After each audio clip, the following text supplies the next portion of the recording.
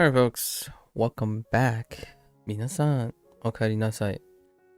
今日は約日目です。It is day 100. Thanks, Uni. Hello. So it is day 100.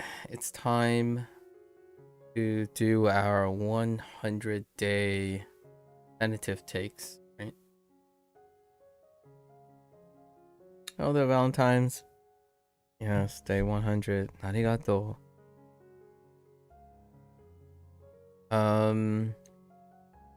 So, in a reverse order, because of the timing of our WaniKani lessons, we're still doing our WaniKani lessons. Duolingo Spanish is liberating the time for this. This time though, I have to keep myself honest a little bit even more because I could spend the entire day doing this. Those are risks I'm willing to take, but we have reached 100 days, and as promised, I'm keeping in line with all the projects set up. I almost thought about taking a leap day because my voice is a little bit wrecked. Let's get into it. This will be very different now. The last yesterday we did our Duolingo Spanish thing, and I have prepped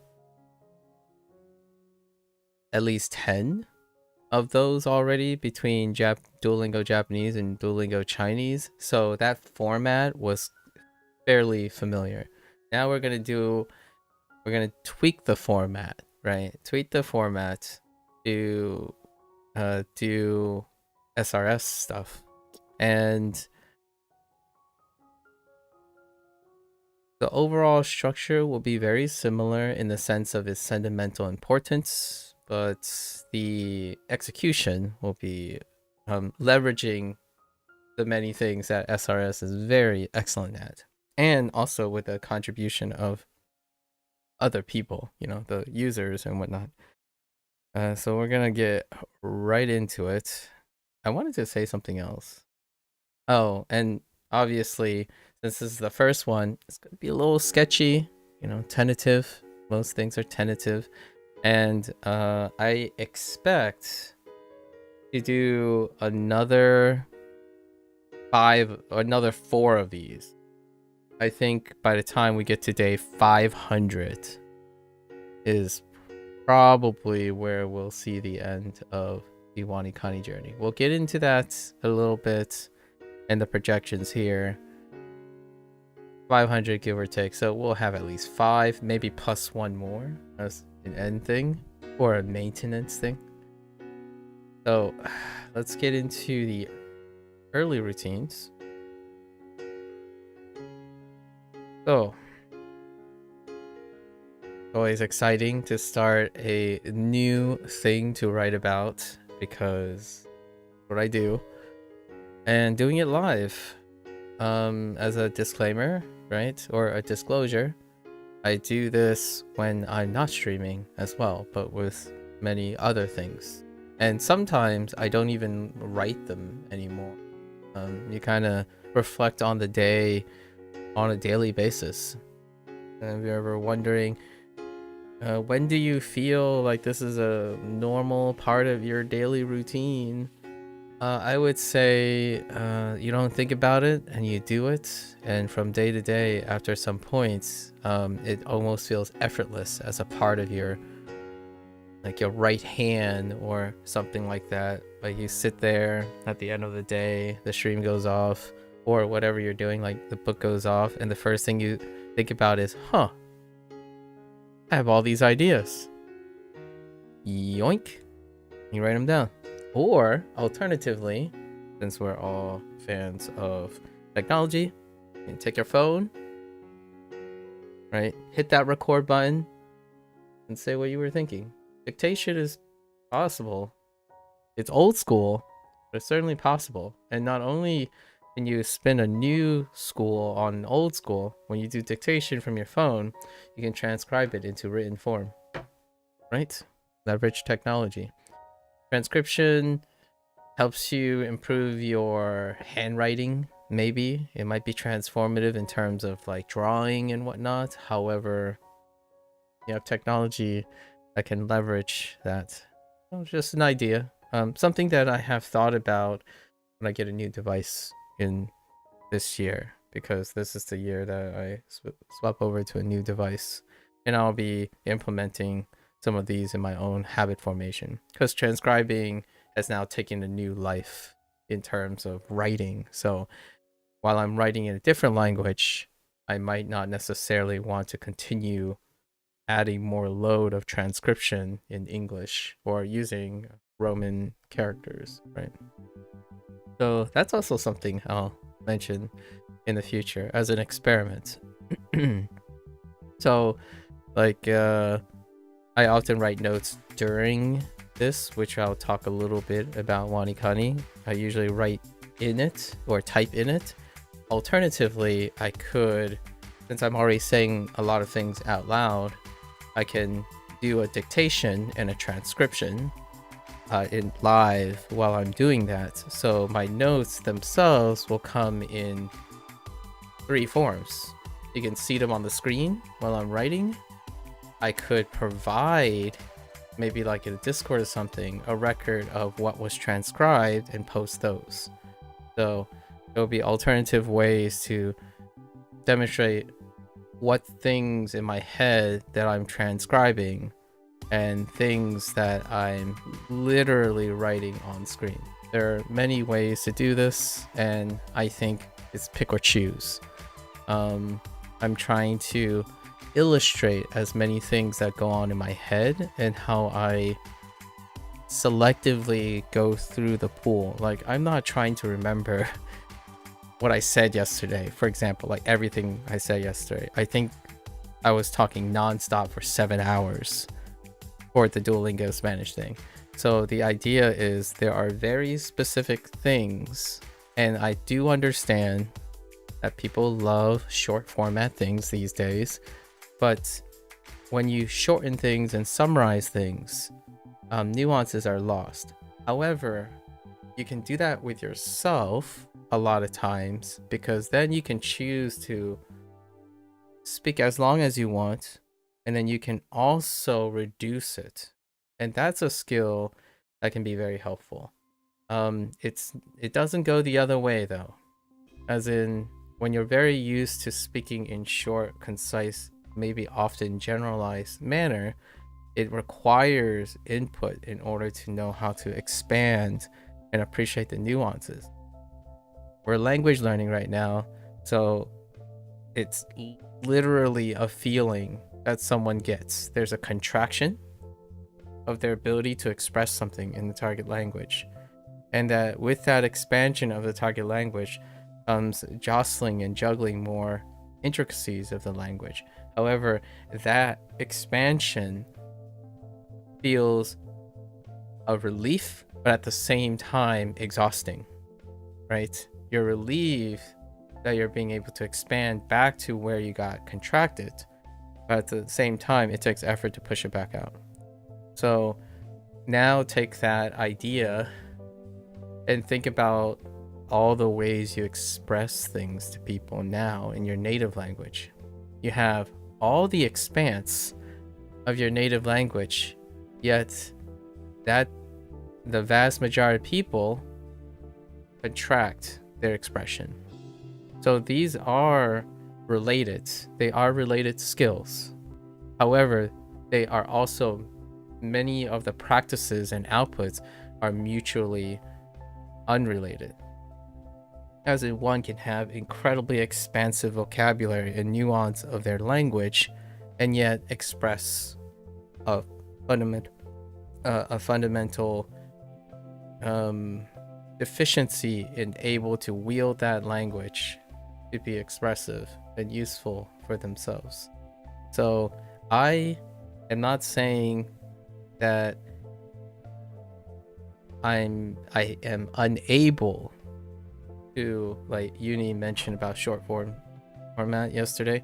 I'm not saying I'm unable to shorten and provide and make short form format. I'm more saying that I prefer to keep them elongated, and when I go and find the appropriate situations, I would reduce them. So you could kind of say it's kind of my bait and switch in a way, not in a negative way, but I choose to select people based on my long-winded investment, and I can generally choose when to make it more digestible, right? And I deliberately do this, in my opinion, and intentionally understand the consequences of, if I want to be more approachable, I can shrink the length. So now I'm slowly doing some of these. And WaniKani at day 100, my tentative takes, candid conclusions, and opening opinions are my attempt to shrink it a little bit. Because if you're looking at the proportionality, 100 days of WaniKani, which I'll talk about the timing soon, this one video is 10%. It works out pretty well because I already manage it. It works out to 10% of the amount of time I am streaming and talking about WaniKani. So, or less actually, now that I think about it, because we're talking about in chronological days and not actual hours. More on that in a bit. So, let's get into it. I will start with going off what my introduction is like first. So what is... We're doing our really quick, because yesterday I kind of used it as a leaping point. So, why does this look very blurry? Am I just pushing really hard? Oh, yeah.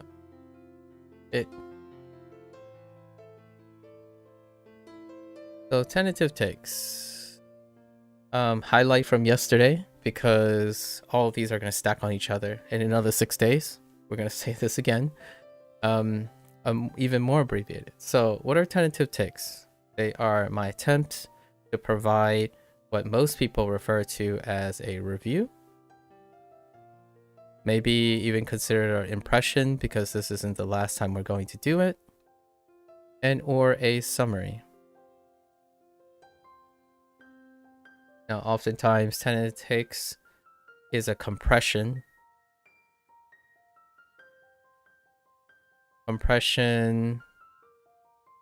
of, I'm gonna call them hot takes, but they're not that hot because I spent like 7 hours on one. Hot takes of most of the long lasting points across, with a reduction, let's just say with a reduction of 90%. Is that how you do that?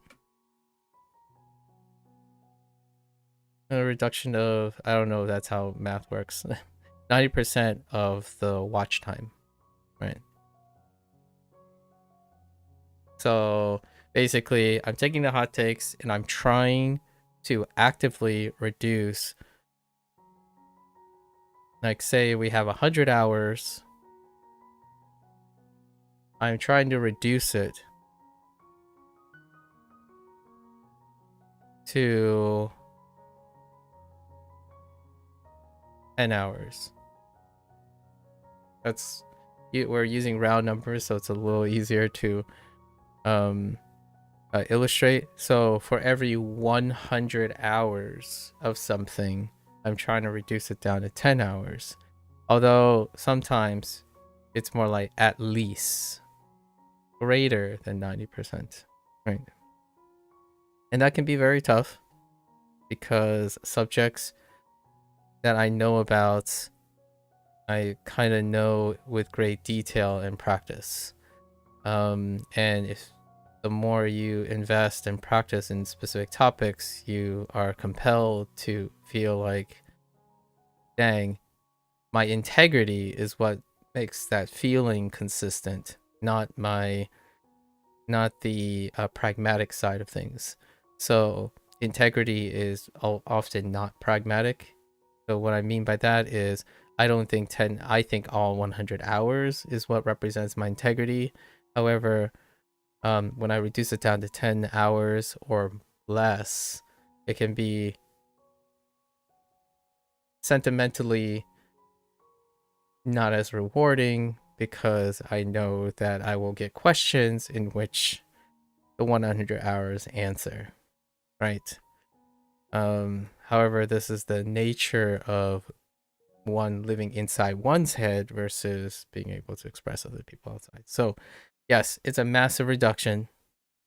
I want to state these numbers a little bit, give an example of numbers, because what seems like 10 minutes might seem like an eternity to someone because their average length is like 2 minutes. Well, for me, it's more on the scope of hundreds of hours. I'm going to write hundreds of hours to tens of hours. Right. So let's get into that. Here's some little bit of why and how very quickly. Why tentative takes? Largely because I touched upon yesterday about the idea of honesty. Yeah, we'll stick with honesty and due diligence.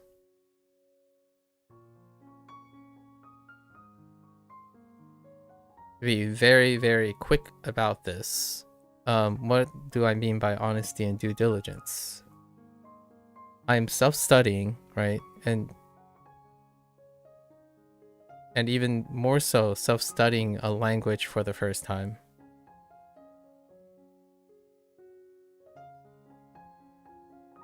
And self-study requires a self-imposed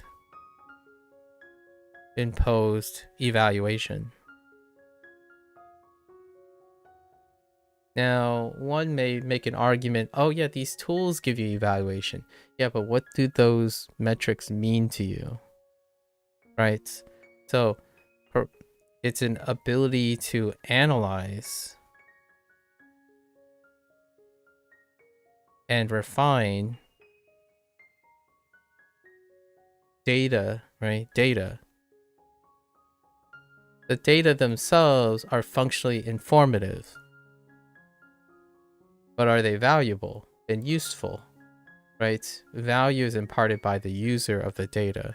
So we'll get a lot of data this time around because we're using an SRS system. The Duolingo stuff are approximations because they don't provide specific metrics in the grand scheme of metrics this way. And I actually think that is one of the silver linings for Duolingo, because data can be wielded very misleadingly. Like you could say, yeah, kanji number goes up, and yet your retention goes down. Data is as powerful as you are able to self-impose evaluation.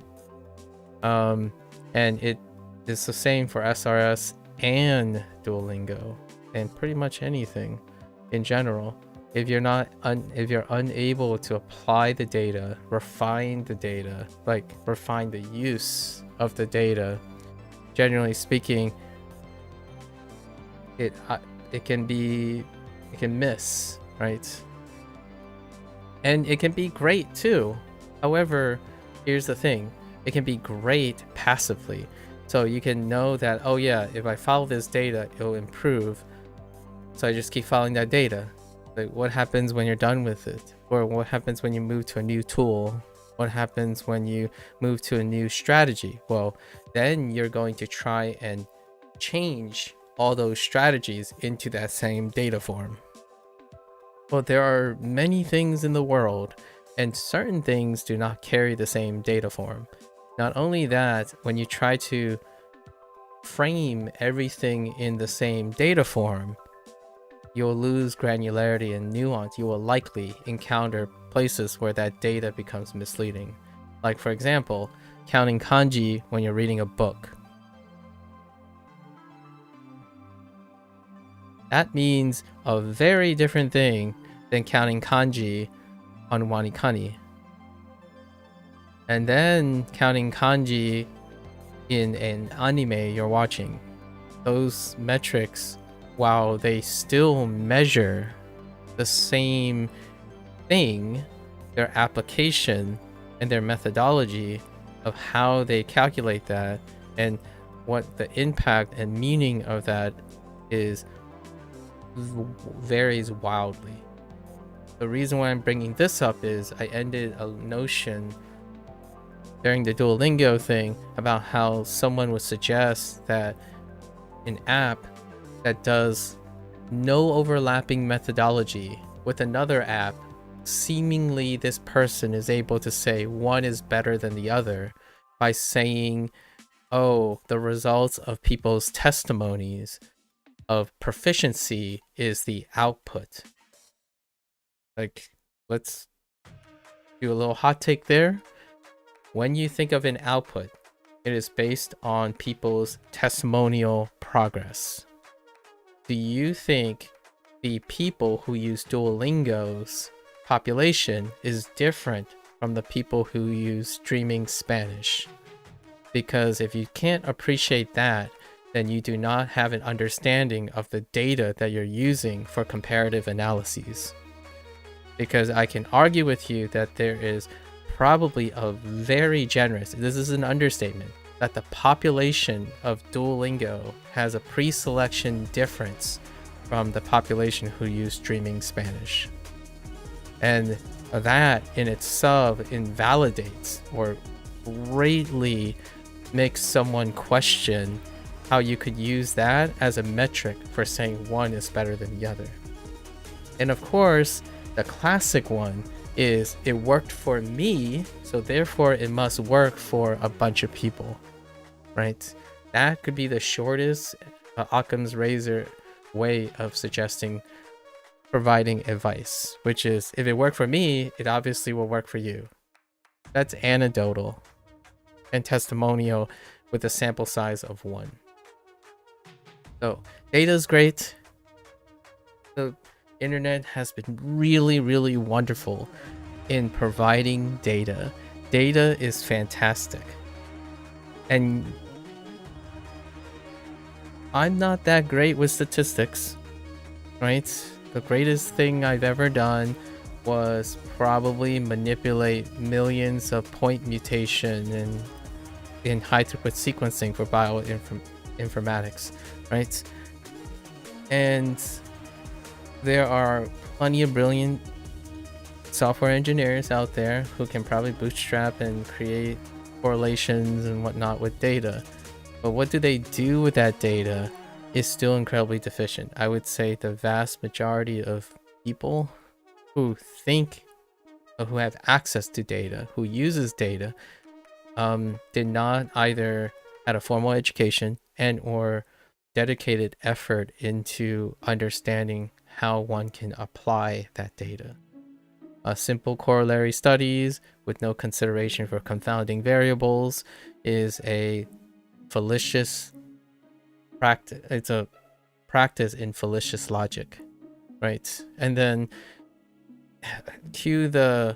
a word of wisdom is still a correlation is not causation. That's fair enough, but that's the surface. That's like the tip of the iceberg. When you get deeper into the iceberg, there are far more fallacious logical leap of logic that not only involves correlational data and inferring causation, but inappropriately not able to appreciate what that data actually measures in its isolation. Like, what does WaniKani's kanji count mean to me? We'll go into it a little bit. And what does radical count mean to me and to a user? Maybe, but I usually talk about myself because I'm not that bold in inferring all the possibilities of what that data may infer to other people. I might mention some trendy thoughts about this in order to represent like an awareness of the cultural use of the data, right? And kanji count is definitely one of them. We'll get more into that now. So it's honestly due diligence. We're doing self-study, so we need to self-impose an evaluation, and this is how I do it.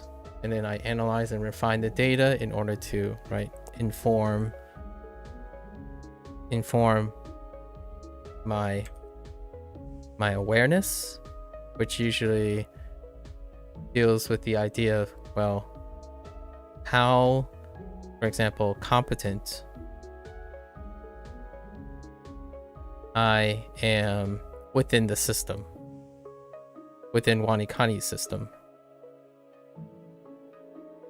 I want to be very specific about that. It's within a system.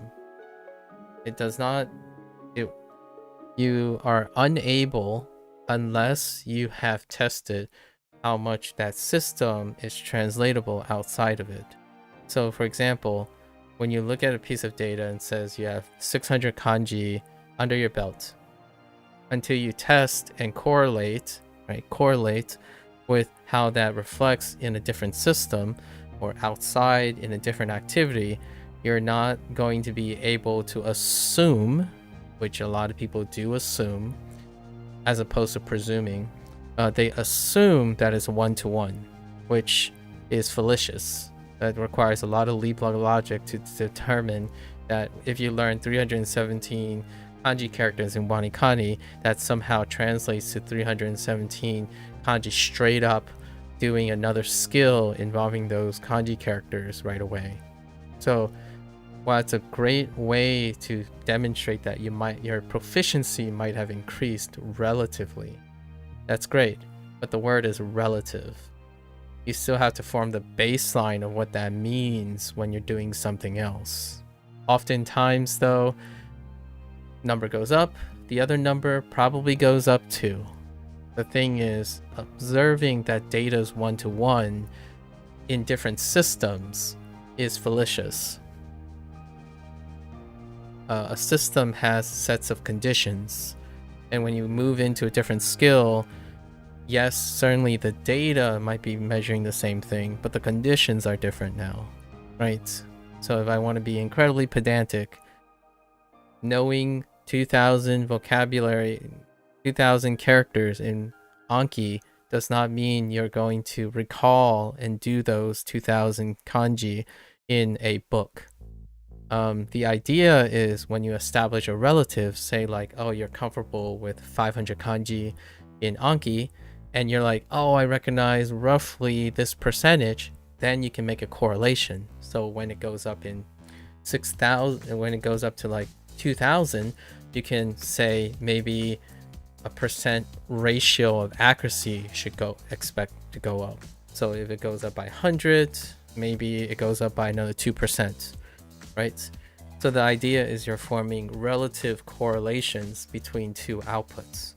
It is very difficult to show causal links between two things, but it is also incredibly informative when you relate to them and get the scaling, the relative scaling to be useful.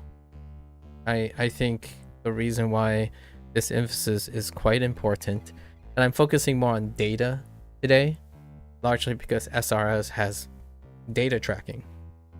Duolingo, pretty much not. Like, no data tracking.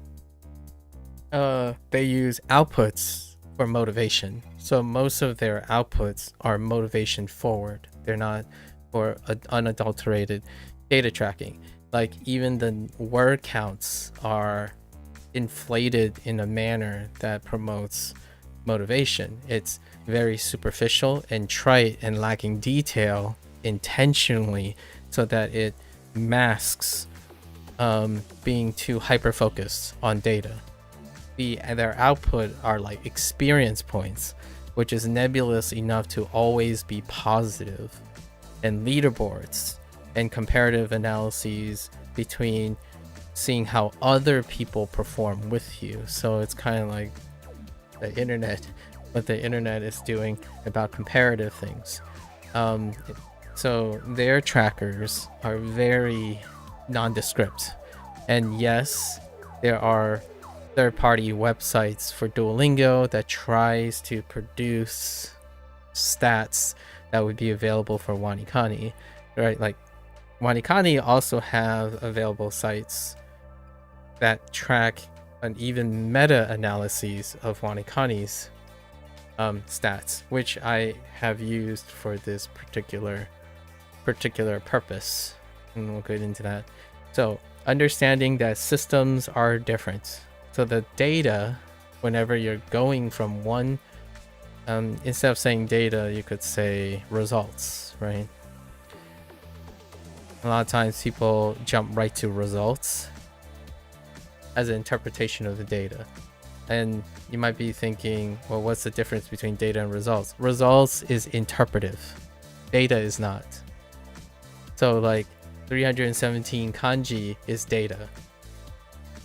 317 kanji is more than starting from 0 kanji is results.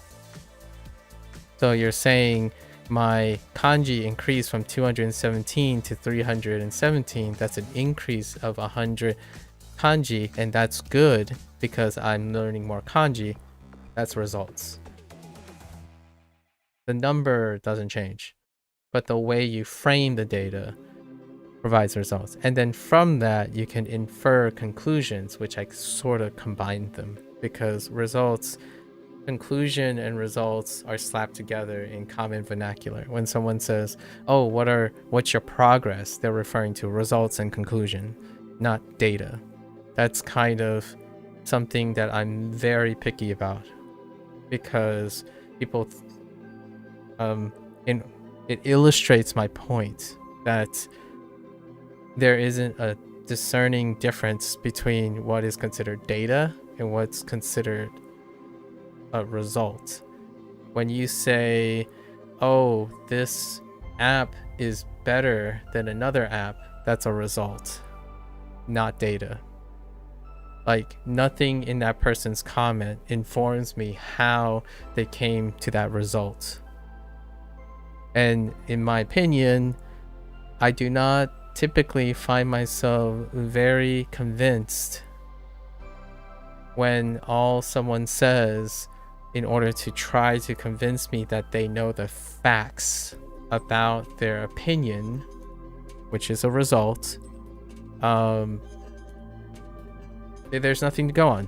Like, so to frame around how it feels when I'm talking to people, they say something and I ask them, oh, so how and why do you believe that? Or like, how did you come to that? It's like, well, it's objectively true. And like, no, it's not. You just told me an opinion.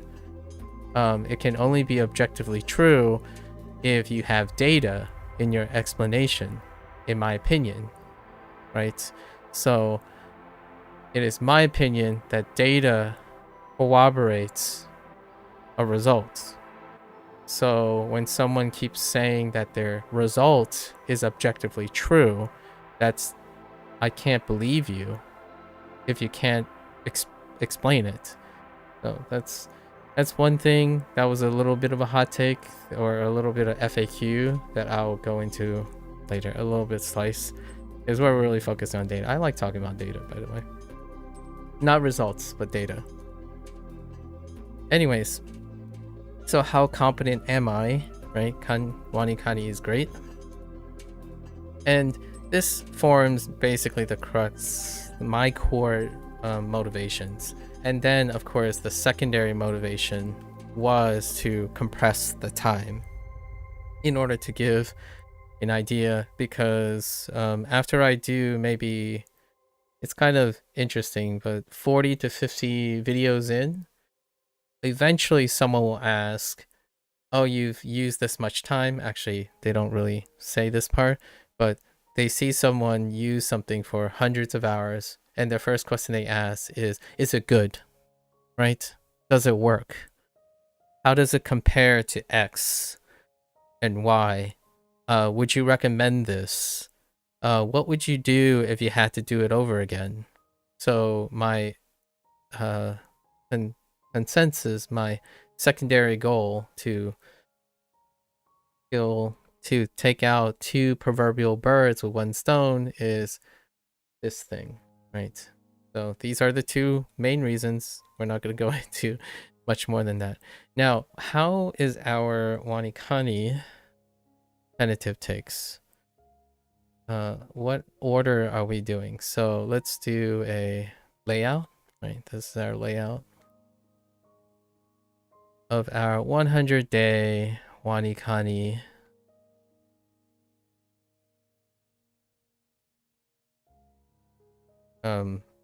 video. Okay, so the first one, we start with the one I think 90% of people largely care about and then stop listening afterwards, is by the numbers, right? By the numbers. And these are basically stats, facts, data.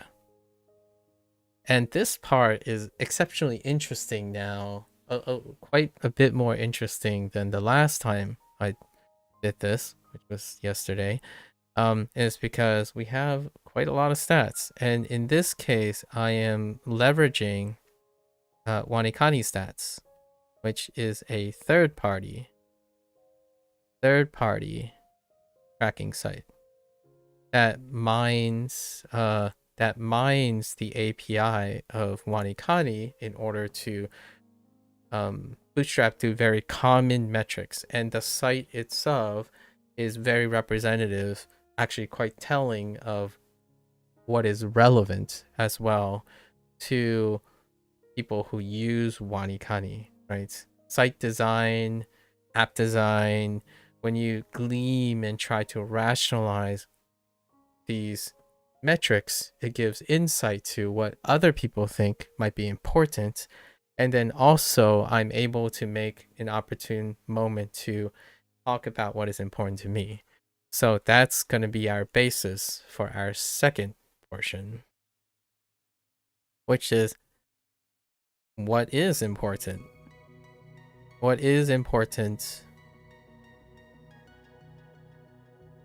to others versus what is important to me.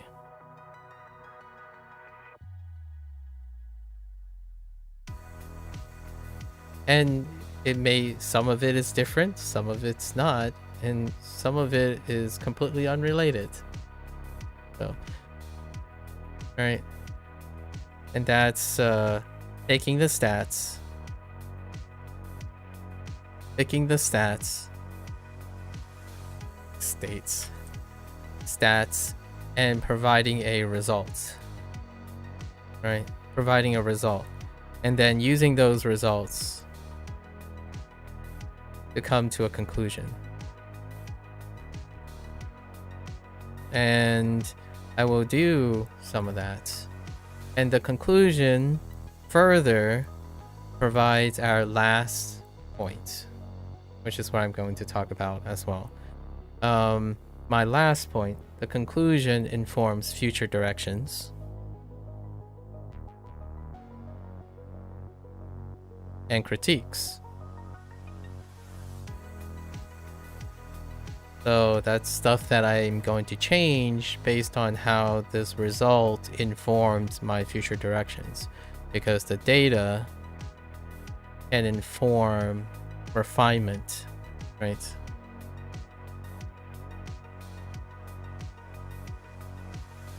So what am I going to change? Changes, automations, and I was gonna say one other thing, and compare and contrast. What's also important is I kinda get a more sentimental attachment, or maybe a better idea of what other people care about.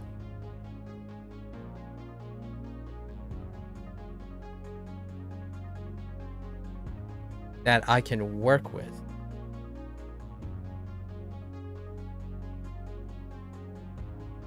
So it's one thing to know what is important to others versus what is important to me. It's another thing to use that to inform what's important to me, is allowing for me to refine the stuff that's important to me. Like, oh, I'm having problems with this. It clears in the data. It kind of shows this. So I'm going to do something about it. At the same time, it's another thing to know about what's maybe important to others and doing nothing about it or doing nothing with it, right? You can choose to say, oh yeah, that's neat, but it doesn't relate to me, so I don't care. That's where it stops most of the time. Knowing something is different from applying that thing. Applying it breeds wisdom. Knowing is knowledge. Knowledge is, in my opinion, rarely ever valuable until it is applied for use. So you could learn, again, that analogy, you could learn 6,000 kanji and choose never to apply it. I think this goes back to a little bit of Duolingo's final digression regarding how people and many methods underplay output, right? And I talked about this in the frame of this type of thing. As an adult, you can leverage output more than a child, personally, largely because wisdom is built on a framework that you can output in order to demonstrate and find relevance to your competence. For example, how does an adult know when they're self-studying that their competency is going up, and then you can seek a higher level and whatnot? You do a readout, you have to self-evaluate. A child doesn't have to do that because they typically have a framework overseen by an adult, or a system that was created by an adult with adult oversight. Children follow the metrics and discipline and prescriptional things that other adults make. So whenever someone keeps saying like, oh yeah, just learn like a kid, input all the time, and you expect an output, like, yes, that works, provided that you provide a system that enforces an output naturally eventually. Otherwise, yeah, you can input forever and decide never to output. Now, we're talking about the decision to output, not necessarily the capacity or the potential to output, right? When a child is not incentivized to output the things that they know, you may never find value and or practice of that input. For example, a child learns a lot of things of which they forget because they no longer applied them. I still remember this was relevant to Duolingo Spanish because I feel like I still remember even more than the stuff I've written yesterday, and that was 20 years ago in high school and college.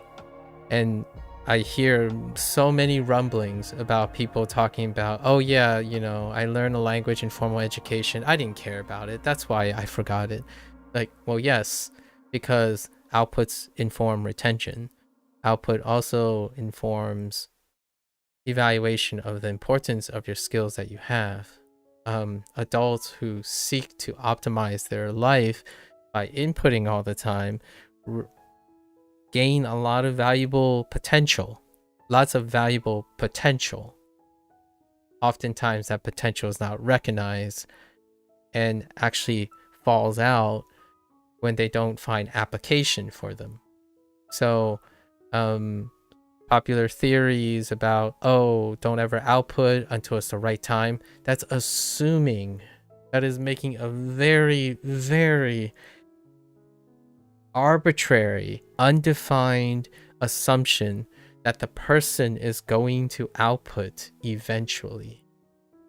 I would suggest, in my opinion, while outputting when you're learning doesn't contribute as much to your proficiency, like it takes time away from inputting, right?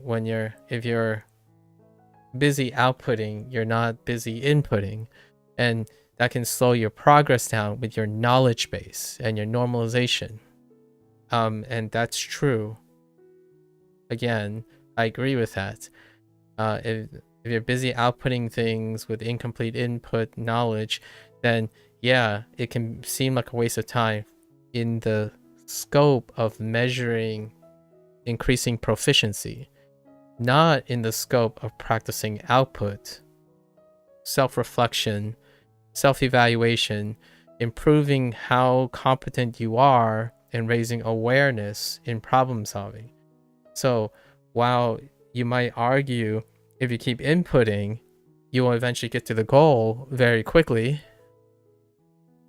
However, I would say even as nebulous, like that is already nebulous. You're making an assumption, a very vast assumption and pre-selection for your ideal situation, for your theory to be correct.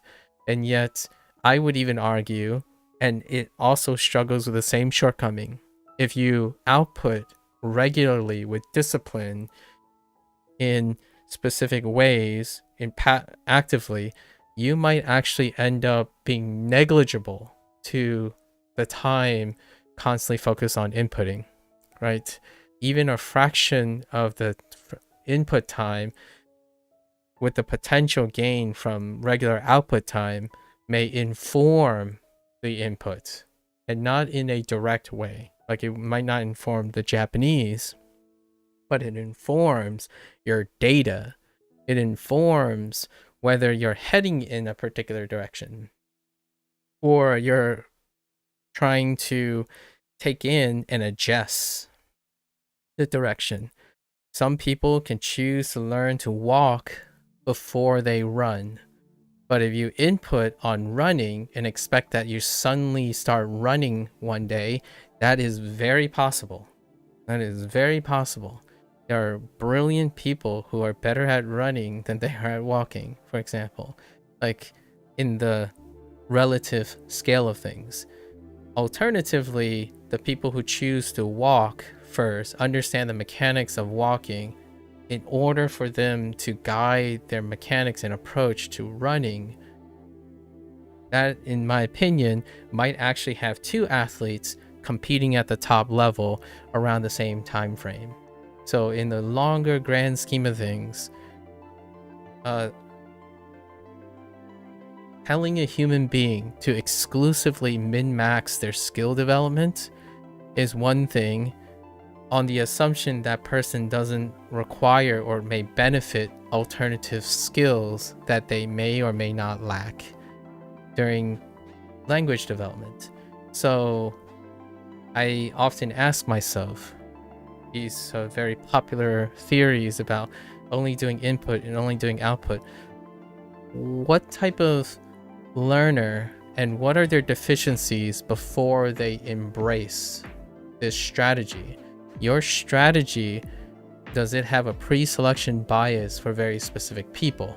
Like, obviously, this might go beyond the scope of what the theory or theorems are supposed to support, because you're assuming that the people understand what pre-selection is, sampling, right? Sampling and the conditions of the method. But I just, in my opinion, from experience, I went over that that's not the case. Data is treated ubiquitously without condition. So when someone says, oh yeah, lots of people use this tool and they're more successful than lots of people who use this tool. Like, well, what is your sampling? Do you understand what kind of people, what their parameters are, and is there a mutual separation of the pool between the two? You can wave the hand and say, well, lots of people use both, so they're clearly probably going to be normally distributed. I think if an expert say that about the internet these days, I would be floored if they can prove that with data. That people on the internet make decisions not through pre-selection. It could have been true. I think it's more likely it was true 10 years ago. Like 10 years ago, you know, when you pick up an app, you're like, oh yeah, this is the only app in town, so you're just gonna have like everyone try it. So and what are they gonna do? They're going to get like average scores, because you're going to have people that like it, people that don't like it, and people that are mid about it. And you'll probably get somewhat of a normal distribution. Sometimes it skews a little to the right, meaning universally it's in the right direction. That's great. It's an exceptional product. And then skew to the left when it's like, yeah, it could use some work. Nowadays, that's not true. You could get a product, and I think this is far more common, if the product has unanimous self-selection, it is statistically far more biased to have favorable reviews. So WaniKani is one of them. So is HanziHero, actually. In fact, the game I look forward to playing soon, called So to Speak, after we finish our Wagotabi stuff. There's one more stream. Actually, there might be two more, because Wagotabi just got updated yesterday. So when you look at how the internet self-selects themselves, you can have perfect scores in isolation. So to Speak has 31 perfect scores out of 31 on Steam, because it's targeted. So many things nowadays are targeted advertisement, targeted ads, and targeted self-selection. And theorems and studies and whatnot, they're trying not to be targeted, but often is interpreted and then spread like it's targeted. Like, hey, for example, here's a great generalization that I encounter a lot. Hey, if you're taking Japanese seriously, if you're learning Japanese seriously, go use Anki. Like, if you want to stay lazy and like not take Japanese seriously, yeah, you can stick with Duolingo. That's pre-selection. Like, that, in my opinion, is one of the layman's term of pre-selection. When you have to say that in order to get someone to do something, that already tells me that, well, this how the environment of speaking to someone who uses Anki versus the environment. Now, we're talking about generalizations, right? When I go there, I'm expecting a high frequency of that, but that doesn't mean it illustrates everyone, right? That doesn't stop the people who are recruiting and advising to generalize like that, presuming that the other people at the other end of the computer understand that generalization is not representation. Generalization, and what I mean by that is generalization is not complete representation.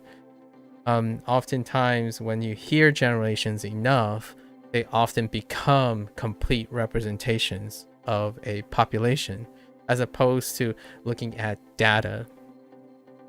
That is not data. Generalizations is not data, it's a result. You're interpreting data, and I make generalizations understanding that the data probably does not state that. There will be people who start with Anki, although statistically they are likely they haven't started with Anki. They actually started probably with something like Duolingo before they find Anki. That is a very important distinction, because the chances of someone, quote unquote, becoming a serious language learner is their investment in the language. So that takes an order of operations here. If you weren't serious at first, you are more likely to be promiscuous in your desires and selection. When you take it seriously, and I think the word I would use is consistent and or committed. Serious implies a subjectivity that implies it's good, and casual provides a connotation that it's not good. Well, someone who spends 30 minutes a day learning a language is casual, in my opinion. Someone who's serious is often characterized by long extended periods in short bursts. Like 1 month of grueling 8 hours per day of studying is often associated statistically with the perception of being serious. Meanwhile, someone who learns a language for 30 minutes over like 5 years is considered a casual.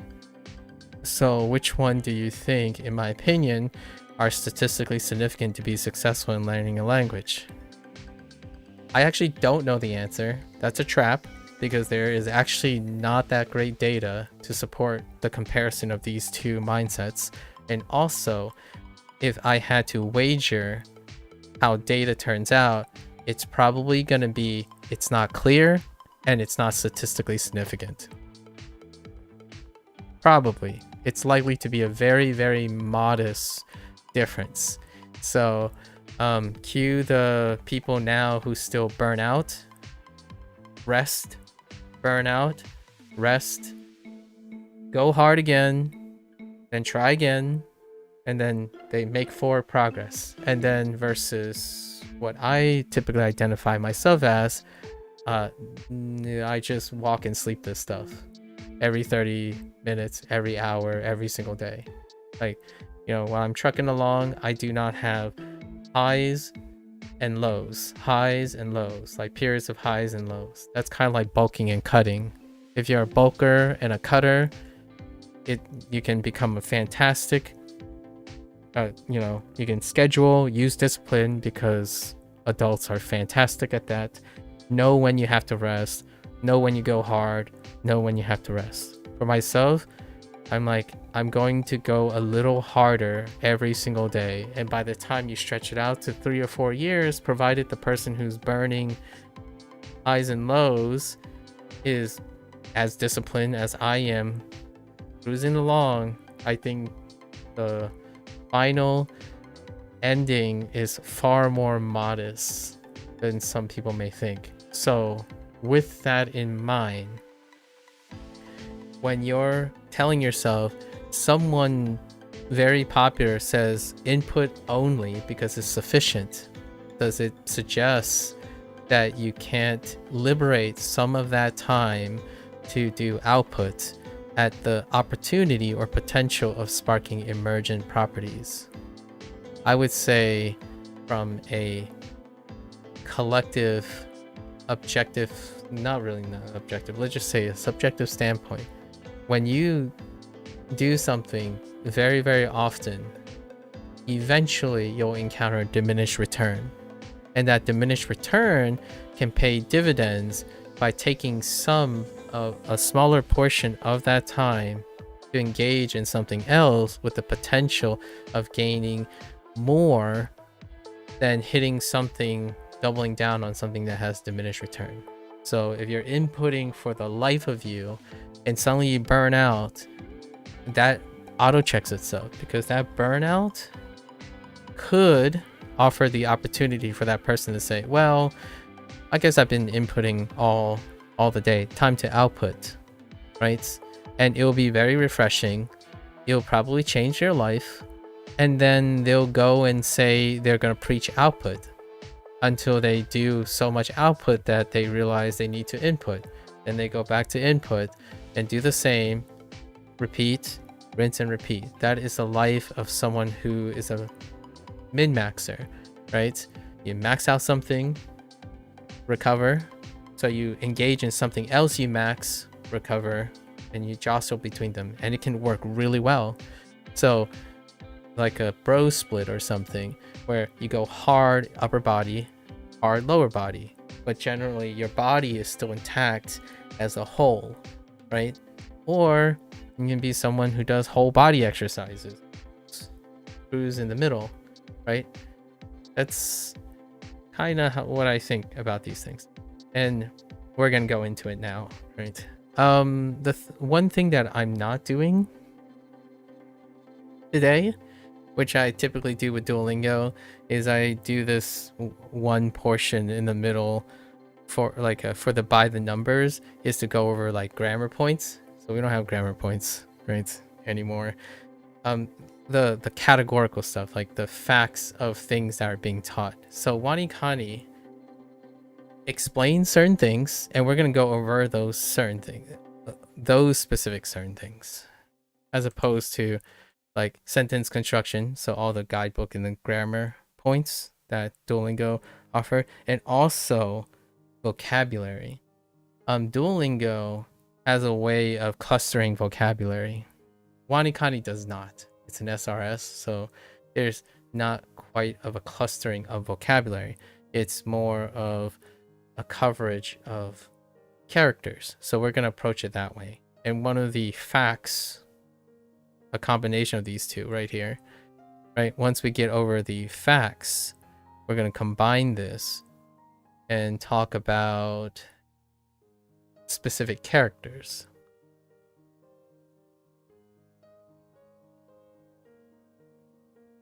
So specific kanji, right? Because WaniKani is a kanji forward thing. Specific characters. And we'll use the specific characters as a foundation for critique. A critique of myself in relation to the how I'm using the WaniKani. The WaniKani system, and that itself will then link these two and allow me to introduce what I'll change. And emphasis on will, because it already happened. Will change. And then maybe things I will consider in the future too. Things to consider. Right? And I'm sure many of these things are no surprise to I don't often say that I'm different from other people. Because when you do have a lot of people who are pre-selected and I end up in there, then there's a general pattern that will occur. Trying to not embrace things that other people do, that's not necessarily the point of trying to be critical. The idea is if you understand that, oh, it just happens to also line up with other people, that's not usually a coincidence. So some of the things that I have or will change actually reflects a substantial voice in WaniKani's community. So, okay. Alright, so now we get to do the fun part. Actually, how long was that bit? 1 hour? Not bad, not bad. So, let's get into our bit. So the first one was our by the numbers. And this part is so much quicker for me because of the convenience of stats, right? As opposed to constantly guesstimating. So by the numbers. I have a bit of stats to incorporate myself. So it is day 100. This would be the... Technically, we have 99 days. 99 days of WaniKani use, right? Because the lesson for today hasn't happened yet, and we're going to do it afterwards. Now, there are things I want to break up that Wikistats does not break up, and is timing, and which is more trackable because I record and stream most of these sessions. And unlike Duolingo Spanish, we don't have an asterisk for like evening stuff, and I'll demonstrate that in a bit. Well, there's one asterisk, but we'll get into it. So 99, what in terms of hours of exposure? Now this can be very difficult, and it's going to involve a graph. So when we're trying to plot exposure, the classical pattern I have looks more like this. So this is we're gonna say t, right? Time, right? Delta t. Or just time. It's not gonna be drawn to scale because I didn't make a graph of this. And then this would be, let's say, across 10 days, right?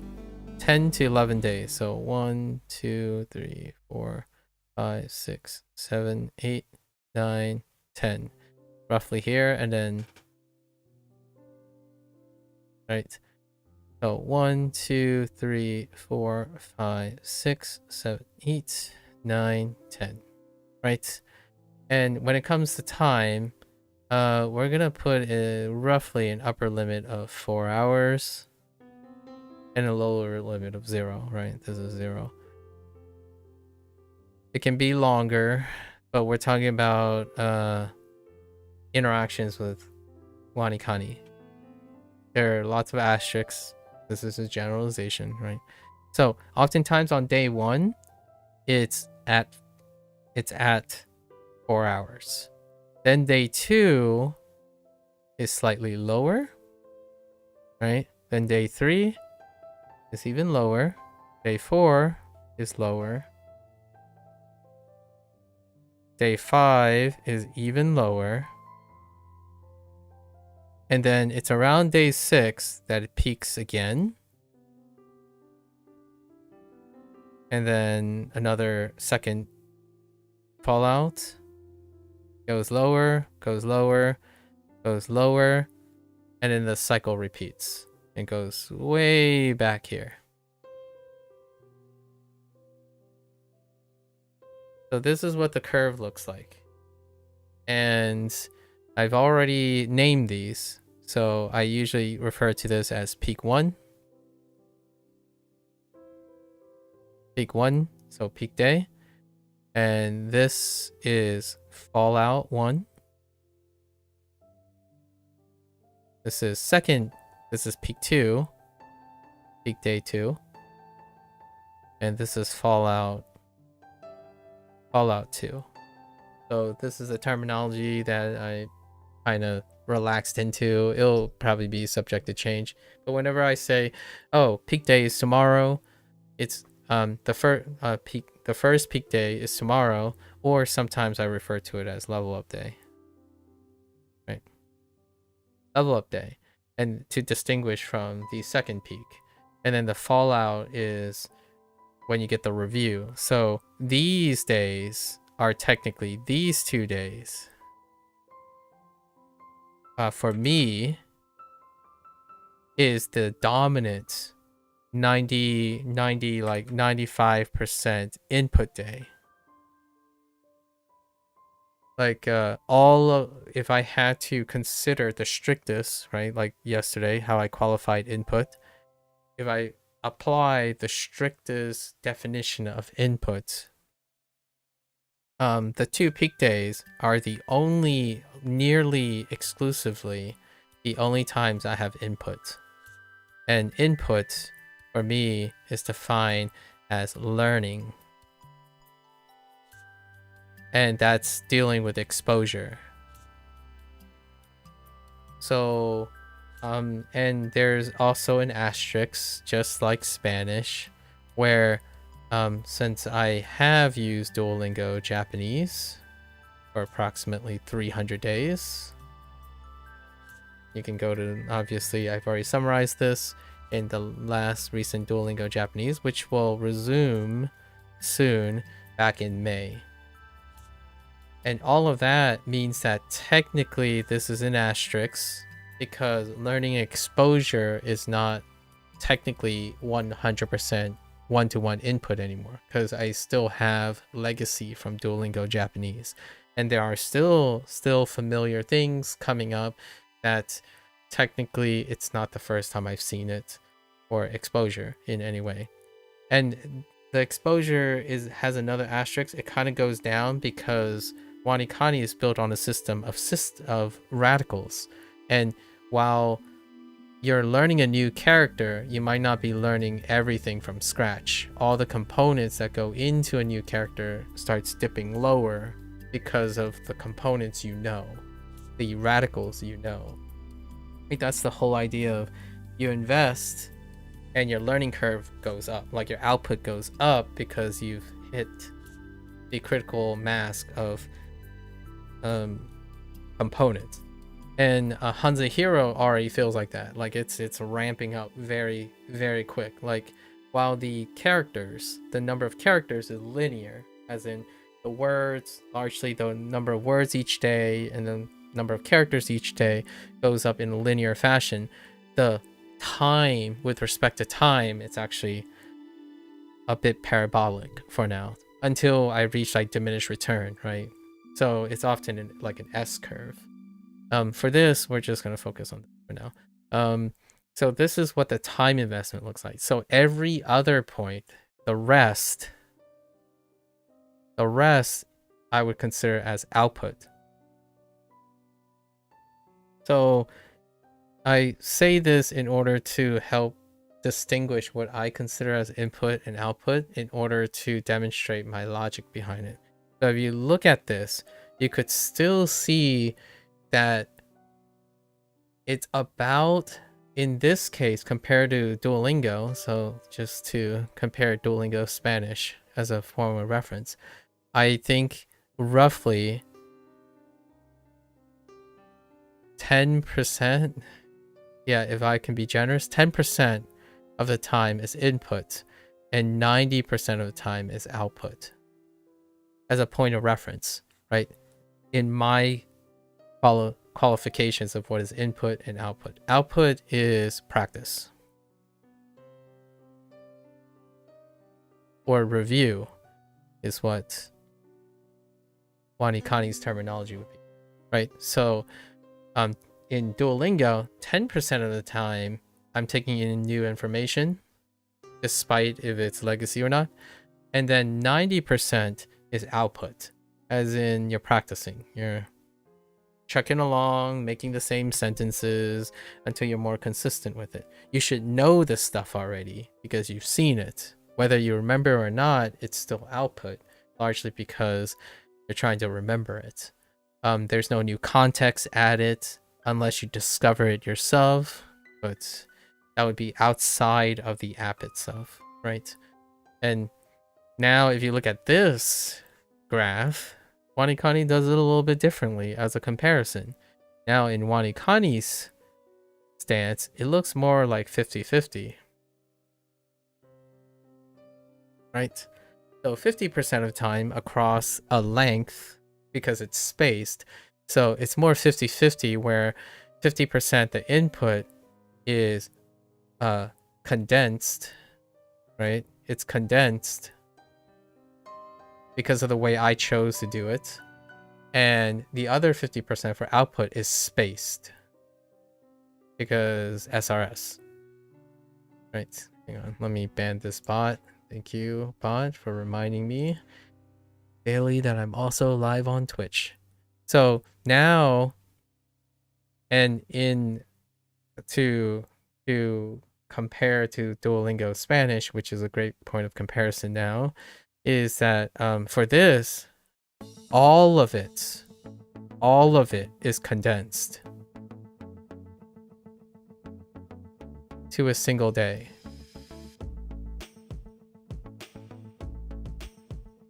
And here you can see this graph. The output is spaced across more than a week, right? Roughly a week. And the input is condensed to 2 days. So you can kind of see the density now. The density is different in WaniKani because this graph is going to look very, very different from HanziHero. HanziHero is spaced no matter what. So in another 6 days, we're going to compare and contrast WaniKani's graph in terms of time density versus one versus HanziHero's one, and it's due to the default functionality of how they're doing it. The reason why this exists is because there are soft gates, or what I refer to as soft gates, at every kanji point, kanji thresholds. Now, HanziHero, just as a tease, has an even softer gate, and that gate can be completely removed as part of a setting choice. So it can be completely gateless. However, my experience, spoiler alert, due to my high reductive nature of trying to be accurate in retention, that gate doesn't exist. Even if the soft gate, the gate is always open. And in WaniKani's sense, in order for me to give you this graph, like this graph up here, right? It's only possible if you do not get hit by soft gates. Now, the soft gate, why does it look like this? Is because since the soft gate is there, the SRS art is dependent on this kanji threshold. So you get burst because the SRS now interacts with the kanji soft gate. So no, the kanji isn't stopping me from bolting ahead. It's the SRS that's planned around the kanji. Like, I have to wait for a very specific number of days in order to do so because the time itself has the eclipse. In HanziHero, lessons go no matter what. You're going to get lessons no matter what. Every single day, you come back, you're doing lessons. So no matter, so this is a third way of doing things. So right now, when I go from WaniKani to HanziHero to Dual Spanish, all three of them have different distributions of input and output frequency, and they're dramatically different, right?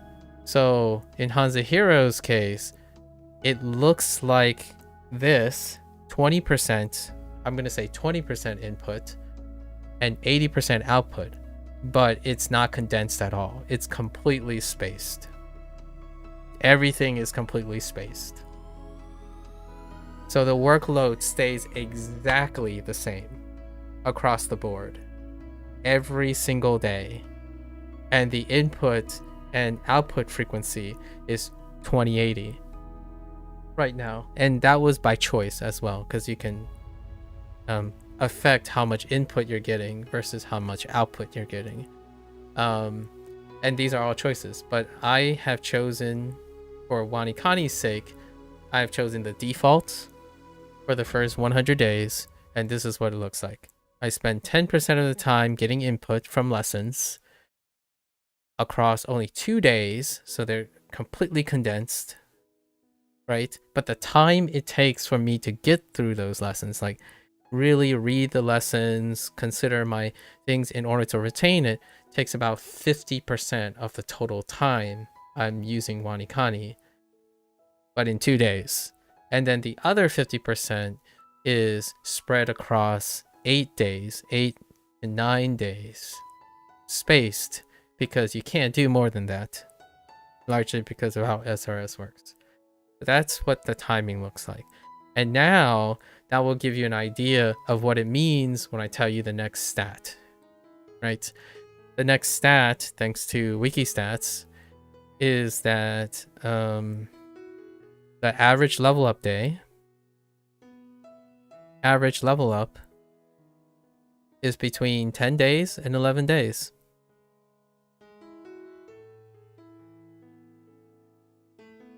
And for some people, they might be like, oh yeah, that's fast, or that's slow, or that sounds about right.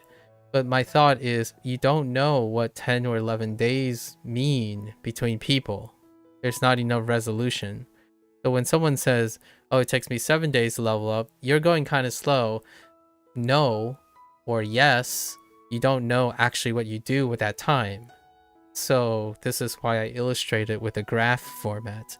This is what it actually looks like when I say 1 day. There's an eclipse time. The other times I'm doing something else, and we're going to go into what I do with the other amount of time that I have, right? And no surprise, that's why I brought up HanziHero and Duolingo Spanish, because those are part of my time that I use. So when someone says, oh, you're going very slow, or you could be faster if you pick up this, it's like, no, if you don't know what I actually do with the rest of my time, right? So that's kind of one of the bigger points, where when someone says, oh yeah, I have a Duolingo is a great example of this, because streaks exist, and streaks have the greatest pro of keeping someone consistent. However, they're not treated equal, right? Because there's no resolution on the day.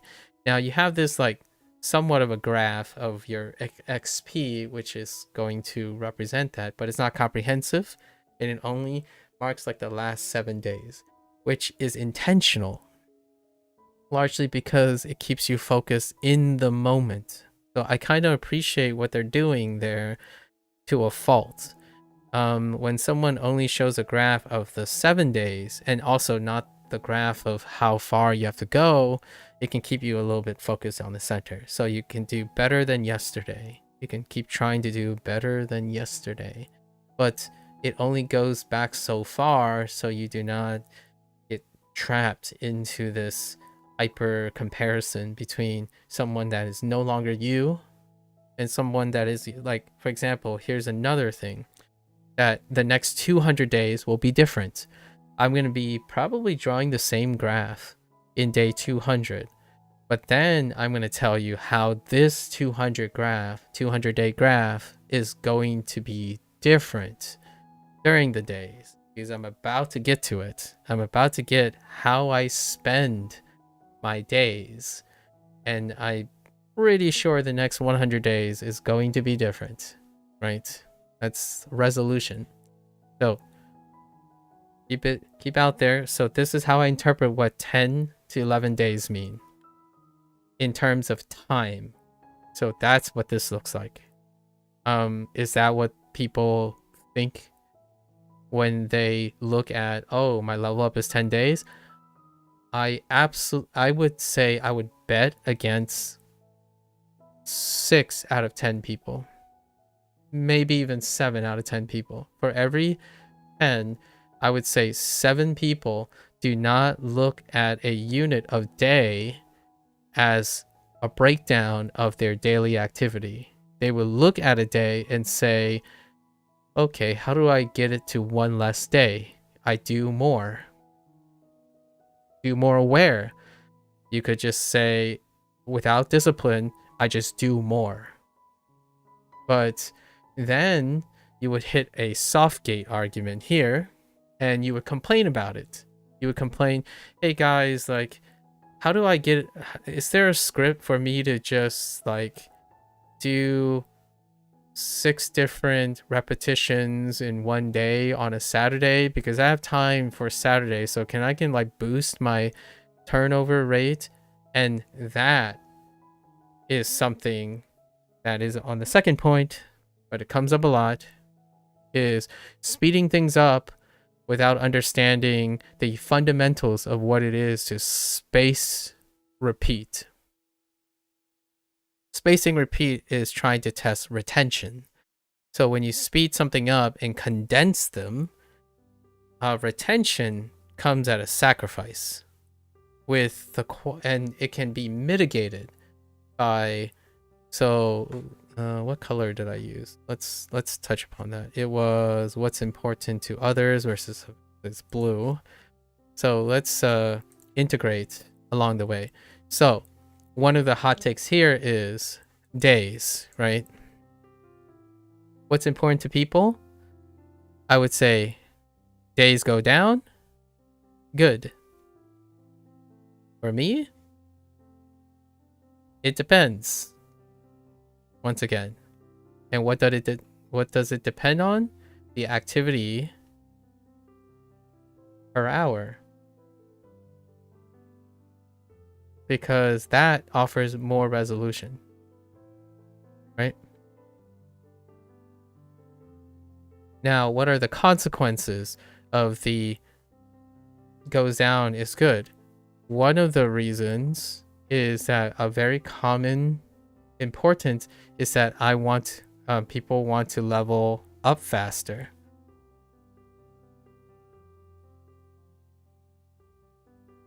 Initially, those who make it to the end, they tend to have a very sobering talk, and then there are people who make it to the end that don't have the sobering talk. But people want to level up faster because they view things in days, not what they do during the days and what is the purpose of the days. So as a contrast, for me, right? For me, you have to wait. Otherwise, for myself, how do I test retention?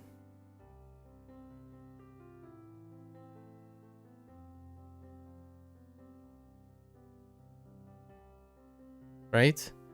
So a lot of times when you're thinking about average level up days, what else do days represent? Days can be representing how long of retention. That's one way to interpret using this data. If you're using days, you're using the cycles. A functional aspect that can have value, right? Value of the data is how long is your retention. And one of the primary designs of spaced repetition is to determine how long you can go before getting new vocabulary or new kanji, and how long before you get an iteration of a previous set. And because I do it this way, the review of a previous set also stacks on top of these days. But they're a little bit more complicated because the different stacks are dynamically spaced out in different times, so it's like staggered.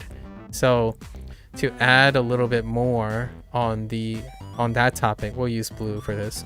Occasionally it can stack here, then it can stack here. It's out of sync.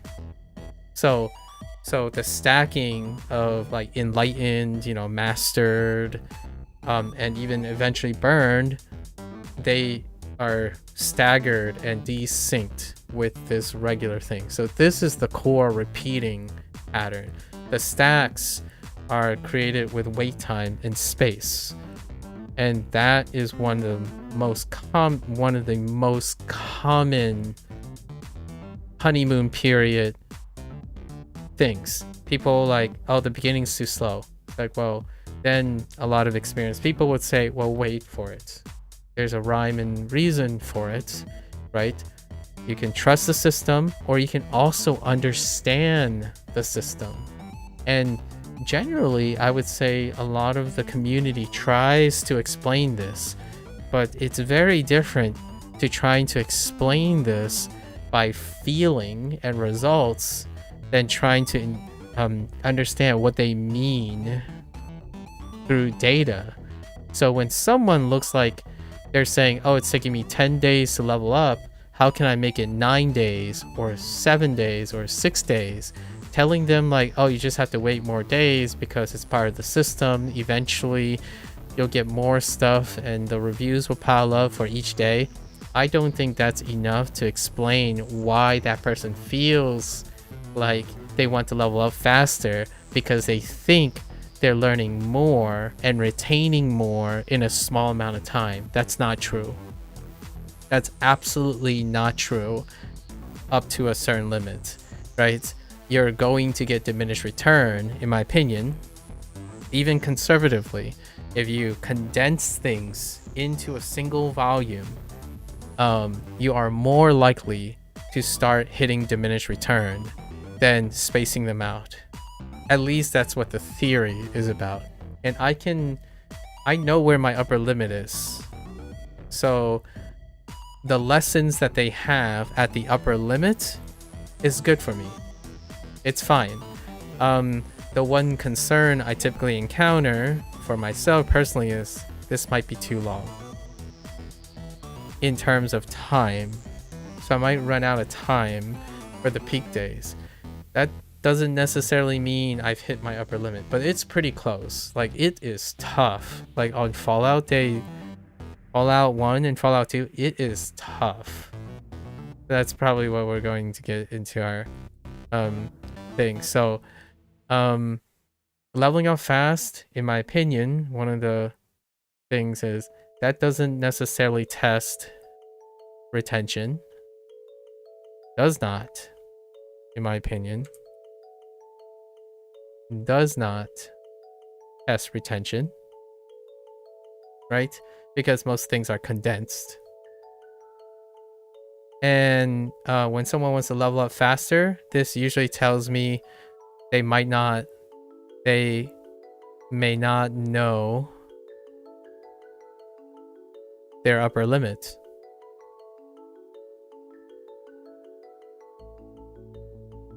Learning input in a day, especially SRS, where it's like contextualist and doesn't overlap a lot of times with what you're doing.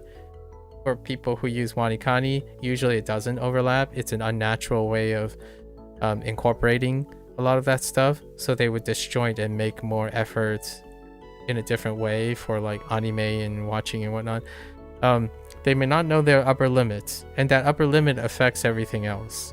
So if you're trying to retain something, the more you retain in a diminished return, the more likely that time, and people like to make these arguments for efficiency, if you double down on something that you're approaching an upper limit, then that time is diminished when you're going, because eventually, no matter how much you slam more things into you, you're not going to retain it. It's gonna have to give for everything else you're doing.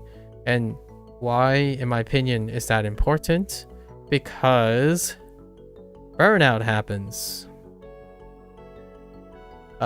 One of the highest frequencies of burnout when it comes, in my opinion, this is a very common topic using SRS, is when did you hit the upper limit,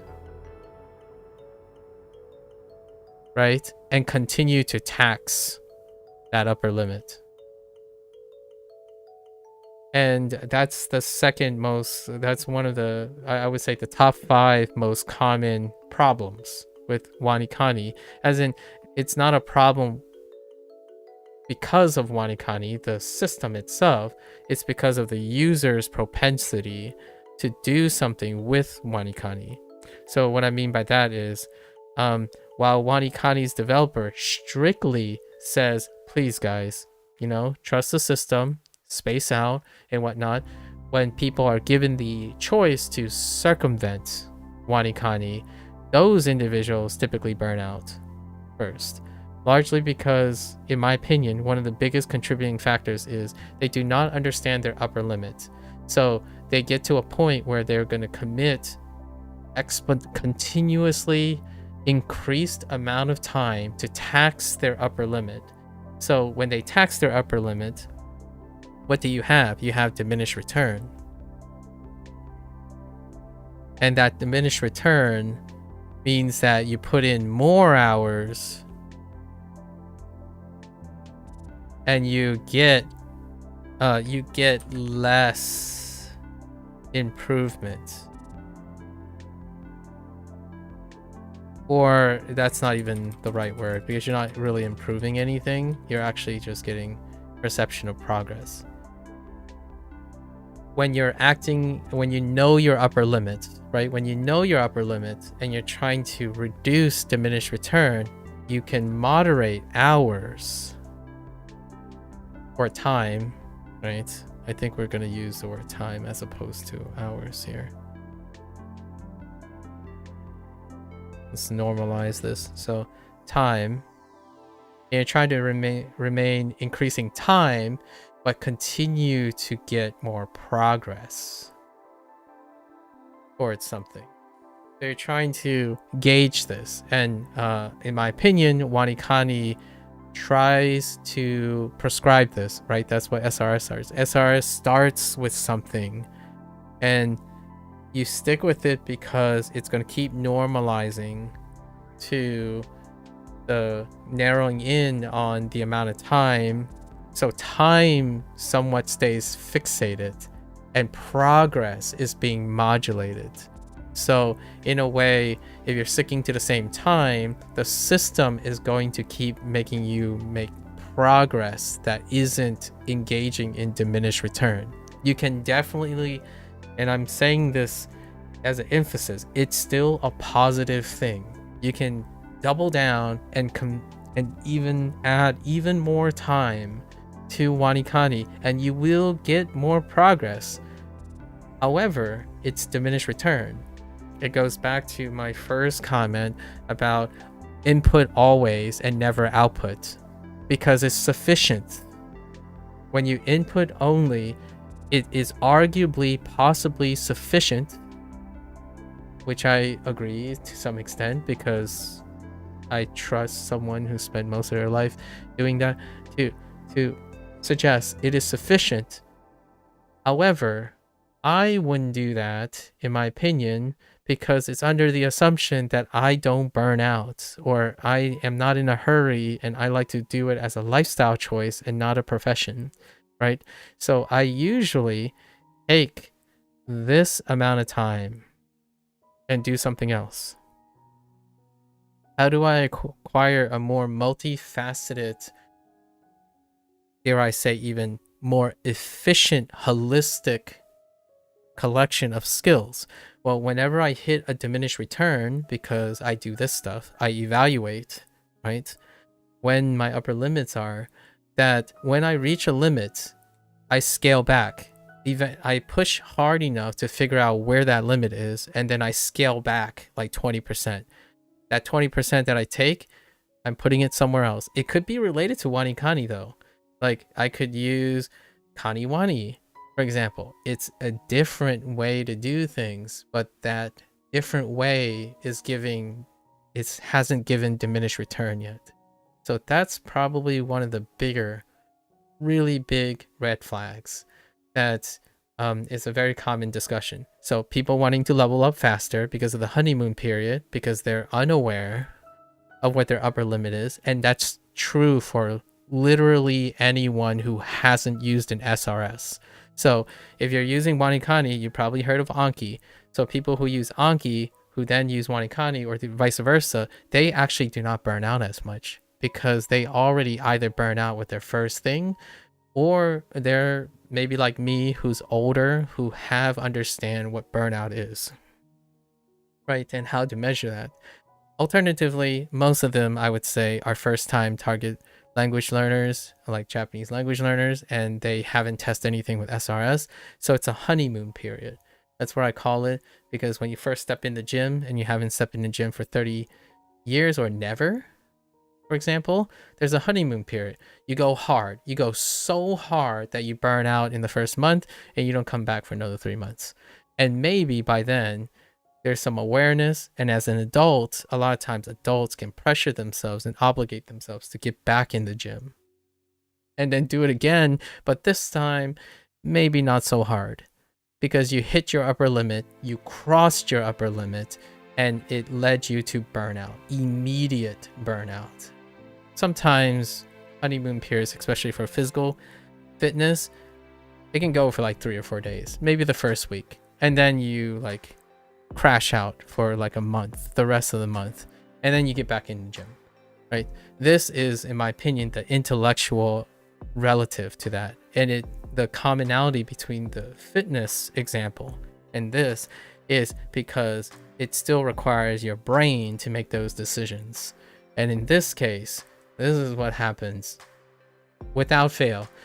And it's one of those things that have become a meme in the WaniKani forums. Like, oh, hey, look, it's a new WaniKani person. What did they post?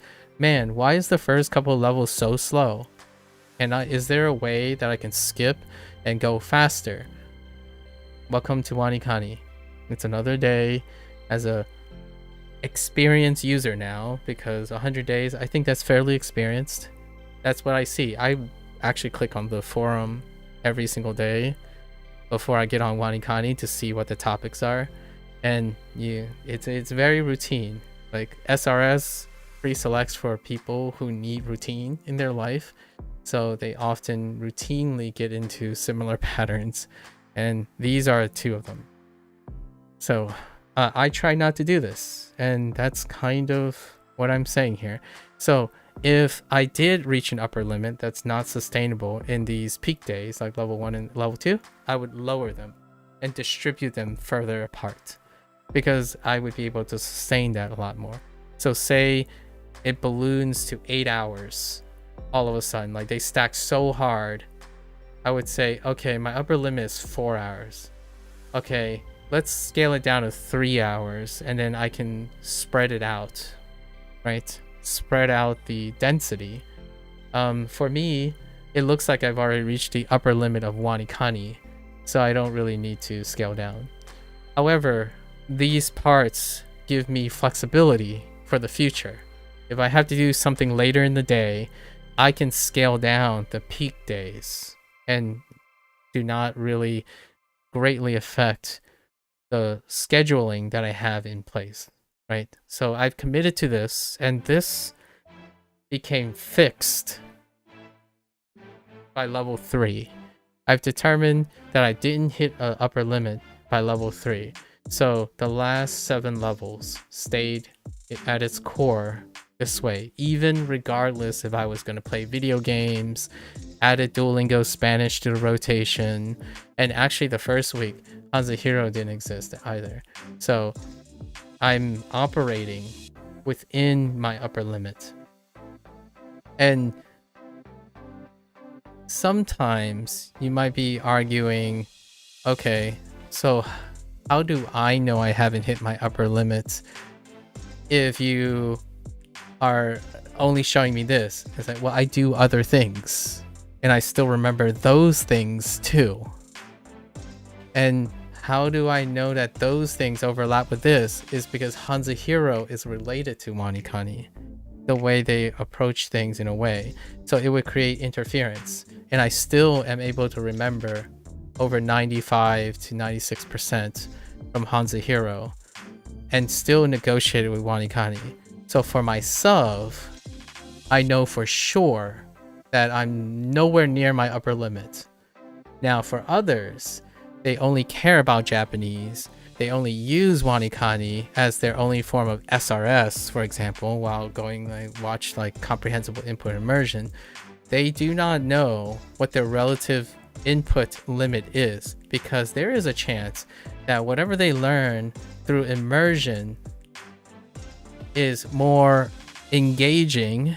So what happens is it can make something like WaniKani look less efficacious because they are more engaged in something else.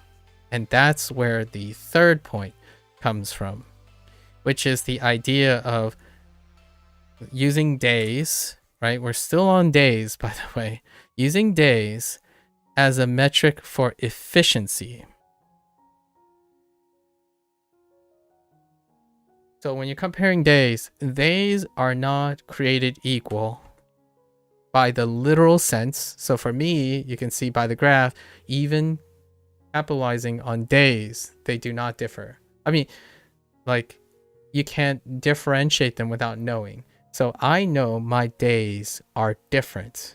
Now they are different in another way, which is efficiency. And oftentimes one of another common comment in WaniKani and other places is efficiency between apps.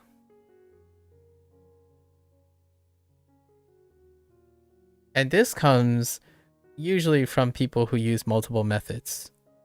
However, there are two pools of people that I'm talking about here. Those who think of holistics, and those who think about compartmentalization.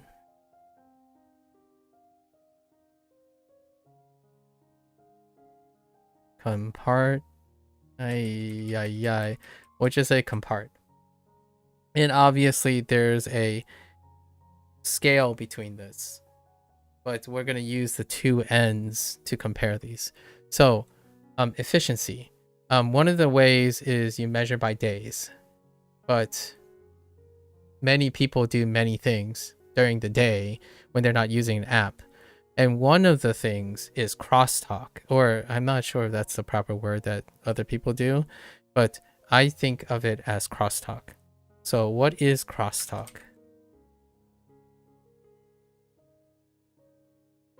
Right, what is crosstalk to me?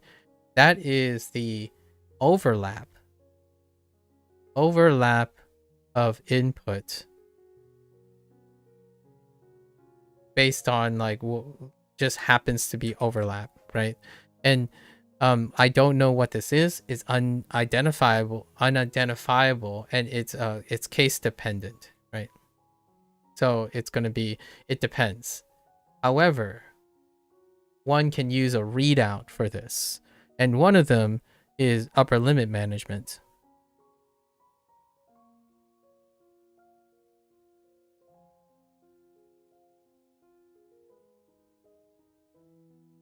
So for example, if I am doing WaniKani and then I'm following up with HanziHero, if I increase the volume of HanziHero, does my WaniKani efficiency go down? As in, not efficiency in terms of, so I would measure it a different way, but other people would measure it in days. So we're talking about holistic and comparison, and these are both similar people in terms of their mindset. So what I mean by efficiency, so they measure how much you learn in a day, or let's say how long it takes to remember X amount of things, right? So on the one hand, the holistic side would say, oh, okay, yeah, I'm not concerned about that. It's the overall package that increases the efficiency, right? But it's the overall package of all the things combined, and that's usually fine, in my opinion. So these guys would say like, well, whatever I'm doing as a whole, I'm remembering more things, right? So that's nice. It's actually, it makes it so that the granularity doesn't get in the way of participating in multiple things. Now, compartmentalized, this is where we get the next biggest hit on the vast majority of. I actually encounter this far more than holistics, because I typically take a holistic approach, and rarely do people resonate with me. So compartmentalize is more like, well, app A is app A is taking 10 days, right? And app B is taking 5 days. So what's the point of keeping app A, right? Like, oh, if I'm learning this amount of things in 5 days, and I'm learning about the same amount of things in 10 days with app A, what's the point? I will still get to my position faster if I stick with app B. And that's where, in my opinion, we have another point of burnout. You double down on the same method because it's more efficient, as in less days. And because it's only days, you haven't considered the idea that app A and app B are different. Meanwhile, the holistic approach is a bit more ignorant, or like agnostic, to resolving a comparison using a metric that is dependent on the app.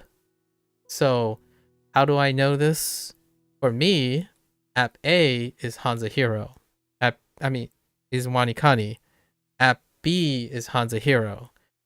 Both their days have different schedules, and they have different workflows. They have dramatically different input and output, and also their interface and the language and the context itself is very different. So I don't even have to make the case that the days are incomparable to each other. But what gets a little bit trickier is when someone thinks that reading comprehensible input stuff and measuring it by days per volume, and then doing SRS and measuring by day per volume is equivalent to each other, because the readout is by days. You're doing very different skills, in my opinion. Now, you could reduce it like the people who talk about immersion all the time and comprehensible input. You could reduce it to the idea of how many things you remember and what you're doing per day. And that, because the goal and the metric is only measuring or hyper focusing on how much Japanese and or your target language you're learning. And that is a great way to prove a concept non-holistically.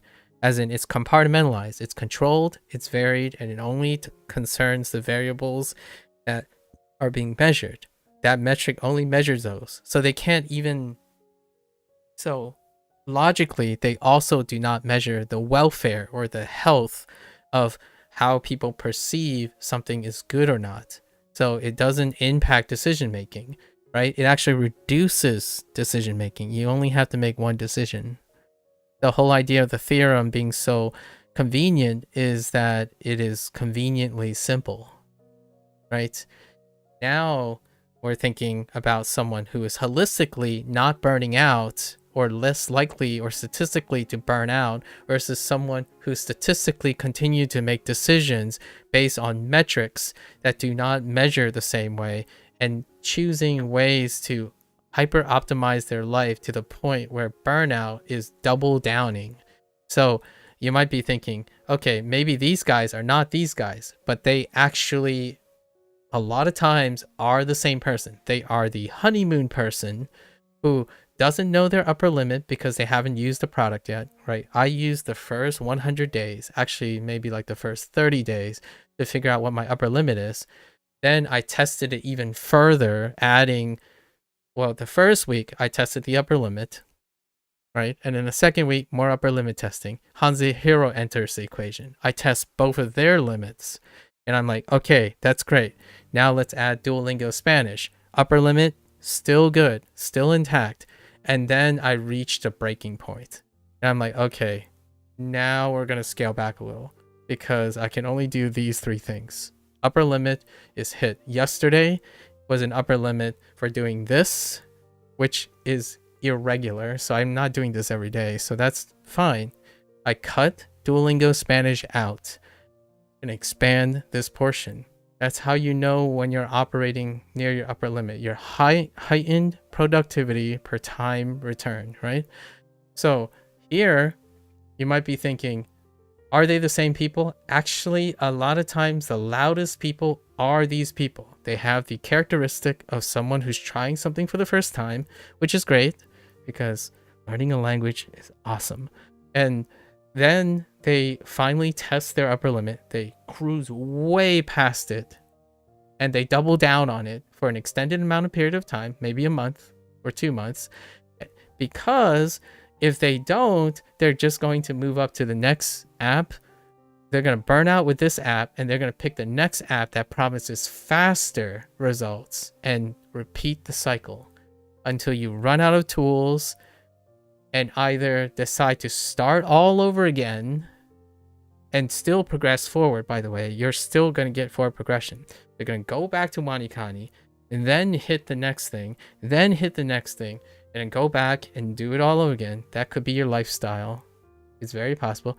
Or you end up changing to a holistic approach and you realized, yes, I could do A, B, C in moderated ways because it keeps burnout at bay. And now another thing, one last thing about this comparison. This type of comparison leads to serial usage. So you stick with one thing until it doesn't work. You go to the next thing until it doesn't work. You go to the next thing until it doesn't work. Then there'll be enough time that eclipsed from the first thing and the current thing, and you go back to that thing. And that's when burnout is recovered. You recover from burnout by recovering from it, by moderating it again. So when this thing is so far away, it will be fresh and feeling again. Meanwhile, you're still trucking along. You're making progress. You can totally make this work. The idea I'm raising this thing is, if you are aware this is happening, you can make it work. Like, this strategy works. People who go hard, then take a huge vacation. Hard, huge vacation. I'm not saying this is bad or good. If you are aware this stuff fits in your personality and with your life skills, some people work like this. Like, they work 1 month on and like 2 weeks off, 1 month on and 2 weeks off, right? So all of this stuff is possible. Now, how you ended up getting to this lifestyle varies on how you understand data. So some people fill it out. In fact, I'm going to tell you now, the right-hand one, the one that's compartmentalizing, misinterpreting data, and winging it, they are incredibly successful people, and they can be incredibly consistent. However, they have very, very low comprehension of how to use data. And in my opinion, that's kind of pretty poetic, because they're the doers too. When you ever hear about someone who, instead of worrying about data, they just do it, and then they continue to do it and continue to do it, and then eventually their intuition is what guides them to either a holistic approach, a balance, or somehow mitigating and scheduling their burnouts. When they plan their burnouts, they plan their vacations, they fill it all out. So on the right hand, you have doers. On the left hand, or like the holistic hand, like for me, I do analytical work. Like, I do behavioral and analytical work because I like to stay consistent. I don't wing it.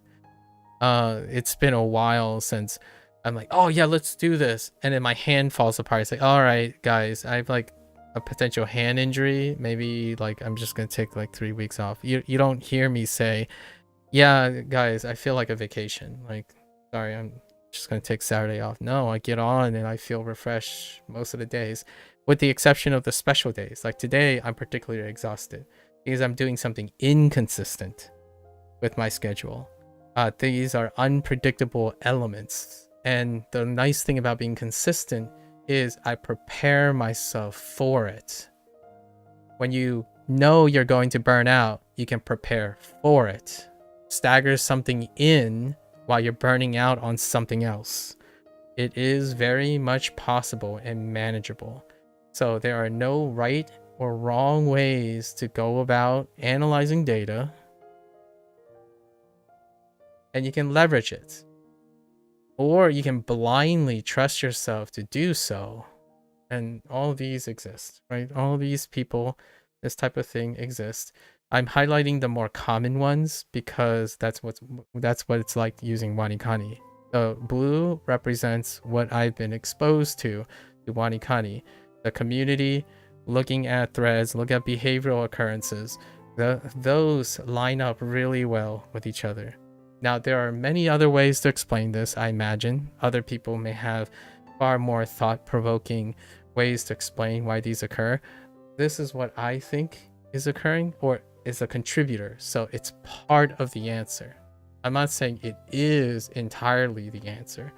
That would involve collaborating with a bunch of people who are also observing something, and I'm observing something, and you would converge the evidence so that it's stronger, because corollary data and observational anecdotes are not sufficient to produce like universal theories, right? So for this, that's what I'm thinking. And that's dealing with days, by the way. We finally encompass days. So now we have other stats to corroborate these days. And how do I know that I have not reached an upper limit? So there are other other pieces of data that are very convenient, courtesy of Wikistats, of course. So I am on level 10 now. So we are currently on level 10, right? And from that level, we have learned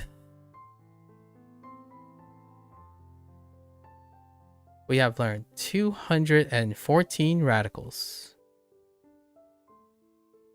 right? 317 kanji and 876 vocabulary words. Not too shabby, honestly. 100 days, that's not too shabby. Now, to put it into context, this is about the for the kanji thing. This has already passed. So 317 kanji, I'll give you a reference. This has already passed Duolingo. As Duolingo Japanese course after my 300 days. And remember, we're going to put in asterisks here. Remember what I said about days when you're comparing days. The things that I did during the 300 days of Duolingo Japanese is not the same things that I did with WaniKani.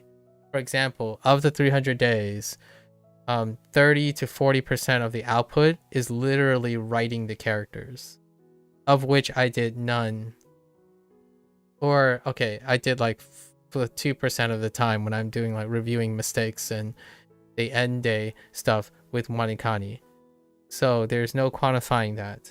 That's something that I literally do, and it's incomparable. It creates a inconceivable comparison because the value of writing is absent in WaniKani. But for sake of relativity, 300 days, 100 days. How many did I have in Duolingo was about this much, but probably a little less. And they were different kanji as well. I still know kanji that I know with Duolingo that I don't know in WaniKani, because Duolingo does not prioritize JLPT exposure and all that stuff and frequency and the like. Duolingo is more theme based and association based. So there are still kanji that do not overlap between the two. Now, here's a big kicker as well. You're thinking, okay, so what else is different between the 300 days and the 100 days of WaniKani? For Duolingo, I know over 6,000 vocabulary in that 300 days. But I only know how they sound. And maybe like where they are in a sentence. And they don't have kanji attached to them a lot of times. So that's tough, right? Largely because of the way Duolingo, the 300 days, the reason why there's low kanji is because kanji learning didn't really kick in until like 200 days in.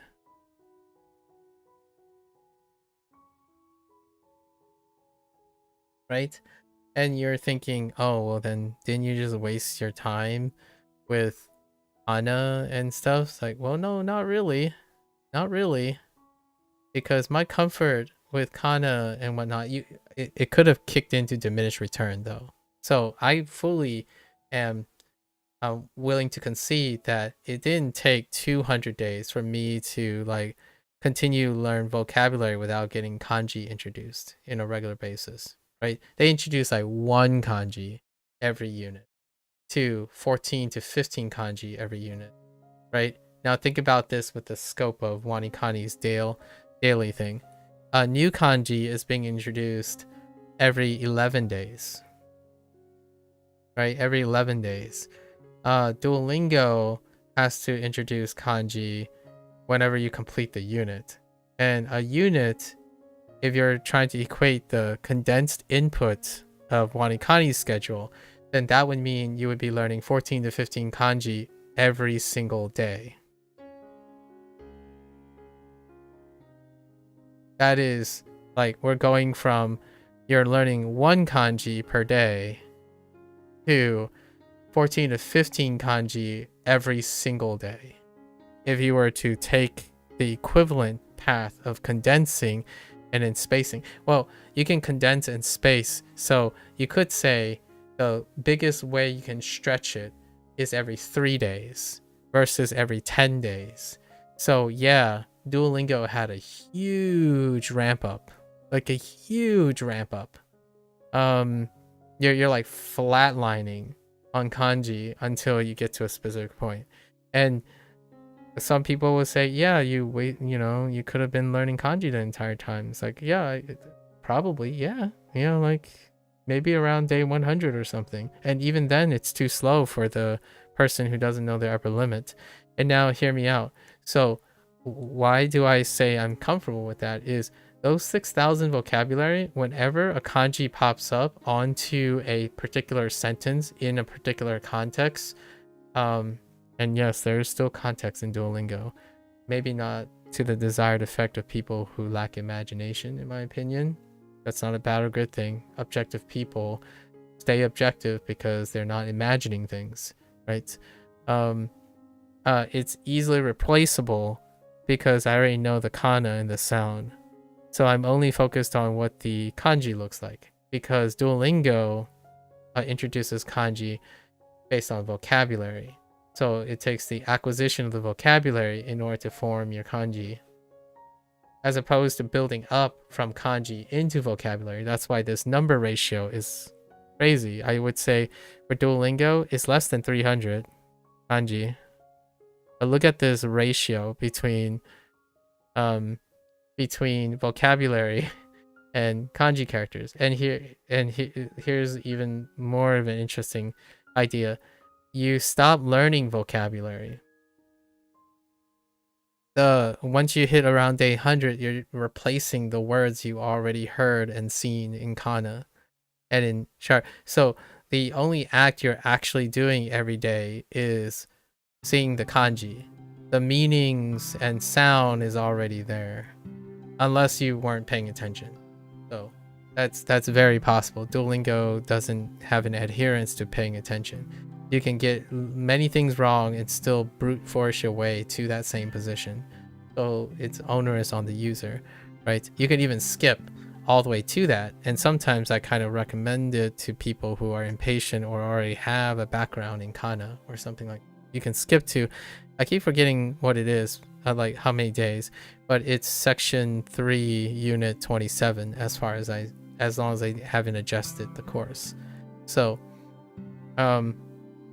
you could do WaniKani, where you learn the read, learn how to read it, how to interpret it, what the meaning are, all at the same time, or you just wait for the next Duolingo lesson after like day 200 or something and just find out what the kanji is. And then you spend all this time, you spend like 70 to 80% of the time writing the kanji, which I do literally, and then attaching the kanji to the sound and the meaning it already has. That's how they go about it.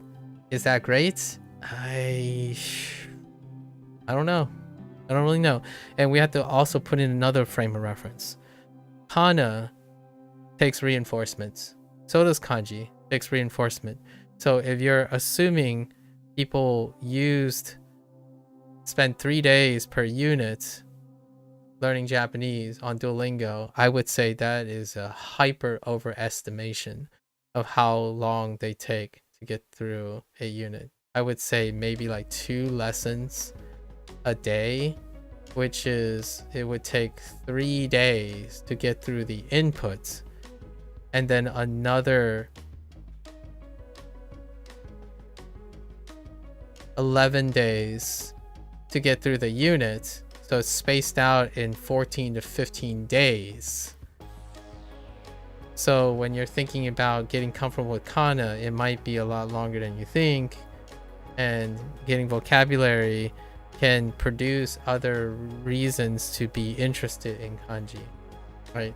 And then how long would they retain the kanji, or 1 or 2 kanji every unit, given that much of space, right?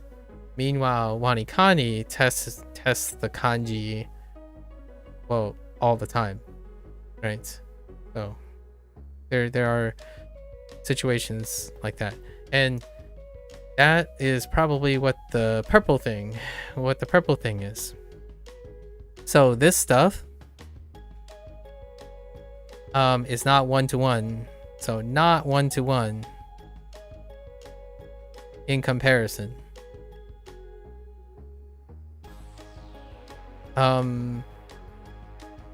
Which is contradictory to what other people do, where like when they say, what's a hot take, Duolingo question mark, you might as well use a form of SRS like Anki or WaniKani.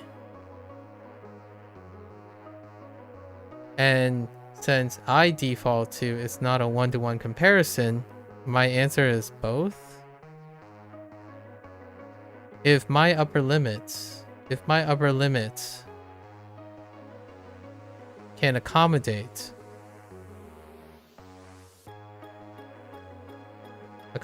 both, why not both?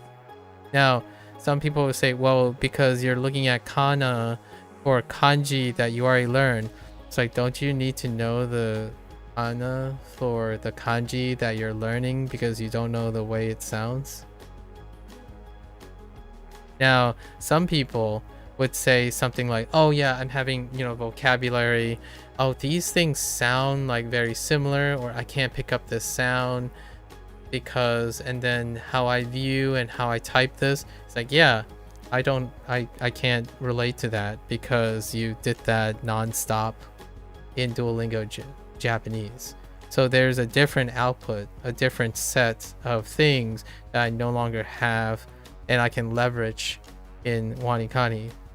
So like things, when I hear this word, it's like, yeah, that sounds familiar. It probably belongs in a sentence like this. And then I read the context sentence, like, yeah, that sounds about right. That's where all the things are.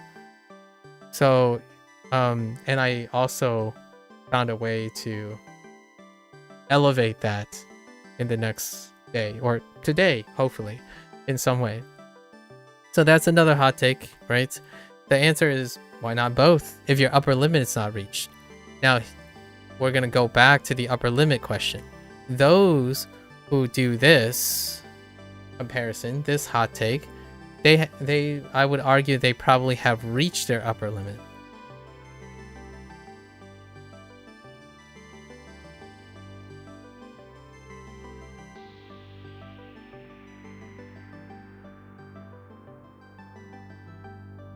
Why do I say that? Because a person who is doing both would say, oh, I make time for WaniKani and I make time for Duolingo. So I don't want to exhaust myself too much. So I plan, whether you know it or not, you would make time for both. So you incorporate that, you juggle your limits, right? If someone strictly say this and say that's it, that's all you should do, then they would focus everything onto the one thing. So it is more likely that they have invested all their resources into that. This comes at a different type of occurrence that I observed, and that's the idea that when someone studies, right, quote unquote, studies,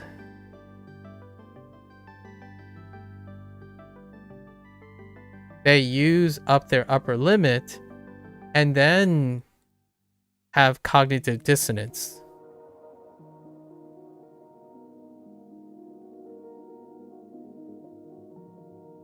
On why they can't immerse and or use CI sustainably.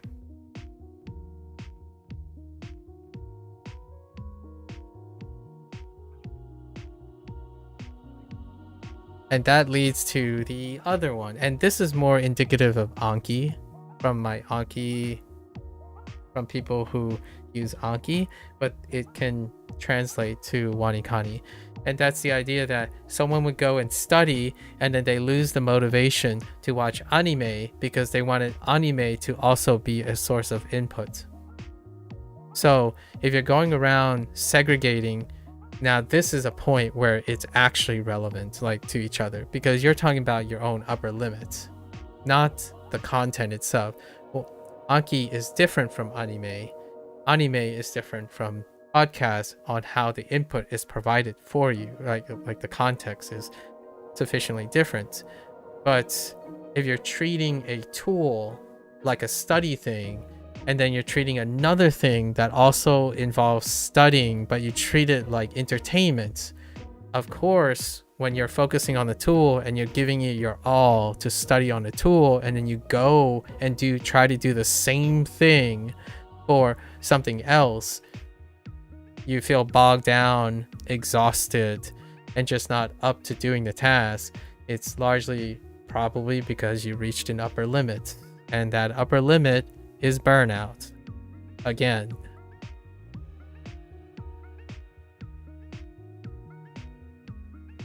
So it leads to comments like, I don't enjoy anime the same way anymore since I started studying Japanese. Man, back in the day, I used to be really excited about anime, but now I'm just exhausted every time. And what does that's cognitive dissonance. Because my question to them is, so what are you doing before anime that caused you to change? Like, have you considered that the things you're doing around you also may contribute to it? And one of the more common patterns that's associated with it is studying coming as a negative point of sustainability, and it becomes associated with something that was supposed to be positive. So now comes the choice of your poison. When you're someone who constantly burns out, when you're burning out and you're recovering, what do you do around it? This is what I would refer to as my contribution: associated habit formation.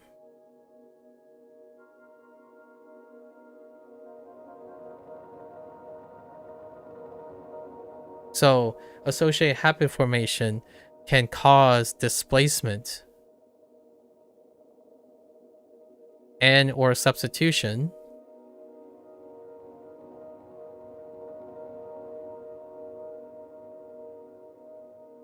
based on your choice, right?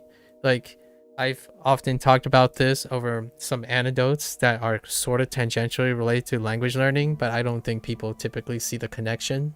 I try to link it back to language learning, and it's about habit formation. When you have something that is good, as in you watch anime, it gives you heart, sweat, wonderful feelings, and that's all you get from it. It involves an investment of your energy, and then you couple it with something that is hard to do, hard to start. You do the good thing, it encourages you to do the other thing. Or alternatively, you do the thing you don't want to do, and you know there's a reward at the end. That's a mindset of associating habits together. You're associating a existing habit with a new habit you're trying to contribute. Now, the thing about burnout and negative sources of association is, if you have established one habit and it slowly becomes a negative point, it can overpower an associating habit and therefore reduce its use based on the order. And that happens quite often when someone experiences regular burnouts. Like, you can experience burnouts in multiple things and they can all collapse with each other. So like, if you have a whole routine that's built, that's related to each other, so like If you have a routine that A must happen, then C, then B, then C, then D, instead of looking at C leading to A and A leading to D, and then they can be reversed, right? Or like this would be two series, but also interconnected. And then you can have redundancies as well, right? Redundancies. If you're not viewing habits modularly like this, then that's not a holistic approach. So when you're compartmentalizing, it only goes in one direction. And that lines up with people who also think about data and like studies and whatnot and tools in one direction. You do one thing, if it doesn't work anymore, you do the next thing. So this also converges on that behavior, where when you start burning out with studying, you start disliking and not wanting to do everything that is most of the things that are associated with that studying. So that is another common trend. It's a convenient explainer because I already observe it. There are other ways to explain that, like people could just be tired, and maybe you should watch anime before you study. That is an option. You try to test it and see if it works, right? The idea is burnout is great when you're timing it and you know when you're burning out, so you prevent these things from happening, or you let it spiral out of control, unchecked, undisciplined. And one way to circumnavigate this, or maybe do this, is to put in redundancies. So I run every morning, right? I run every morning. It used to be dependent on getting on stream to do what I want. It is no longer dependent. So running now is independent. It is a positive source of coupling. So now I can attach anything to running on its own. That's self-improvement based on making a habit first dependent on something. So you associate as opposed to displace or substitute. Now, where displacement and substitution comes in is when you have a bad habit and you want to just remove it as opposed to changing it, right? Association tends to form changes. My running sucked. I need to establish this habit. So I did it, and my reward is to do whatever comes after it. And now my running has been improved to the point where it is a source of habit formation. And it may, certain habits may never be. They can stay coupled forever like this, right? Some habits could stay coupled as a group. And that's perfectly fine if they're unlikely to fall, right? But new habits tend to get associated with any habits, and those habits typically are positive ones if you think that they're negative. So how do you enjoy manga more? By imposing a habit of studying that gives you the reward of reading your manga when you learn something. And the more common pattern I see is studying is bad. You don't like it, but it makes your current coupled habits better. Until you realize that the thing that you're doing is so unmanageably and unsustainably bad because it keeps dipping that it will eventually encroach upon the positive nature of your associated habit. That is kind of one of the risks of burnout. Like, it doesn't stay the same taxing. It gets worse over time. It doesn't improve over time. It gets worse. You end up spending more time, more habits, like more time, more diminished return. So we're going back once again to this thing. You hit your upper limit. And then now, what is another top 5 WaniKani complaints? Guys, I want to be honest. It feels like I spend every waking hour using WaniKani. Should I stop?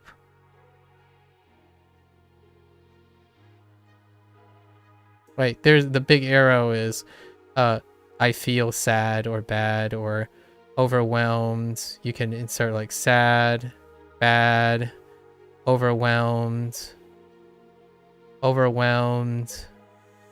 tired, exhausted.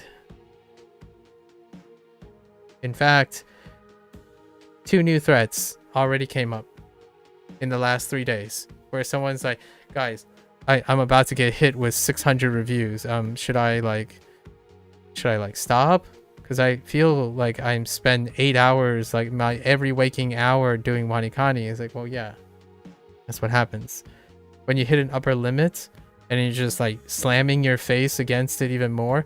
And I'm not even sure if that person, in my opinion, I don't want to be correct about this, but I would say if they spent 2 hours instead of 8 hours, there might be a negligible difference in which they can use those 6 hours to find some sustainability somewhere else. Like watch anime by liberating time from your studies, not watching anime on top of your studies. That's what happens, in my opinion, far more often for those who go around telling me Duolingo sucks, WaniKani is not that great, Anki is death in a bottle because you learn to love to hate Anki. That just said many times, like you live and die by Anki because you're like spending 12 hours on Anki and it doesn't feel as right. This is what happens. And in my opinion, as a way big stretch, that's what the internet does too. So as a little hot take, someone posted something on Discord that talked about like decision making and how to like not serve targeted ads or targeted content to people under the age of 17, Copa 2.0. And my first thought was, when I was writing this out right the other day, and my only thought is, this is manageable if you know it's happening. And the thing that I'm talking about, the WaniKani trends, right? Because I don't see trends of my behavior anywhere. Like I'm on the thread and I disagree with everyone. I basically, most of the time, whatever their advice is, I disagree with them. Largely because I'm a different person. I'm like the orange in a orchard of apples, right? And that's what I'm observing. Not that I'm saying it's a bad thing. Orchards are great. Apples taste fantastic. Orange juice is pretty nice too. The idea is the internet does this. This is normalized behavior for young people. Less than the age of 27. This is the normalized trending behavior online. You take something, you follow it until the end of the earth, you burn out, and then you go search the desert some more for more things. So it can create a lifestyle that is possible. You learn how to treat burnout, right? The thing that I would suggest, like I typically suggest when I have friends that burn out who are younger, is educate them in the sense of how do you treat burnout? How do you recover from burnout? And at some point, yeah, burnout all you want. You're prepared to recover from that burnout as well.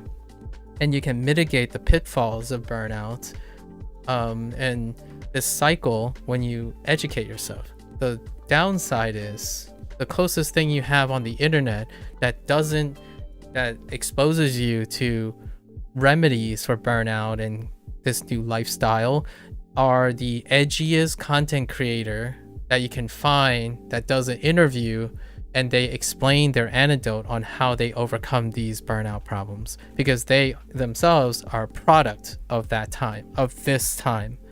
When you're looking at someone who talks about burnout from a third person perspective, is someone who already is past this generation. So anyone who's like 30, 40 plus, who's still in a professional occupation that turned into a content creator, they usually speak about lessons from their past, or trying to understand the nature of the current generation's problems or how you mitigate them. And they're not necessarily problems if you can manage them, right? It's problems to anyone who doesn't experience them.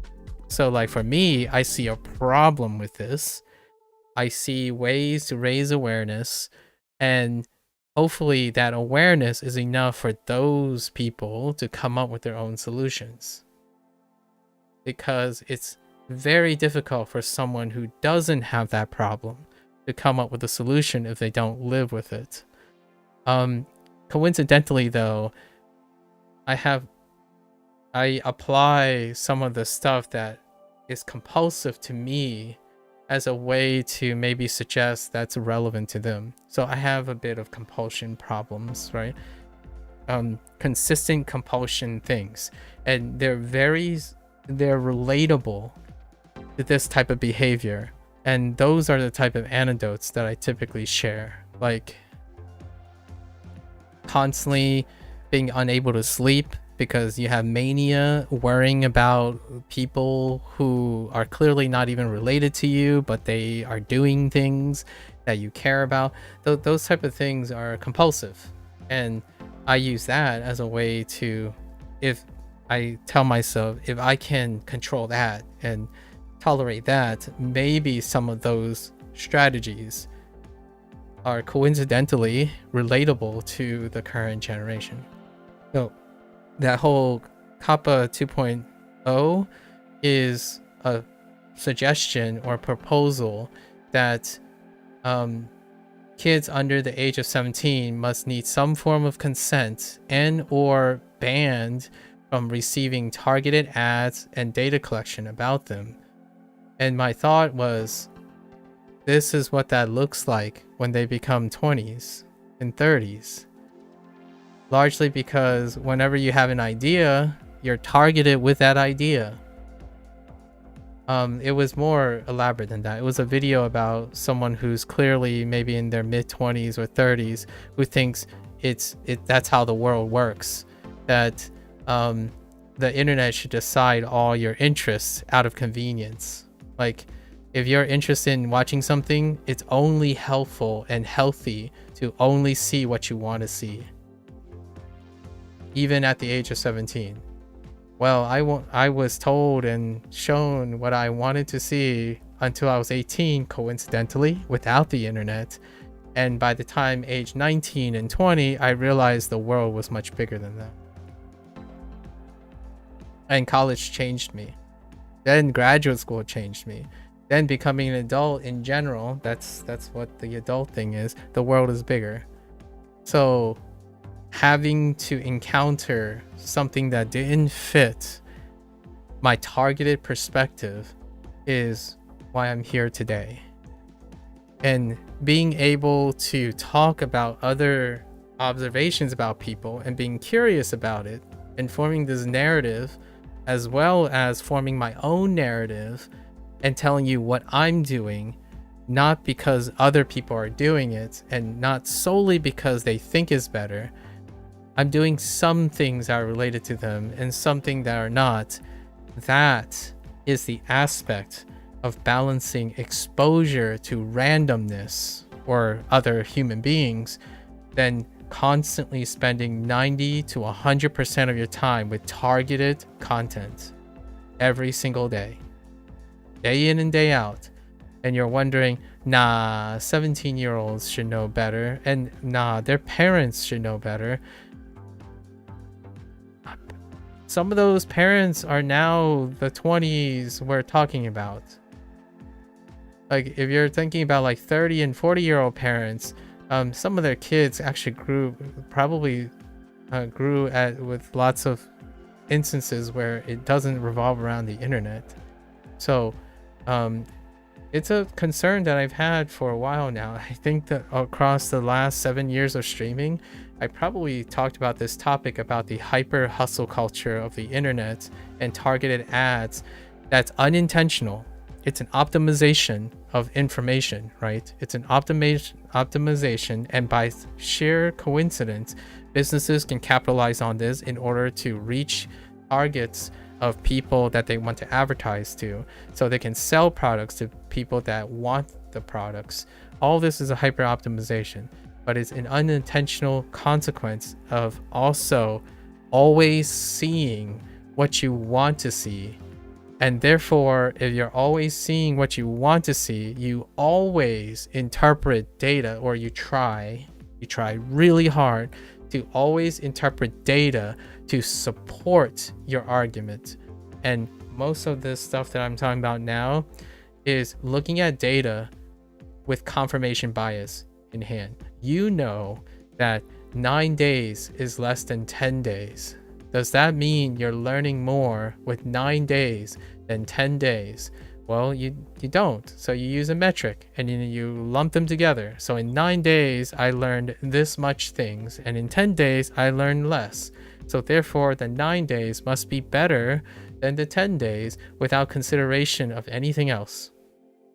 Like, just numbers, compare.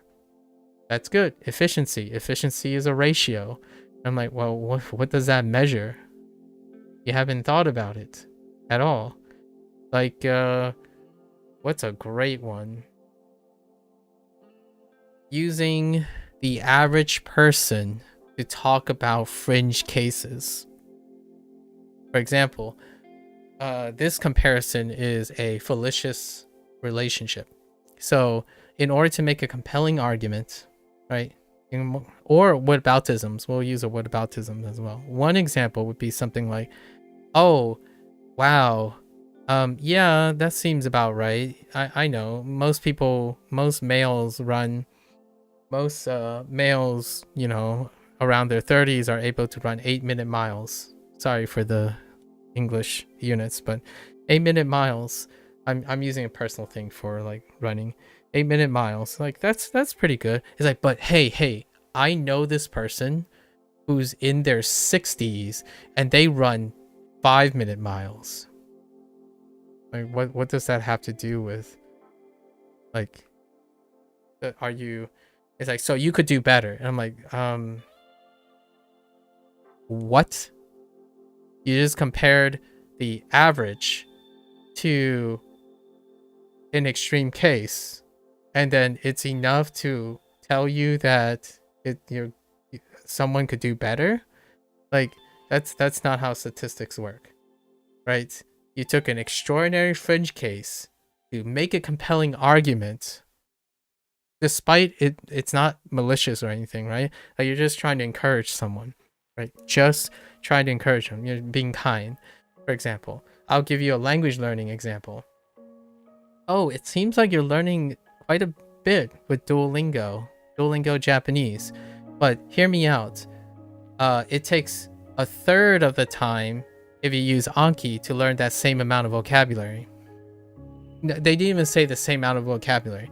I'm being specific. Sorry, that was out of habit.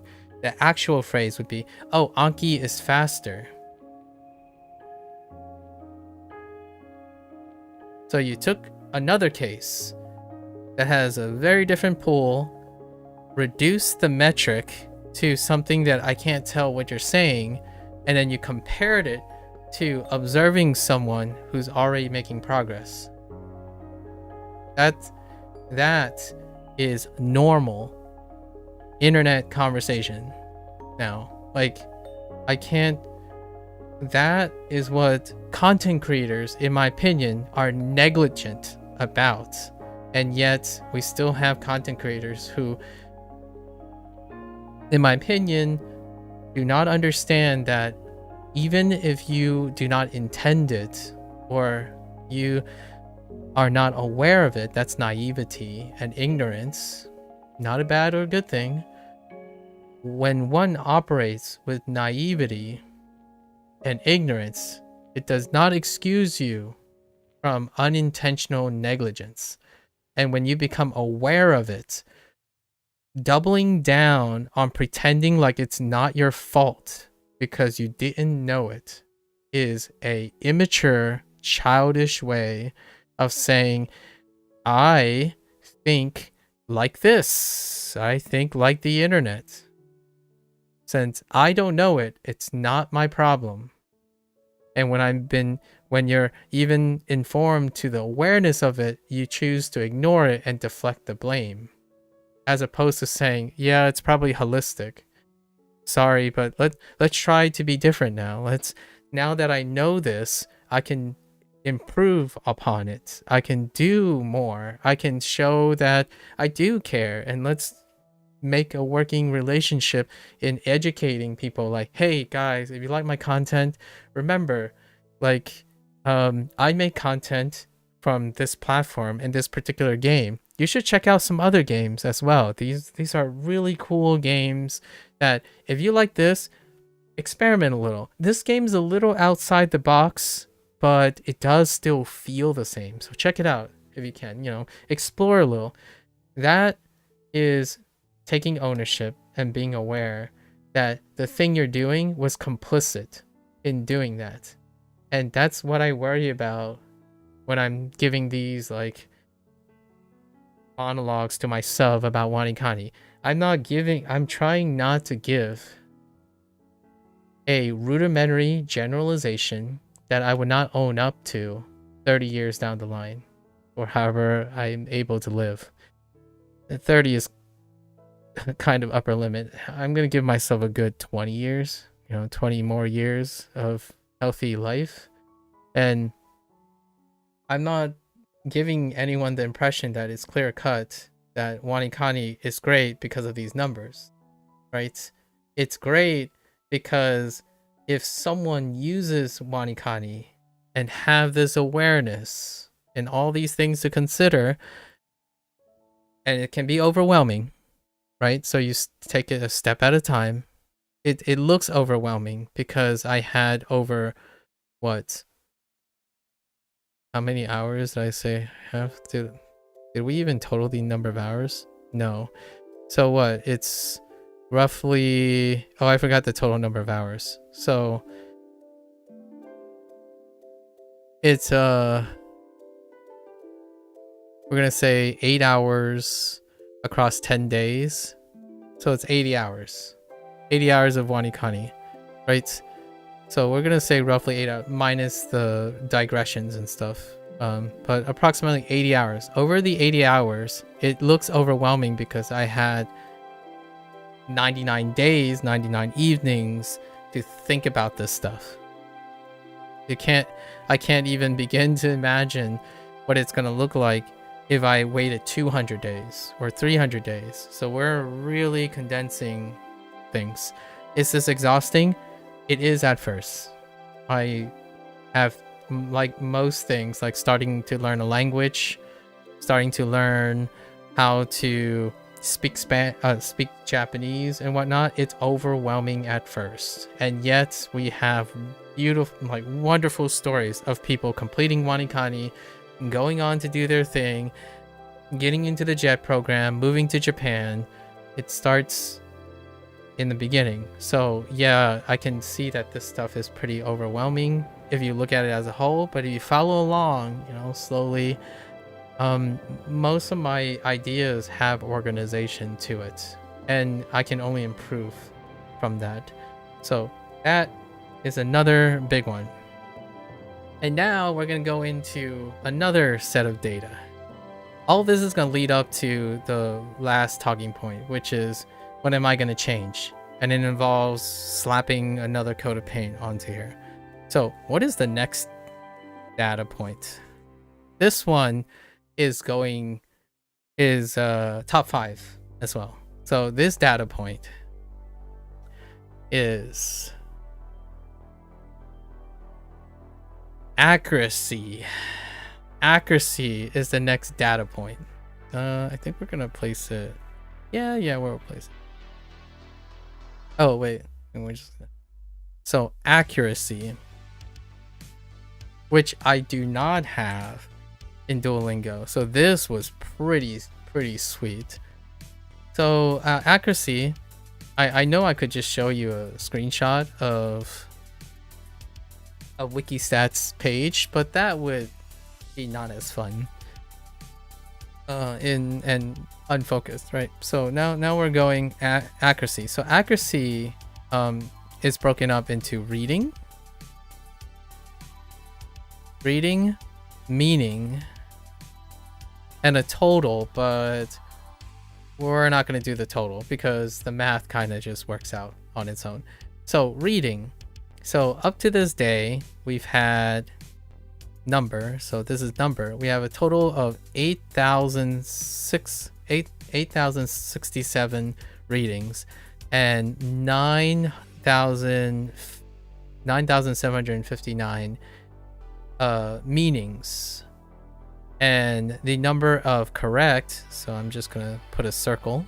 The amount of correct is 7,922 and 9,659, right? And the number of incorrects for these is 145 and 100. That was not planned for the 100. So this gives us a interesting accuracy of 98.2% and 98.89%. Right? And there's a breakup for kanji, radicals, kanji, and vocabulary.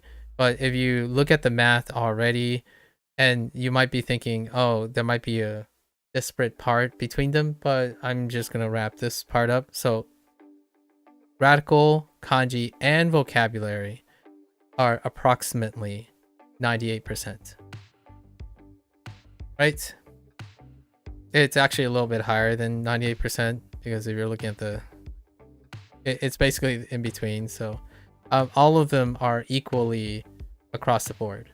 So largely around 98.5% across the board. There's no like weakness in radicals that I found in kanji, which is found in vocabulary. If there's anything, there's a slight lower accuracy for vocabulary, but vocabulary is the most dynamic part of the ratio, but I would say it's probably statistically negligent, right?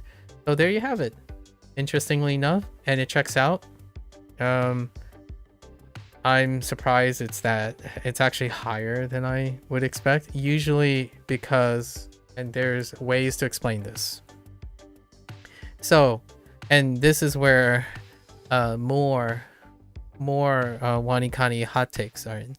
So let's go back to blue. So one of the things about accuracy metric, why is the accuracy metric here is important?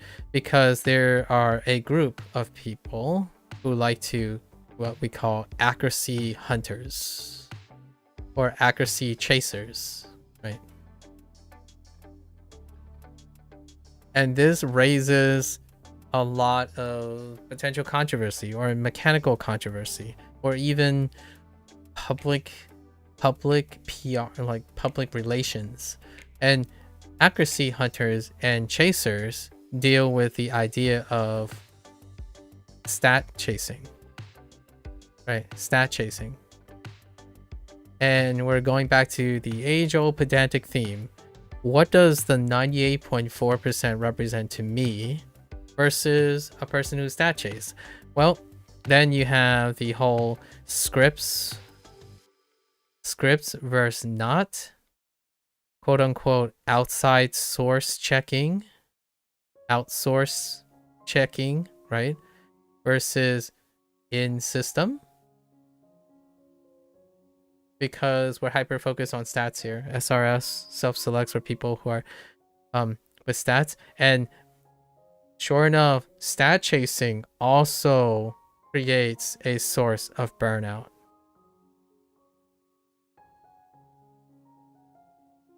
How does that work? increased amount of time for diminished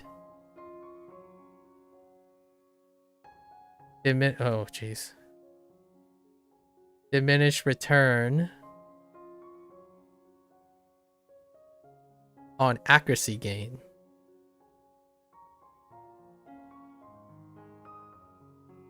So why does that lead to burnout? Getting things wrong become progressively more likely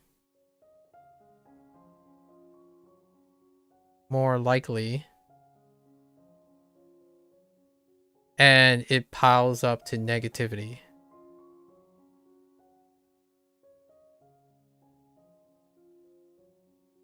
And I feel that too.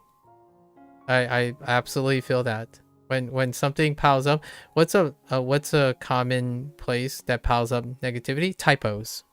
I'm figuratively flipping tables every day when I hit a typo and I'm like, oh, or like a synonym.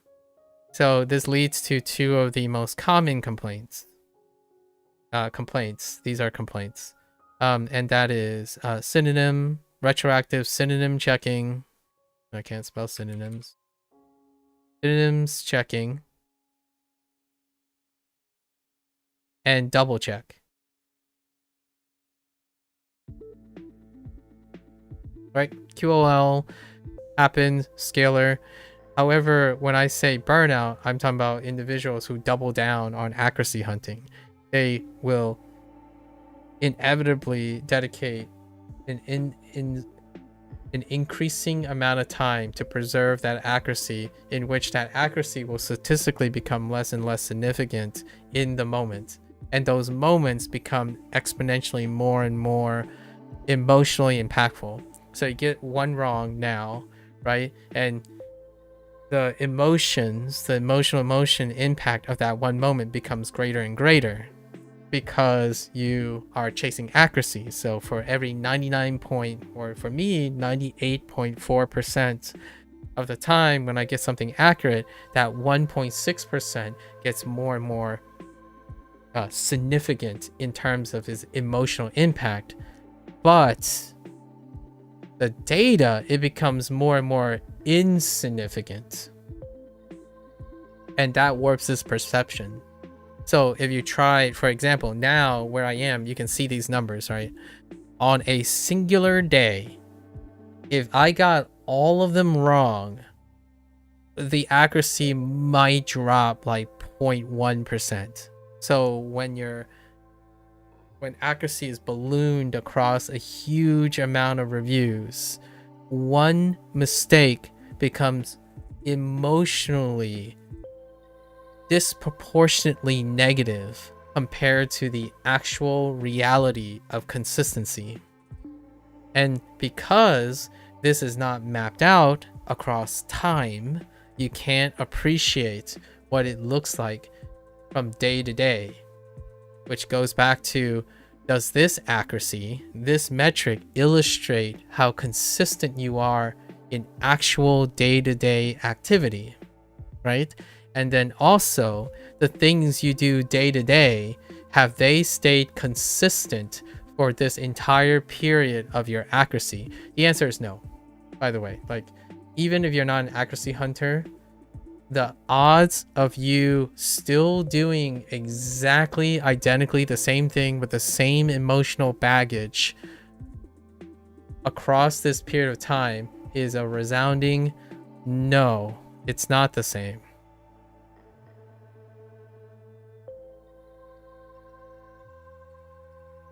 And it's not going to be the same for me either. But I'm doing it functionally. I'm going to try to do it functionally. So, which will lead to what I change about WaniKani, right? So for now, what does this accuracy mean to me? Well, one thing that I implement that I'm sure some people do and some people don't. In order for me to heighten my accuracy, I stop and ponder about and write down, etc., the things I get stuck on prior to making a guess. So I slow down completely. And in this way, that's where the accuracy comes from. Now, how do other people do it? Well, they can compensate for like double checking and automating certain things, right? That's a way. It's manipulation, and it can be helpful manipulation or not helpful manipulation. And I'll talk about that here. But for me, why does my like reviews can be just as long? Usually reviews go really fast. And how I know that is because of HanziHero. So to compare, because of the soft gating and whatnot, I have to prevent myself from getting soft gated by WaniKani's choice to make soft gates for leveling, right? And for that reason, I like the pace I'm going. So usually I stop and ponder about specific things. I even have a routine in which I take notes, right? Take notes on pauses of correct answers. They don't even have to be incorrect answers. And then I review them at the beginning and end of each session. That is doing something beyond WaniKani. These are active recalls and like note-taking and creative process that involves beginning and end. And I think 2 days ago or yesterday, I demonstrated what it is that I actually do on a notepad now, where I take the romaji and the context clues, the mnemonics, and then using a shorthand representation of that in order to reinforce problem areas. I also do grouping, predicate grouping, transitive and intransitive grouping using rote memory and maybe potential sub-mnemonics that are consistent. Rendakus, special reads. So all of these are grouped in a way. And sure enough, since I already do this all manually, and I found that it promotes my retention, but it does take a lot of time, right? So it promotes retention, so progress,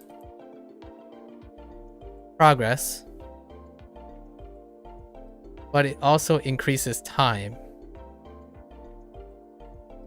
And I would argue as it goes later, it might actually even increase time even more for lack of progress. So I have a script for that. I actually have a script to address 3 of the 4 things that I just said. So that's where accuracy came in. So accuracy, right? I can maintain a high accuracy if I want it, but I actually do think I'm hitting in a questionable time investment. So I'm going to scale back the time investment. Now, I didn't scale back time investment because I didn't understand that I couldn't, or what I did do. I did something and now I'm responding to it. It's different from the idea of someone saying, oh, I didn't get this wrong. Oh, I didn't get this wrong. Now, how do I make it right? And you're just looking at this number of what you're actually doing. So the things that I'm doing, the scripts that they're going to provide is a way to address how long it takes for me to actually do the literal action that I already want to do. And when I liberate that time, right, that doesn't mean I'm just gonna end it there. The time I liberate, I'm allowed to contribute to something else.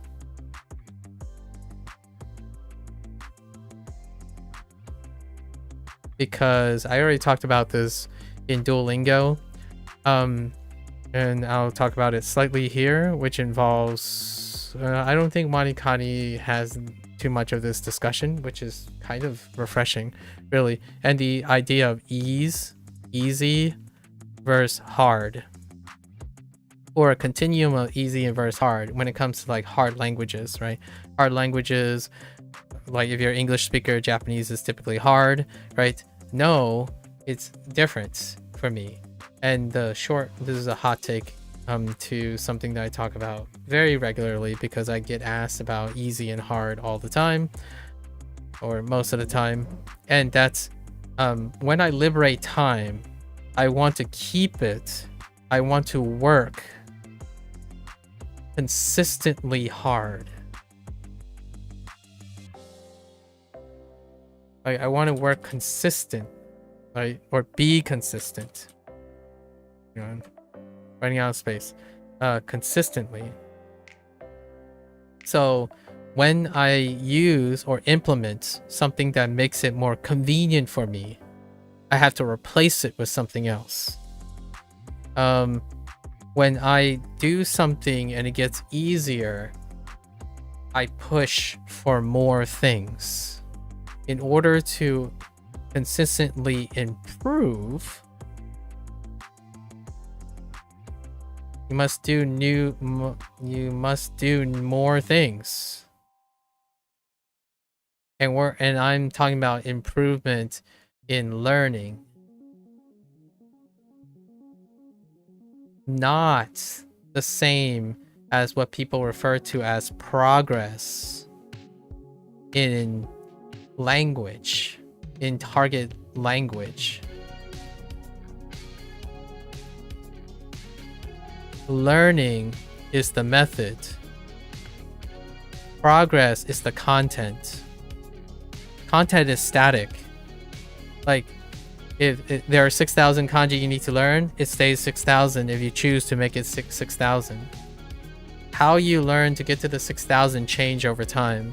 So much like going back to all the statistics here, accuracy changes with time. For me, level 10, the next 10 levels will be very different because I'm changing up my approach, right? It's not a complete revamp of the approach, it's an iteration and refinement of the approach. And the days and stuff might look a little different. The numbers are going to change, like the upper limit and the lower limit might change because of these changes. It can change for the worse. I could get slower. My progress could go down. It is possible, right? I could develop even more weaknesses at the exchange of developing more strengths. That can happen. All of these things are meticulous and they are step-by-step process. So when I'm doing this, if I get faster at something, I'm not doing less work.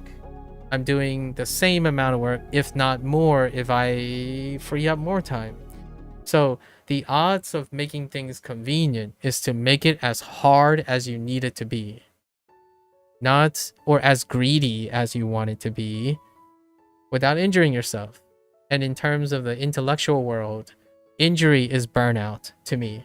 When you burn out, you're going to recover, right? When you burn out, you need a recovery period. That's injury.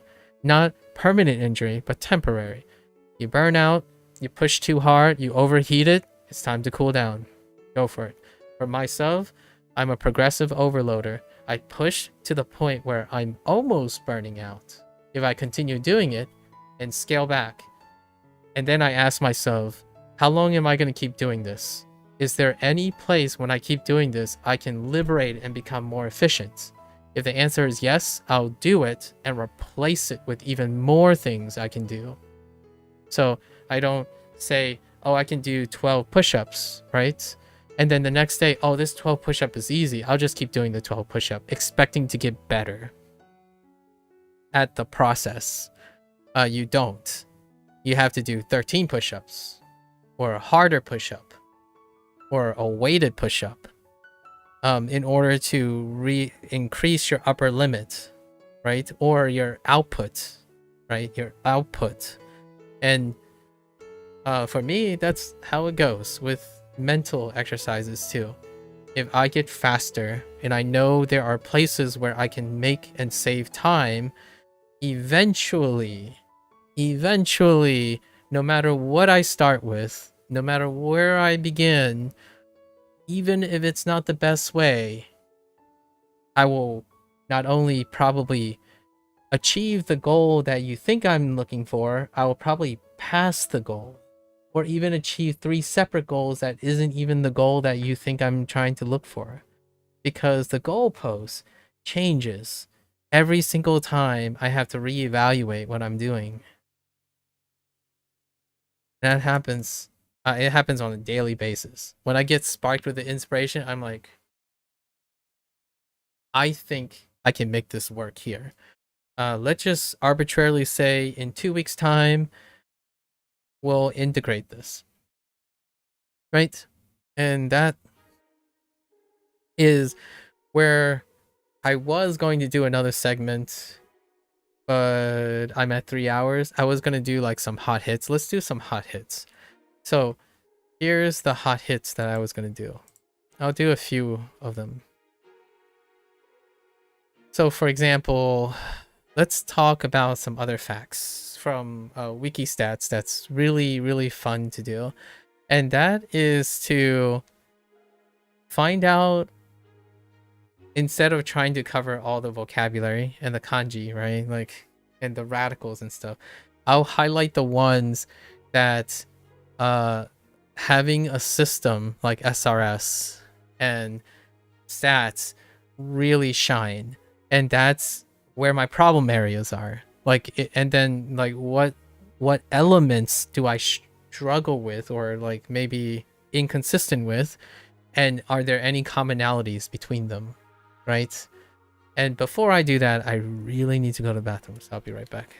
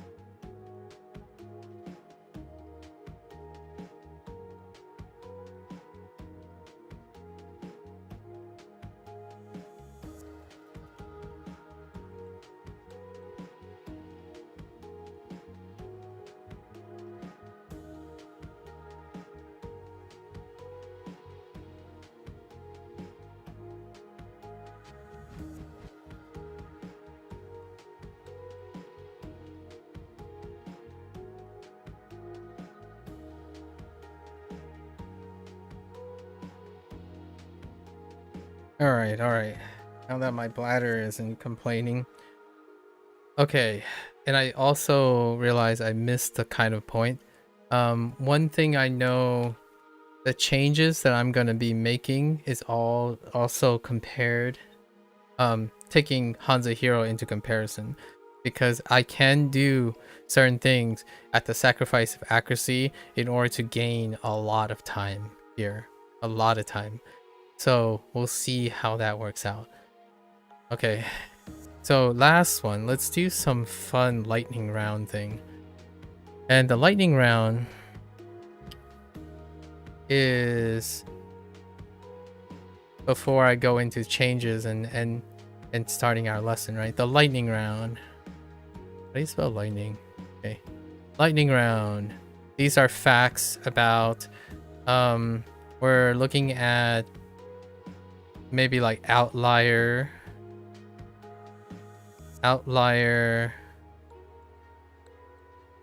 radicals, kanji, and vocabulary. And there are some connections between all of them that I already noticed. And this would be a great opportunity for me to talk about the thing that I'm trying to do to absorb WaniKani's system, like the mnemonics side of things. So one of the first radical is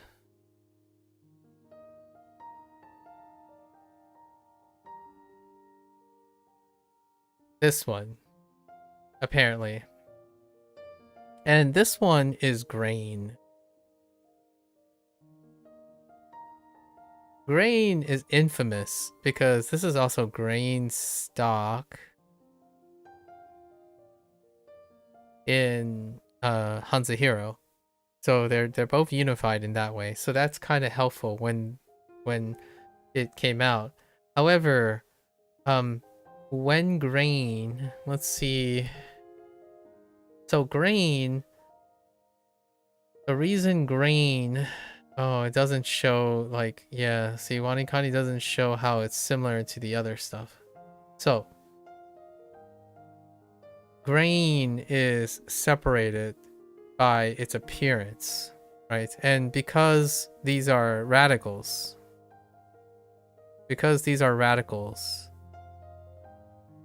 it's interpretive for the sake of mnemonics.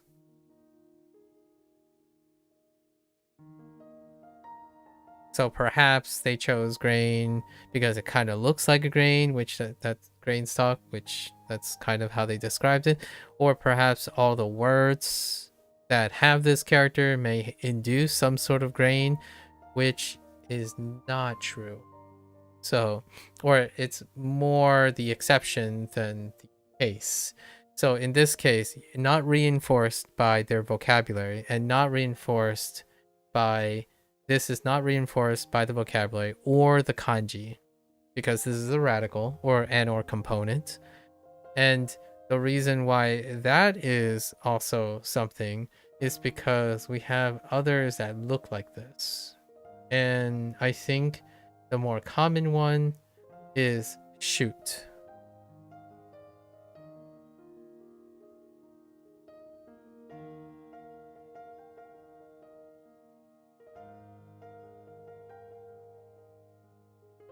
And then there's fault.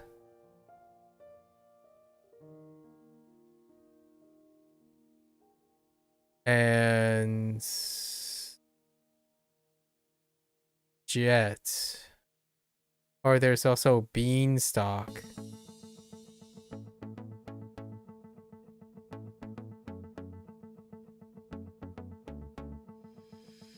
Wait, I think this is beanstalk actually.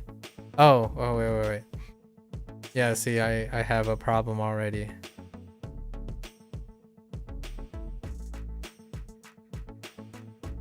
Yeah, this is beanstalk. No.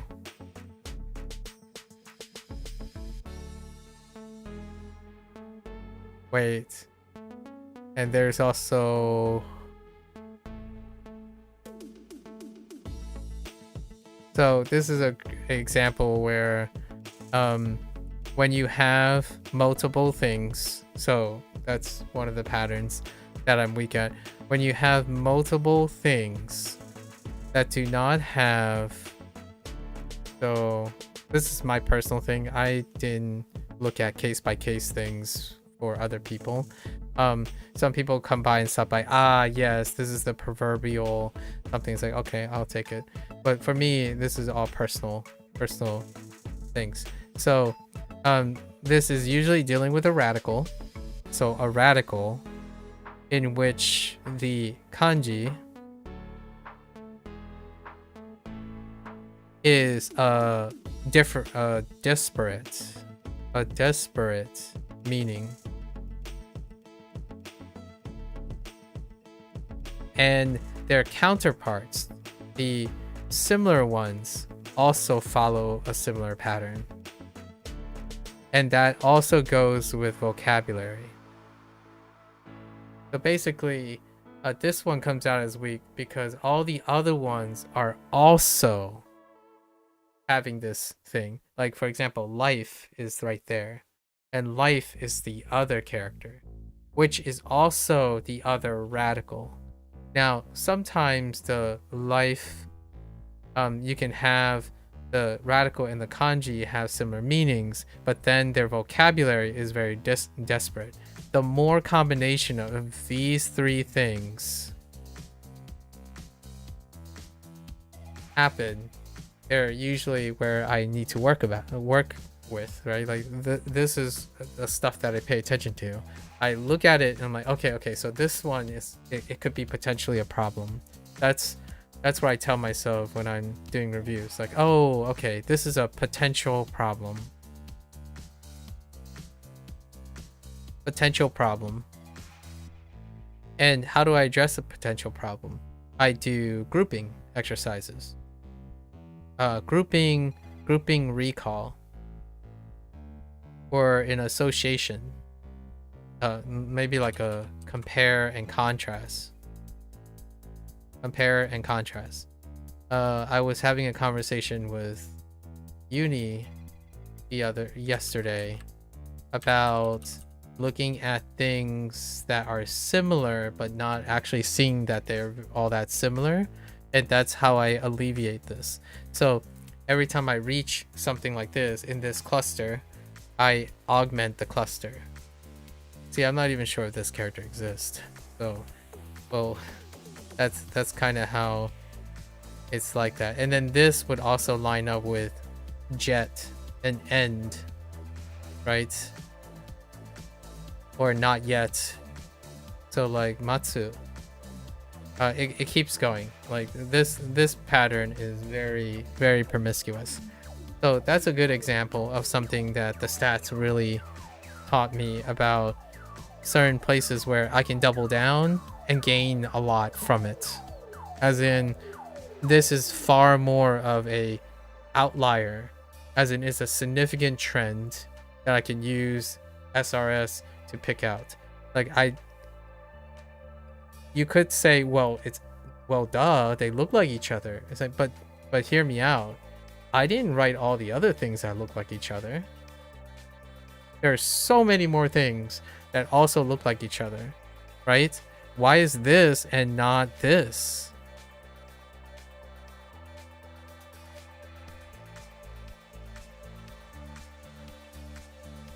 Because there's something more than that.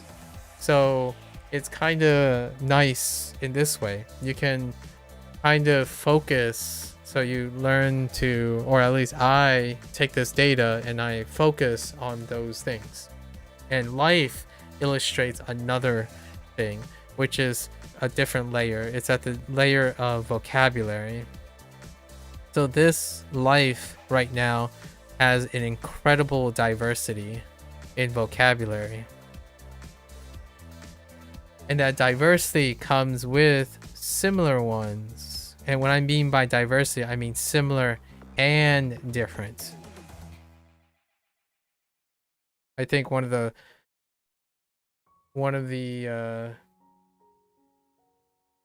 misconceptions about the word diversity is when you have a lot of different things, you also have pockets of similar things, right? Like a diverse country has many different populations, but each of those populations have many similar people. So I don't want to confuse it with the whole idea that diversity means everyone has to be different. That's not how the reality of diversity works. So in terms of the character life, its vocabulary is both diverse, is very diverse. It has very similar things and very different things, and that creates a different mixture. And that's for now. So we got to talk about timing. For now, in the glossary of vocabulary base, life is one of the more promiscuous ones. So now when I think about words, I also focus on promiscuous ones. So what's a good example of a promiscuous one? Let's go to a kanji section. Oh, hey, what do you know? One of them is this one. Of course. And this one is oh no, not this one. It's Not this one. And I realized I did make a error. See, it's not this one. It's this one. Oh wait, sorry. Oh yeah. No. It's this one where the little tip doesn't go above. So now I'm not even sure if this one exists, but this one's arrow, right? And the opposite is true about this one.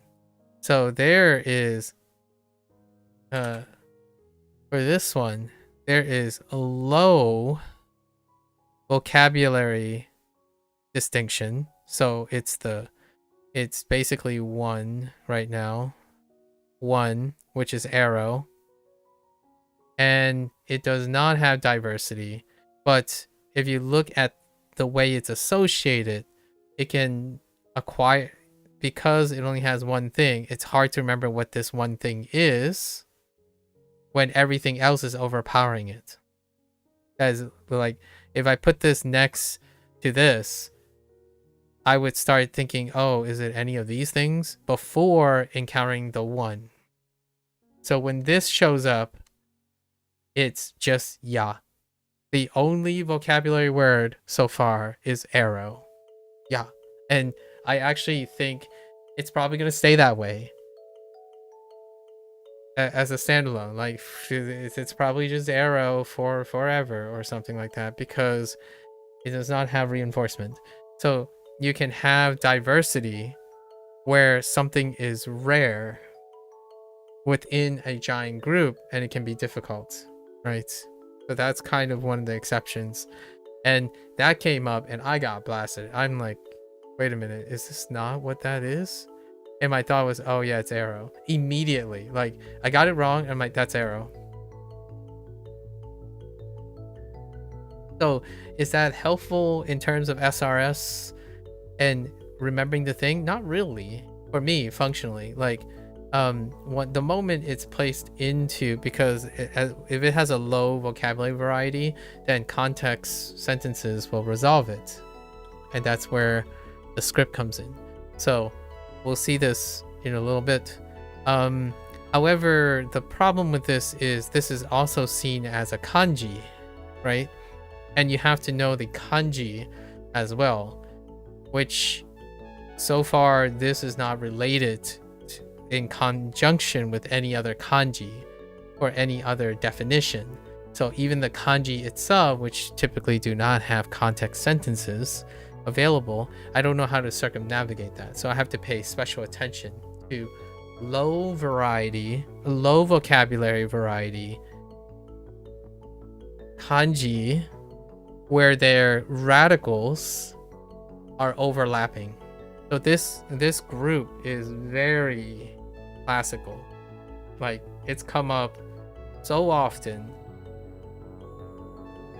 And then now we have what's another good one in terms of kanji? Oh, we had a new one yesterday, which took me by surprise. There's not a lot of them though. Right, because if you're looking at the accuracy, there's not a lot. There's quite, this stuff doesn't happen to me very often. Things in isolation, the SRS is very below my lower limit. I wouldn't be doing HanziHero and Duolingo Spanish on top of all of this if I was like stretched thin. It's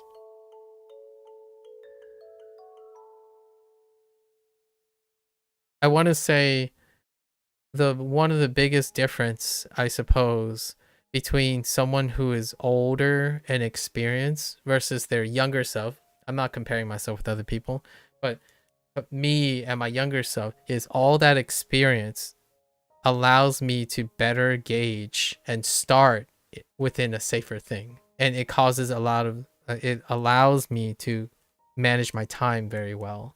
So I don't add things or pile onto things when I can't do them, right? But you'd be asking, well, how do you know if you've never done it? It's like, well, you have the experience give you baseline, so you don't overreach too hard.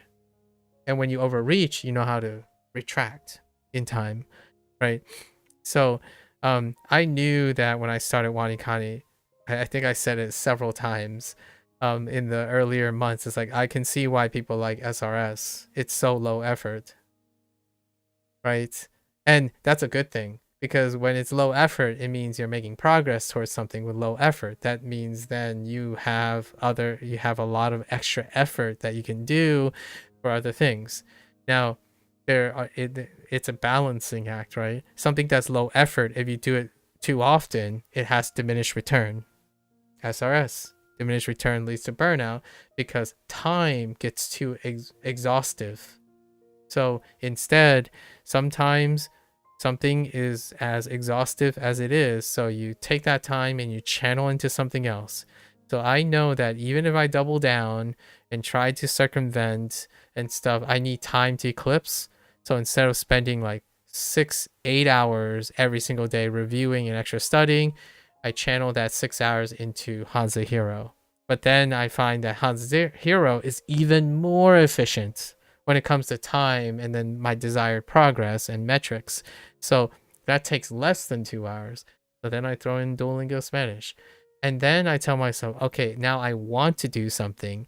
So I need to liberate time from my existing workflow. You make time in your workflow. You don't stack on things and hope that you rise to the occasion all the time. Now, I do that. Now, I do that if I have to. Like if someone's in trouble, you rise to the occasion, right? However, I think when people plan their schedules and like tell themselves that I'm going to do this, I'm going to do that, they don't make time for it. They do it and hope that they want to do it and like hope they have time for it. Like just hope that they have time for it. If you make time for things, you rarely have to hope that there is time. So that is a very startlingly 180 difference. I think people like play video games and they hope they spend a lot of time playing video games. So therefore they don't stop because they didn't make the time. They didn't allocate the time. They're not taking active participation in what is a lot of time, what is less time, losing track of time. And I'm not saying you can't do that because I do that. I play video games and I would say something like, oh, I lost track of time. That's kind of neat. But in a way, for that day, it didn't quite matter as much. So in a way, I did make time to lose track of time. In fact, I kind of say that as a euphemism a lot of times. When someone says, oh yeah, I distracted you for 4 hours, and I'm like, I know. And it's worth it. And then, you know, when I go really, really late and I think, oh yeah, maybe I can iron this out. It's like, nah, let's take a break. This is optional. So even in the grand scheme of things, when I'm saying things like, oh yeah, I'm getting late, it's getting late, oh I should wrap it up, and I continue, I'm not necessarily doing it because I don't have the time. I do have the time. The question is, how far of the time do I want to have to schedule around? It's not the same as I'm using time that I don't have. And that is a much different experience when you're talking to someone who's stretched thin and they say they have time to do this and they really don't. Very, very different interaction. All right, so we got a new one recently, and it's this one. It happened yesterday. So we got a new budding one. We got wheat because express is a thing. Wheat and express, which funny enough, if you look very closely and you squint very hard, you would notice that it has an element that looks suspiciously like one of these. That is actually suspiciously a combination of these. It's actually a modified grain stock. Wait, why does the grain stock look like that though? Did I write the grain stock incorrectly? Or am I looking at the corn, not the corn stock, but the bean stock? Where's the bean stock at?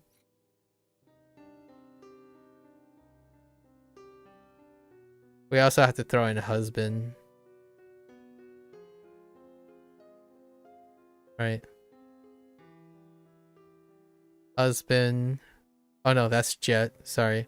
That's jet. Then we have to throw in husband.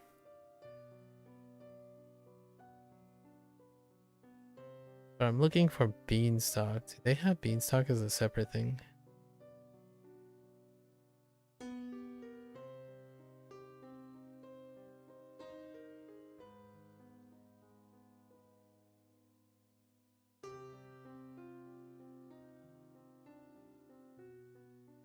Doesn't look like it. So it's kind of a HanziHero collaboration here. And I'm still not sure if this thing exists. So, this has that on top. And then now we have this thing, which I'm not sure if I were gonna get confused with this. I basically just read the top and I'm like, oh yeah, that's it. And then when I got it wrong, I'm like, oh, I was thinking of this because it's most recent, but I only read the top. So that's a new thing. That's a new thing for WaniKani, but I know I do this. So I was explaining that yesterday, where I have to do my due diligence and do not rely on partial read. Partial read. One way to alleviate partial read is to read more context sentences. So that's what I'm going to do. Integrate context sentences. Or something to slow me down.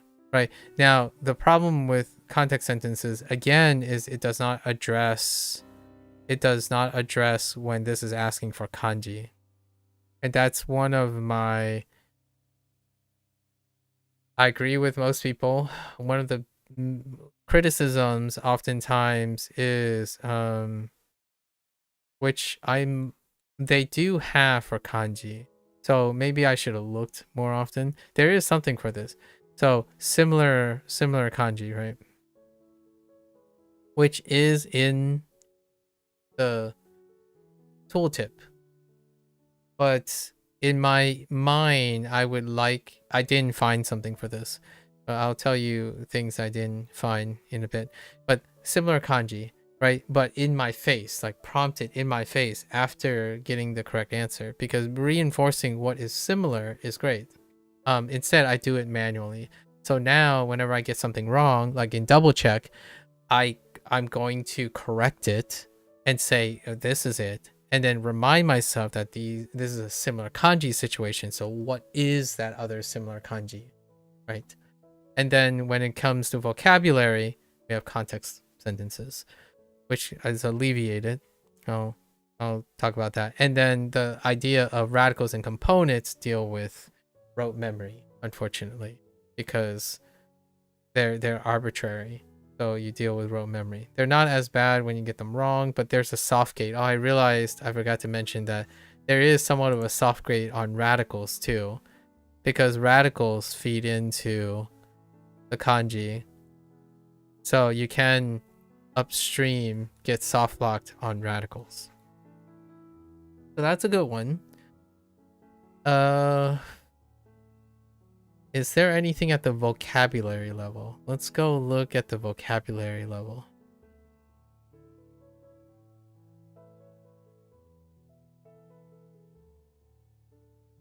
Oh, I got a good one.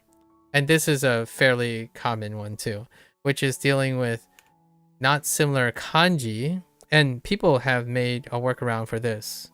You got stuck on grain versus sickle for some... Oh, I forgot about sickle.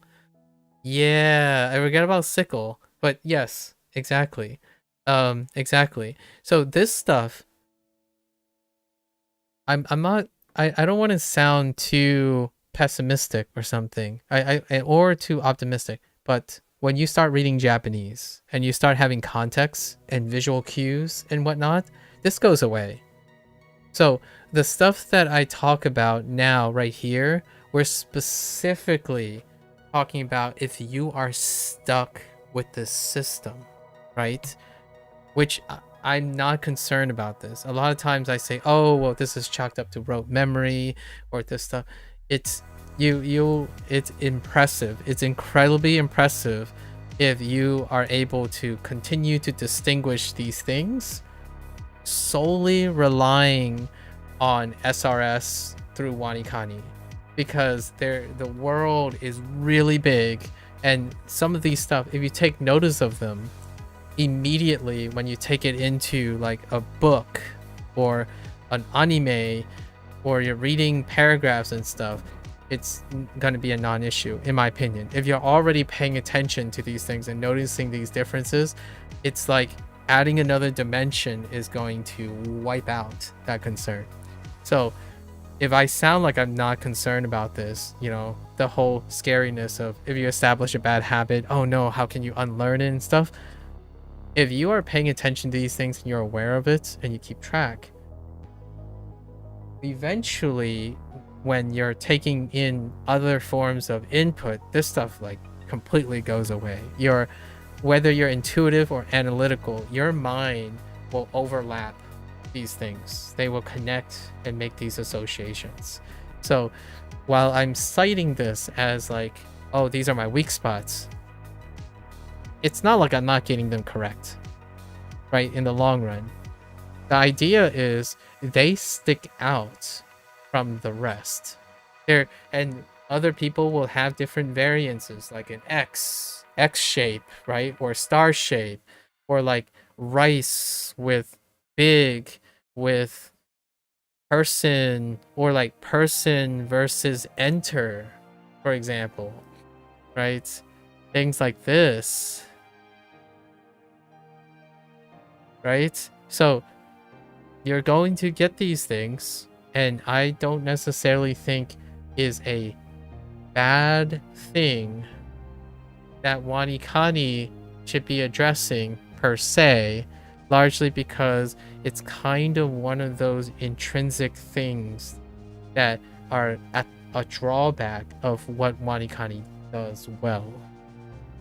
So you want to be aware of these things so that in the future, when you're reading a book and stuff, it's like, oh yeah, I remember this. And then now you have other things to plug it up, right? Plug it up. I think another last example that I want to give, SRS works for me. Like, I'm surprised. But the other thing is basically what SRS doesn't do, and that's synonym control. And I'm obviously, most of these concerns all generally have workarounds, and that's because people notice these things, whether intuitively or unintuitively, analytically, etc. So synonym control, control and scaling.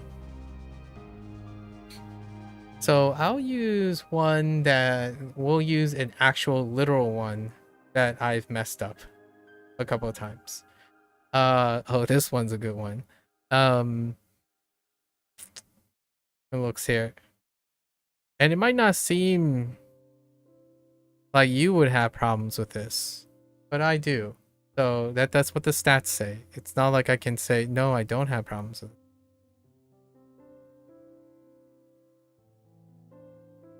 Right? 少し and 少ない.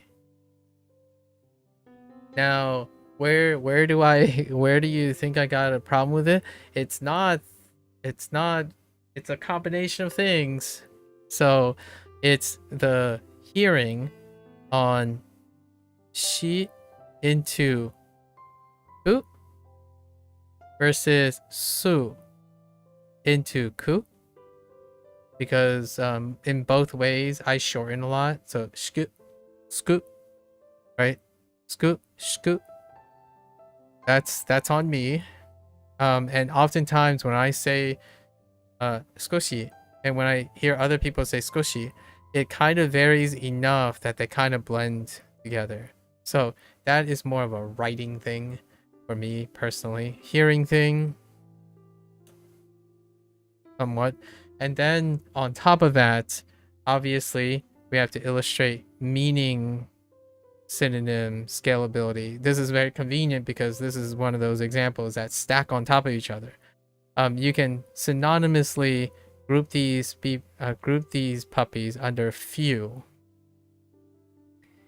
So the thing about this type of thing is then what about all the other alternative meanings? Well, then that's where I get a little fruity and I get bopped, because while they mean the same in certain ways, they don't mean the same in another way, but using English words that kind of mean the same. Like, for example, this is not scarce.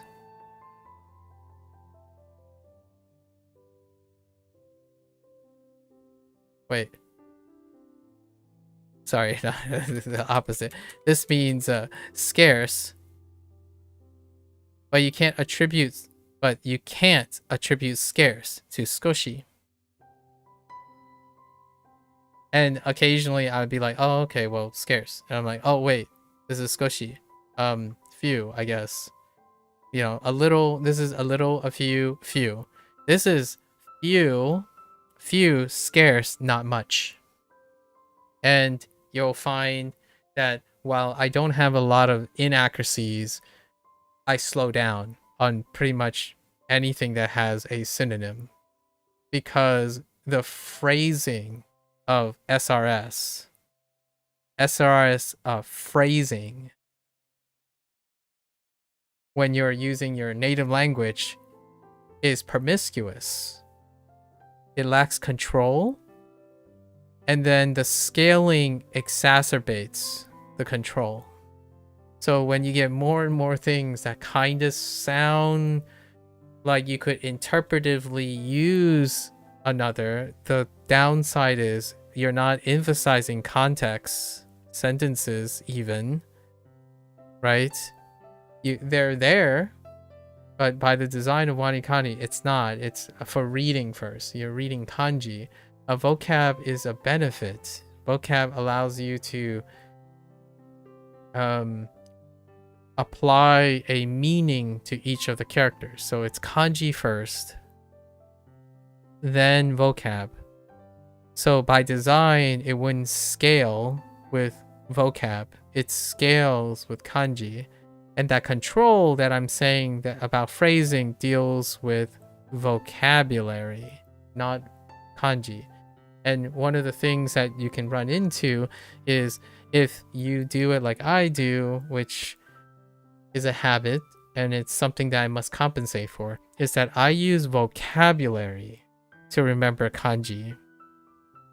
So when I use vocabulary to remember kanji, this gets a little tricky, because the places that I would use vocabulary is associated by synonyms. And if you have scalability with phrasing problems, then I will naturally have gambles that I like. Is this to add something or to? Is this to add something or add something to? Or is this to rise up or to lift up or to go up? Is this to ascend, to climb, or to elevate?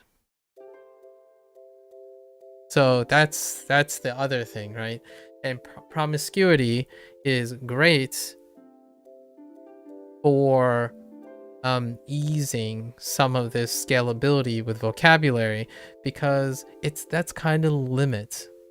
You're trying to balance the efficiency of trying to acquire a lot of reads, and then those form the foundations of when you read a sentence, and that's a stepping stone, right?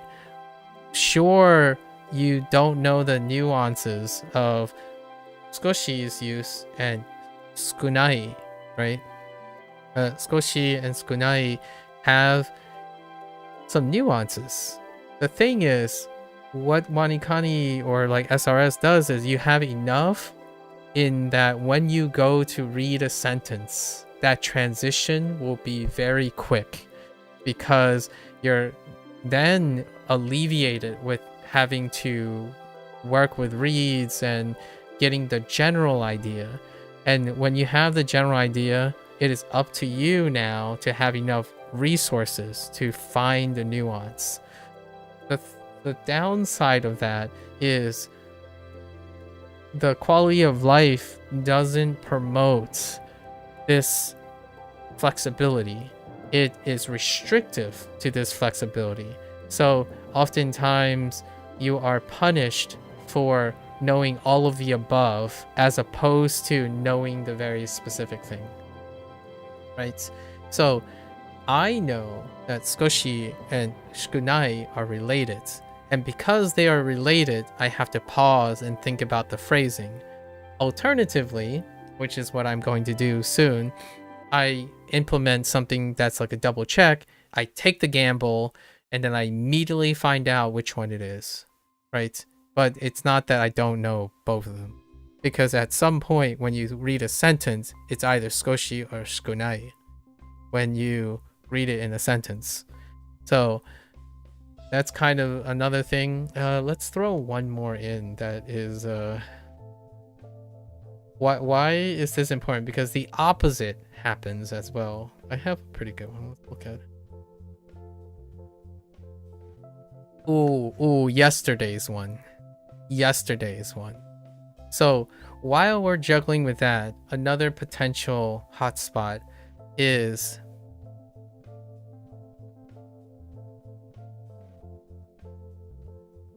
it's not really related, but it's something else. Another hotspot is personally for me. I'm not sure if this comes up as often as not. So we're talking about reads now. So read explainers. I think it came up enough that there's a script for it. So I would say it's fairly common. So what's a good one? This one would be a great one. So this would be a special case. So immediately I stop on special cases, right? And yesterday I had a typo on this. Typo is another different story, but typo easily corrected with double check. That's fine. We move on from that. So we're not going to hit typos. But this would be a great example of a special case. And then, do I have any low special cases?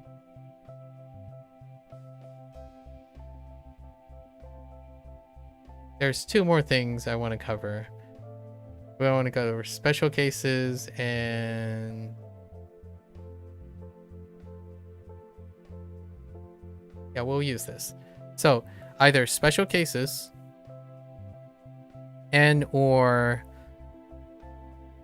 this one. This will be a good example.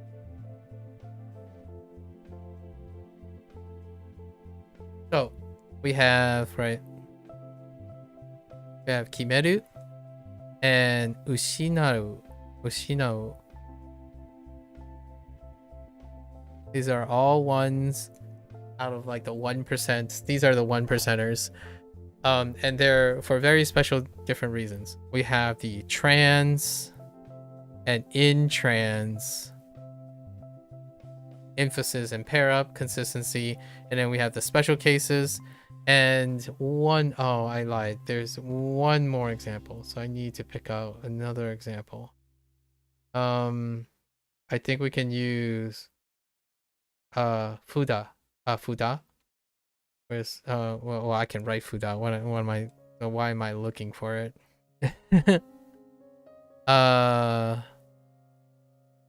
Oh no, I'm thinking of Sato, actually.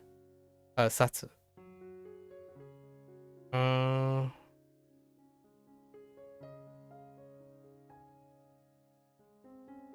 Am I actually thinking about that?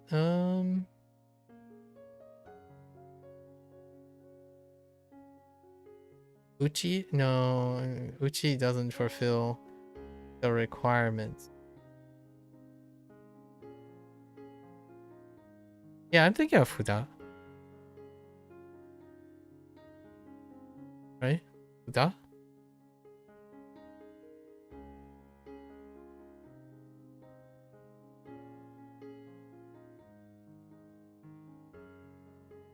If it's not, then it illustrates my point. Don't worry about it. So, what are these? Like this is not a special case for something, but special cases. So what are special cases? These are things that either what is it? Like on, right? On classic. And then we have special cases for, so in relation to that, like kun on, and then kun kuns, and then on kuns, right? Or completely special, which is alternative reads. So these are the special cases where, yeah, you just gotta remember. Well, there's really no rhyme and reason other than you gotta know them. You know them when you know them, right? Special cases. So how do we get special cases? How do we alleviate special cases? In this case, I grouped them all together. I grouped them as closely as possible. There are fewer special cases than regulars because they're special cases. So like, for example, I actually tend to group all the kunons, the kunkuns and onkuns and away from the onons. And then like the singular standalones are kuns a lot of times, but I have a complete collection. I have 4 or 5 that are own standalones, right? So that's as rudimentary as it can get, right? And then you have the super special cases where they use the alternative reads, and that's rote memory for now, because it feeds into the other thing that I'm not the greatest with WaniKani, and it leads to this Fuda. Now Fuda, the reason why there's a weakness here is when you're thinking about alternative cases, we're not talking about meaning anymore. Meaning is over here with scalability and stuff.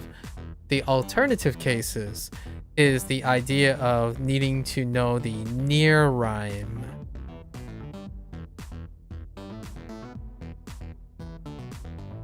And the near rhyme is inconsistent. So, a personal... I kind of already knew this going in from English. I'm really not that great with rhymes or near rhymes. I think my hearing is quite sensitive to it. So when trying to disclose something that is largely about the same is tough for me. And the way they do it is inconsistent. Now what is consistent is using the same words. Most of the time, mostly consistent, and that's how I'm compensating. So like sen, whenever I hear sen, I hear centaur, right? Whenever I hear hitsu, I hear hits, or ketsu, I hear ketsup, and whenever I hear taco, I hear ta, and chi for cheese, or cheese, right? Cheese for chi. G for Jesus. Immediately that's what I went on doing. I like bootstrapped through a carpet dent, and like in my mind palace I have a set of all the alternative, predominant, primary, and alternative reads for Ko's near rhymes, and then I use that to construct the mnemonic to reinforce the near rhyme. So for example, while this mnemonic doesn't work for me, Fuda, I don't actually know what he does. Oh, a fool. Fool, duh. As in, oh, the tag is in your hand. You're a fool, duh. Right? I use fuda as in food. So my near rhyme is food. And that's where things get a little hairy, because the inconsistency comes from whether the English word should be read like Japanese, or the English word sounds like Japanese, or this is the time when the Japanese sound closer to the English spelling, then the English spelling need to be read as Japanese. And to circumnavigate that, I instead rely on his consistency, or their consistency, of using the same words. And then that word becomes associated with a second set of characters to alleviate inconsistency. Now there's still one more inconsistency, and that are using more than one word, so they have alternative reads. For example, saw. Saw has alternative reads, but for the predominant read is the word saw, like a cutting saw, or so, or e. Egg is becoming fairly popular. Omo, the difference between mo and more, right? Ryo is pretty consistent. Ryo for rowing, right? So that's what so I ended up instead constructing a second layer of thought, which is what HanziHero does by default. I establish a second median, so then if, say, I didn't want to use that particular wording in their mnemonic, I can use the same words that they would typically use to form the mnemonic. So when I'm moving forward and they continue to use those reads, I'm already conditioned to do them. So now whenever taco comes up, it takes me less time. Whenever ta comes out for taco, I'm just gonna be like, oh yeah, that makes sense. It's got to be something with taco. Like, okay, yeah, this has got to be something with dawn, as in DAWN, right? And I'm going through these very rapidly because jitsu, like G2, you got to think of two things, right? King, cucumber, Cho, right? Mrs. Cho, Joe, the farmhand, Joanne, Jo, right? Kyo for Kyoto, and To for Tokyo, right? That's it ends up in Do for donut. It keeps going, like not very, it's rapid, it gets faster, and now I'm basically at a steady state. So eventually we're going to exhaust most of the kana, right? So you hit a upper limit and then everything else is smooth sailing. And HanziHero already hit its stride. So all the pinyin is already done. So like when I say basement, Frankenstein is in the bathroom of the house, right? Doing certain things, the certain things become the point of focus. And that's how I'm getting past the inconsistency of near rhymes. Not that my ears became any better at summarizing near rhymes, because kyoku is not cloak. But now I know that when I hear kyoku, it's cloak now. Or kyaku is just someone's name, for example. That's a different story. So now kyaku is someone's name, in kyaksan, right? Kyakshitsu. And then shitsu is the dog shitsu, right? Like in fault. So that's another thing that we invested. And I don't think there aren't any workarounds for this. This is my workaround. I've already started dedicating myself to using a carpendium, like a middle decipher. Like I'm constructing a cipher between the mnemonics that they use so that I can functionally create things, right? I can talk about centaur in a different way, I can talk about a scooter in a different way. I can talk about axes in a different way, much like I can talk about near rhymes. So if you're already busy remembering radicals and components, right? You can also bridge kanji and their read, illustrating that you have to understand the radicals of the reads. So each of the reads now have an extra step, but the step is finite and it's fast when you get fast at it. And that's how I alleviated the lesson draw. The lessons will pile up really high, and then like the reads will pile up, but at some point there's going to be a maximum number of reads, a fairly consistent word bank, and I will be able to construct out of that, and regardless of what they come up with, it will reinforce my construction because I'm speaking the same language. I'm using the same cipher as the people. So that's how I'm investing for it. And I can only imagine it getting faster and faster for the next like remaining, I don't know, I still got like 400 days. So investing early on in just 25 days, like 100 days in, 25% or less, for a part that I won't have to do ever again after ciphering it, it's kind of fun. It's like learning a cipher for a puzzle game. Like how do you cipher, like how you decipher the puzzle, right?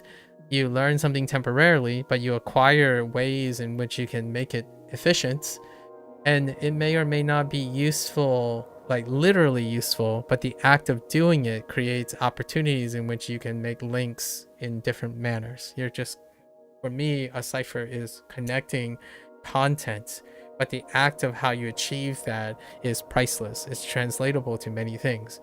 Like if you look at an anagram and you're trying to look at how it unscrambles, how do you go about unscrambling it?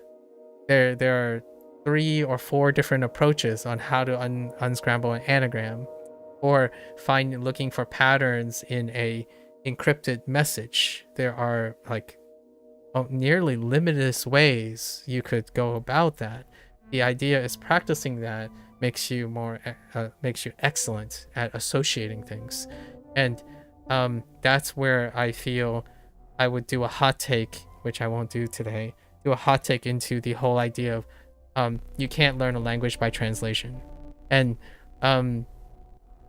you can't learn a language by translation if it's contextless translation. But you can most certainly learn a language to an efficiency where you can command both languages in relation to each other, and that's kind of like a cipher. So for different purposes, and for myself, I expect to constantly be using both the languages like together, so different purposes, and my skills in this really does make it a lot more efficient. I expect to cipher things most of the time, and the mnemonic system, or the mnemonics that somehow Ko thinks is mnemonics, it uses the very traditional mnemonics. It's a one-step mnemonic. It's not in necessarily my preferred way, but the one-step mnemonic is it's different because it's too rudimentary.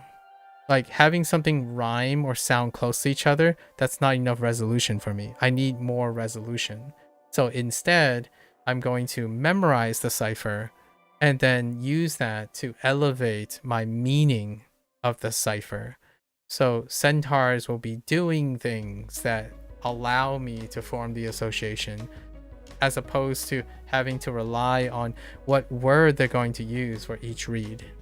Like it's the point where if I disagree, I'll just use another cipher word that makes it more convenient, right?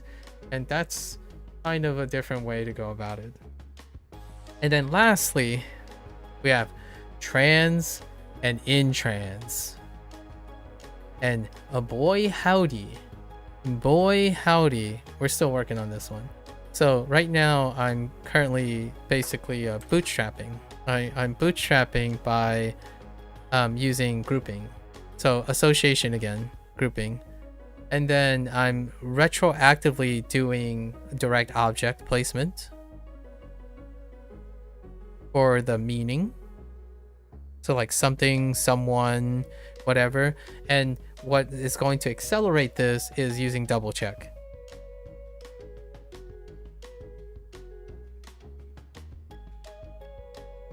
So I wing it, like, oh, this is still 50-50. Take the 50-50, do the double check, retroactively do the direct object and coupling as much as I can. And then the grouping at the highest state is trying to group the character and sounds together in some way so that I can remember that, oh yeah, kimeru is transitive, kimaru is intransitive, right?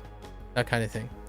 And there's one last thing. I just realized I have one last thing. Whoops. I totally didn't mean to. Can I? Nope. I hate when I accidentally tap this thing. That's annoying. Okay.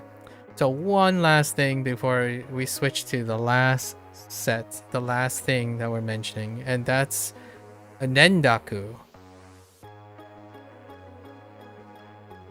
Which also deals, it's in the special category. I just forgot to write. You know what? Let's just throw it in over here, right? So rendaku, right? Oh, rendaku and shortening, or like euphonic changes, and that's rote memory to some extent. We also have a solution for that because now we're using explicit pattern recognition, and I've already added that. So let's get into it, right? We're finally at our last step, which is future directions, critiques, right? Which we kind of did. And then the last one is to introduce what I will change and things to consider for the future. I have a few things that I don't really will play by ear for now because I have things that may indirectly help with it or not. It's kind of hard. You know, so what will I change? Things that I'm already going to change right after this, because we're doing today's lesson, and today is the second peak day. So we're doing this little hump right here. It's the second peak day today for level 10. That's why I I'm not going to do Duolingo Spanish for now. And we concluded a section already recently, so it's a very logistical stopping point for the time being. Right. Okay, so what color did we go? We went with yellow. All right. So now we're going to use this canvas. And I'm going to write in yellow the things that we're moving forward to address, right? So in terms of time, I was tempted. So things to consider would be something like these are sort of tangentially relevant. So I'm using back-to-back. So most things at the highest level contributes to time. Back-to-back will be reducing time. It is combining a thought process that lines up with me. So what is back-to-back? Is when I see a read is going to be prioritized. When I get a read, I always think read, then meaning. Read, then meaning. So it's related to consolidating efficiency in terms of the time. Am I getting a lot of return for it being scrambled? The answer is no. I thought it might be, so I kept it up for 100 days, and I contrasted with HanziHero. So this is in comparative analysis to HanziHero. Now my accuracy might not be as great in HanziHero, but it is a fourth of the time compared to. You like your theories, but you think comprehensible instance is the most effective if implemented correctly? Yeah, big if. Big if. Good luck with that one. Good luck with that one. Okay, so back to back, I disagree. If you're only doing that, I disagree unless you're assuming that the other person does other forms of input. So you can isolate comprehensible input and use it as own compared to comprehensible input with other things, and I believe it's negligible then. So and with the combination of other things, the person is more consistently going to carry out the task and have a higher retention rate than relying on solely one method. So I guess I appreciate that you think that, and I think it is, if implemented correctly, and that correct implementation involves implementing other things. So I don't think, in my opinion, it is more sufficient, or it might be sufficient to learn effectively, but I don't think it is more effective without being implemented correctly. And implemented correctly involves other inputs, not just that. So its exclusivity as a effective strategy is sufficient, but not the most effective if not implemented correctly with other forms of input. So it itself is not most effective, excluding other things. You're correct, because of the big if, most research actually uses a hybrid of comprehensible input and one of other two methods, which might include traditional translation. Yeah. So I totally agree with you. It is probably the most effective implemented correctly. And that's usually making sure that you have other forms of input and it really is synergistic, right? I actually think it's not only more effective, the balance of it will elevate the sum of its parts.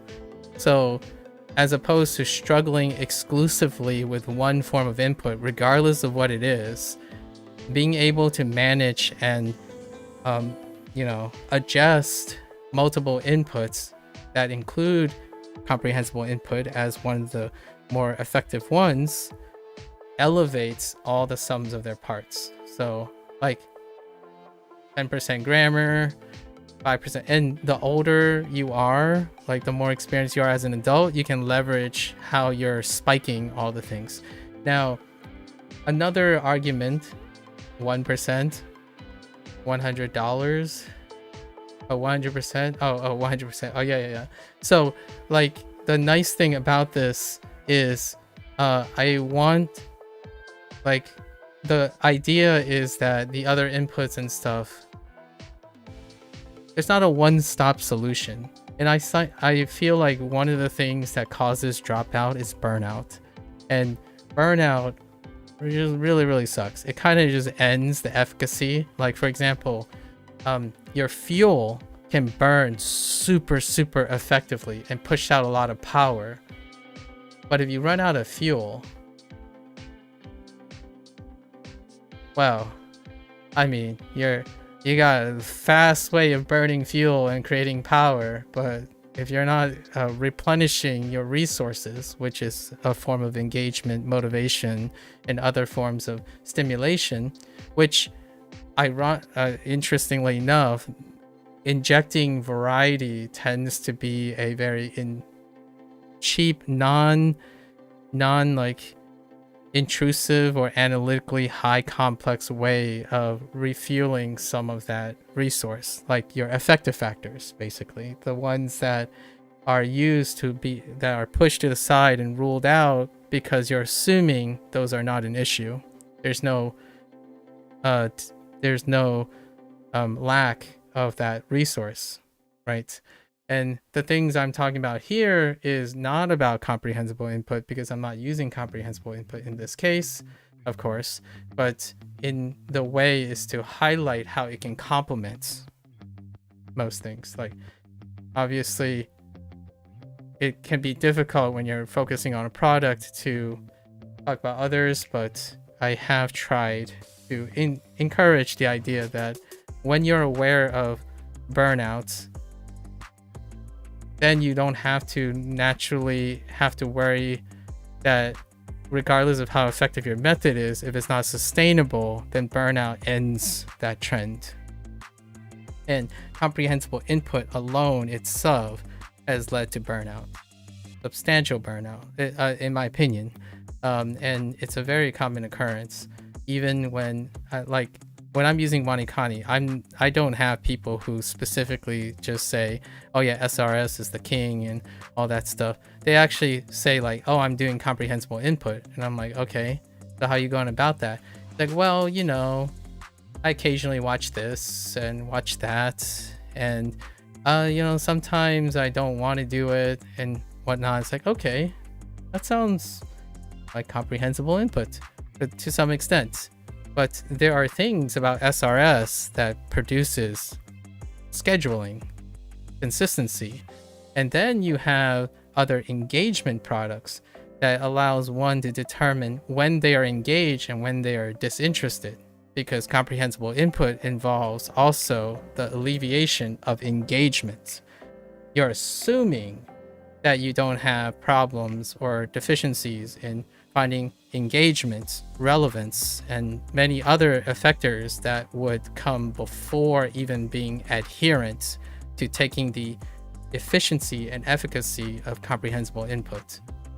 The alternative as well, one that is poorly defined most of the time, is what I'm doing here, which is a fraction of my time, like I said, about 10% of my time, is self-evaluation, problem solving, and optimization. These things involve being able to know how competent you are. If you do not know how to accurately evaluate yourself in self-study, it's great to have a teacher or someone who's trained to do these things. Alternatively, if you're self-studying, which is the basis of this analysis, you have to know if when you're competent and things are working for you, because comprehensible input does not work if you do not know your own competence. And oftentimes you would trust that the framework and the feedback you get from comprehensible input, if you're trusting it wholeheartedly without outputting, right? Without outputting and suggesting other changes and stuff, because without output, you're not really sure of your competence. You could argue that, okay, graded content will give you that feedback. Sure. Other strategies actually promote an even more deeper level of understanding of trying to gauge one's own competence. And that can accelerate comprehensible input, not detract from comprehensible input. So the combination of certain skills that you attract and dedicate to figuring out that works ultimately can provide synergistic effects. And what does that look like? I'm not prescribing anything. It's great when someone is able to problem solve and critical think through it, and comprehensible input can be leveraged very dramatically with someone who's far more capable of being active in their studies as opposed to passive, which is one of the psychological biases about comprehensible input, which is what I just described is a real anecdote from my interaction with a lot of people who use CI, where they say, oh, no, occasionally I will just watch this. And I'm like, okay, do you learn anything from it? It's like, no, I just believe in the process. Like, if I watch this and I understand some of it, and, if I feel good about it, I'll vibe through it at some time, right? And that, to me, is kind of like equating comprehensible input to vibe coding with AI, where that is that's a poorly implemented understanding. And yeah, I think that happens far more nowadays. So raising awareness, despite I'm not talking about comprehensible input, may allow someone to translate this type of observational skills and behavior to comprehensible input. So in the future, when they're actually doing CI or, picking up dreaming Spanish or other things that leverage comprehensible input, they are able to analytically also take advantage of the exposure to other methods, or compare them and how to leverage the interaction between them. Thinking of things in a void is great to start, and then elevating it by looking at the interactions between the things you know and other things are excellent, or even more interesting. And in my opinion, even if it gets worse a little, it's still kind of fun to do problem solving. So problem solving and critical thinking is actually the underlying core of this, not necessarily what's the fastest way to learn a language. I think having things that are less ideal are also functionally very important skill development that is unrelated to how fast you can learn a target language. And that was kind of why I enjoyed the idea that kids grow up learning more than one language, because during that phase, not only are they learning a language, right, the target language, they are problem solving, or inherently you want to believe they are problem solving. Now, if you go around as a champion of comprehensible input and you suggest that this is the recipe for fastest language acquisition, that refutes, or like that diminishes and mitigates the child's opportunity for problem solving or critical thinking. So yes, you could technically map out a child's ability and gain all the advantages of getting them and pushing them really rapidly through something without any resistance or drawbacks or analytical skills, because it's all prescription, right? And then you are raised with a child that in their adulthood are incapable of optimizing critical thinking or self-evaluation. And that, in my opinion, is often the consequence of targeted algorithmic product placements and or heavy misrepresentation and generalization of compartmentalized methods that are often far more efficacious in terms of behavioral response when there is variety and diversity in their approach.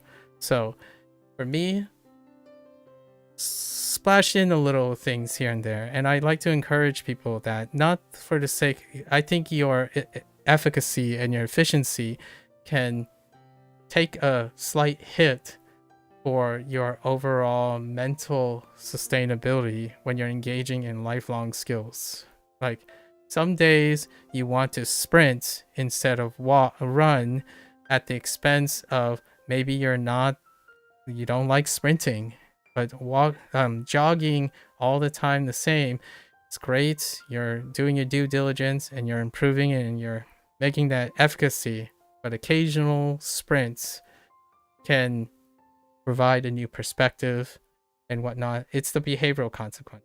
I think the most effective things oftentimes are not the most sustainable things. And that applies to SRS, obviously. So this is how I'm keeping myself from burning out from WaniKani as well. This is my first time with SRS, so it's very interesting. It's intellectually stimulating. I think comprehensible input is largely the default on how I acquire most of my information, and not in the area of language learning, in the area of science. Science is where comprehensible input occurs quite often, because even then the scientific method, it kind of operates on comprehensible input. You change things to a point where you still understand the system, and then evaluate what has changed in the system to comprehend what it's actually doing. So you change things to a point where you still can comprehend all the variables around it in order to ascertain what the change did. And that's kind of keeping it within a level of comprehension while testing new things. And that new discovery becomes new knowledge that you learned.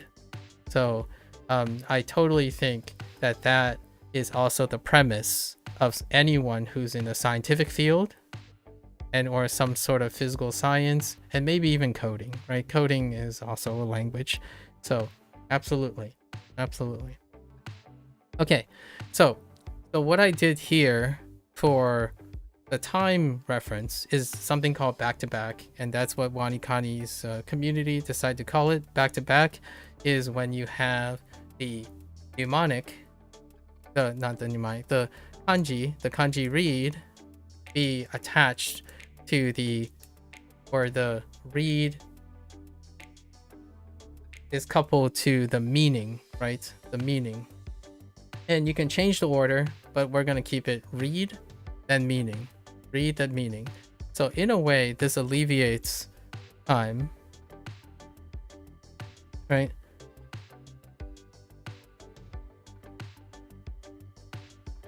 In a way, this alleviates time. So that's good. Maybe I can liberate some time from this.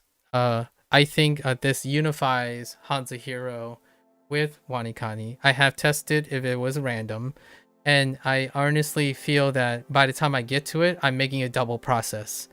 That double process can help me with retaining things by thinking something first, but in the long run, I think I like to think of the read before the meaning.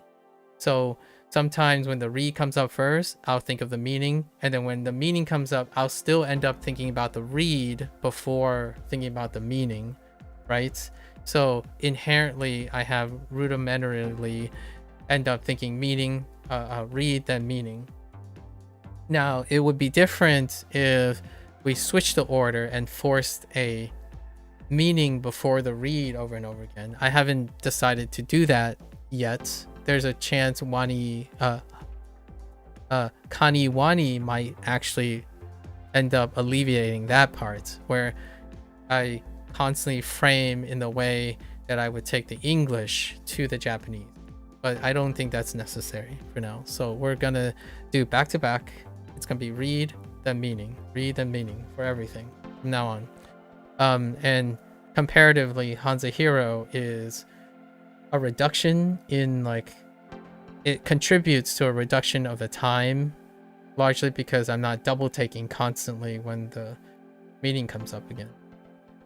Okay, and then what do we got as well?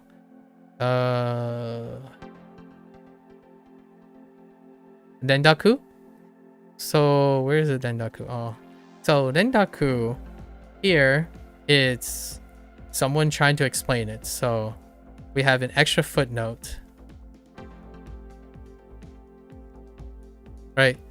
Extra footnote to try to explain Rendaku in an explicit way, as opposed to a exposure way or pattern recognition, like intuitive. I think overall, for Rendakus, I have exposed myself to the various ones. Like, I actually have a twitchy feeling every time I hear Hitsu and Jitsu at the front, right? So you kind of still form the intuition for Rendaku. However, every once in a while, it's nice to read some explainers, right? So I have a extension, a script, I forgot what it's called, but it just explains the Rendaku, or it tries to explain Rendaku from a linguistic standpoint. And this one, it coupled with the next thing, which is here, control and scaling, right? Control and scaling. This is where we're going to address with double check. This is where I take the gamble. I already know all the possibilities. Gamble, slam. See if I can either unify, correspond, or diverge the ideas. And how this works is with a Rendaku, I can also take a gamble on Rendaku and know which ones flow from my ears to my mouth, you know, like, because I kind of vocalize it from time to time. And with that, the double check allows me to say, like, oh yeah, this is Rendaku, but I can still continue to improve. Like, Rendaku will come from, like, context, comprehensible input. However, it will prompt me to look at the footnotes to explain the Rendaku further. So the ones that I get naturally, like, I don't know, dai dokoro, or I don't know, hiki, right?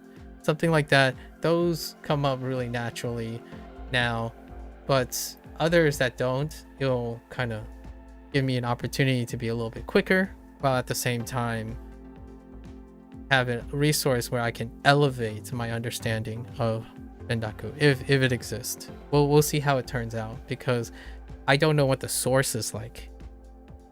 So this is for double check, and double check, obviously scaling and control. Context lists like flashcards can only go so far to do it, so double check. And then on top of that, right, we see that actually meaning and reading is pretty predominant. So to alleviate a lot of these other things indirectly, like for example trans and intrans, and expanding and controlling, alternative reads, these things we already decipher. We're implementing context sentences.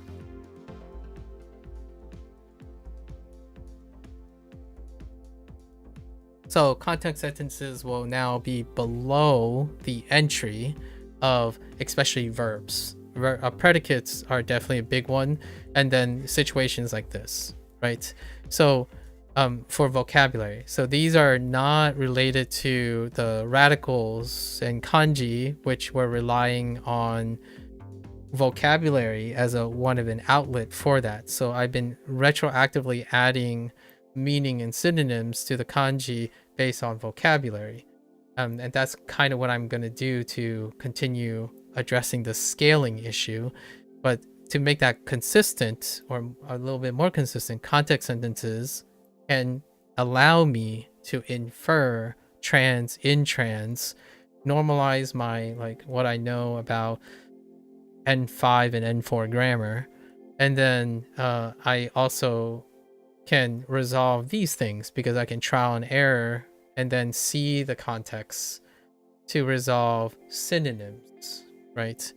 Now, one thing I wanted to really do was, despite the pitch accent and the generated voice thing, like trying to speak and whatnot, I really wanted it to have a synthesized voice say these context sentences after the entry, kind of like HanziHero, in order for me to negotiate some reads every once in a while, or hearing specific things. Now, I think this might be a little bit presumptuous, but I would say I think I have enough audio acuity to ascertain the pitch of synthetic voices without trying to mirror the really jagged movement. But the idea is I listen to relative pitch of the sentences and the things, and with that idea I can at least line up sounds with each other. So it would have been an extra nice level of combining the sounds. That's HanziHero is fully synthesized too, but it's enough for me to put certain syllables next to each other, right?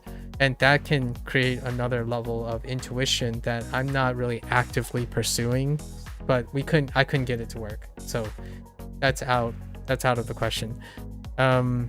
Something to consider for the future. And I think there's one more thing. So there's also stroke order, which we're not going to touch on that for now. I think my writing is sufficient, that it spends less time looking at stroke order nowadays. So maybe if things get really complicated and I keep having myself hear that, oh, maybe I'm not sure about the stroke order, then I'll think about something with stroke order. And to the detriment, so as a compensation for reads and context sentences, I have added pitch information. So as we're working towards that, where I have added pitch information for the vocabulary to offset maybe curiosity and whatnot. Is there anything else? I think those are the 5 changes for now. So we have double check, back to back, context sentences on the below, they're like a small, simple, complex context sentences, and for the most part, I will be using them on case by case. So I won't necessarily be looking at the context sentences all the time. HanziHero is baked in, so it's actually in the prompt, which obviously WaniKani does not have. And then that's it for now. Oh, how did this work? Easy, hard, note corrects, where I ponder, stuck notes correct, beginning and end. Oh, I thought about maybe like tracking, finding, implementing, maybe tracking errors. I just realized I'm writing on top of each other. That's fine. Tracking errors, question mark. So there are a bit of lots of dashboard quality of life changes that could be useful for some meta-analyses, but I think Wikistats is far more than sufficient for doing that. And that's it. That's what we're doing in the future for now, and then we're gonna give it another 100 days to test, right? So I spend most of my time expounding upon like the pros and cons of what I see here, and obviously I want to make a disclosure. I use comprehensible input, or I engage in comprehensible input with my activity of the day, and that's probably something that hasn't been factored in a little bit. So like right now I watch One Piece. I basically watch One Piece.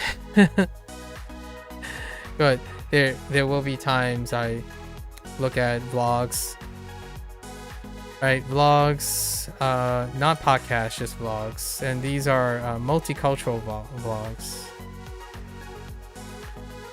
Fun thing about this is one of the vlogs, this guy, he finally returned and he made like a few one of those like shorts where you contrast 3 different homophones or pseudo homophones in Japanese, and they act them out. So that's kind of the example of stuff that I interact with. And then occasionally like interviews,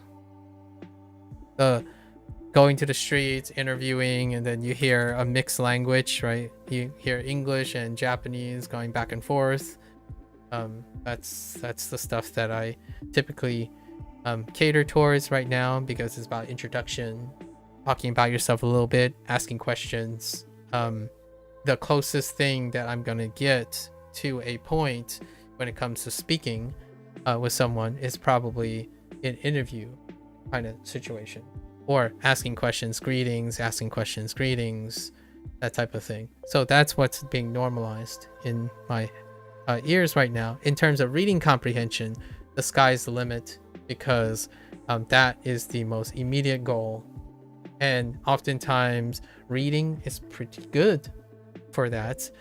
However, the games that I play are dialogue centric, so while graded readers are fantastic in terms of comprehensible inputs, manga and like graphic novella type of things go a bit more, and we're already playing video games, right?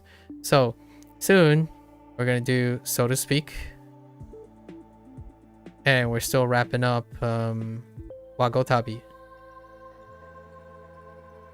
which their introduction on Japanese and stuff is either situational. So to Speak actually use contextual situational stuff. So like reading text on objects and whatnot. Wagotabi takes conversation, right? Conversation. And soon we'll be back next year, probably with another Like a Dragon game, or the year after that. And we'll see where it is then. So there you have it. How long did that take? Yeah, a little shy of 5 hours. It's a lot shorter than yesterday's Duolingo Spanish. I was settling in the mood. My internet actually went, my ISP actually cut off for like 30 seconds right near the end.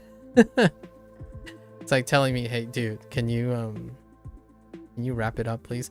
I actually think a little bit shy of 5 hours is icing for hitting, what did I say I had a reduction in? I was going to try to accomplish it in 10 hours roughly for every 100 hours. That's pretty solid. Yep, there you go.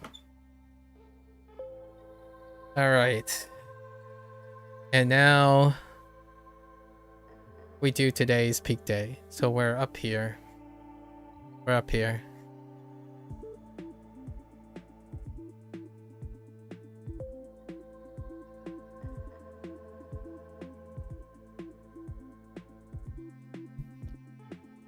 Okay.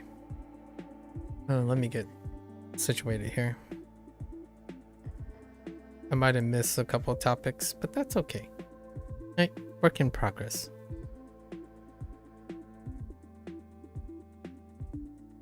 Alrighty.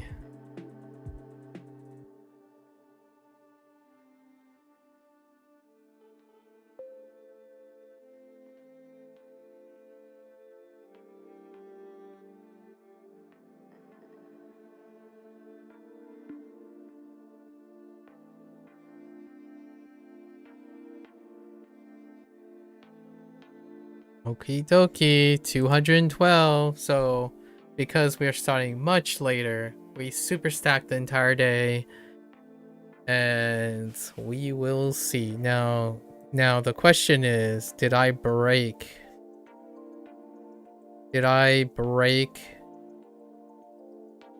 everything? No, I did not break anything. So that's excellent. And we're just gonna go in vanilla style, right? Okie dokie. This is out of schedule. I haven't done WaniKani this late in the day, so we'll see. We'll see how it impacts my feelings here.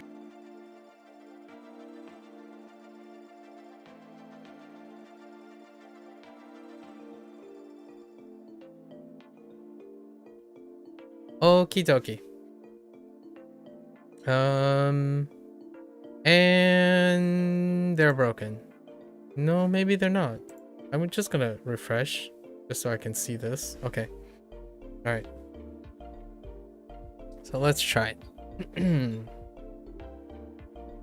Okay.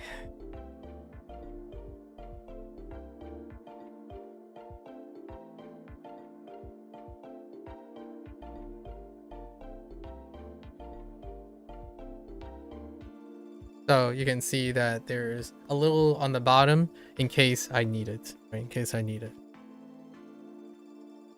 Okay.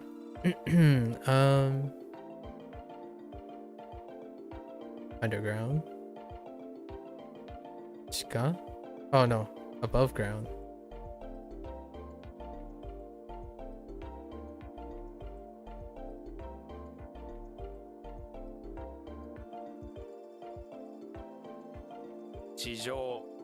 Right, and now we have the pitch pattern, right? Chizo, right? Chizo. So now I have what I think I hear matching with the pitch accent, right? Okay.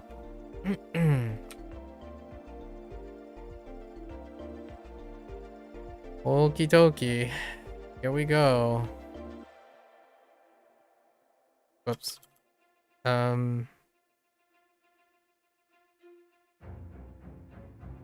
Shosha. Checks out.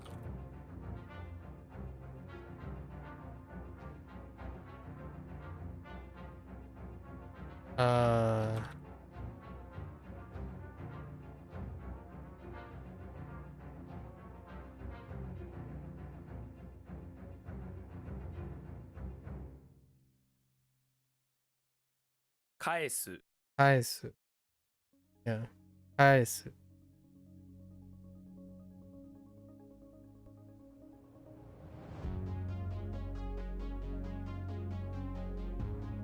So let's test this. Okay, something doesn't work. I was trying to test this.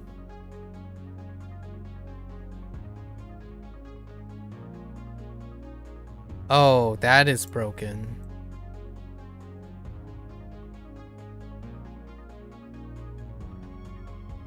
Hold.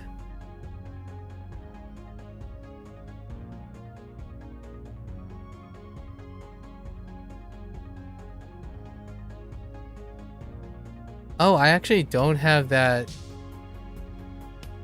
Okay, I don't have double check to test. Okay, that's fine.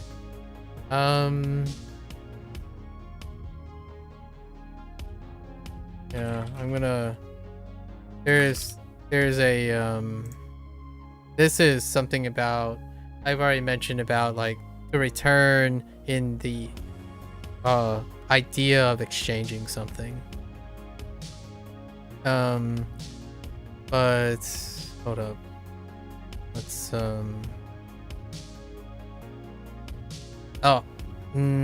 we're not gonna add it now. It's fine. Double check is not up. That's one thing. Yeah, I forgot to add double check.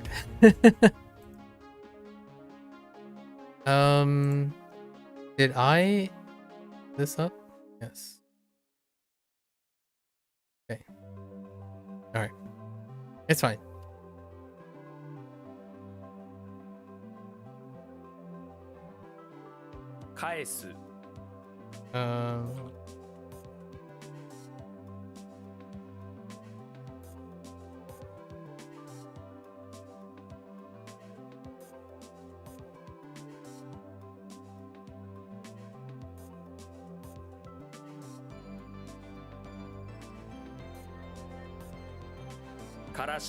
Arashi.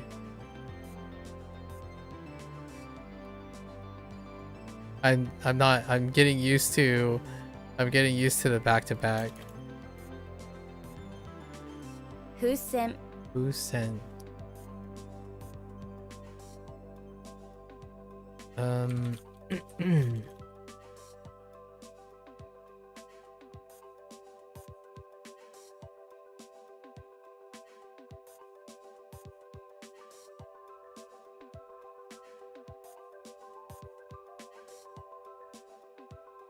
Kyoushitsu. 教室.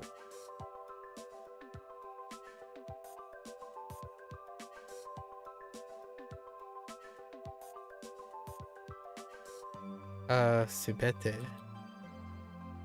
Subek? Oh, no. That's not.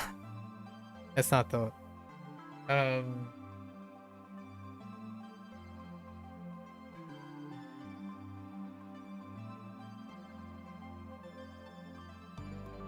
Anata to.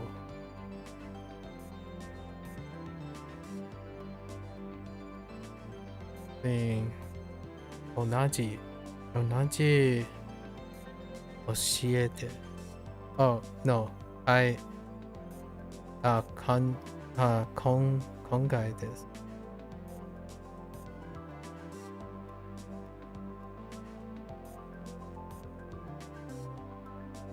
What was the read on this? So I guess I'm gonna write this down. So all plus 2.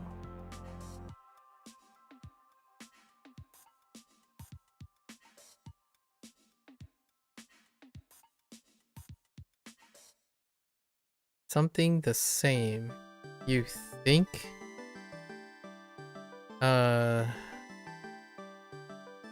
The thoughts are the same. Your thoughts are the same. Or I think the same.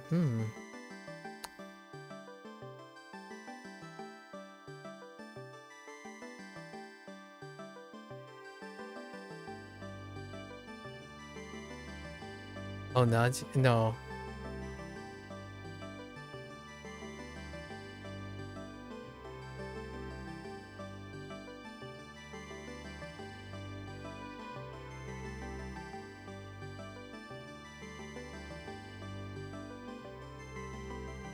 No idea. No clue.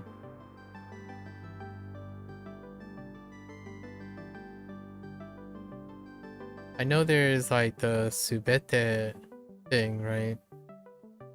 That's not that. Zen? No. Not Zen. Kanadazu? No, that's not it.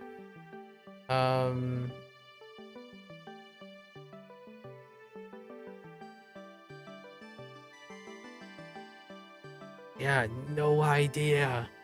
It's just got no, that's Zenbu. Wow. Just a complete blank.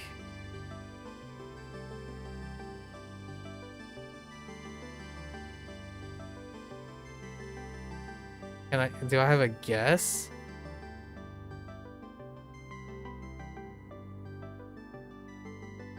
Fuku? It could be fuku. No. That's clothing.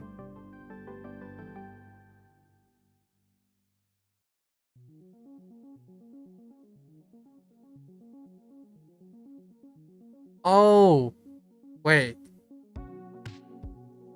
Anata to mataku onaji kogae desu. Kangai desu. Kangai desu. Yeah, kangai desu. Mataku. This is special though. So, maths. I don't know that's I don't know how mata. So, what does that even mean? Like completely? This is a adverb, right? So ku gives me adverb vibes, right? It gives me adverb vibes, and that means if this is all, it's like wholly, completely, entirely, truly, really. So we're gonna go with completely. And then something about Matt. The name Matt. Matt just wants everything. I don't know. It's mataku. Mataku. Like this. Mataku. Mataku. Oh, it's low first. Mataku. Okay. I don't know. It's Matt. Yeah. The person who completely doesn't understand this vocab word is Matt. Be sure to take a note of the small. Doesn't help.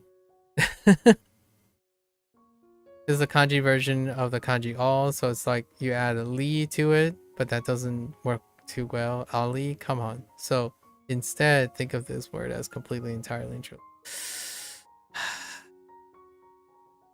Mataku has no rendaku. Yeah, so this is an example of the information that we're adding. Right, and then this information that we're adding. Okay. Mataku is... I don't know. That's really weak. The definition is okay. Dasu.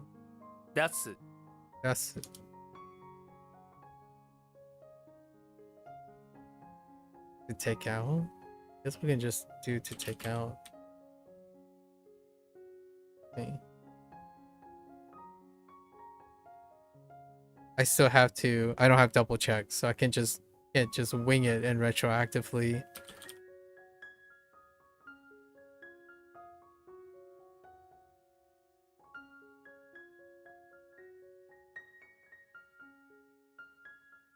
Not yet, anyways.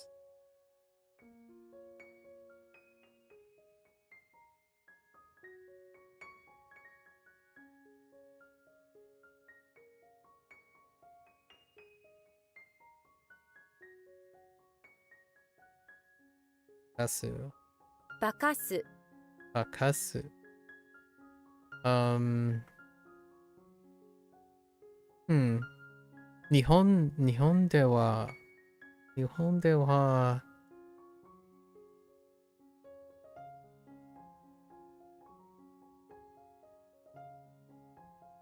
Oh, that font is a little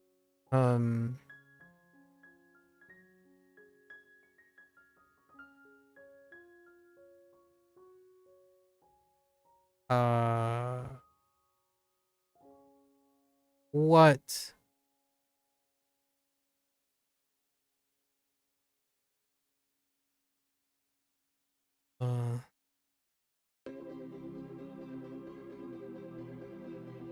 Person middle.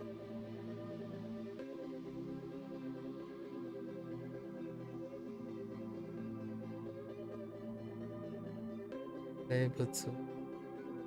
Seibutsu da to. Seibutsu da to. Iware. Iware te.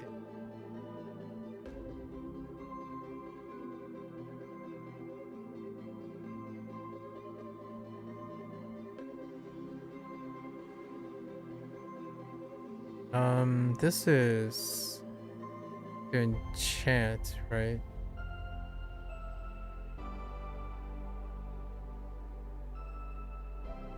Or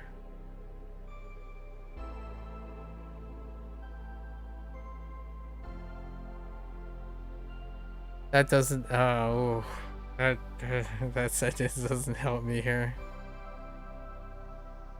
I think this is like to bewitch. To bewitch is the thing, right? I think this got a change recently. To trick or to okay. Yeah, this got a change recently. So let's see. You've seen the word wakeru to transform before. Or not wakeru, bakeru. Bakeru before, and here's a related word, bakasu. This means to bewitch, to trick, or to deceive. Why in Japanese folklore, foxes, spirits, and other yokai often transform in order to bewitch, trick, or deceive humans. To bakasu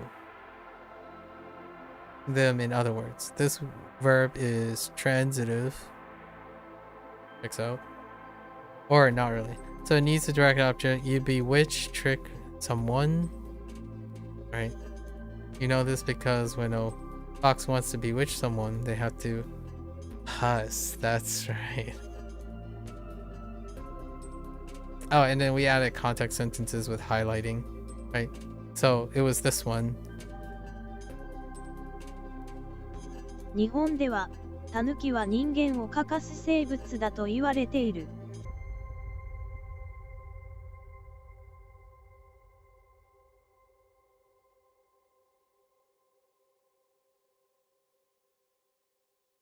Okay. All right. Slowly, slowly. More extra stuff to do. What is this? Center, center? Oh, middle center.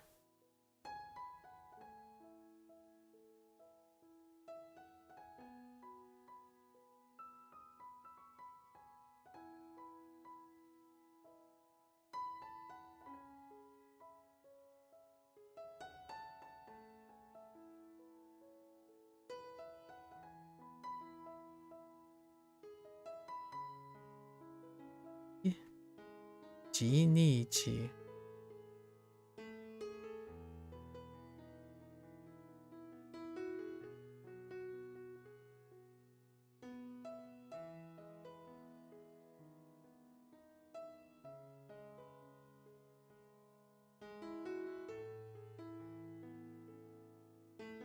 That doesn't help. Wait.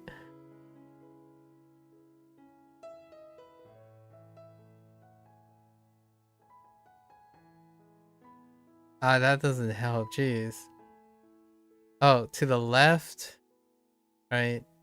To the left. Mommy.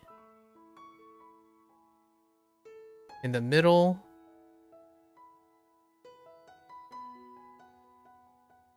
Chinichi. To the right.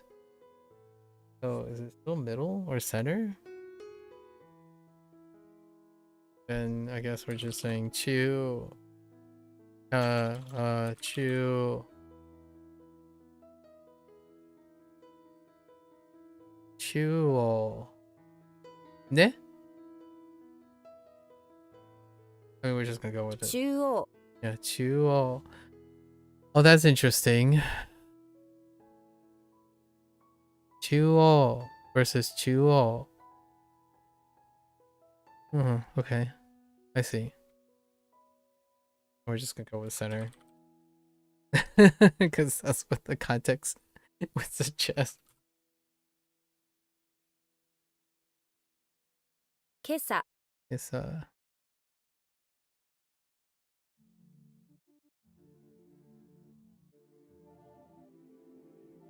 楽しみ tanoshimi. Oh, I see why there's tanoshimi versus tanoshimi ni. Tanoshimi versus tanoshimi. Tanoshimi versus tanoshimi.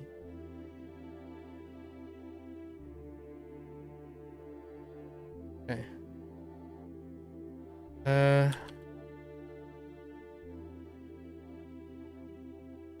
Oh, that was a little...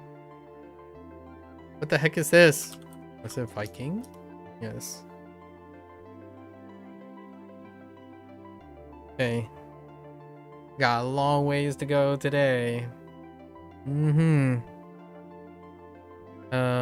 Wakaru?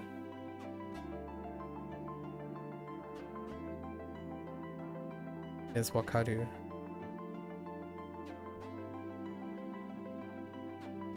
Wakaru Wakaru.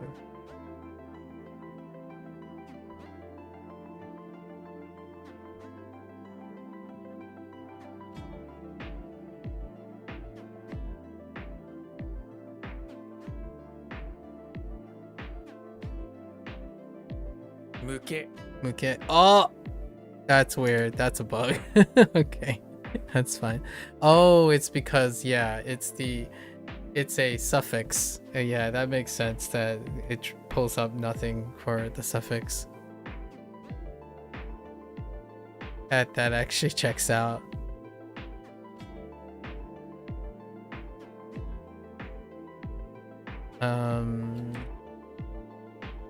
Rakusho. 楽勝 Rakusho. Yep. Okay. Now I can actually see the ending in case. Rakusho. And then also see the divergence between Kyoko and Kenichi. Cool. Cool.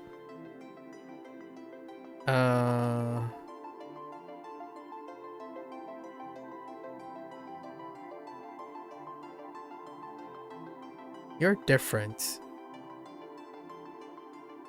馬力 Gariki. Yep.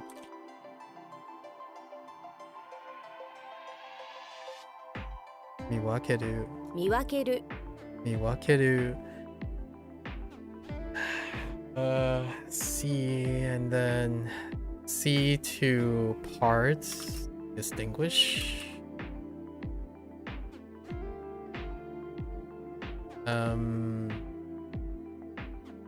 Oops. Alright, now I have to get into the pattern of read, then definition, read, and definition for this one.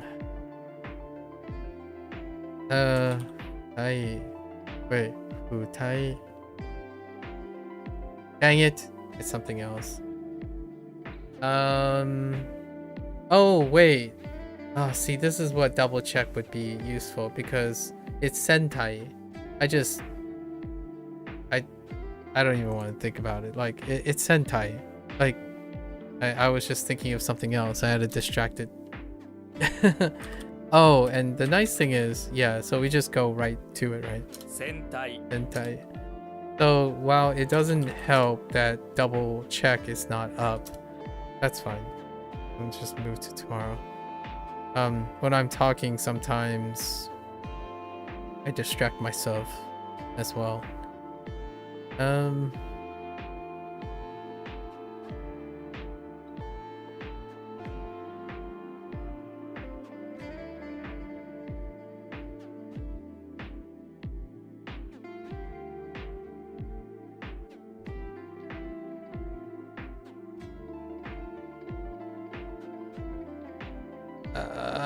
Which one are you? Oh no, which one are you? I think this one is supposed to be Snake. I typoed. Oh my.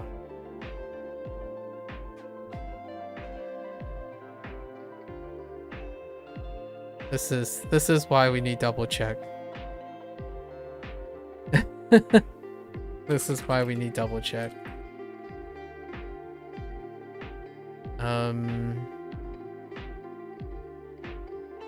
次第 時代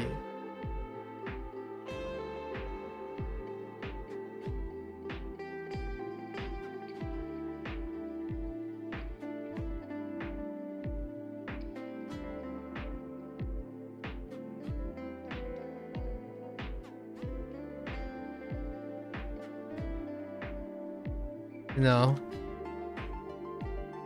Kai. Oh, yes. This is different. Because I don't have... So it's not that.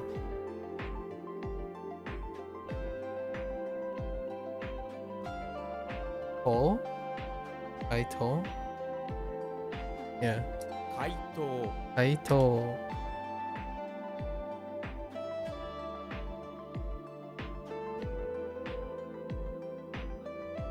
決まる Kimaru. And Kimaru is intransitive. So it's to be decided. This is where I would want double check. It's probably to be decided. And then Kimeru is to decide. Joel.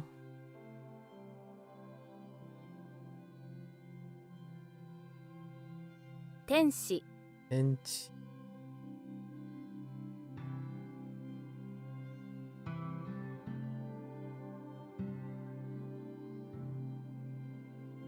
I keep typing sha. Shitamachi. 下町 Shitamachi. Okay. Oh. Oh, you know what? Oh, I need to refresh for this. Oh, some of that doesn't work all the time.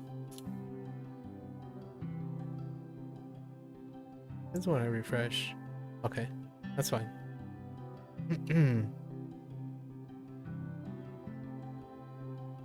Hopefully this is gold and not metal. I guess we have to add metal. Okay.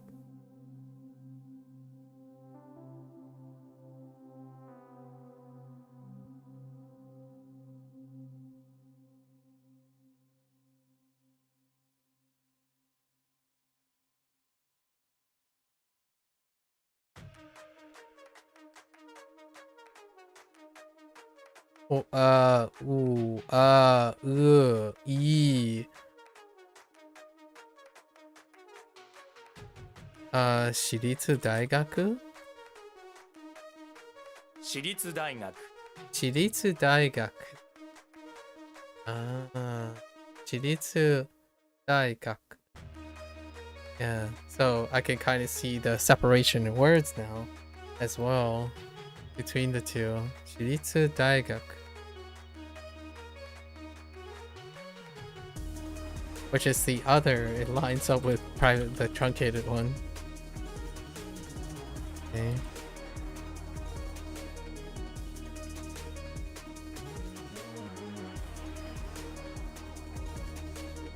Diary.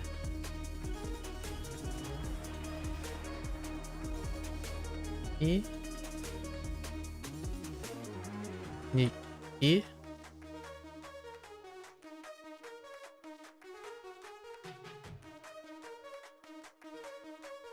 That's all I got. Immediately, I think Nikki. Oh, that's a weak one.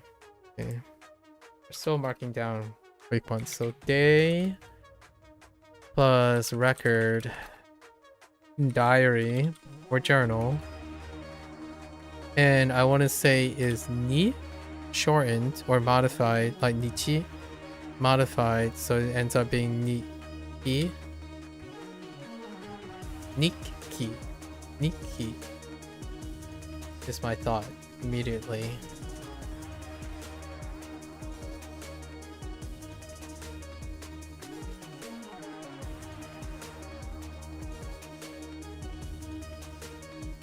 Right?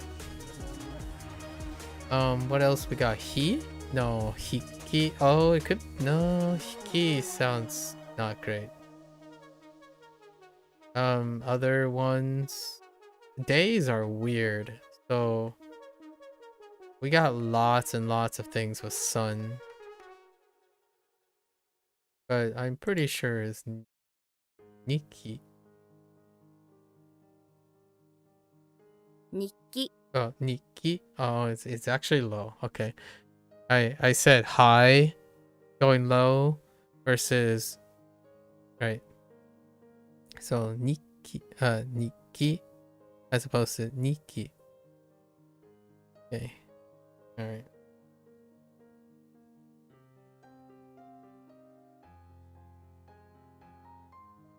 Heya. 部屋。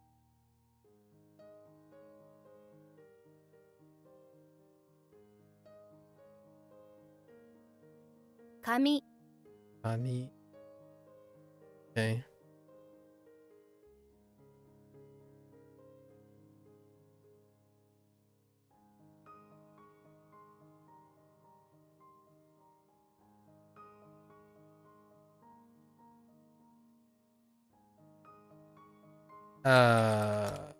Okay. I wasn't sure which one it took there.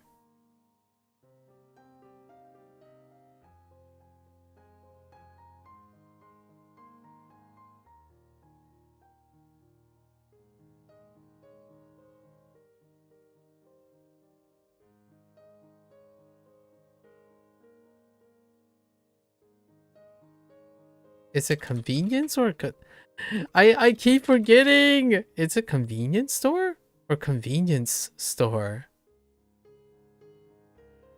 Checking convenience store. Jeez.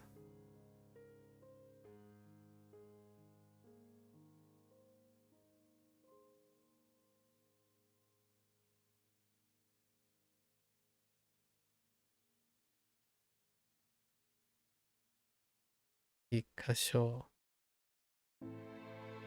Ikkasho.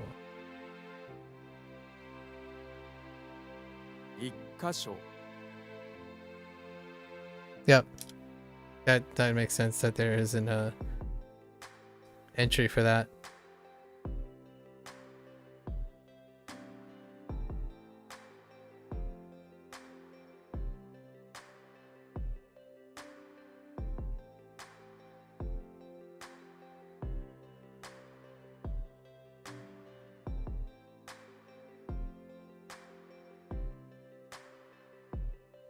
Minami Guchi. 南口 That didn't have an entry? Come on.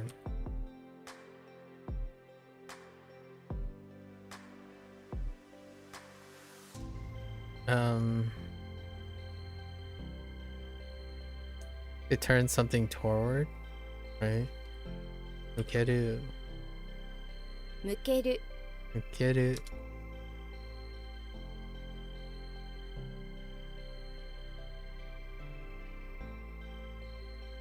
Or not. Oh, I missed the word turn. Yep, this is where it would be wonderful to have a double check. But that's okay. We'll just do it this way for now. As a surrogate. I missed the word. I just skipped over to turn, even though I said it. Happens. Oh, this one is tough. Because it's not what I think it is. Very bitter, so you like fall over. Something about falling over. Yeah, the context sentences is more for the meaning rather than for the read. Interestingly enough, HanziHero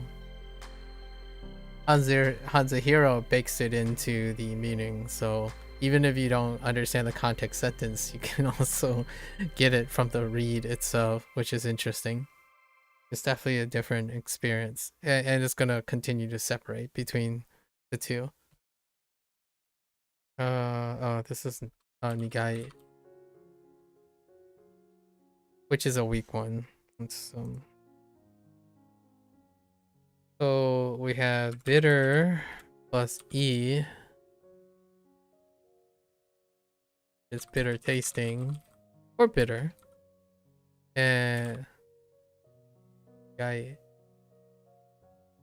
you need knee guards, right? Is that how that works? Yeah, nigai.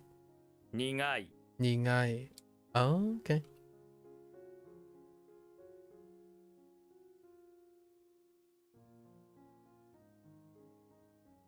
What the heck is that?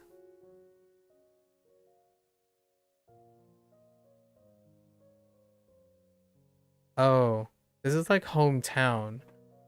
But what did they use for the base radical? I don't think that far back anymore.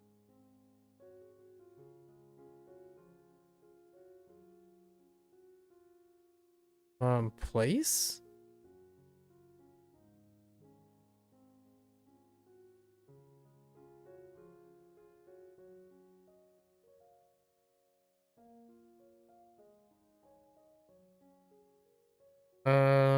Hmm.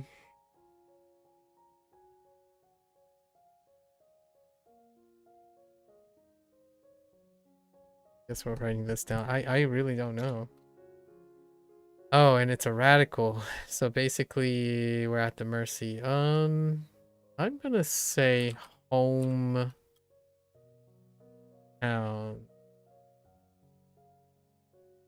I don't think that's it though.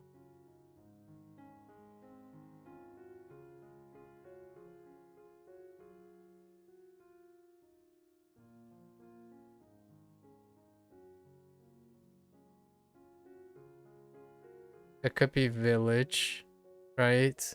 Not Muda though, not Muda. But village in Sato. Probably. I know that it's not hometown. So I can't type in hometown. That's the problem. I know it's not hometown. It becomes hometown later. So this is probably village. But not Muda. Yeah, Sato. I'm just gonna type hometown here. It's so close to there. I'm not even. If you have every instances of village, I think every instances of hometown works too. How to screw this up again? 向ける Gotta. Oh, I forgot to type turn. A bit off. Still? Oh, towards. Yep. Yeah, I just completely omitted the word turn. To something to. What is this? Did I just do show? Show?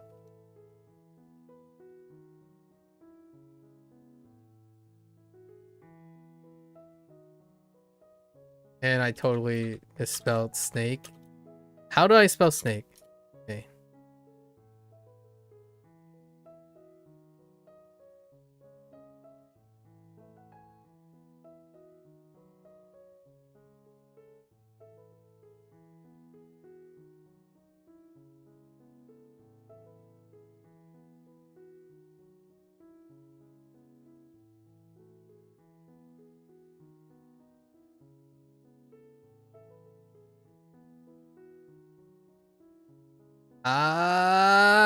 Sorry.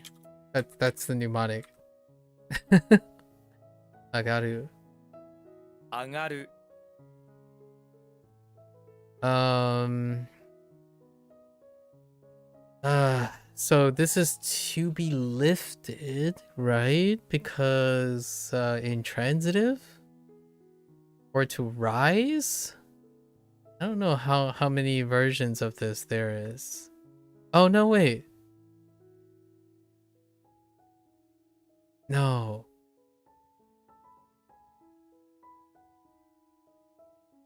Is this the reverse? I don't know. I keep thinking this is to lift something. I think this is transitive.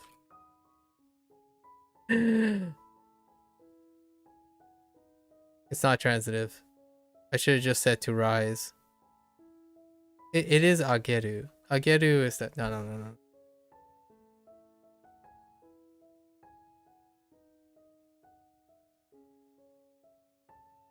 I would like I would like for a double check, please.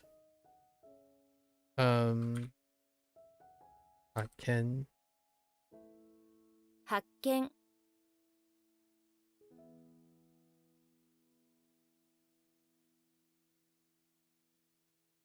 where are you? No. Kame? Ain't no way that's Kame.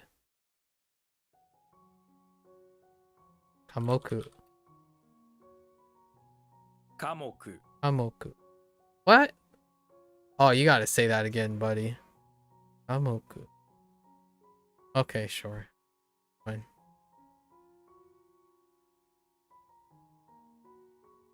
See, a course?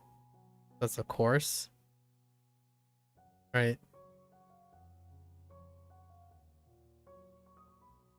Science, but you're eyeing a science thing. So that's a course.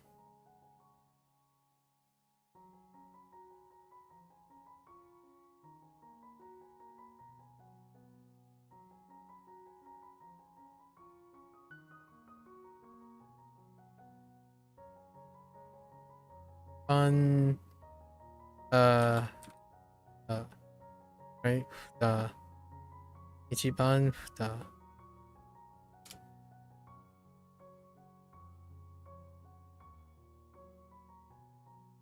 Oh, is that's a typo. Bango futa. That's a misread. My bad.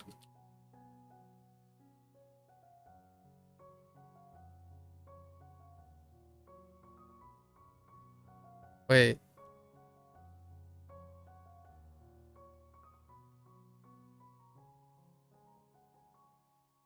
This is wait. What's not a glove? It's a suit. Don't ask why that works. If it's not a oh wait.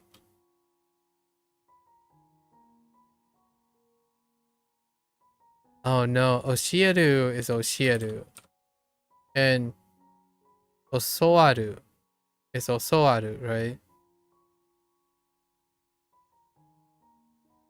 教える Yeah, Oshieru is. And then we have Osoaru.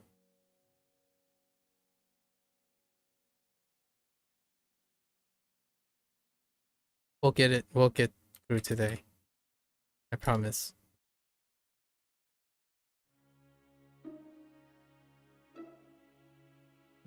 Shoot.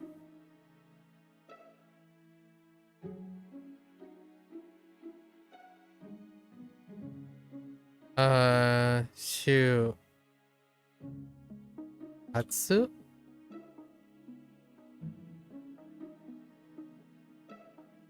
Shitsuhatsu sounds disgusting. Right? Shitsuhatsu.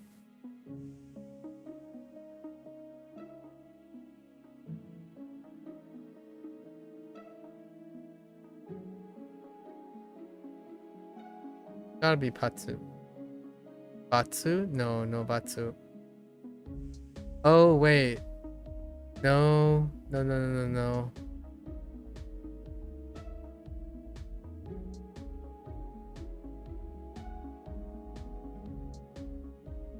No, no, no, no. Wait, we got it. This is a Shupatsu.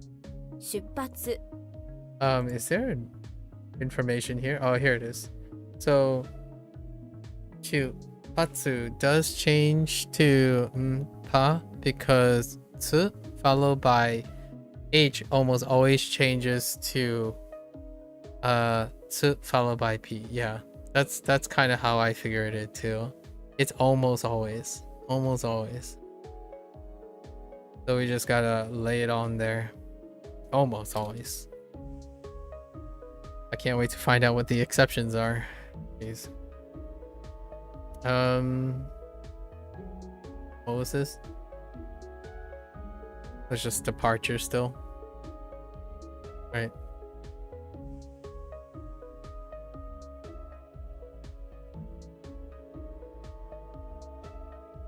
Well, looky here. Look who we are. Looky here. A fault tag. A fault tag is a ticket? But not that type of ticket? A bill? Maybe? Wait, what's the read on this? Oh, no, no, no, no. This isn't. Oh, this is fault, thanks. Oh, this is, rude. This is rude. So...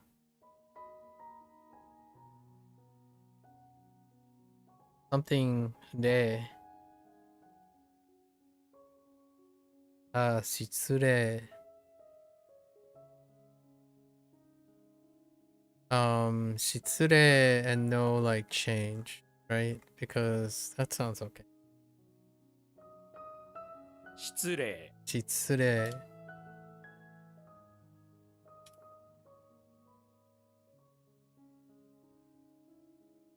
部分 部分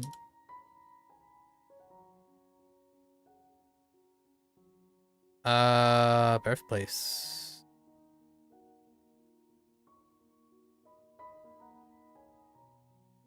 生まれ On it.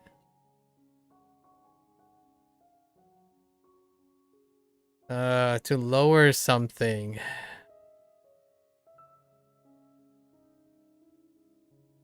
This is sagaru.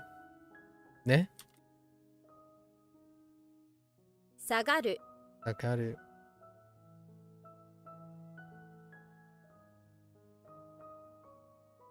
Or is it just to lower? Or to go down? I think it's both.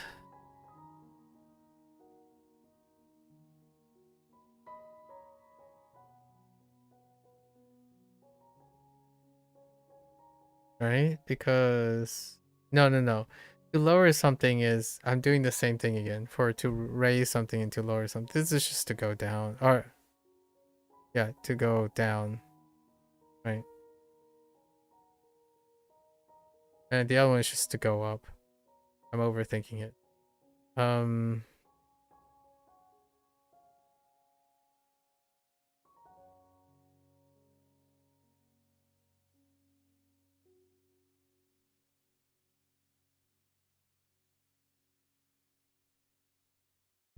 The heck is Kibun?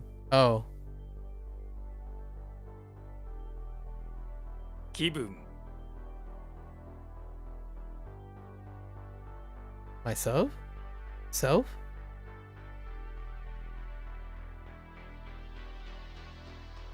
No, that's Jibun. This is feelings, right? Kibun.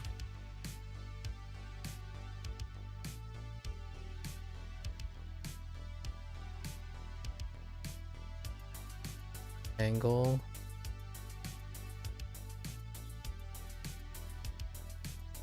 Kakudo. Nakoku. 角度 Kakudo. That's kakudo.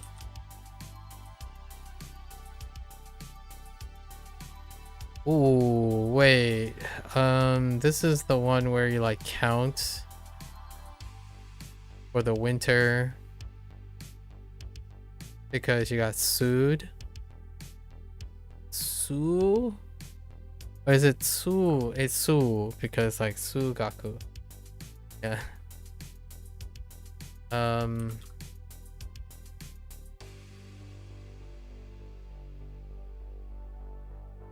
Tegami. 手紙 With the rendaku. Ooh. What does it say about this rendaku? Tegami does rendaku because Kami is kunyomi, and none of the exceptional circumstances which stop kunyomi readings from rendaku applies. Oh. Okay. I see. So if it's kun, right, it's suggesting that when it's kun, it's usually rendaku on kunyomi. If it provides. Okay. Interesting. Alright.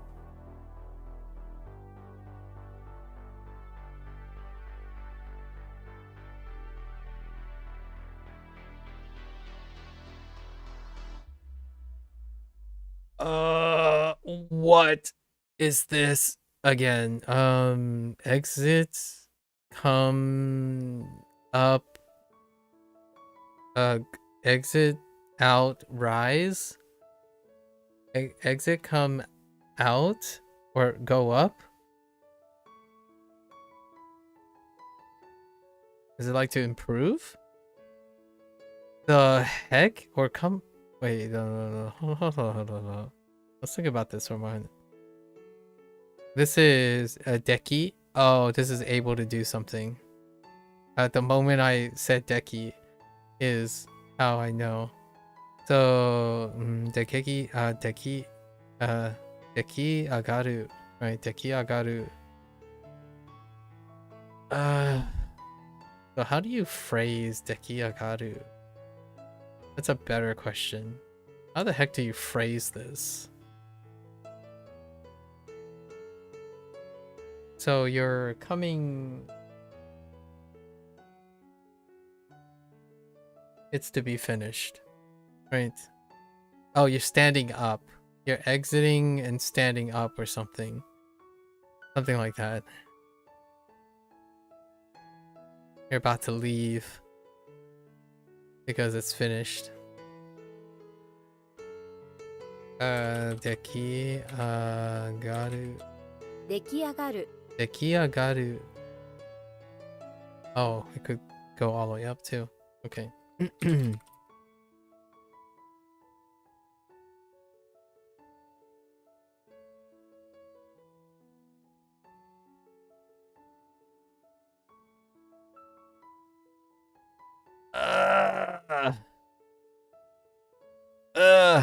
What is that? That's supposed to be spirit in the WaniKani world, right? Spirit and dirt. Where have I seen spirit and dirt? Sha? Oh yeah, Sha. Oh, did they go with company? Okay.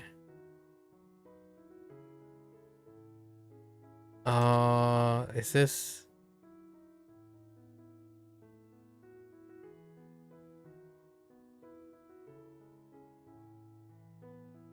This is newish, right? The neck is different. Oh, wait. This is radical, isn't it? It's radical. It's gotta be radical. But how did radical work? Ooh. It ain't no bukubi. It's a bushu. Oh, because of the shoot, right? ブッシュ Bush shoot. Yeah, bush shoot.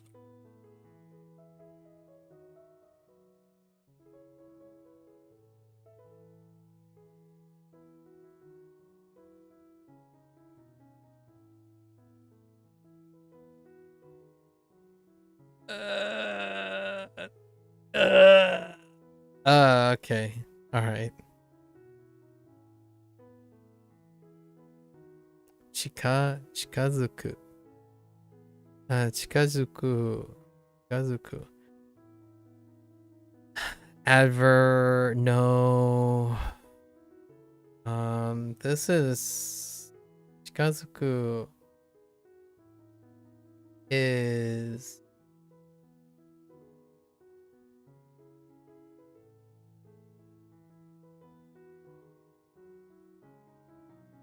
to get like to approach, right?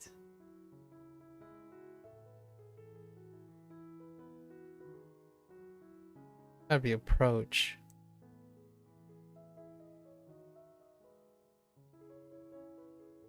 This is a verb, right? Chikazuku, to get close, to get to approach. I've been using approach, I think, for the most part.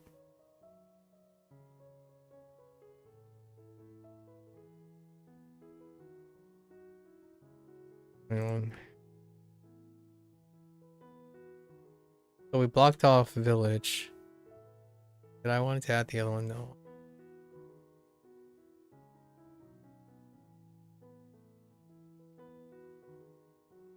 Oops. 近づく Katsuku.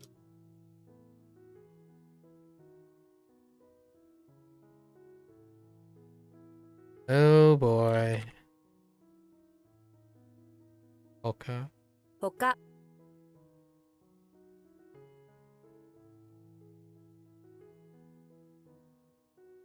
Okay, ureru. 売れる Be sold. Tsukeru. つける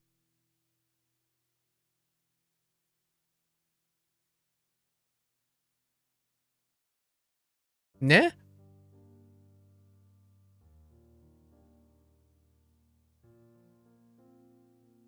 Mawasu?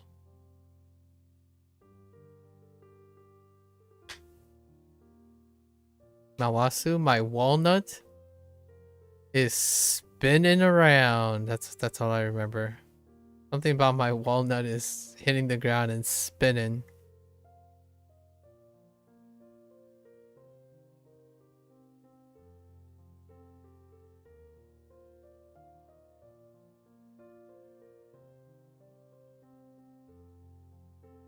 Right? Wait. But if I'm doing Sue, jeez. Hold up. So we got to revolve, which is Kaiten. This is a Sue. So what is to revolve around? That was Mawadu to revolve. So this one is Mawadu is transitive, right? And this is still transitive. It's definitely Mawasu. I think it's to turn something around. 回す Mawasu.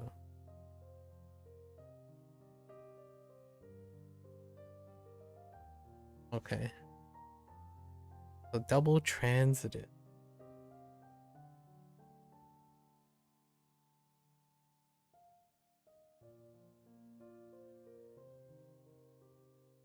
Rotate around to spin something.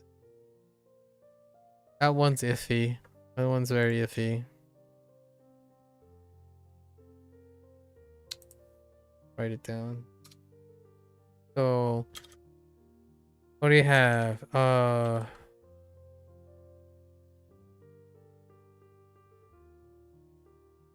What are the pieces?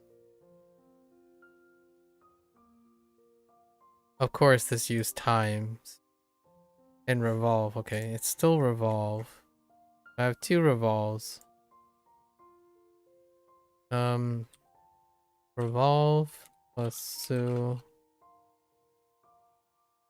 And who are we spinning, right? Who are we spinning? Sue. That's where we get to turn something or and then Mawasu. Okay.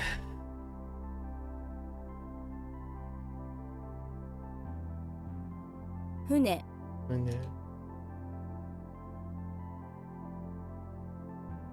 Yeah. 三世 Sunset.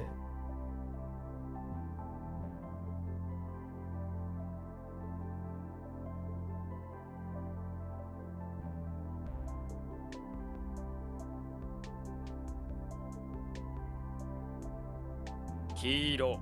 Hiro.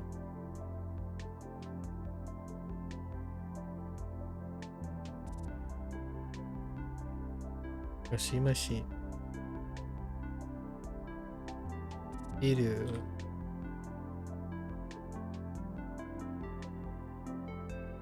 Way of doing things.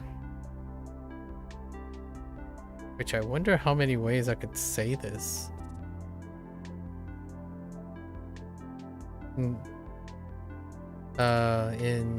Oops.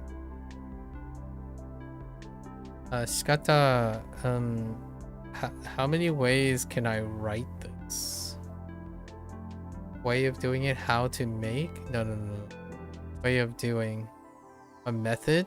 I think we can just say method, right?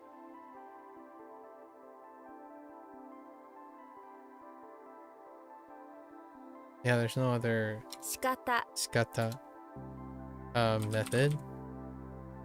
Works. Oh, what are you? Are you compare? Ain't no way that's kick or stack, right? That's gotta be compare. Oh, we had kick earlier. It's smaller. Not stack because stack is HanziHero. They probably went straight to the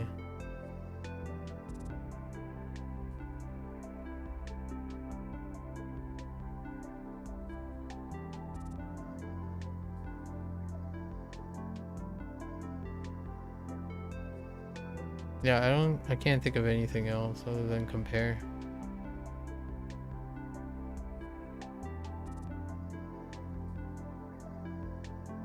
It's not stop.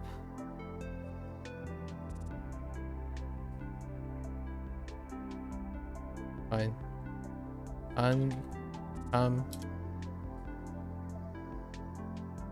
Oh, what are you?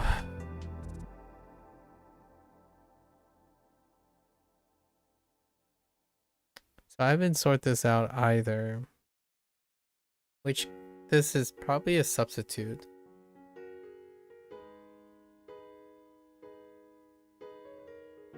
I feel like there are other substitutes. I have 2 substitute to change. This is kawari. Ne? Yeah, kawari.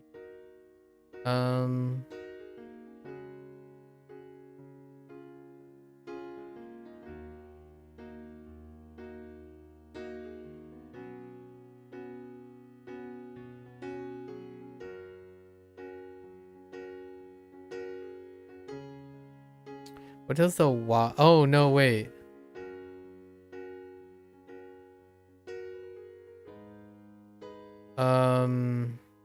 No.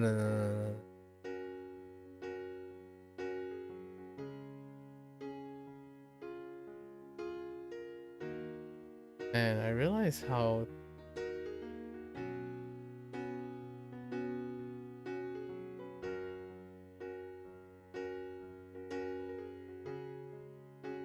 I'm definitely noticing that the more recent ones are not sticking as well.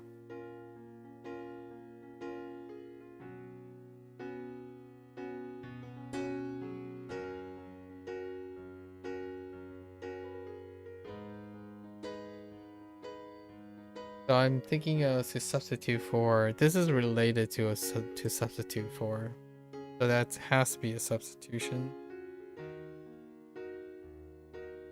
Do I have any others? Like another substitution is tayo. Alright, tayo.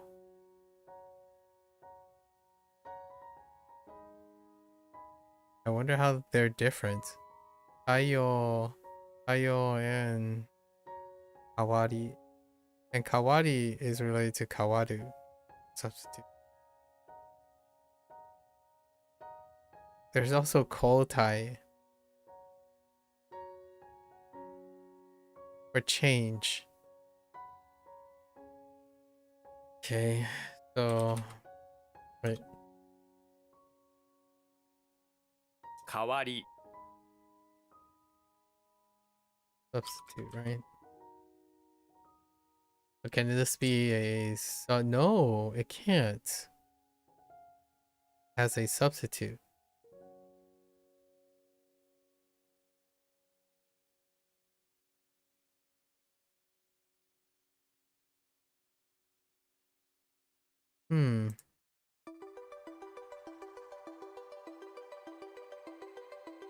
I feel like this is still fine for substitution. A substitute is a substitution. In that way.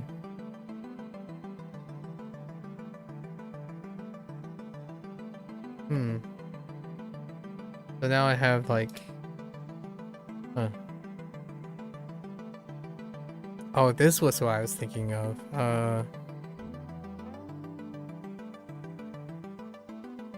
Majiru. Eh? No. Yeah, this is Majiru.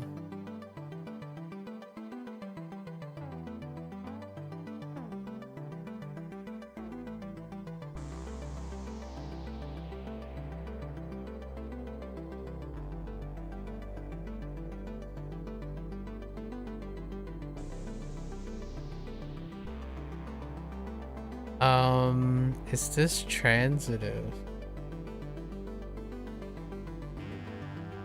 No.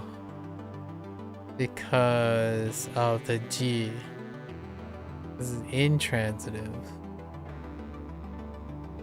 It's to be mixed. Right? And what I'm really actually thinking about intransitive is maseru.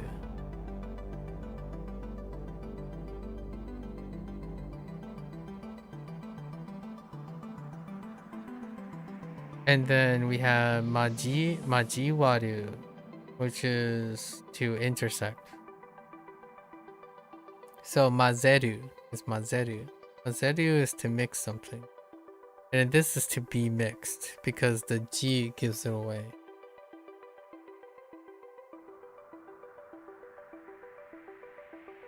Majiru.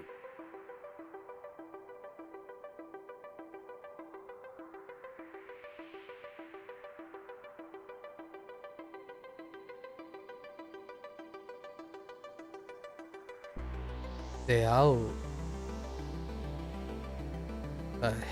Oh. 出会う Deau.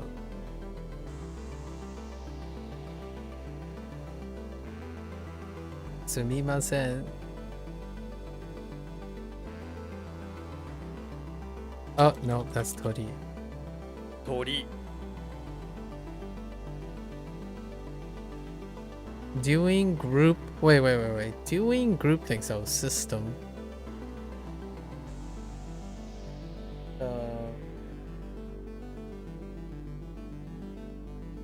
Shikumi? Shikumi? Oh no.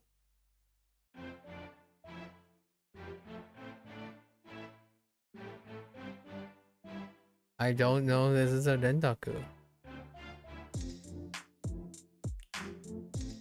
This is the shi into a ku. Oh, and kumi. Oh, right. And there's no exceptions, right? Because this is a kunyomi. Wait, does that mean the other one is kunyomi? I don't think so.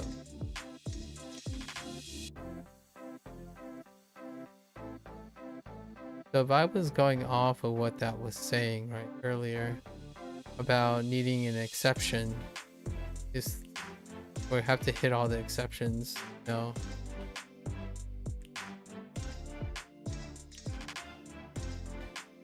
But as far as I know,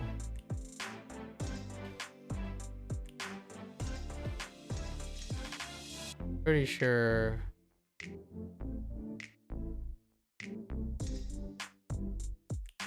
nope, I don't know this as a rendaku. Let's write it down.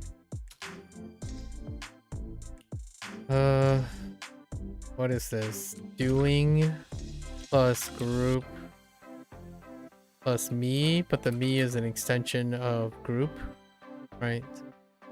And this is system or structure or something like that. So we have she for sheep and kumi. I think it's a rendaku. Oh wait, maybe.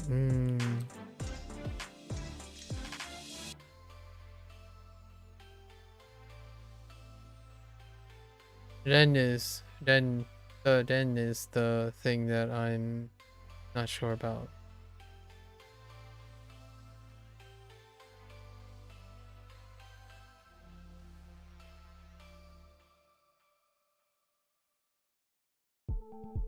I think this is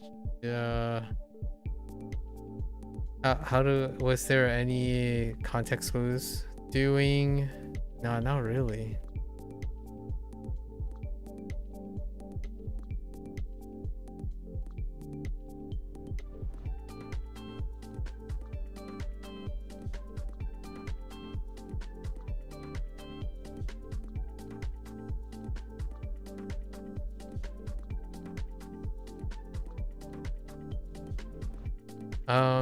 So this is kunyomi, and the other one has to be kunyomi too, right? Or does it not need?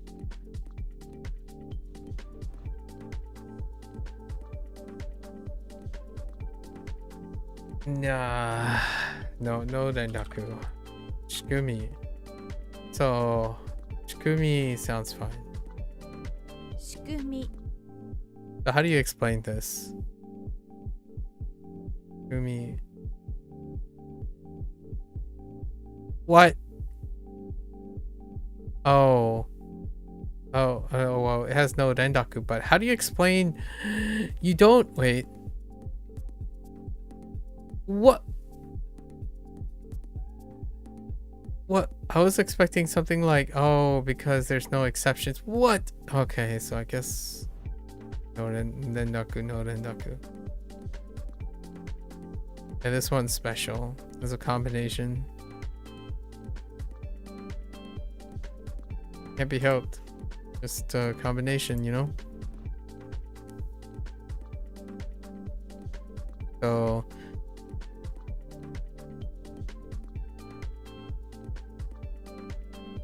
special. Definitely system though.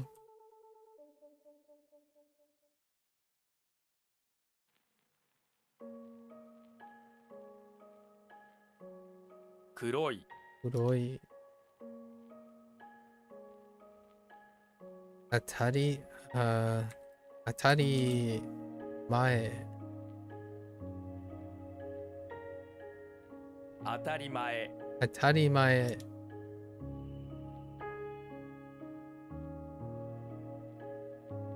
Does this change at all? I don't like the natural, reasonable, obvious, usual common. Alright. Fine. Okay. Daidokoro. 台所 How do you explain this rendaku? Daidokoro does rendaku because dokoro is kunyomi, and none of the exceptions. Okay, which stops kunyomis after. Okay. All right, that's fine. Yeah, it's tokoro, and it doesn't matter if it's combined with in onyomi or not. So, okay, so it's even. This is okay.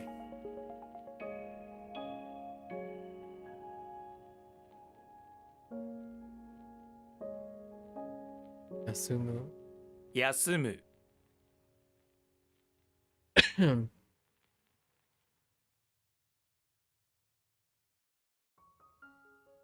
The heck is konomae?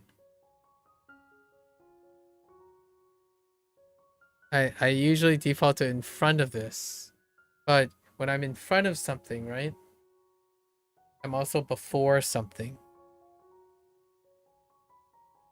in time, right?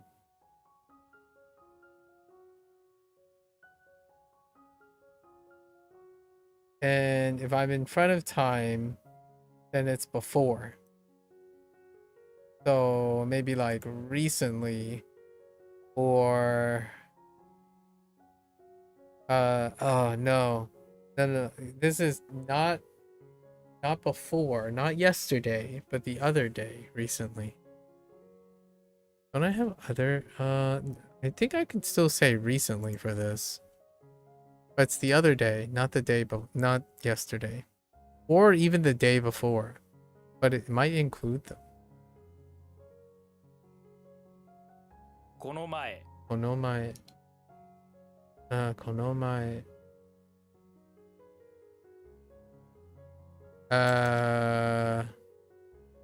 Let's say the other day. Yes.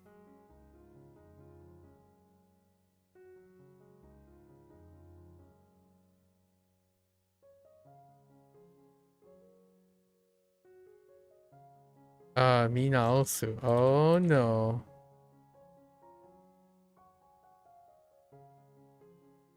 見直す Minaosu. See to fix? Reevaluate?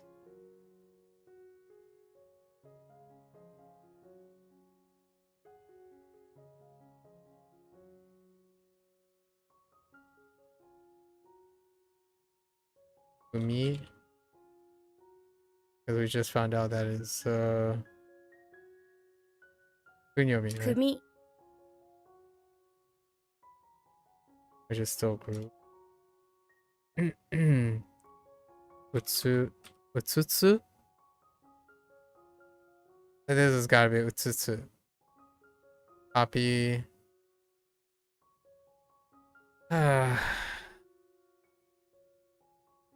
So you're making a copy for someone, right? Utsutsu. And utsuru. Utsuru is to be photographed.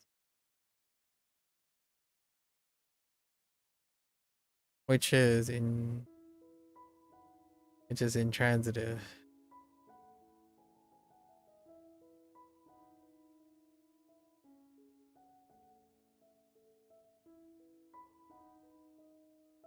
Thing that gave away Utsutsu is because Su.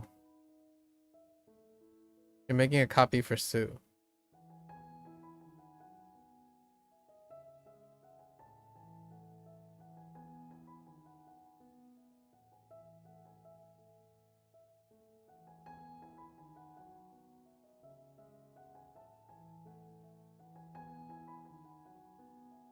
I don't see any other thing. 移す Utsutsu. Is it transitive? And to take a picture. Okay. Oh, interesting. Were these here before? Probably. No, they weren't. Yeah, because it's not even in the... They might have been. Plan? 予定 Yote.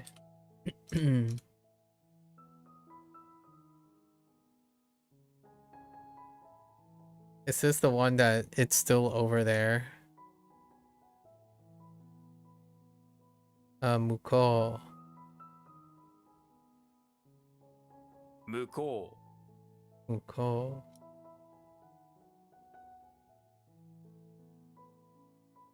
Mata. Mata. Still.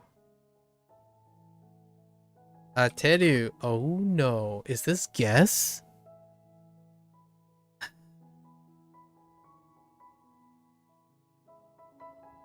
Does anything give away the te?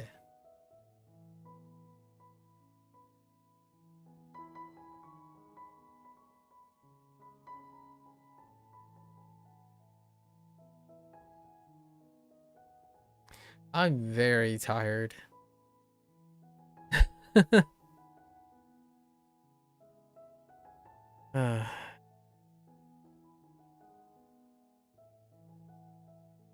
Sorry, excuse me.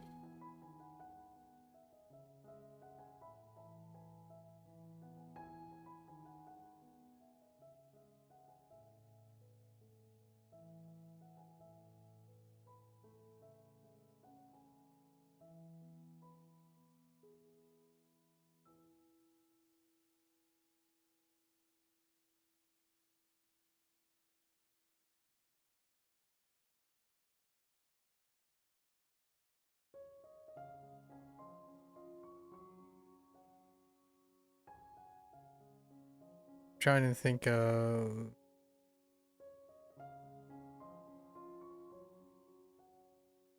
There is to correct. Success.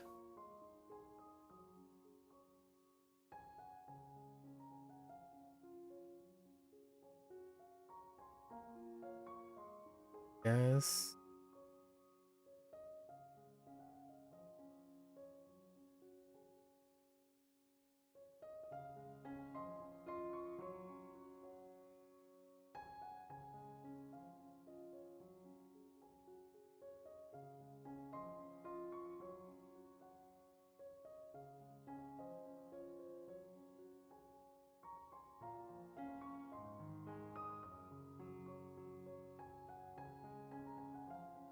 It's definitely one of the weaker ones.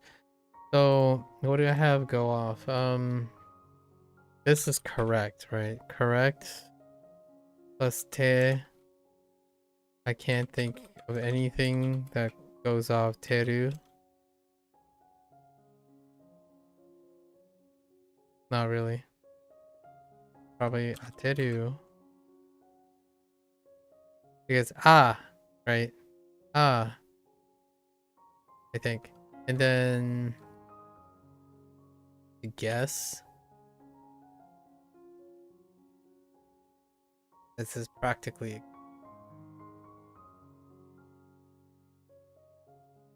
an educated one.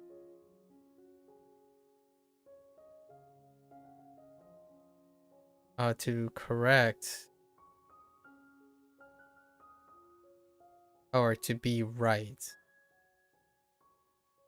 To be right is ataru. That's all we got. Right.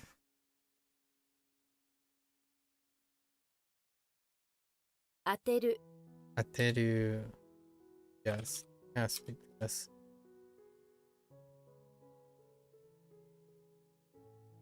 The heck?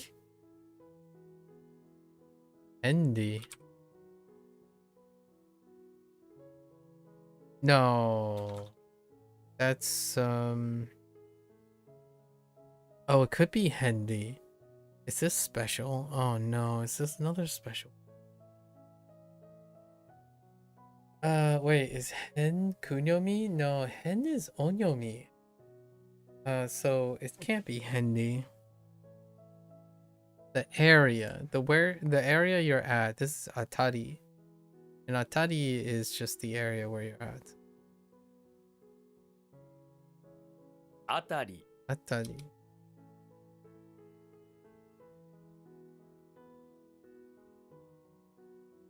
Yeah. Someone. Full. Click. Oh no. Marui?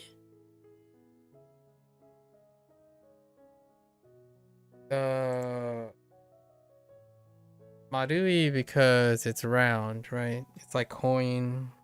It overlaps with Marui around.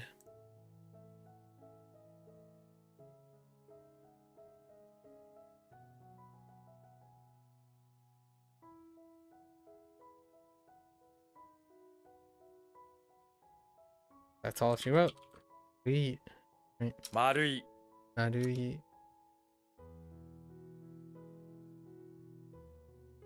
Taking an exam.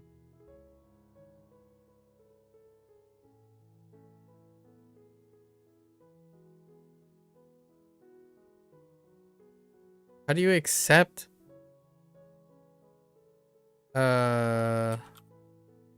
Ju Yen?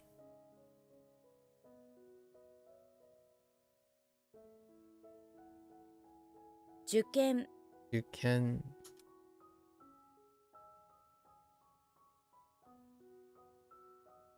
Wait. Examination?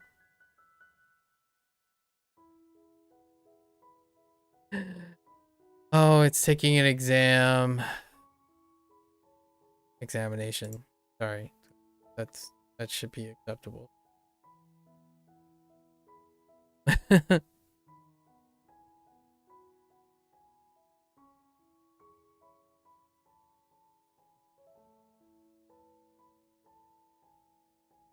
魚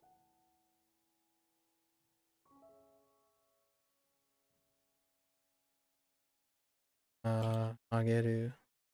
曲げる To bend something. Turkey. Oh, this is what Valentine said earlier. This is a sickle, right? Gotta be a sickle. Oof.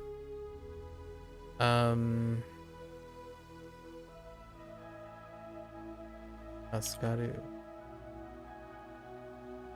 助かる Askaru. To be helped.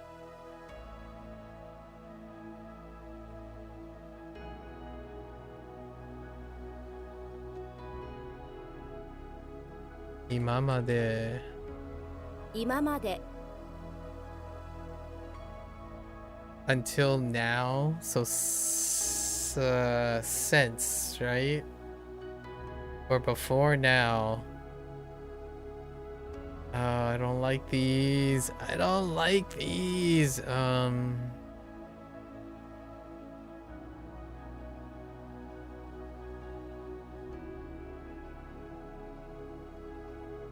Yeah, imamade. Up until now. Until now. Gotta be until now.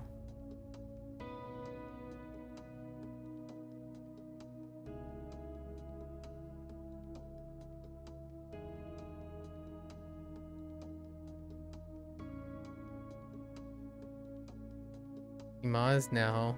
Right, Ima plus till. So until now. Until now it's gotta work.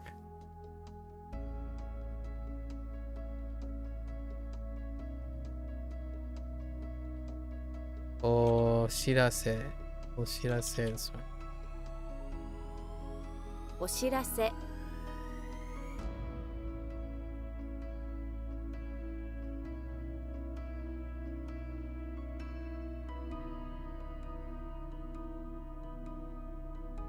Service. What?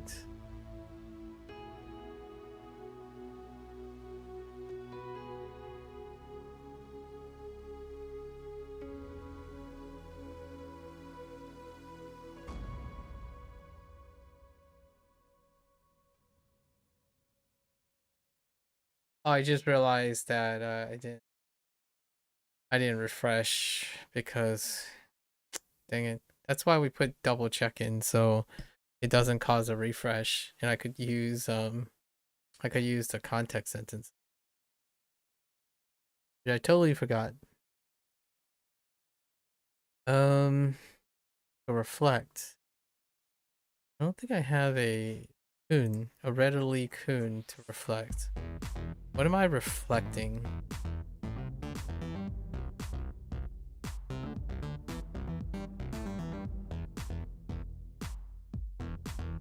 Oh, this is utsuru. Utsuru. To be reflected. Right, because of the beatboxing. 映る Utsuru.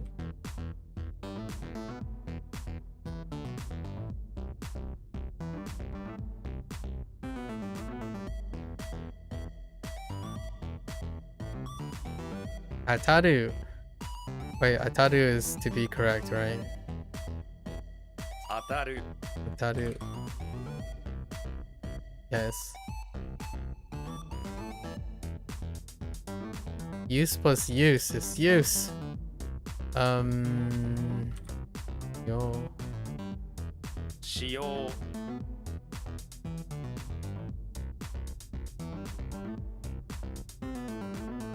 Higashi. Uchi. 東口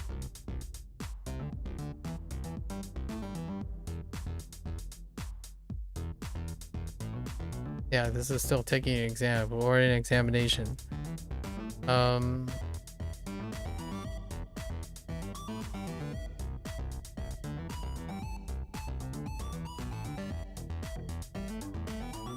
受験 You can. I also said taking an exam, but taking an exam. It's a verbal noun. I see.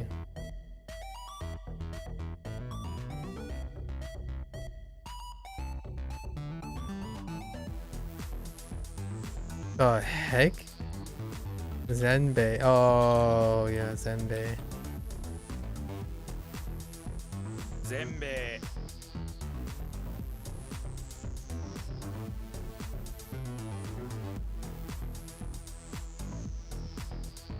上がる Angaru. Omae. Uh, お前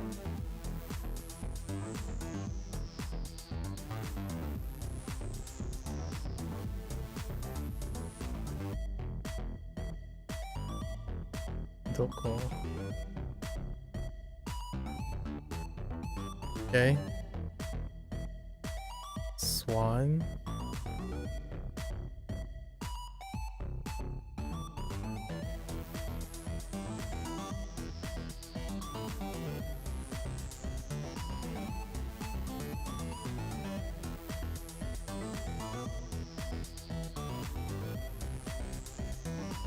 It's an animal.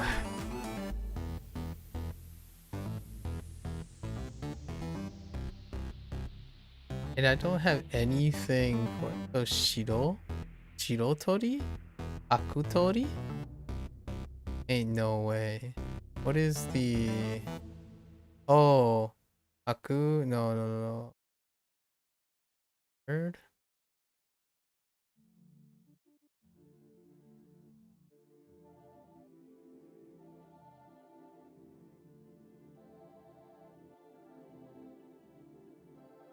Oh, Hakucho. Hakucho.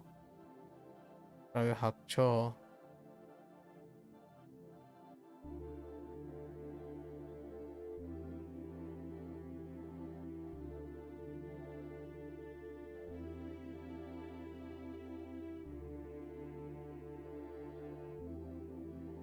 Go.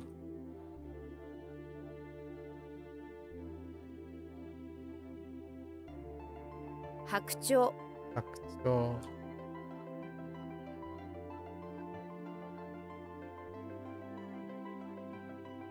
I had no idea why I misread this. Bango. Bango. 札 Ango.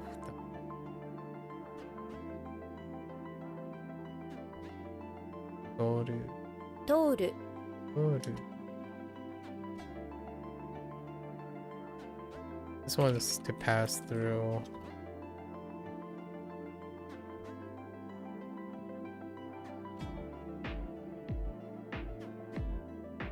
Yamamichi.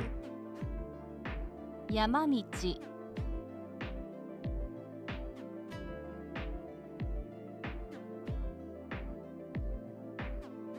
Support.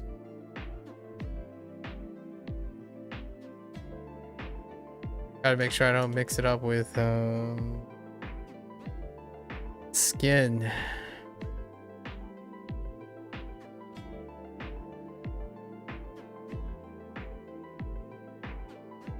This is if. And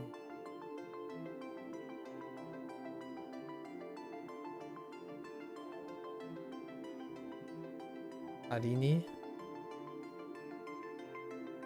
仮に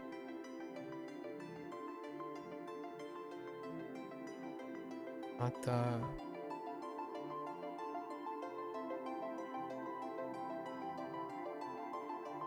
Nanbe. 南米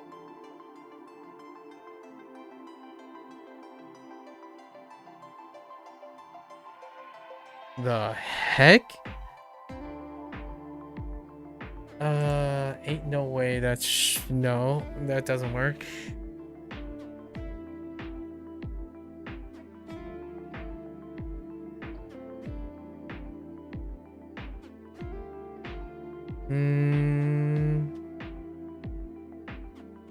Yeah, we're adding this to the list. So master, right? That's master. Yeah, master plus ni.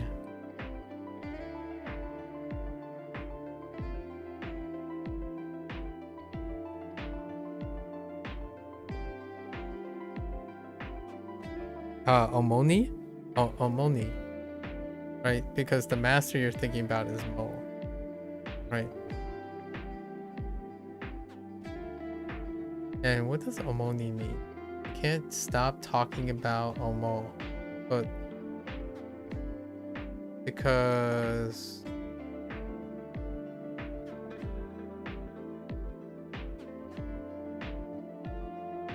I have no idea why you can't.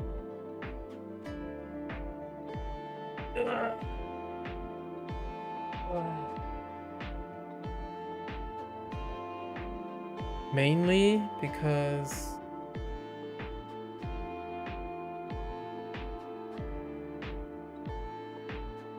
I think it's something like the main point or mainly.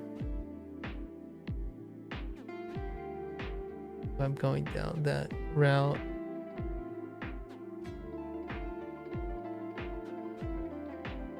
Right?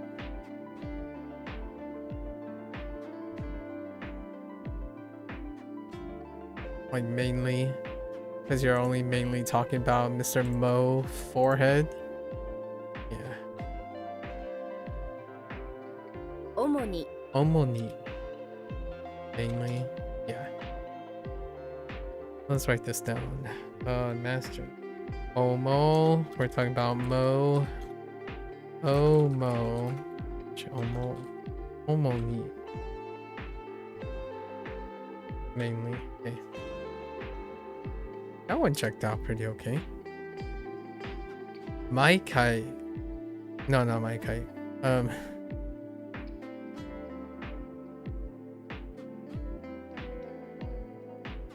Zenkai. Zenkai before time. So last time?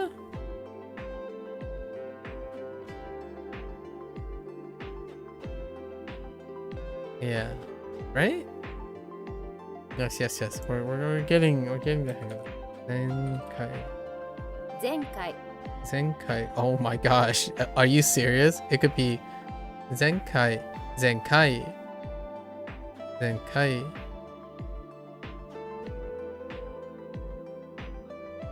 That's interesting. Last time for time substitution. Time substitution is still substitution, no? Yeah? What is this would be? Jitai? No. Yes. Jidai.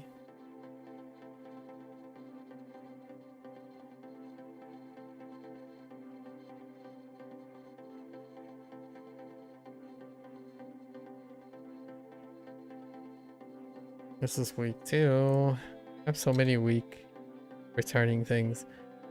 So we have time plus substitute.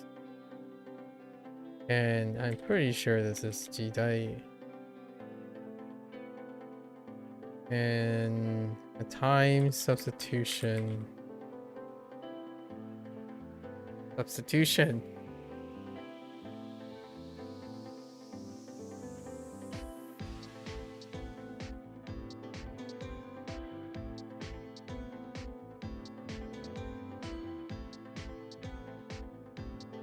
I gotta sort this out. So there's substitute gold, which is taikin. That's cost because you're substituting for exchange for metals, right? And then we have daiyol, which is substitution. Daiyol. Then we have the other one was kawari. No? Yes, kawari for a substitute for the car. And there's koltai for change. And this is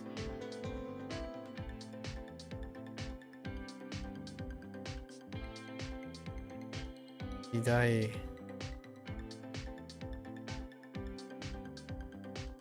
It's a period or a period of time or something like that, or time period. It's probably time period. Oh, this one's weak as heck. Yeah, because I need to think of the other.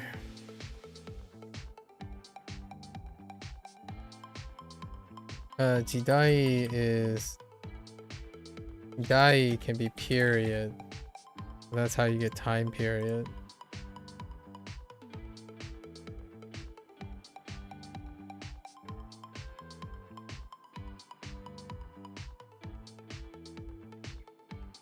I don't know how I get period though. The leader can't come to the ceremony. Oh, because the substitute was incorrect or something. Something like you had a problem and the substitute had a problem, so you had to replace them, right? And then one of the things you have to do is you have to replace them by dyeing the thing. But they went to the wrong time period, or like they're coming from the wrong time period or the wrong age or something like that. This one's tough. Okay. Jidai. Yeah, time period. Demo.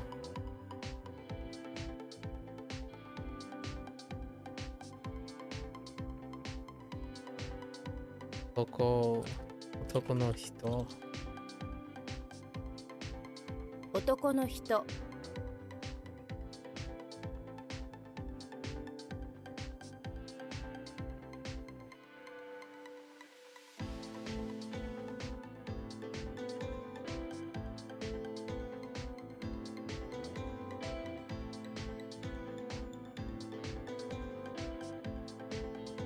It says umu.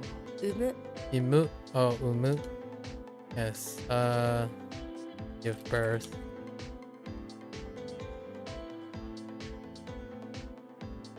This supposed to be a hook?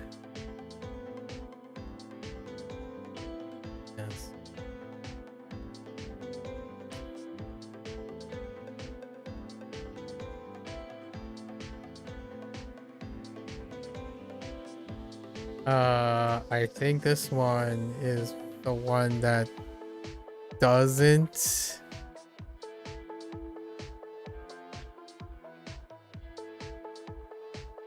No, it's Hapyo.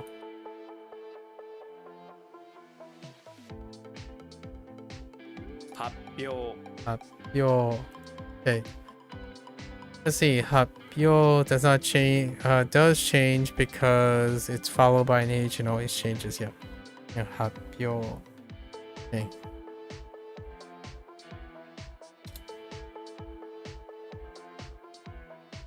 Announcement.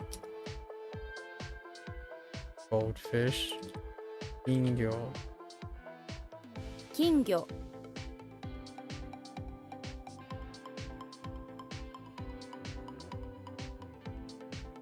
Yo. Let's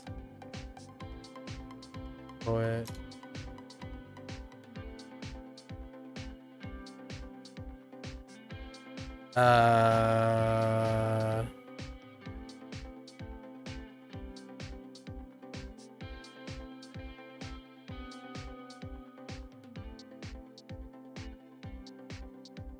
Versus.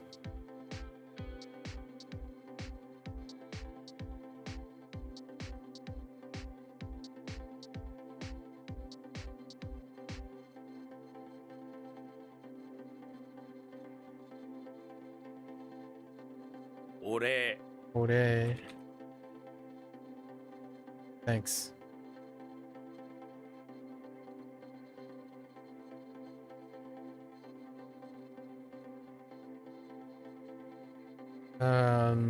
Skin. 試験 Skin. Skin.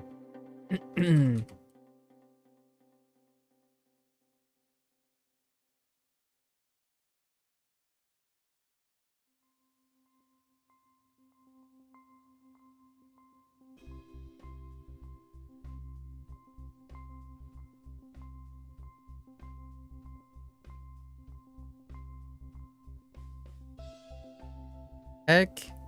Heck. What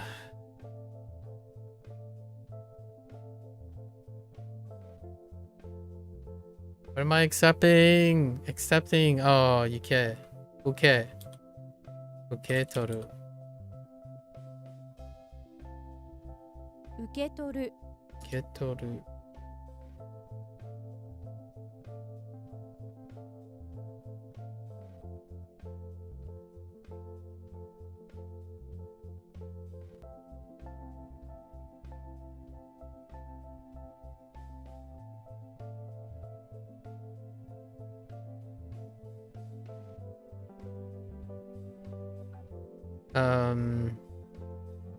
Right. 決定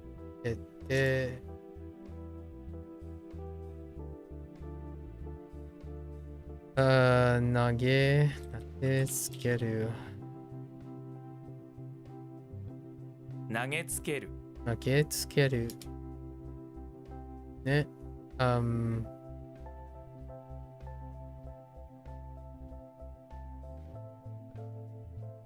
明かり。明かり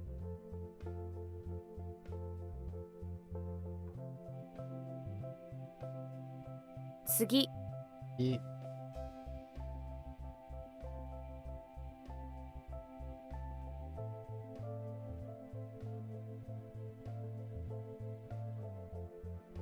Ah!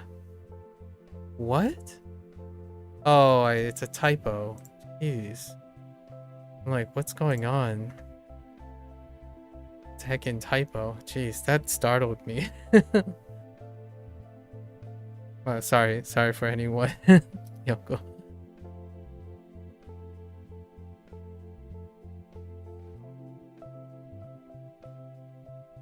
Omoi, which is is that a thought or memory? I think it's a memory, right? Omoide.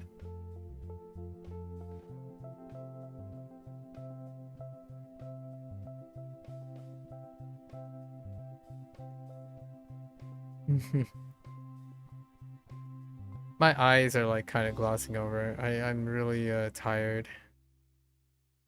So I'm gonna be. I was thinking. What was I thinking earlier? I'm gonna be sleeping, sleeping, sleeping well tonight. I am quite tired.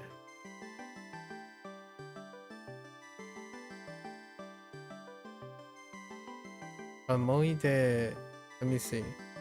夏の思い出を作文にしました。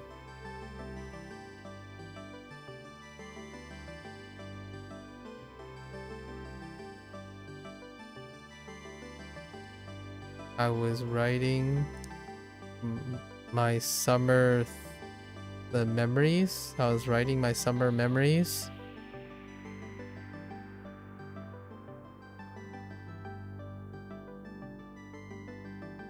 Or I was composing summary. I was writing. Yeah, something like that.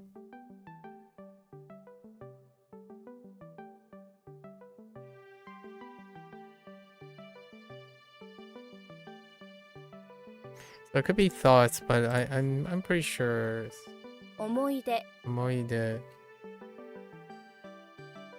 But is it thoughts also? No, it's not. Intriguing. I guess you can still do thoughts to default to hangae for thoughts, but memories are thoughts too. That's kind of a interesting thing. Okay.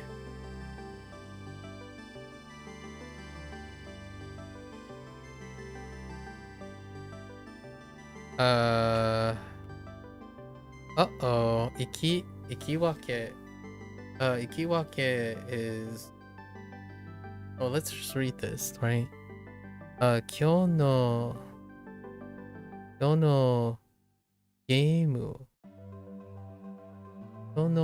ムは生き分けだった。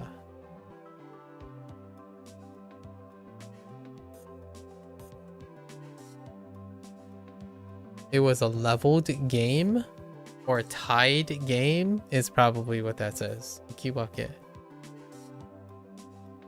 Context. Yes. It kind of feels like it's saying it's like a tied game.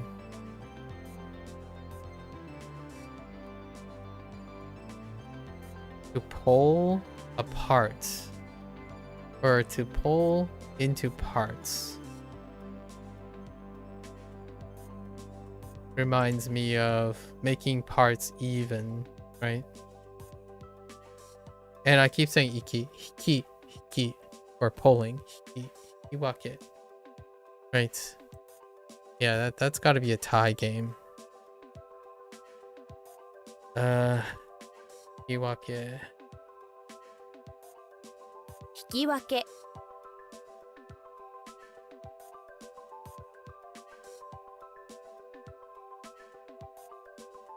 Substitute egg. 変える And to exchange something.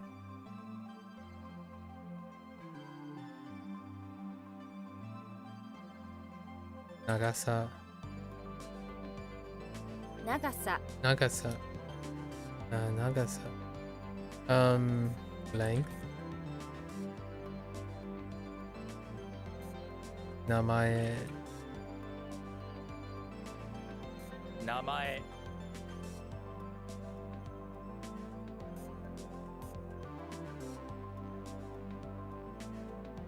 I have to admit though, the context sentences are kind of a chore to read because they're graded, and then how he graded it is to incorporate a lot of katakana, and honestly that kind of makes it longer. Jeez. This is high level altitude. No, wait. Is altitude in WaniKani or is it in HanziHero? Altitude. This is probably altitude. No, wait. Yeah, high level or high degree is altitude.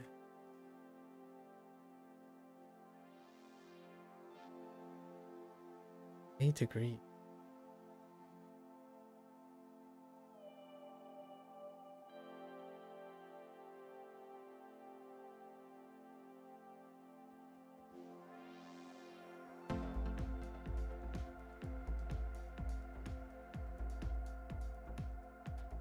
What does this read like? Tidal?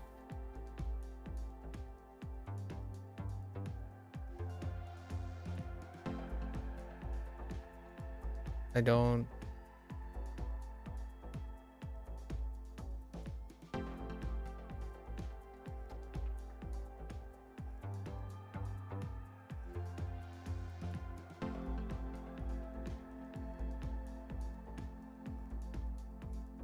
Definitely tidal.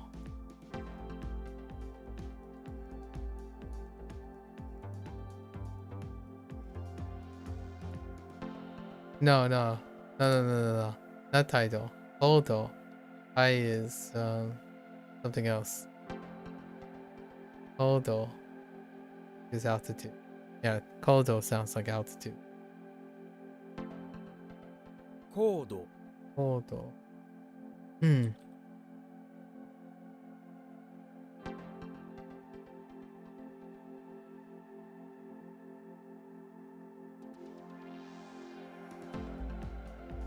Umai. Right, this is umai. うまい Okay. Which is skillful. So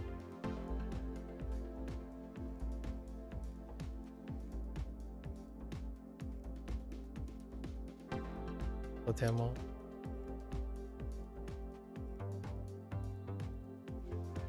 Oh no, I can't even spell this pretty. Okay. We have Chichu. Kai. Or is it Umi? I'm pretty sure it's Chichukai. Yeah. Chichukai. 地中海 Chichukai. Yeah, Chichukai. And okay. What is it? Med. Aaron. Oh my gosh, I can't spell. Medi. Aaron. Nadian. P.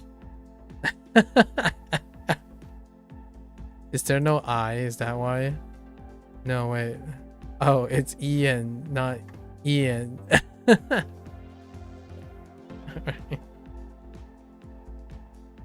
No one will ever know. It's fine.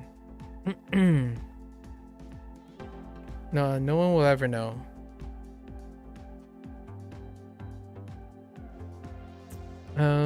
Forest. Just move.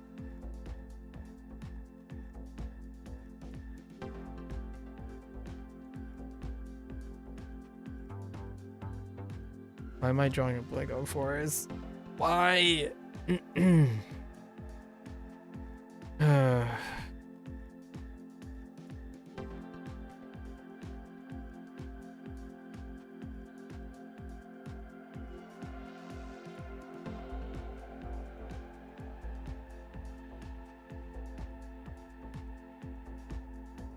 Oh, Haya.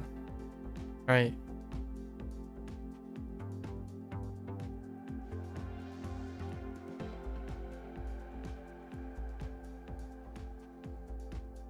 Pretty sure it's Haya.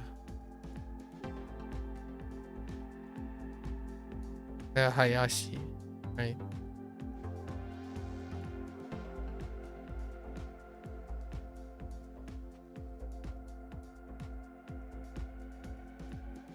Anoshimu.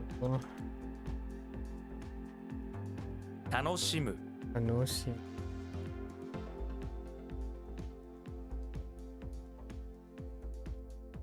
This is arriving ahead.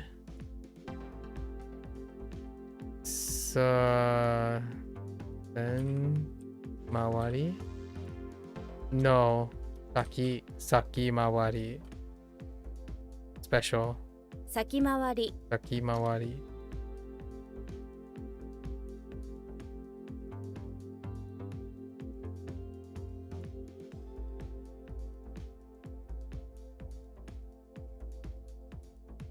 Enkyushitsu. 研究室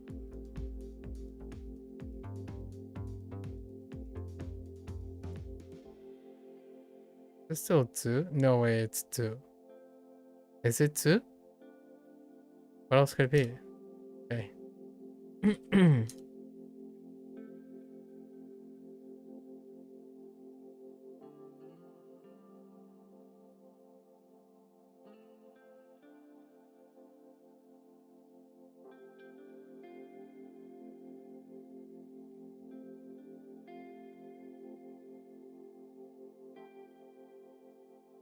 黒人黒人。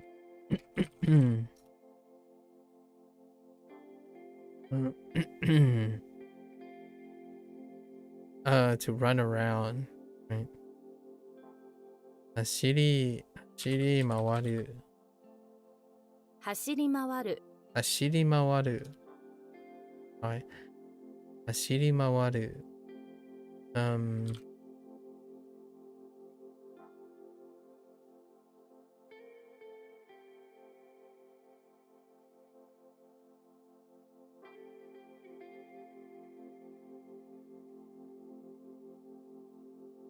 ちょうど That was a typo.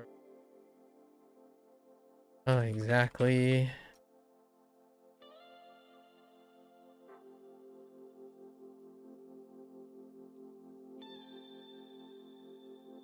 Naku.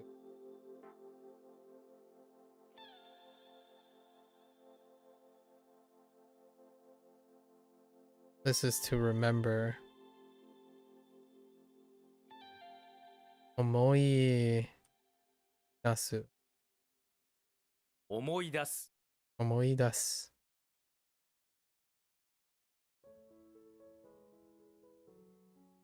Oh, yeah, that's right. It's not over today. Today is... Yeah, today is second peak day. Oh! I actually still have some radicals left over. Okay, so it's not too bad. Alright, so let's do our lessons. To wake up. Okiru. Okay. It's 起 fine. きる Okiru. 起きる。 It's fine. We're moving along. The end?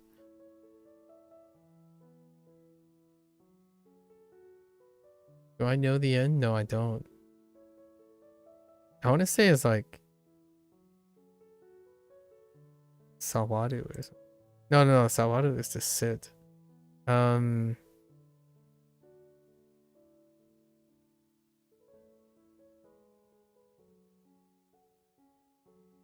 Verb ending in rhymes with aru tend to be intransitive. Yeah. That only works like 50% of the time. 終わる Owaru. Dang it, it's owaru. 終わる終わる。 This situation has to end. You're the owa of a you owe. Oh my gosh, you're the ower of a lot of money. Oh my goodness. Great. For this to end, you'll need to pay back all the money. Ooh, okay. Okay. Owaru. Oh, we gotta keep going. Yeah, Geoduck leads to a page. I'm not surprised.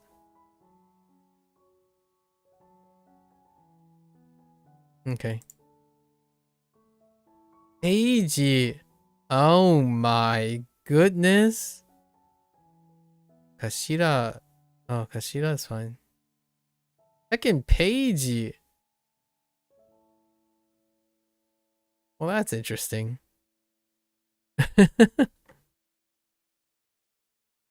Yeah. Kashira, interesting. Alright.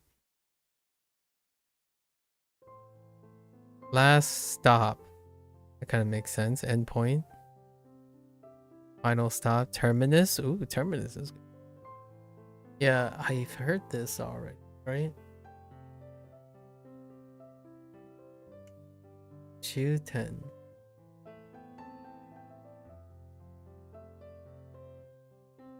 It could be Shuten. That would mean shortening Shuten. It can be Shuten. 終点 Nope, Shuten. 終点 So Shuten does not end because 10 is onyomi. Yeah. That's fine. We got that. But we didn't know if it was shortening as well. Shuten. No shortening. Oh, this is the one that I'm more used to. Yeah. Saishu. 最終 Saishu. It says so. Saishu. Final, the last. Oh my goodness. The terminus versus last. Okay. Alright, the final. Alright. Fine. That's fine. This is fine. We're fine. 終わる Oh, what do? Wait.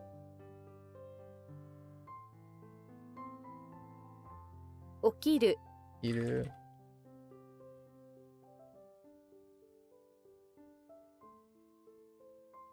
Ne? Oh, heckin' Pagey. What did Pagey?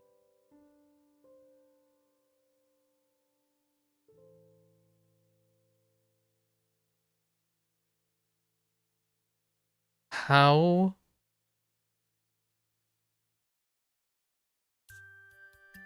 Oh, I forgot. I'm in kana. I'm in hiragana. Right.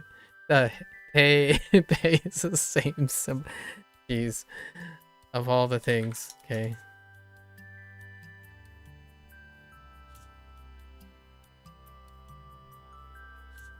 Saishu Saishu.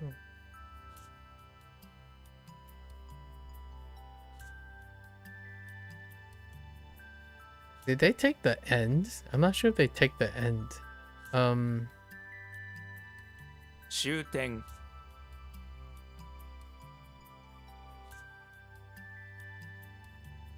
Alright, we only have 3 batches. It's good. We're fine. To learn. Oboe?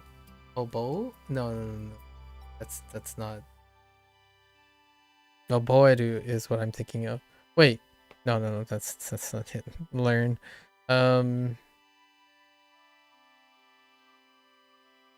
Sure, right, to take lessons. 習う Narau. Oh, I totally forgot. Man. 習う習う You have to learn about Nara, the city of deer. Lots of deer. Oh dear. If you don't know about it, how about learning about it? Oh dearie me. That is something to learn about. We're just gonna keep going. To roll. Revolve. And then it turns into roll because of like car rolling.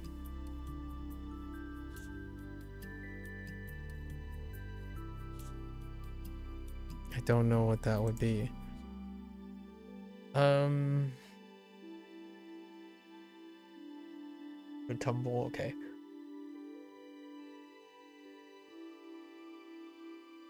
Oh, tired.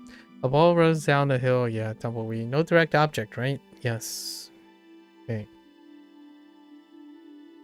Right, Aru tends to be intransitive, so no direct object, just rolling down. Yeah, got it.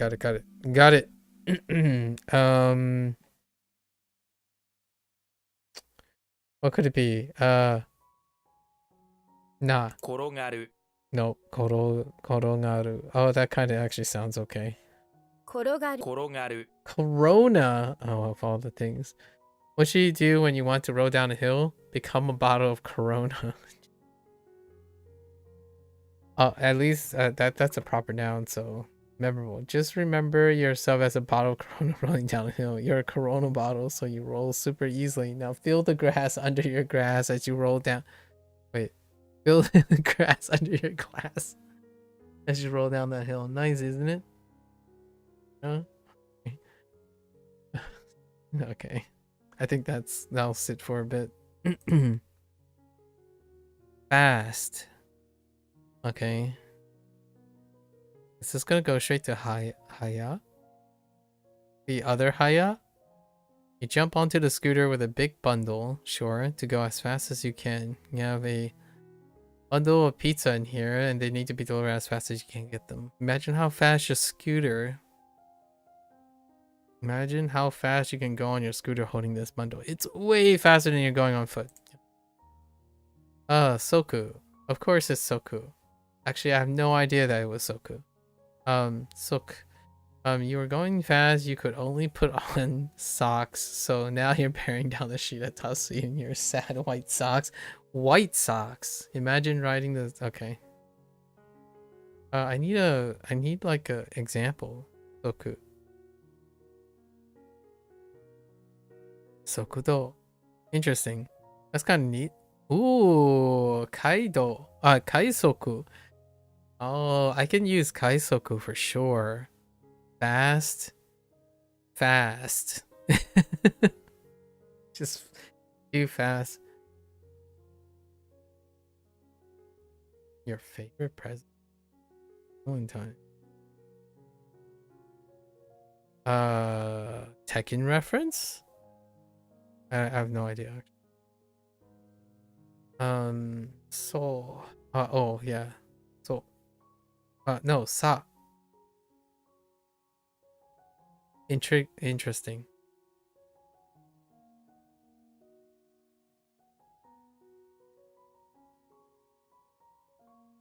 That's not gonna be helpful for now. Jitensha. Yeah, Jitensha. Self-revolving car is a bike. Yeah, Jitensha. Jitensha. Now, what is this? That's not Rendaku, that's not Rendaku, because, yeah. Just onyomis. We're good. Unten suru. Yeah, unten suru. No worries. Unten suru. Unten suru. And they're all on one. 運転する So we're good. I don't remember you. But what do I need to remember about Nara? 習う。 Narau. Oh, okay. And then what are we doing about this? We're circling around because we're rolling around like a bottle. Korogaru. And fast, bundle, and sock.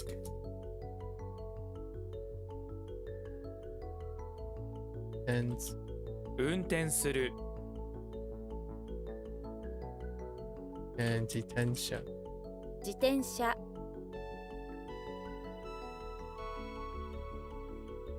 All right, transfer.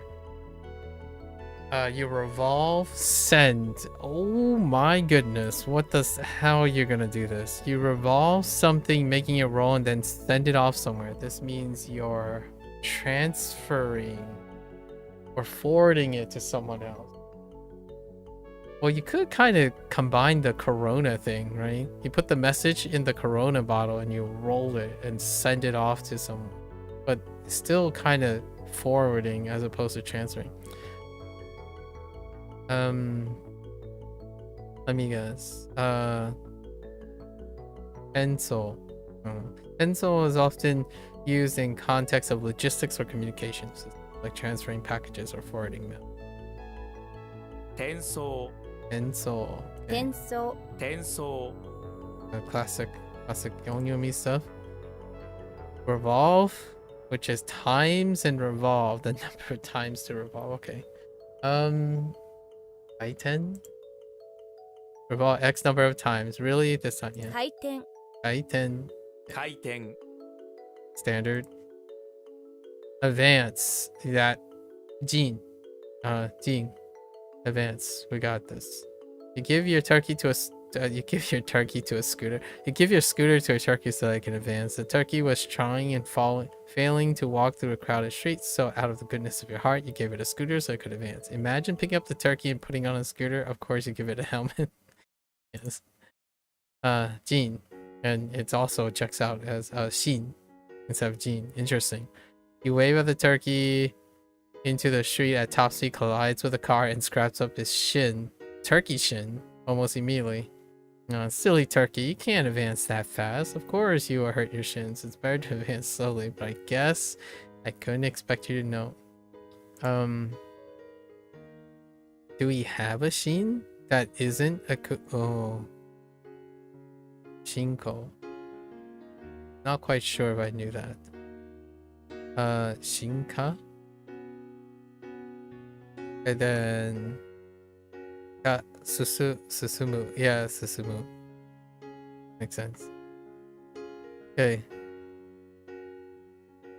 Fresh leaves. The blue leaves. The early blue leaves. The young leaves. Or greenery. Yeah, young leaves. Okay. Fresh leaves. I have a kun for that, so if we go kun, we go all kun, right? Let's say aoha. Aoba. Aoba. Oh yeah, I forgot Rendaku because of kun. Rendaku. Aoba does Rendaku because ba and ha are valid readings for ha, in which case the Rendaku one is almost always chosen. Aoba. Okay. Aoba. We got it. It's fine. And then to carry. Oh no. What is it? It's like onabu or something. Hakobu. Hakobu.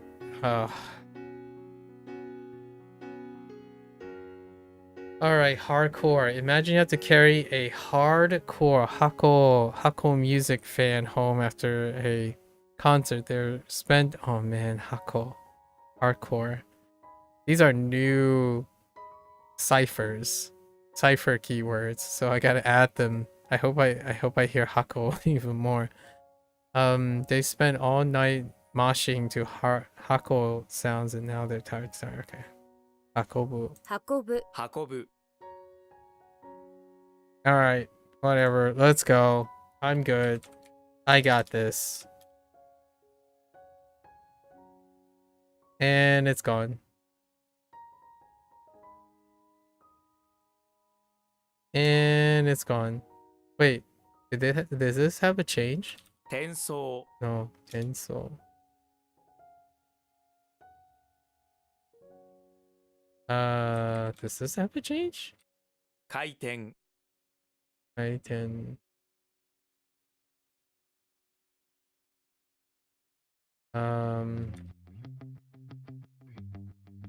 Hakobu. Kobu.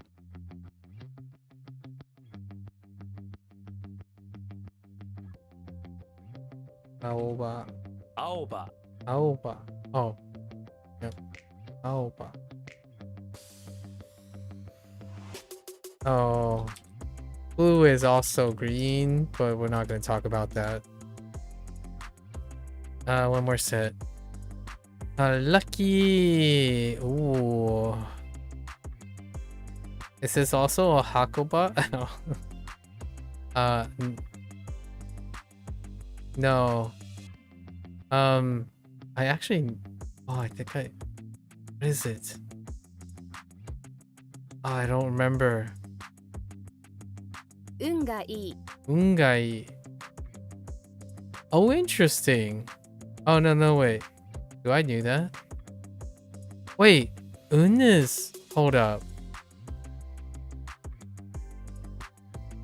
No.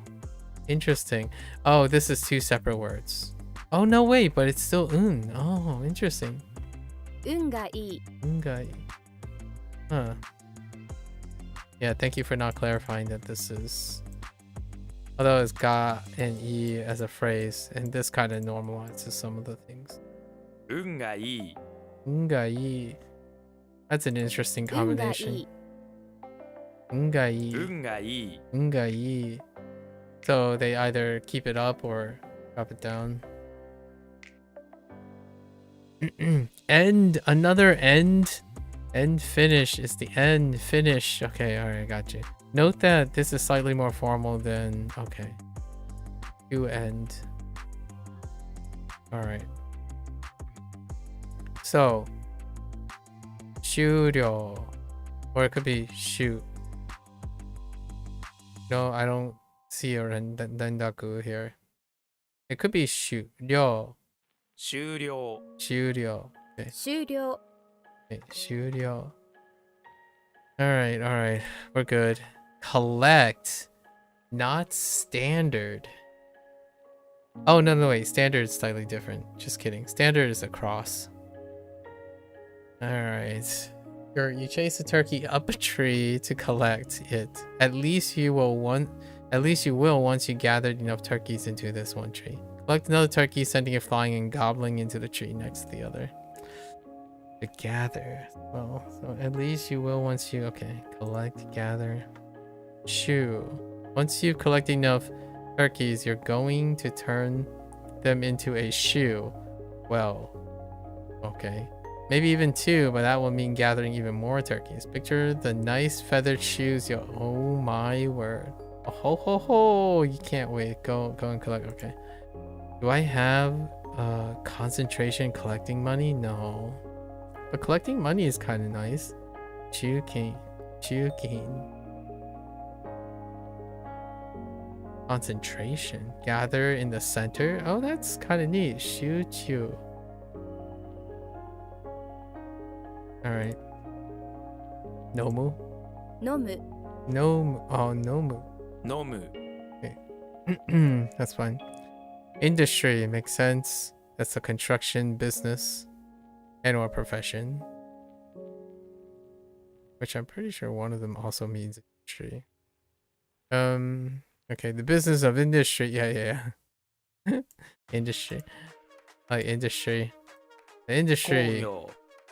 工業 Kogyo. Yeah, that makes sense. 工業 No, Kogyo. Alright. And 終了 Churyo. Chase them up. Collect. What am I collecting? Chew. Collect. Ungai. 運がいい Ungai. Ungai. I don't really understand how that's lucky.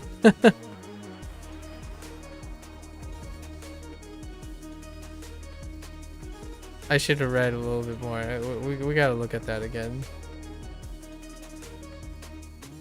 工業 Oh no. 飲む No move.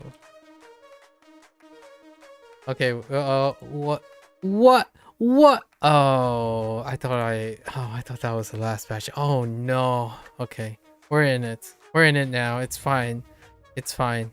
I know this was supposed to happen. This is uta. 歌 Okay. 歌 Utter. Uta. Okay. Uta's fine. Kashu.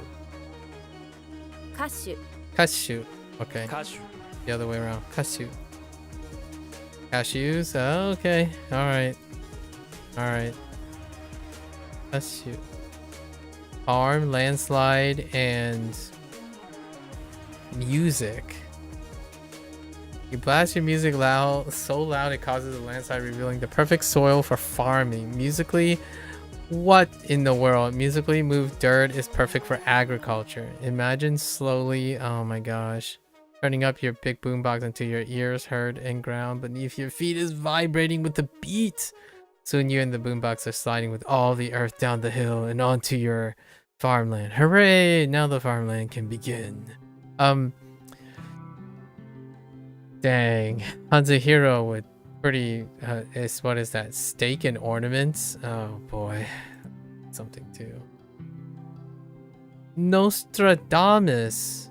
Oh no, why did I say that, John? Nostradamus. The first method to come up with this farming method was Nostradamus. Nostradamus, the famous seer and prophecy man. He predicted human in the future would use yell cubes to move that great earth. Picture Nostradamus failing. Nostradamus. Oh my gosh, dude. Yeah, this is what I mean by having no and no.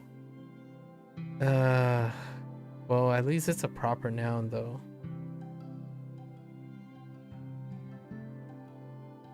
Nostradamus failing his arms and trying to explain his vision to the farmers at the time. He knows if they listen to their farming techniques will improve, but they're looking at them like he's nuts.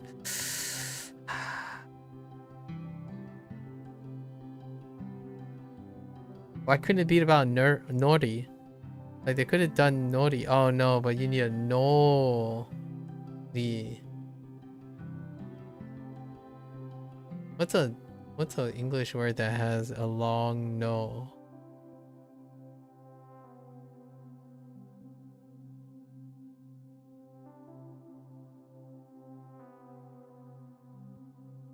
I guess not. It explains that. A peasant. No meme. Peasant's fine. Oh, agriculture is agriculture. Okay. No gyo. Then farm. No. No jo. Wait, no jo. Oh, show with a rendaku. Wait. No, just no jo. That's normal. Jo is the onyomi for that. What am I talking about? Alright, let's see here. Kiku? Kiku. Kiku. See here, something very important, but you're in order. You have to have a key to unlock the doors, covering your ears. Go ahead. Imagine. Okay. Kiku. And then shinbun for newspaper. Shinbun. Shinbun. Shinbun. Alright. Second farm. No. Oh! I typoed. Of course. Oh, it still works here. Farmland. Oops, I wrote farmland. Uta.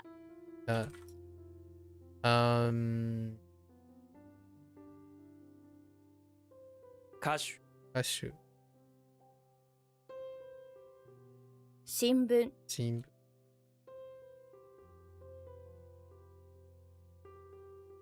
Kiku. Good.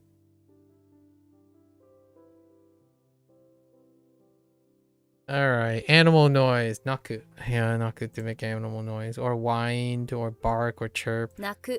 Naku. Naku. Alright, we're fine. Side, still yoko. Yoko. The kanji and the word are exactly the same. That means that, wait. Please note that this word refers to the side of something, not the left side, for example. That would be... Okay, yeah. Yoko. Yoko. Yoko. That's a technicality. Face. Yeah, face. That looks like a face, alright. Here you stand. A hair's breadth away from the edge of a cliff. When out of nowhere, Geoduck slams you into face. Yeah, slaps you right in the face. Got it.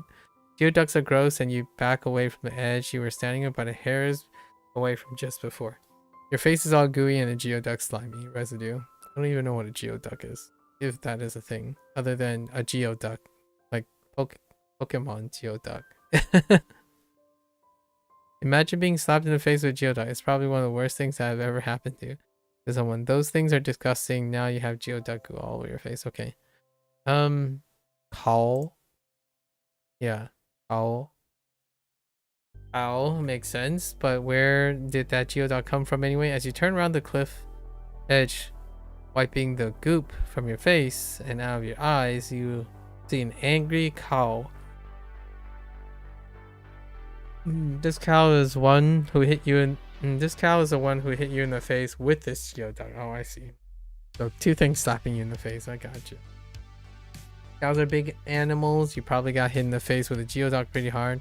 Feel the geoduck-shaped whelp starting to form on the side of your face. It's very painful and stings a lot. All right, I got you. Actually, no, it's just cowl. Cowl this one. The other ones will come later. Condition. Investigate child. Oh my goodness. Imagine yourself investigating a child. You heard this child was having a rough time. You need to check on the condition of the home and life. Your tone. You find the condition to be terrible and you tell the parents you have to take the child away because of these conditions. Imagine them being ridiculously bad. Perhaps they raise raccoons in their kitchen. Okay. Choryo. 調子 Choshi. Oh, wait. Whoops. Wrong read. Yeah, Choshi. Yeah, that makes sense. Because that's actually the onyomi of this. 調子 I was reading la or yo. Emphasis. Strong investigation. Alright, an emphasis. Alright. If you use a strong tone, yeah, it's already going to that tone. A stress. Strong tone highlight. They are putting emphasis on whatever is taken about. It's the stress you put on things that are important because your tone gets stronger on those words. Emphasis. Okay. Give me yo ne yocho for. Is there any shortening? No. Yocho for 1000. 協調 Yocho. 協調 Okay, Kyocho. Yeah, nothing really special. All right, we got it. 泣く Naku. 横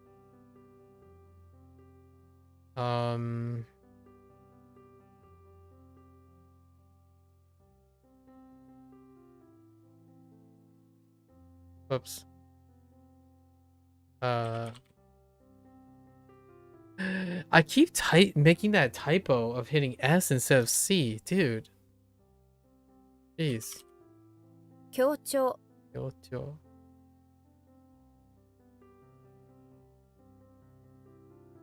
調子 Yoshi. Whoops.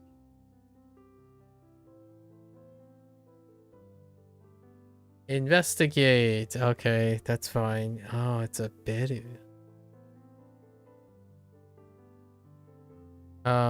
Certainly not choberu.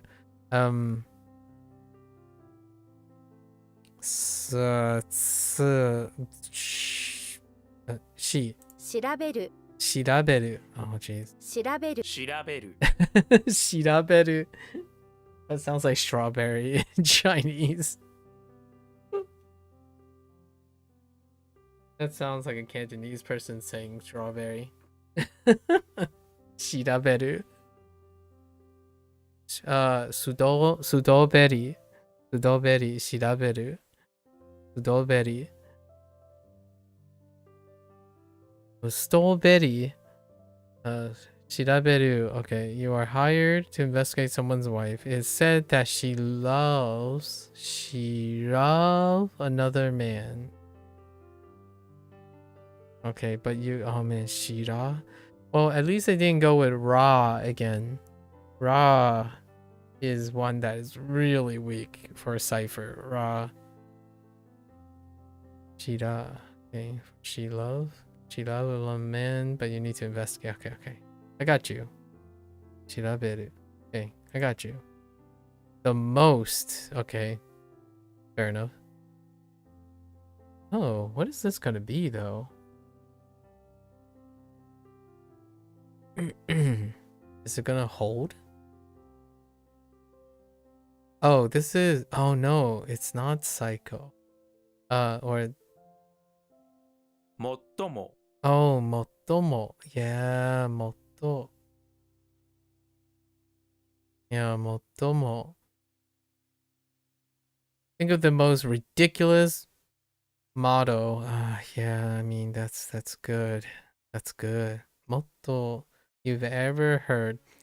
Or you could use motor.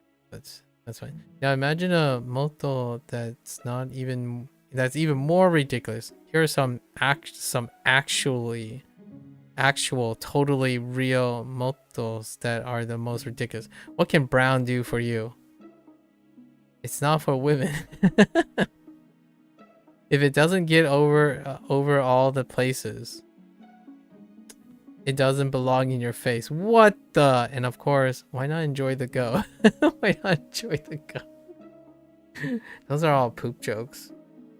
There's a lot of the. Oh no. Okay, all right, it's fine. 最も最も All right. All right, sick. That's fine. That's what we got. We got dynamite. A sick stick of dynamite is going to be sick forever. Unfortunately, there are no medicines that are effective on sticks of dynamite. So dynamite. Once they get okay, all right. Byo, right? It's byo because of byoin. Yeah, byo. Being nervous all the time about spontaneously exploding would probably make you sweat profusely. And you know what sweating cause? Yo. Okay.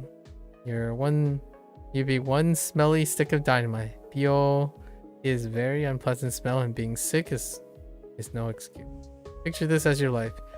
You should explode at any moment. You're sick and you have BO. Nobody wants to be around you because you might explode and kill them. And you think, and you stink.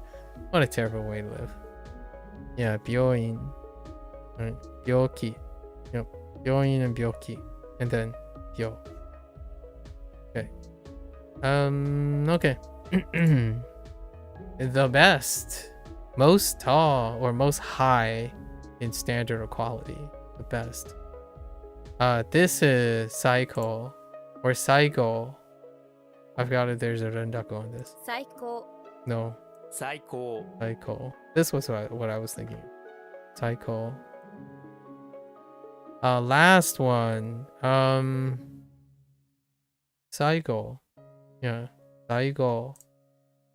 Right? 最後 Oh, Saigo. Saigo. 最後 Saigo. All right. Motomo. 最も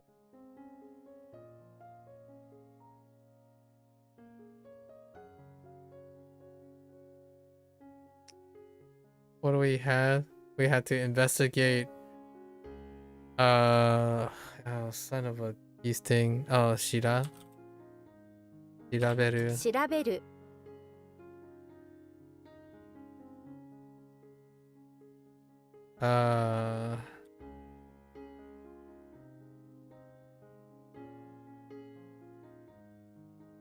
How did the BO work? Oh, BO.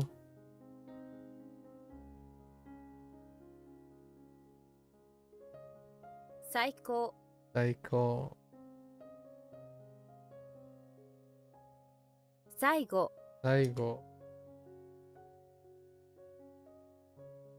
We can do it. Recent Saikin.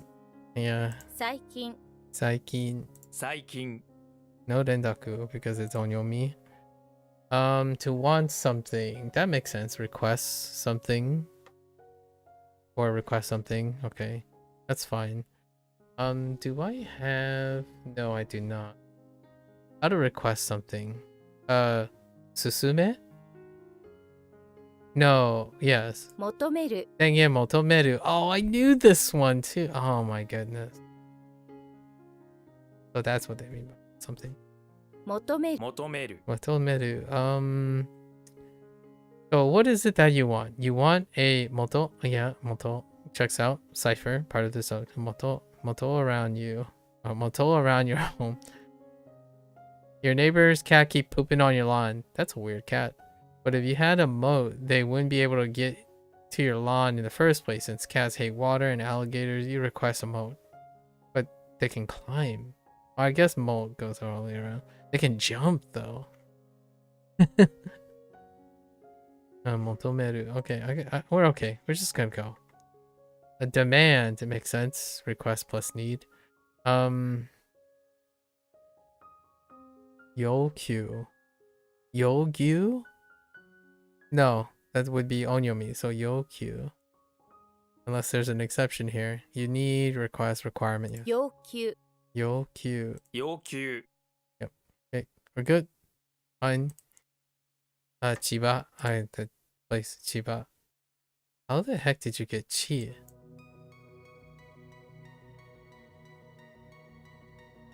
Rendaku. Oh, because chi as in kunyomi. 千葉 Chiba. 千葉千葉 When did I have this as chi? I don't remember. Chiba. You haven't learned the kunyomi yet. Okay. Chiba. While admiring all the leaves in Chiba, you realize you're craving something. What goes well with watching leaves? Why, cheese, of course. Cheese. Okay, sorry. Chiba. I'm good with that. I actually like using proper nouns to remember reads of special things. Tachi. Oh my gosh, tachi no mo. Really? Standing and drinking? Tachi no mo. Tachinomi. Sorry, tachinomi. Alright. Standing and drinking, or drinking while standing, that's fine. I got you. 立ち飲み Tachinomi. 立ち飲み立ち飲み Okay. Alright, we got this. We got this.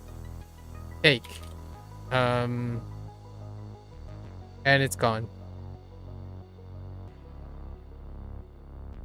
要求 Yokyu.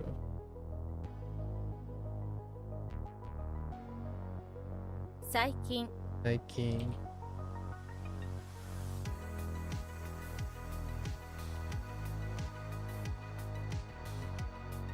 求める Motomeru.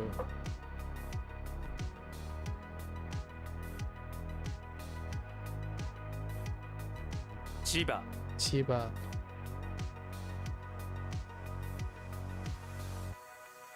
立ち飲み Tachinomi.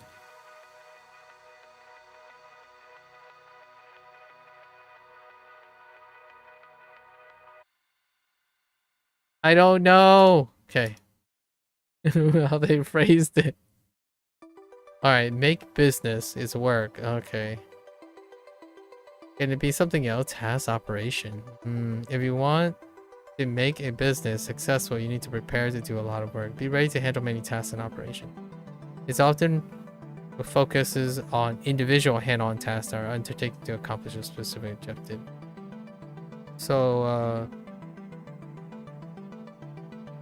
which one is it though? Sakugyo.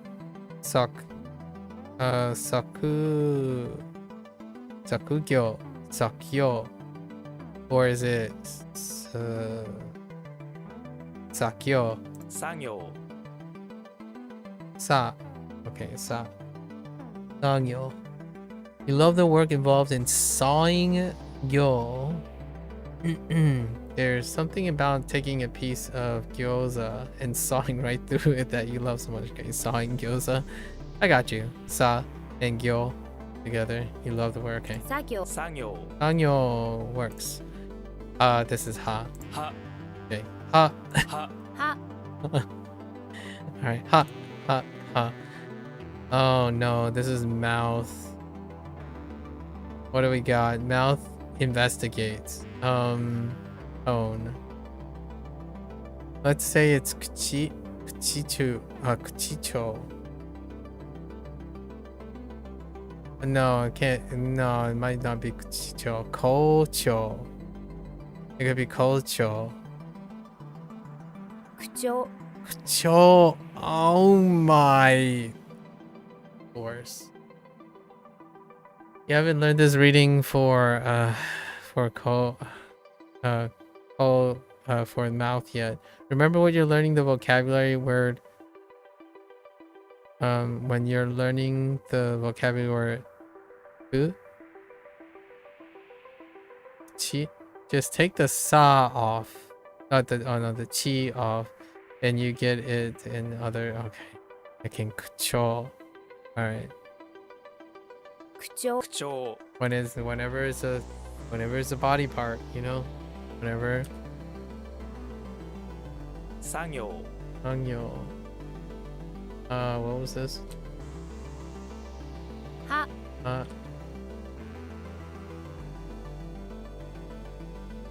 口調 Yo.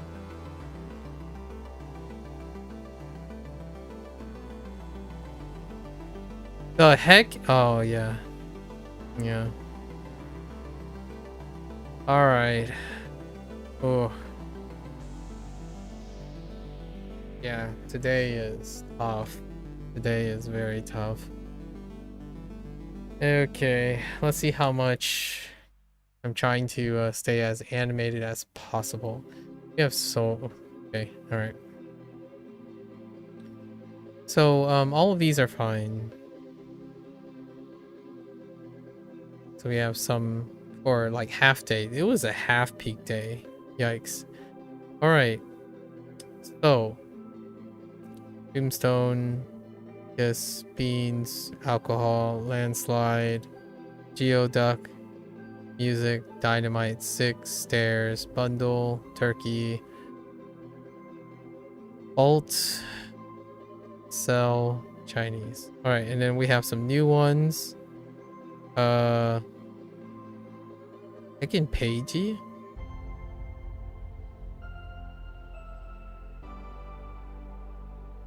It's just Pagey. So Page.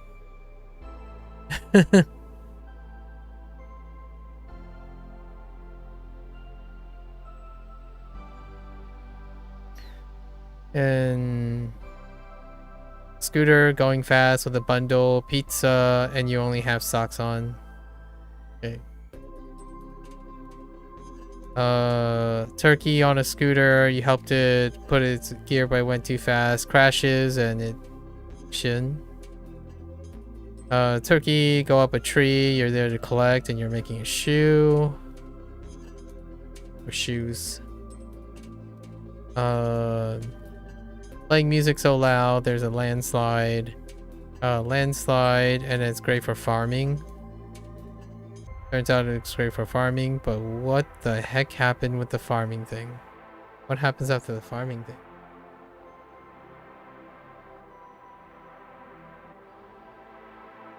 It's also good for something else, right?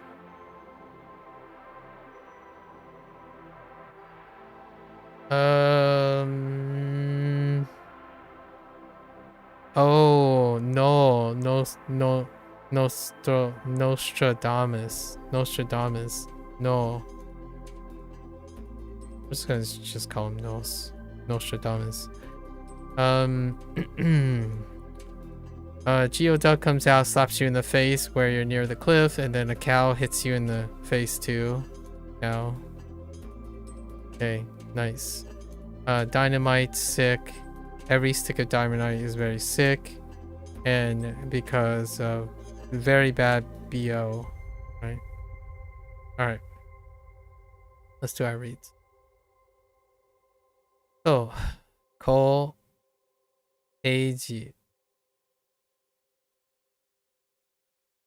Shi.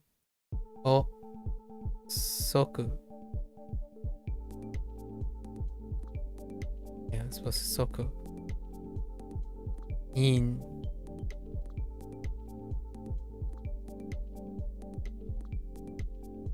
Shu.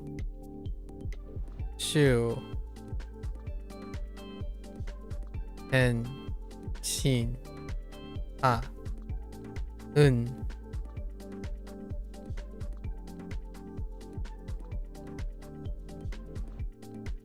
Hai. Shu. No.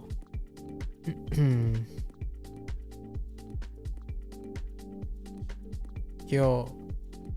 Ryo. No. No. Interesting. No. No. Ka. San.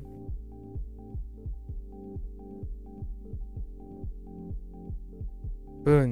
Mon. Go. Na. Sen. Yoko. Cho. Shin. Ao. Yo. Sai. You. Alright, let's go over the stuff. So we have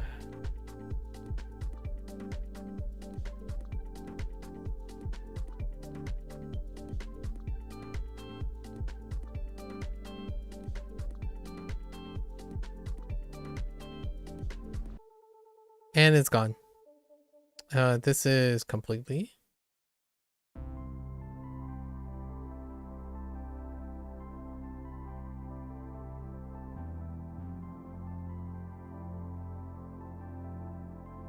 We'll come back to it.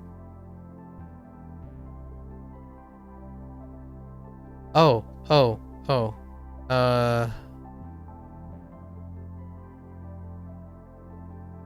Mata. Mataku. And then we have day and record.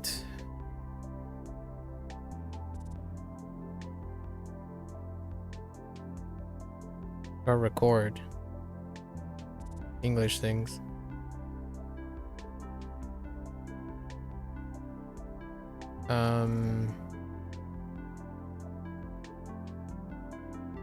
Ni. Ki. Nikki.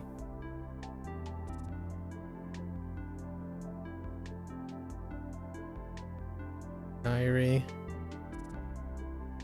Bitter.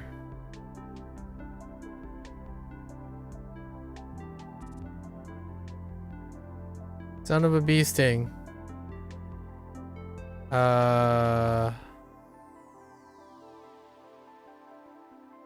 Wait. Wait.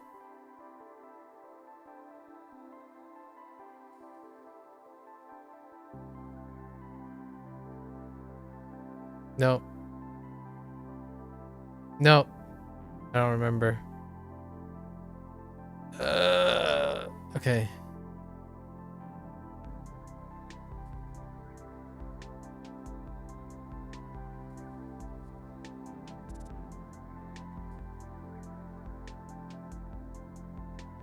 The heck? Oh.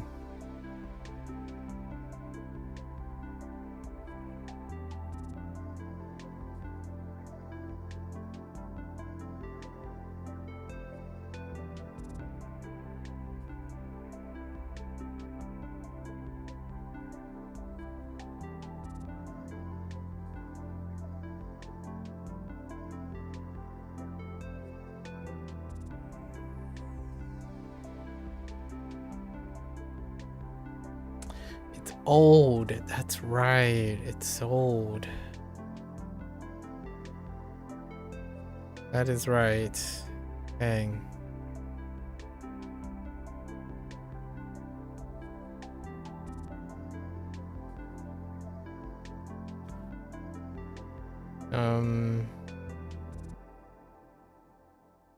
Niga. Nigai. Nigarts. Right.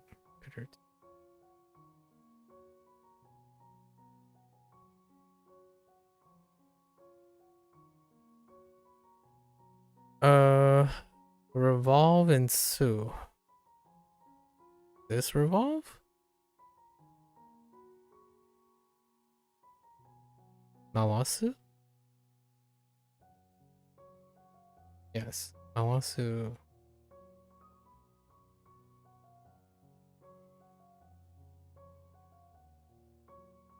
To spin something or turn something. Doing group me.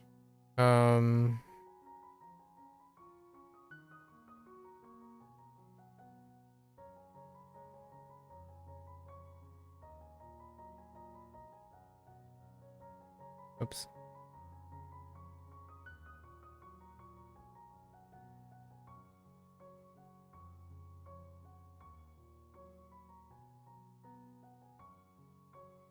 What is this?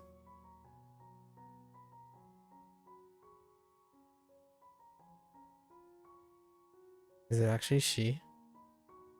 Shikumi. Shikumi.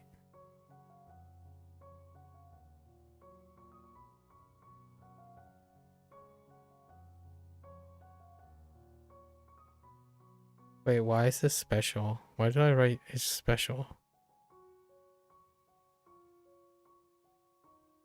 I don't know why it's special. Oh, it's probably because of this. Yeah. System. Correct. Te do.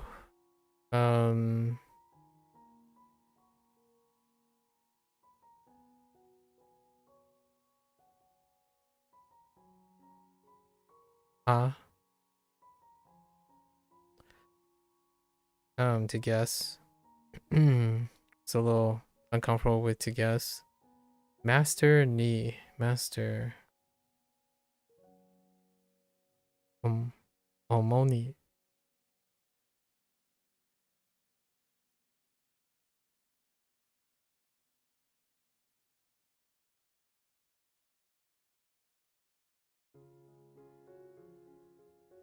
What was this? Mainly? Time period. Oh, time period was yikes. Yeah, time period was a yikes.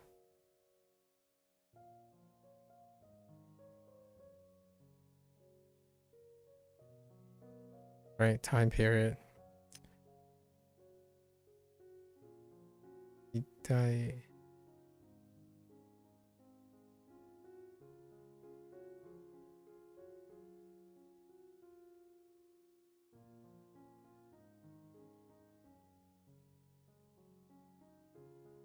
Alright, we did it. Did it. We got our 100 thing in, and also the peak day. This is really pushing the envelope, right? Usually this is about where I stop, actually. So we're gonna launch into HanziHero in a bit here. So there you have it, folks. We're here for the first 5 hours or something. We did a little bit of a breakdown of the stuff. I forgot totally about putting in double check. So double check will speed things up. It would have been nice to test it that way, but I did it the another way, you know. Go out and then go back in. A double check is gonna resolve that. And then it's gonna not have me like refresh all the time and whatnot. A combination of things. Right there you have it. That's the WaniKani and also our 100-day tentative takes segment. In another 6 days, we're gonna do this again with HanziHero. But meanwhile, since we're kind of like jostling in between, we're probably gonna do Wagotabi tomorrow, if I'm rested. Otherwise, it'll be the day after. Wagotabi got updated to yesterday, so it's actually got 2 more things, and then we hit, so to speak, to get slamming on some fun Japanese puzzle solving, right? It's not every day that a game is released that deals with edutainment versus entertainment. There you have it. As always, you're free to follow along, do your own thing, drop down your hot takes, and be ready to discuss. I'm all about discussing, obviously.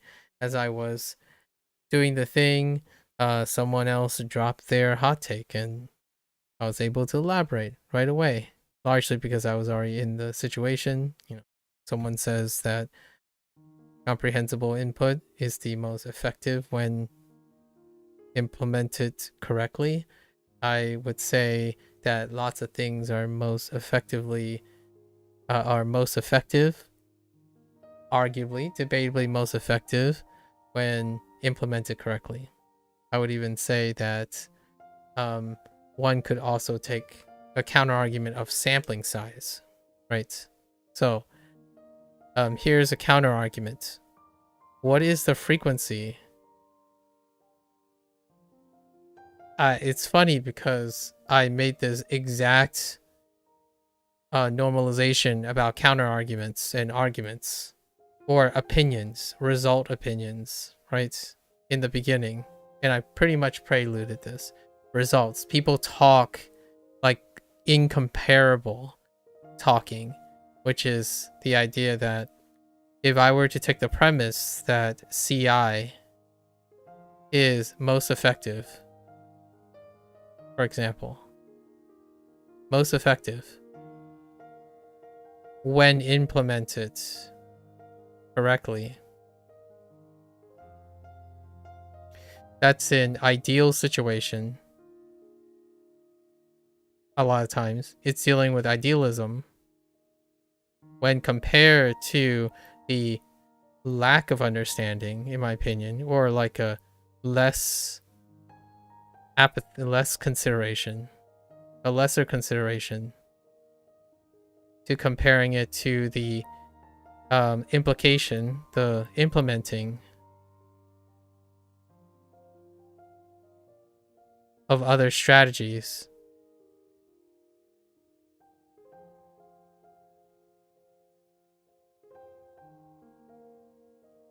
Correctly, right?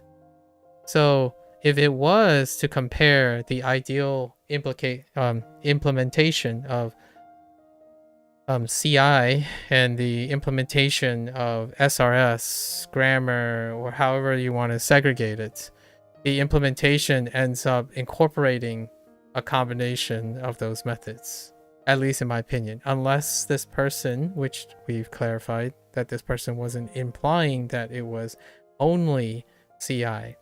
Now they are contributing a little bias, suggesting that it's mostly contributed to CI. I would actually beg to differ, largely because when you're making a comment like that, you're assuming the ideal case or the favorable case with the implementation of CI when comparing to the less considerable average of others. So if we're comparing the average of CI's efficacious versus the combination of others, right? For example, what if SRS was implemented correctly? It would look like something that would contribute with CI, right? That distribution might be what they're referring to, where a lot of it is contributed to CI. But I would even beg to differ on that, because when you think about it, you also have to think about retention,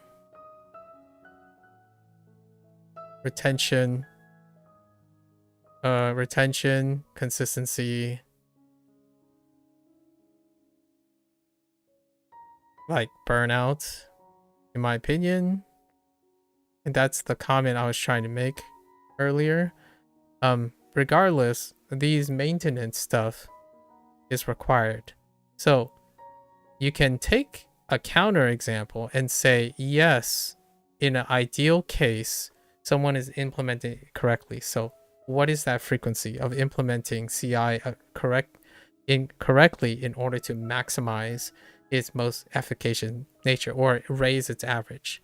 Well, in this day and age, right, when we're considering not the archaic culmination of without taking into consideration the paradigm shifts in behavior nowadays, the odds of having a CI predominant approach may not be as attractive as a proportionally equivalent contribution of SRS input reading, that like vocabulary output that takes away from CI a lot of times.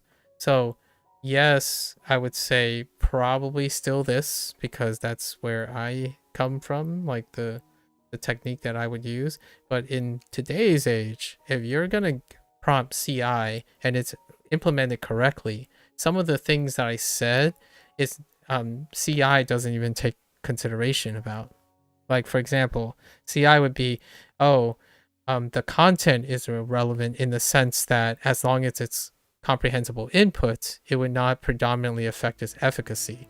That's a misnomer. It's incredibly misnomer now in the internet age. So not only is the CI being implemented correctly difficult to quantify, because CI is now content dependent. As opposed to back in the day, I would agree, maybe prior to the internet of targeting things, you can fine you are constrained to the obligation of specific content, right? Like just random content or content that's the best you can do. Nowadays, a CI, when implemented correctly, must also cater to the other situations that I'm talking about.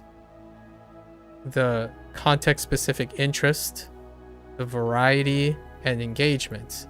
So you can fling around and dangle CI around in front of someone over and over again, but fail to create a consistency when the content itself, which used to not be that much relevant, would cause the retention or dropout of that person using CI consistently. They would default back to something that is like SRS and repetition, and or something that is repetitious in the nature that it feels like consistency, right? CI, on the other hand, the consistency tends to be as long as it's varied in the sense of not like watching the same video over and over again and whatnot. Like you're trying to create converging implicit learning from all the stuff contextualized. So if you're not interested in hearing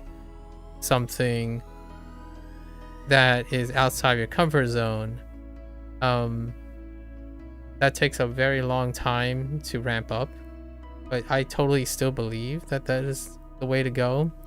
But overselling CI is something that I feel is very deceptive and also out of date. It's quite archaic, in my opinion.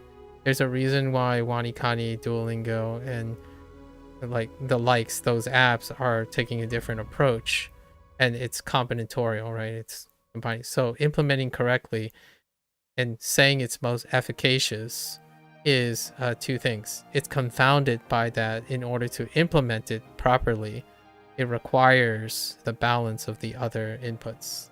So you can argue that, say, you have a mixture and the contributing factor is that it's 70-30, but what a lot of CI prominent figures are saying is you only need CI. And the thing that I agree with is that it is sufficient for language acquisition. It's likely sufficient alone. Is it most effective? That is an erroneous statement, or a very proud and bold statement. It's most effective. It can be potentially one of the most effective contributors, provided that it is correctly implemented. However, it can also be a lesser contributor in a combination of existing inputs now in this day and age, because consistency is not taken into account when it comes to CI, especially self-study CI. CI might be something that is framed around like obligation, but boy howdy, CI is not as engaging in dopamine responses and whatnot and repetition as some other rising competitors, right? Especially SRS. Is it efficacious in the sense of measuring different outcomes? So you could say CI is most effective if you're measuring something that you can't really measure from other methods, which is why I think this is the indication. If you're so confident that it is the most effective method, then it would be suggestive that the person thinks that the other methods do not involve in it. But we clarified that it does involve other methods. Whether it is the most effective, it's very difficult because I don't think it decouples. You can try doing only CI, and I can tell you that retention, I would argue that it is probably debatable, but I would argue that the retention is worse than a combination approach. In fact, even doing 50 CI and 50 SRS would overall have a higher retention and motivation than using CI alone. And CI alone is context specific, which makes it effective. The effective nature of CI is that you have content that is relevant to you. Irrelevant content or disinteresting content when you're applying CI takes away from its effectiveness. So there's a chance involved in it. SRS does so too due to the repetitive nature, but it is less context specific, which takes away from its efficacy for like natural like content, like sentence structuring. But vocabulary and sentence mining and stuff, the frequency of reading characters in another language in which involves character recognition, CI is not the most efficacious way to learn. I think it may be in certain ideal situations in which SRS, for example, is underperforming for a person, right? You can easily go up to someone and say, SRS is the most efficacious way to learn vocabulary out of context and implement it correctly. That is how I felt about that comment. And I had to qualify it. I'm like, well, when it's implemented correctly, it also leverages other inputs, in my opinion, in order to maximize the efficacy. So oftentimes when people talk about how efficacious CI is, they fail, in my opinion, to qualify the framework that CI has to be in. Like, for example, CI is the gold mine for kids learning language. Well, kids have the framework of adults around them.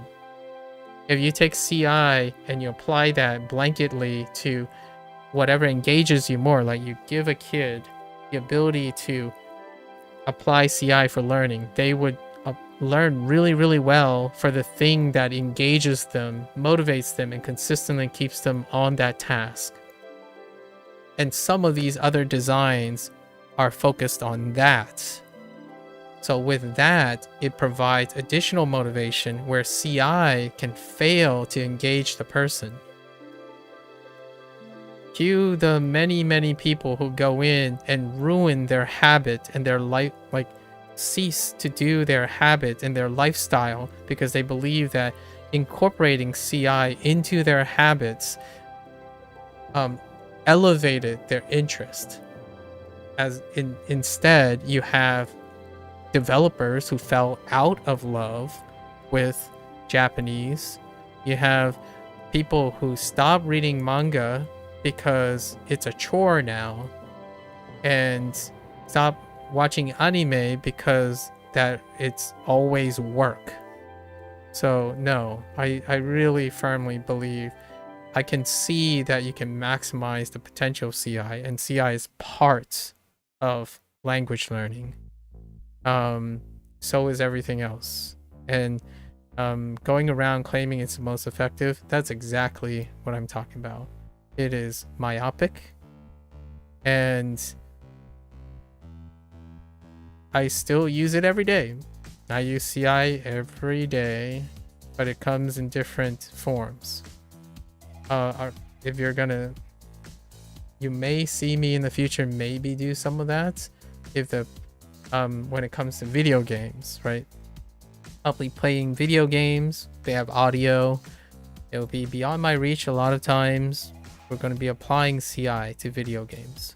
Now, video games like point and click adventure games have quite a lot of like also visual, non-verbal things that are involved in that type of thing. And that to me is not just part of CI, it's part of all the other inputs. So I really think it's incredibly reductive and almost irresponsible sometimes when you can go around suggesting very strongly one thing without understanding and qualifying how that one thing interacts with other things. Again, I'm not denying that it's not sufficient to acquire language. If someone wants to reduce everything to a single task or a single principle to apply to everything, CI works. And then I would argue SRS doesn't work, right? It is not sufficient to do that. But here's the thing. It's not sufficient to do the whole thing, but it is certainly more efficacious than CI in certain areas as a sacrifice, right? It's kind of like saying a car, well, if you have wheels and a frame, it's sufficient to roll down a hill. But if you add an engine to it, it can go down the hill faster. Right? There are components in which they're not necessary or, again, sufficient. In the other way, CI could be sufficient. That's still tenuous and a little argumentative. CI could be sufficient. Is it most efficacious, like seen as an isolate? I don't think so.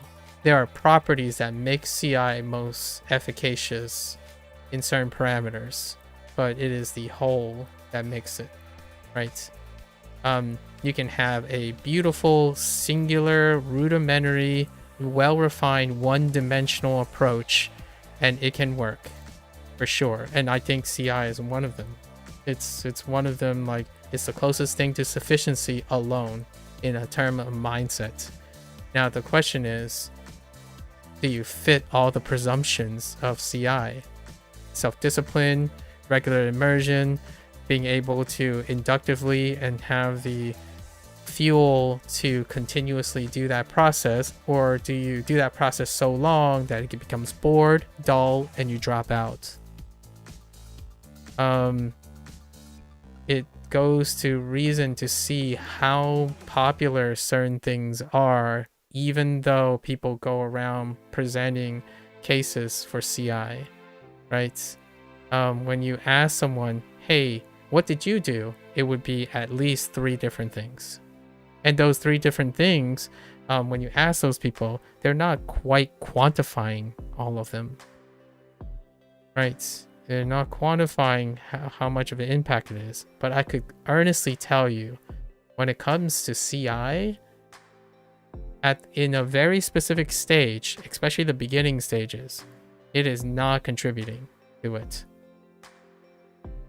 There are stages, there are phases of language learning that predominantly take different tools and they all come together.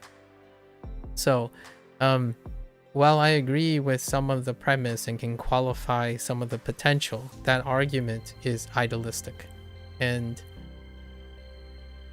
not quite impressed. But I could qualify the statement a little bit more and say CI is the most, in some areas, are the most effective way when implemented in conjunction with other methods, and also assuming and providing that there is 100% adherence. One could say it is the most effective one. And other methods may not be able to stand alone and do that, but they may actually contribute temporally to more efficacious gains during a journey of a language learner. So I think it would be a disservice and very misleading to wholeheartedly say, oh, I agree, this is what you should think about, because then it brings a very interesting position that I'm in. If I believe that CI is the most efficacious, then by nature, everyone believes it's the most efficacious, right? If that was true, right? This is an opinion, right? And if it were true, then I would selectively bias myself to tackling a CI approach as opposed to tackling other competing popular approaches. They are popular because there's something inherent about their efficacy in different ways that doesn't apply strictly and directly to language learning. CI can be dull as heck when you don't care about it, right? Formal education can be dull as heck when you don't care about it.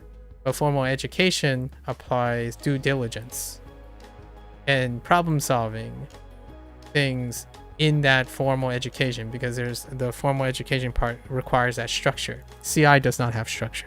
You can say, oh yeah, some of those apps prescribe things, but you can stop doing them. I would say if you rank all the stuff, like the competition and whatnot in apps, I think it's self-selection that causes the high success rate in CI related apps and also SRS related stuff. There's self-selection. If you combine them, then you have a more complete package. So yeah, more on that again. We'll revisit this type of topic again when I talk about HanziHero. All right, so for that, thanks for the hot take, right? Drop the hot take. Be ready to discuss, but not. I was ending at the time. And I'm gonna get up, take a bathroom break, stretch, and I'll be back for HanziHero. Thank you, thank you.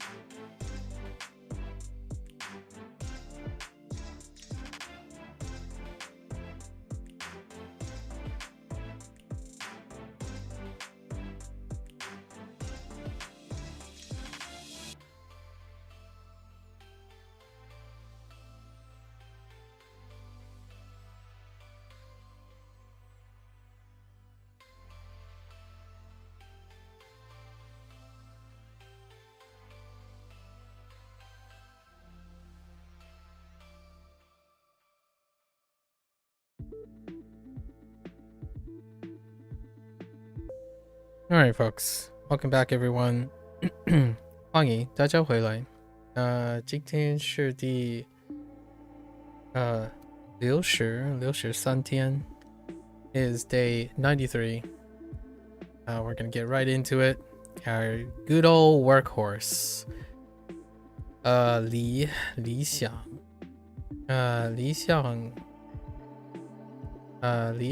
is ideal. Speaking of ideal. 理想, right? Not too bad. I think we're pretty good with our stuff lately. We got 6 more days, and I guess we're gonna do our WaniKani thing, then do our 100 tentative takes of HanziHero. And that would be a wrap for a bit. Yeah, we're a bit. I think the next closest review is probably going to be in 30 days with Duolingo Spanish on section 3. And games, and more games. All right, let's head into our lesson.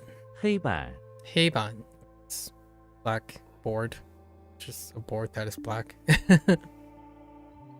黑板上的字 right? Characters on the board, blackboard. 黑板 eraser. What is eraser?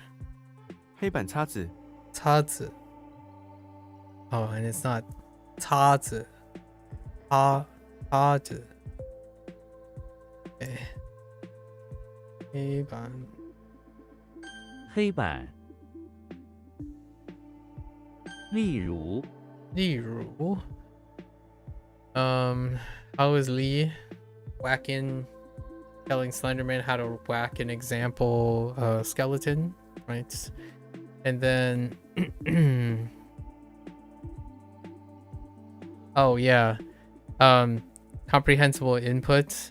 One thing that I would say CI that is phenomenally like weak and complacent in is that natural, and it has to be literal, contextual, restricted to the exposure. There's no mnemonics or abstraction.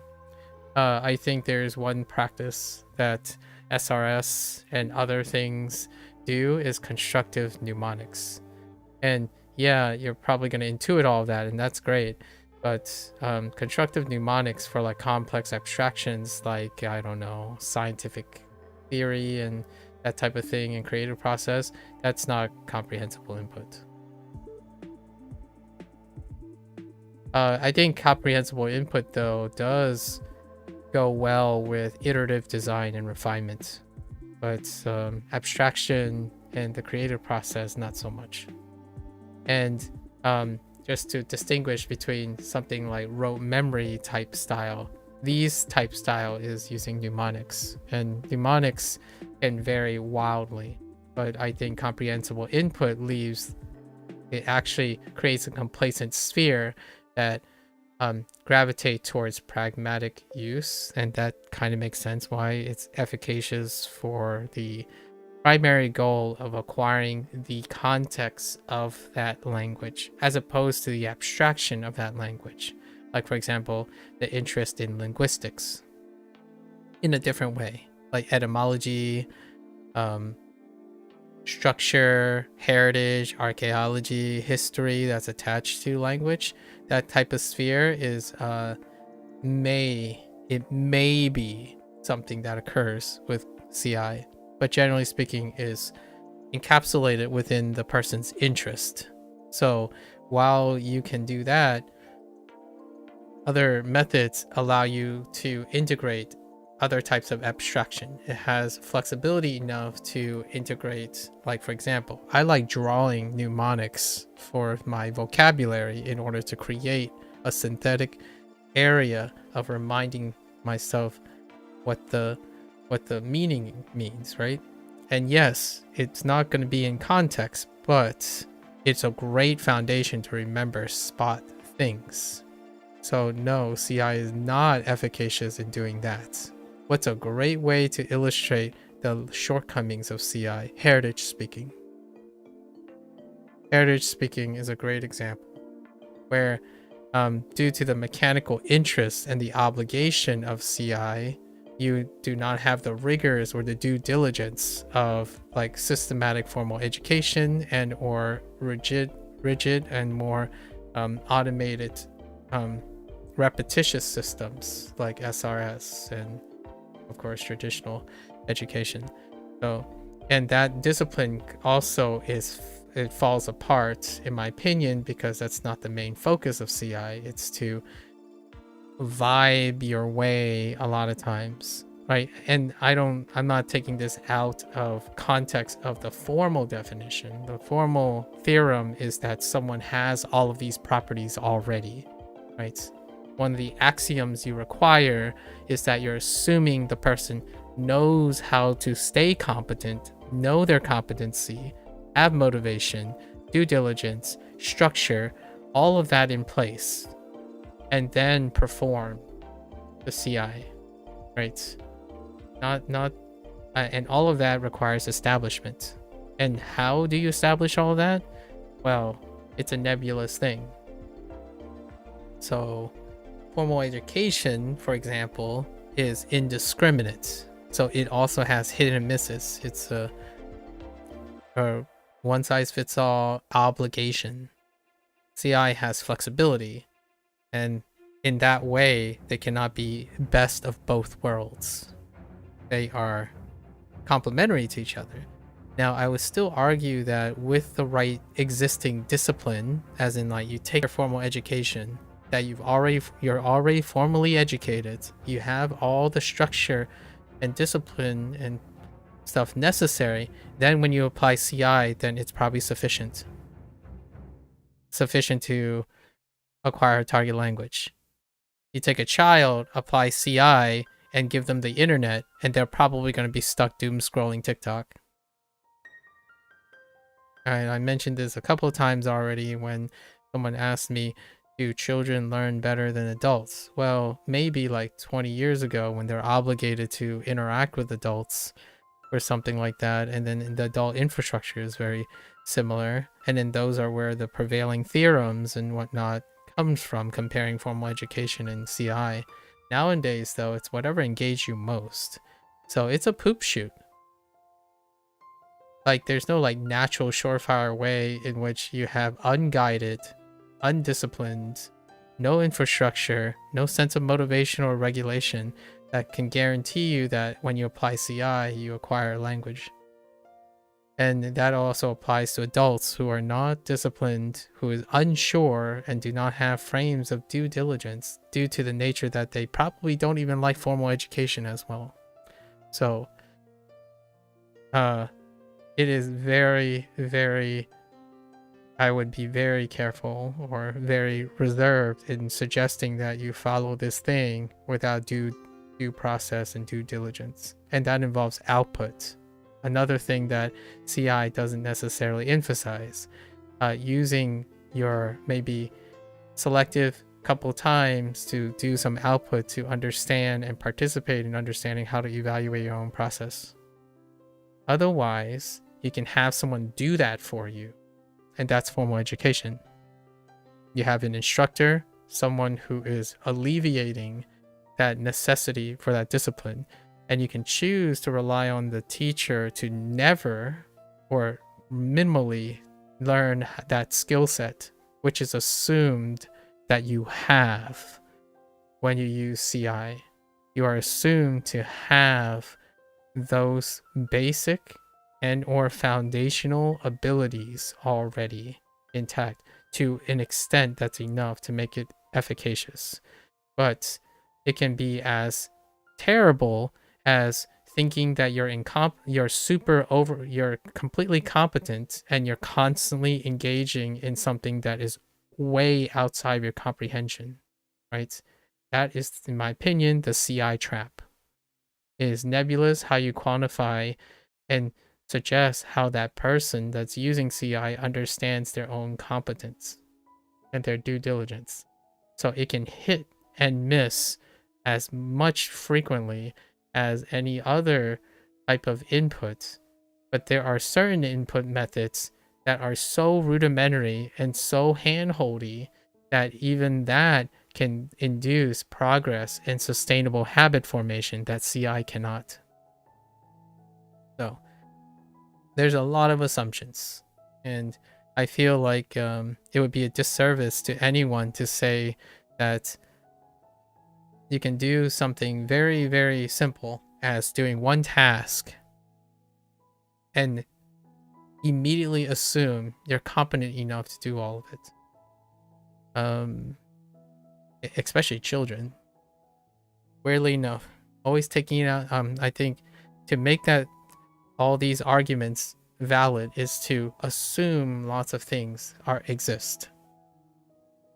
Like the kid needs to learn a language. You might be thinking, wait, what do you mean? Everyone needs to learn a language, right?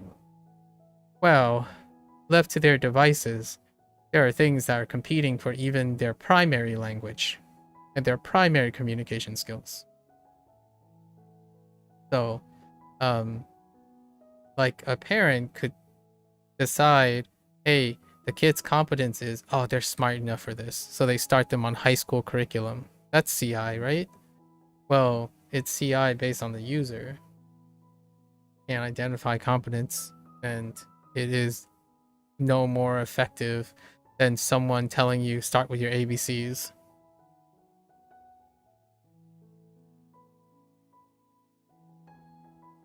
Li Ru. Li Ru is whacking example, and then Ru is to be like an example. Okay. Be like, for instance, such as, okay. 我喜欢例如 no 我喜欢动物运动 no wait carry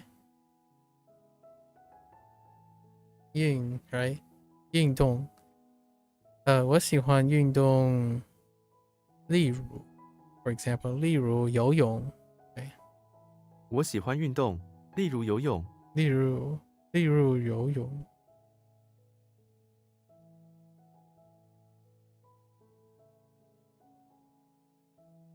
例如，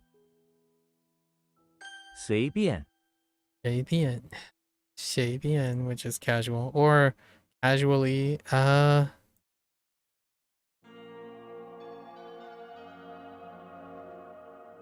flexible. It's kind of like whatever.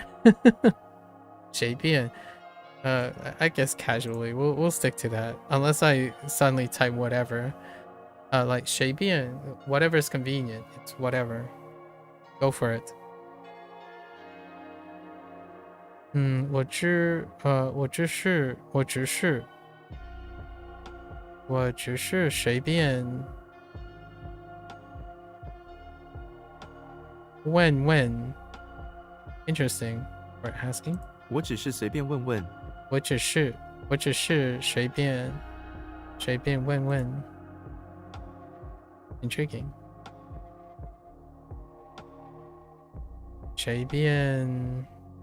随便说了几句 几句 remarks. 随便说了几句。Interesting.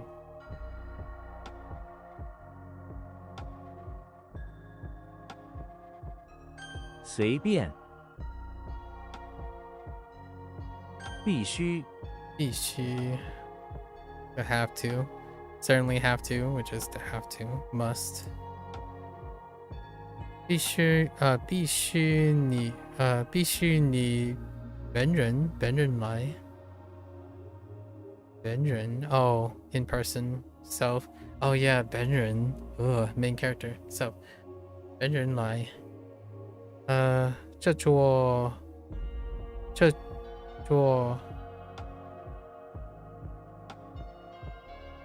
bridge. How about... No, I don't know bridge. 这桌像，这就像必须something 宫这座桥必须反攻。桥 is 桥 and okay 皇宫桥 is 桥。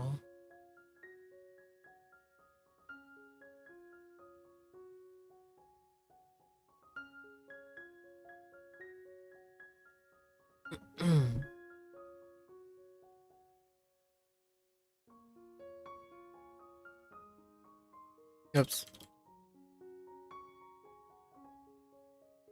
Wait.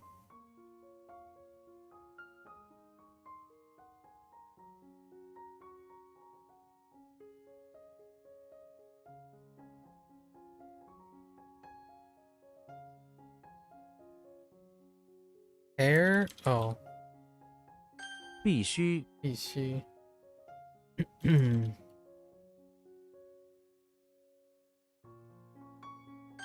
省钱。省钱. Okay, economize coin to be economical. Alright. Be economical, save money, yeah. 省钱。在这里香火很享钱，很享钱。在这里香火很享钱。我没法 ，No, that's not. 我不法 ，No, 我没法 ，Maybe that's still 没法。我护法，无哈。I don't know what that is. Something 法向前。单就 interesting. 单就是想不下像不下 just kind of interesting. 我设法省钱，但就是省不下。我设法想钱，但就是想不下。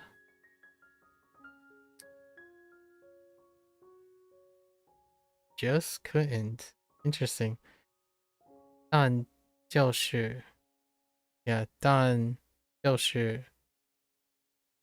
想不下。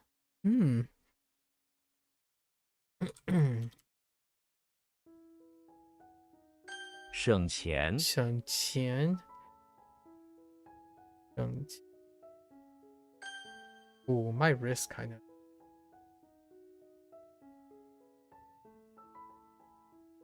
黑板。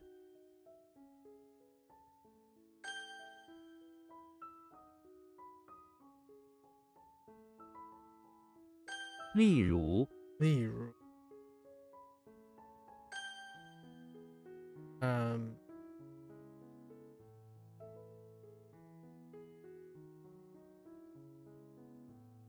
省钱。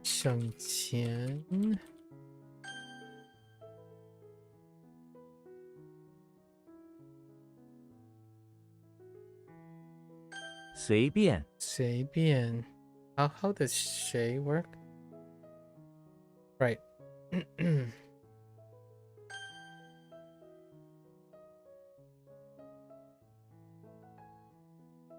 必须。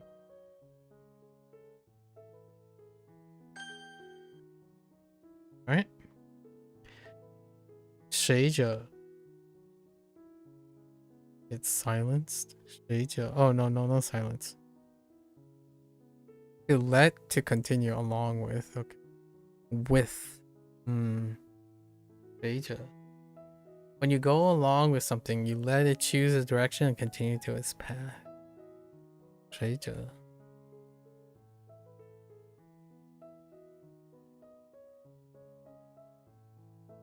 I'm gonna say go along as well. I can see myself and go along with just combining all of them. 随着工业的something 随着工业的发展，发展，我随着人样 maybe 人样走到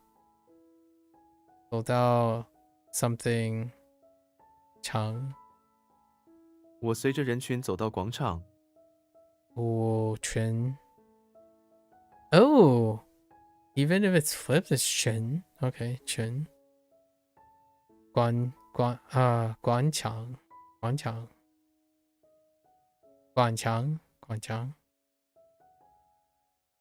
我随着人群走到广场， gonna higher whenever they end the sentence. Okay. 随着随着黑色 Okay, that's fine. Black color is black color. 我喜欢黑色的汽车。这件外套，这件外套是黑色的。pair, whatever that is, pair. I see the pair of turkeys on top of a folding stool.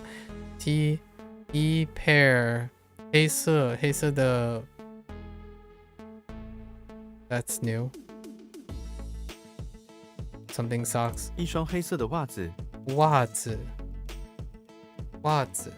一双 Oh, that's what strong looks like. I see. 一双黑色的袜子。黑色举例 So lifting. You're going to bed. Wow, it's 7:34. What time is that? Oh, you're right in the middle. Okay, good night. Good night. Sleep well. Sleep well, Uni. Thanks for chilling again. I hope you're getting sleep. I hope you're sleeping well. Take care. Take care. Oyasumi nasai.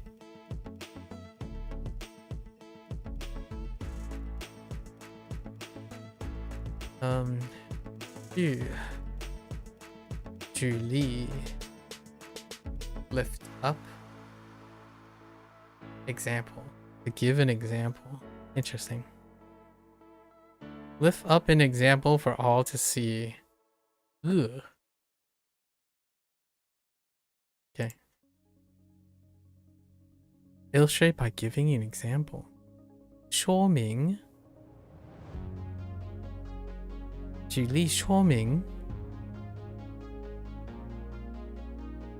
Illustrate for 说明 Interesting. 举例说明， That context is not great. Oh no. 举例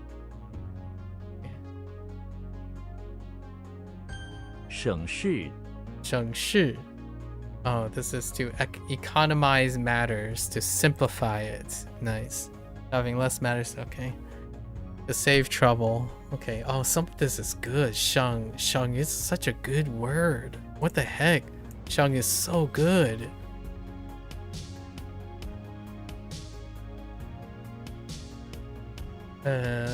Benxiang省事没有到 No 没有做 No. Ooh, what is that? 没有 something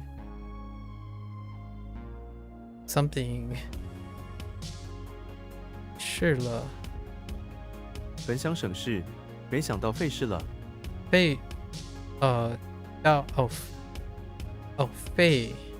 事了到费事了 That sounds not great. Yeah. Complicated. Made things more complicated. And then 没想 so unexpectedly 没想到 unexpectedly made things more complicated. Oh my jeez.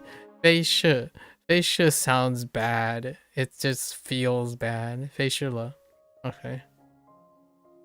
本相上市北上上市北上上市没有没想到飞逝了 Interesting. 在食堂 right 食堂里吃饭省事 The canteen. Oh, that's what they're referring to as a 在食堂里吃饭省事。canteen, or I mean a cafeteria as well. Canteen. That's kind of exotic. Eating in the canteen simplifies matters. 在食堂里吃饭省事 I see. Simplify matters. Okay. 省事省事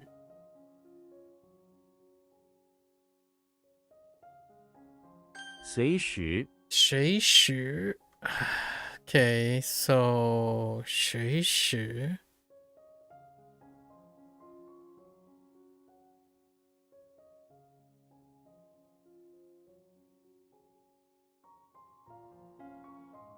What was this again? Help move to let yeah, it's sure. A short time, anytime. Oh yeah, to let time. Oh, that makes sense. If you tell someone that anytime is okay, you let them choose anytime. 谁时 this is good too. 谁 is so good. Man, 想 and 谁 is fantastic modifiers. What the heck? I could see using it so often. Just tack it on to any noun. 我随时可以帮助你。我随时可以帮助你。你随时可以打电话给我。Okay, when can you call me? You can call me at any time. 你随时可以听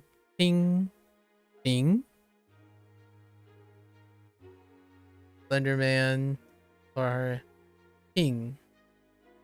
Is it bathroom? No, I think it's 2. 停下来你随时可以停下来。 2. So we're about to start reading all of these characters. I think maybe like 70% of the time, since these examples aren't graded, starting to like really hitting stuff now. 谁时随时anytime.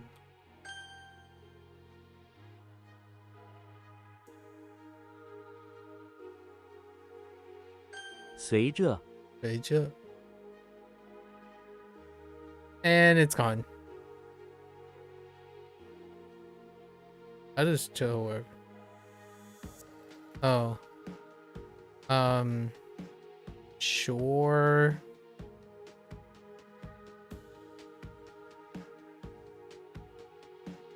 Sure, continue along with. Okay. 随时随时省事省事 right after 省事省事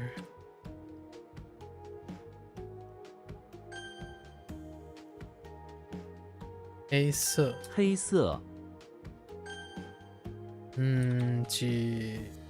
举例举例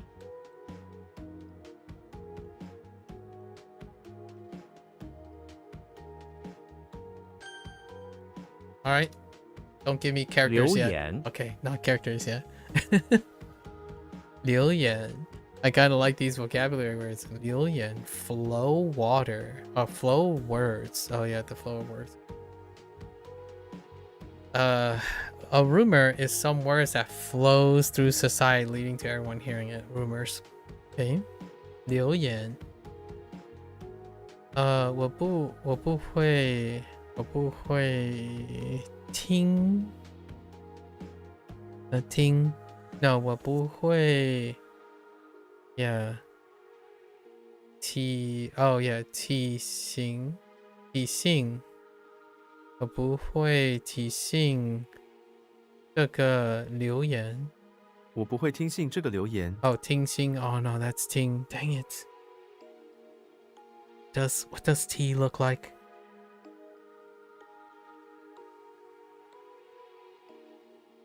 Ting Xing. I should have went with Ting Xing first. Let's see, spread rumors. One looks like sure still. I don't know what that is. 散布留言。 Oh, it's Boo. Sun Boo. Geez, Sun Boo, Sun. Where's sun from? Sun Boo. Is that the same sun in Sun Po? Or? Sun Boo Liu Yan.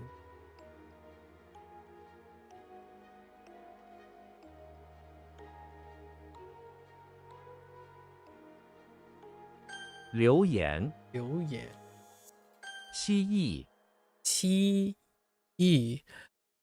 700 million. Oh my goodness. Wait. 700 million? Oh, wait. Wait. E is 100 million? Oh, yeah. That's, yes. If you have 7 groups of, yes. 7亿人 700, okay, sure. 3亿 okay. Wait. Whoa, wait. Oh, no, that's fine. 3亿加4亿等于 right? Is it 等于 Yeah, 等于7亿3亿加4亿等于7亿。等于7亿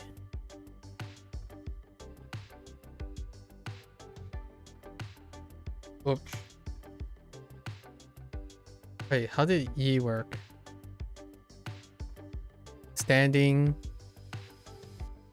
Slenderman, standing, protecting the 10,000 like or 100 million stuff that was lit up with a sun and something about a heart.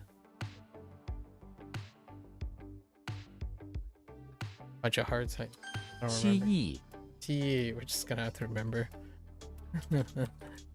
700 million. 银河 Okay, 银河. I think this is really neat. Silver River for the Milky Way. 银河. 我晚上可能看到银河. Okay. I don't even 银河 I don't even look at the translations most of the time. It, like yeah, that's what it means. All right. 鸟 鸟. Okay. A bird is a bird, which is still a bird. Burp's the word. 鸟 鸟. Okay. Neo is in the cellar of the barn, sure. In a battle. Opposite of him is Agent Smith, who has taken the form of a walking cow. He takes out a special gun that shoots high-velocity birds at Neo, who dodges him in slow motion, seeing the details of the bird as they fly past his shoulder and face, and he says, "Whoa." Okay, anyways, birds. Got it. Bird's nest. Don't know what a nest is. tall. White bird. Oh, instead of a swan. Interesting. Interesting. 白鸟. Niao long. Bird cage. Oh, Niao long. No, Niao long. Niao long. Another bird's nest. Niao wo. Interesting. What? 鸟 Alright. Alright. 蜥蜴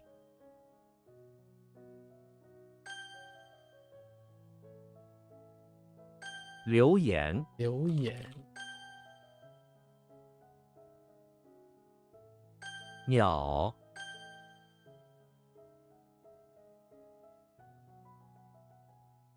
银河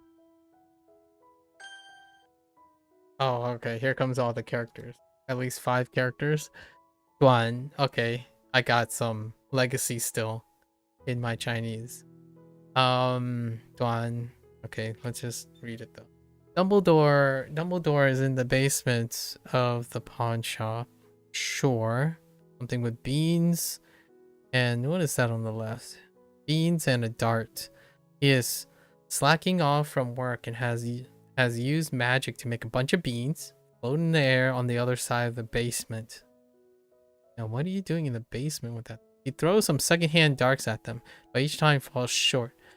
Besides his magic abilities, it seems everything else is quite weak. Okay, sure. Duanqi, oh, short term. Oh, that's a great way to opposite of long term or long lasting. I don't remember using qi though. Duanqi. Changduang. Makes sense. Length, long, short, put together. Changduan. Chanduan. Anduan. Duan. Oh, Duan Pian. How did Pian work? No, Duan Pian. I thought. No, Duan Pian. This is the... No, Duan Pian. Because this is the bamboo. Pinocchio. It's a piece of writing, right? Pinocchio is in front of the pawn shop. Writing a booklet. Writing down with a bamboo thing on a booklet on top of a door. And shorts. Yeah, Duan Ku. Duan Ku. Oh, that kind of makes sense. Short pants. Shorts. A mini skirt. Cao Duan Chun. Oh, skirt. Oh, really? Oh, okay. Really short. Oh, okay. Really short skirt. It's a small short skirt. Okay. 短 Duan. 宜 E. Suitable. I'm not familiar. Suitable. You say. Fitting. Yoshi is inside. Oh boy. Yoshi is inside the living room of the house. He keeps on smashing up a dollhouse with his big feet in anger because it was not suitable to him. The huge bookshelf next to him slowly falls over from all the vibration. It crushes Yoshi. A suitable end because Yoshi was just crushing everything. That's very dark. Okay. Sure. Don't have anything for the left. Ooh, unsuitable. Okay. Sure. 宜 So this one might be a little tough. 顺 Shin. We got River and Page. Smooth. Sherlock Holmes is in the bathroom of the infirmary. Gotcha. Which has a leak. A smooth stream of water runs down from a hole in one of the pipes. Sherlock borrows a page from a doctor nearby and pastes that over the hole, making the smooth stream stop. All the nurses think he's so smooth, and he simply says elementary. Obey. What are my examples? Smoothly. 顺利. Smooth profit? Okay. 顺言, pleasing to the eye, smooth to the eye. Okay, that's okay. Got it.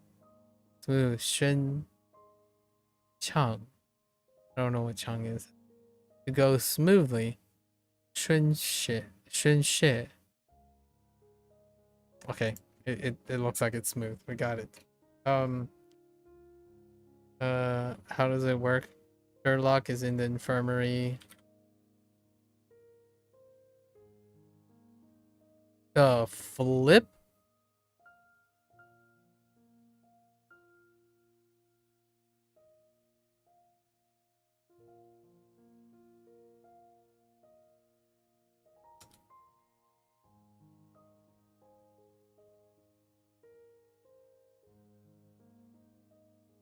He's in the bathroom of the infirmary? How does that work? Okay. I don't have any way to place them in the back. I guess the pipes. Okay. 顺游 Yo to swim. Yeah, 游泳.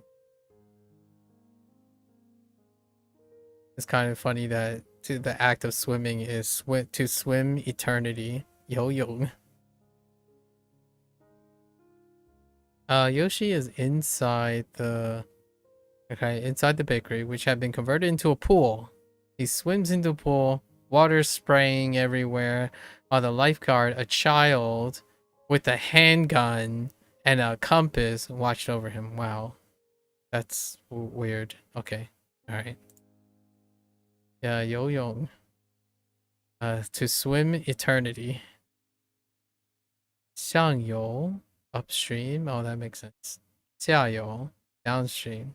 And swimming pool. 游泳池. I see. Yeah, swimming pond. 有 蓝 蓝. Okay, that's blue. Oh, it looks very flat and straight now. A surf. In olden time, each surf was branded with this symbol. Wow.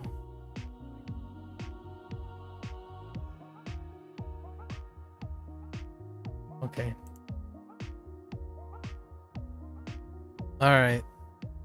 I mean, okay. Wait. Feudal subject. Oh, I see. Why don't we just have feudal subject? I think peasant servant is fine here. Jeez, a serf. I haven't used that term in a while. And then a jailer. Okay.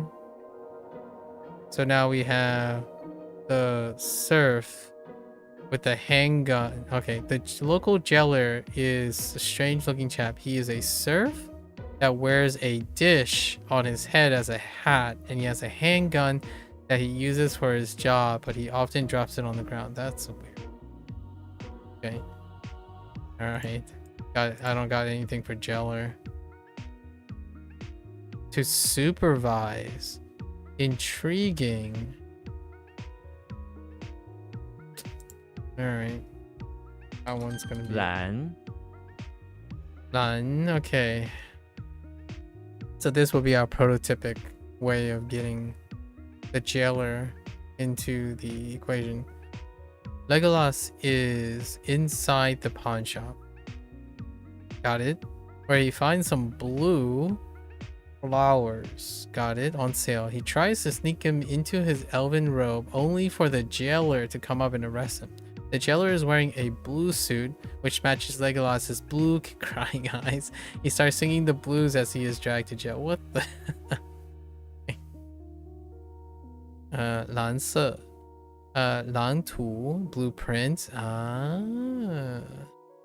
蓝领 oh, must be a color. Interesting. That like a figurative color, or literal but figurative at the same time. Azure. I was gonna say azul, but that's not my language. 蔚蓝 azure, and blueberry. 蓝莓 flower, mother of flower, it woman. Okay. 蓝 I'm still getting some legacy, so that's pretty cool. I got legacy.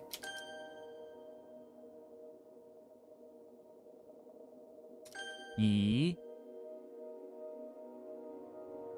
Fitting. Or suitable, yeah, fitting, suitable. 短蓝顺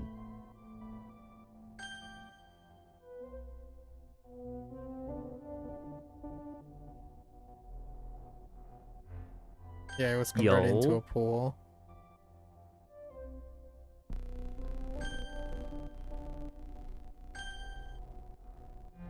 All right. Let's lock in for the day.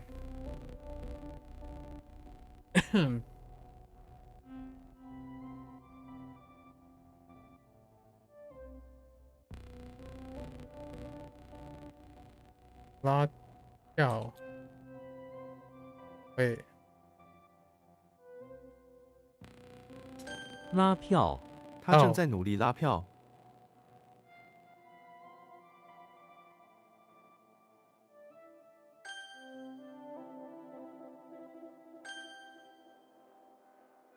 鱼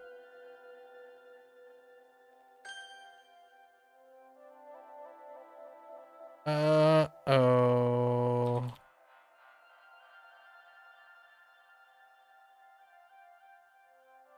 受到足球队受到了非常热烈的欢迎。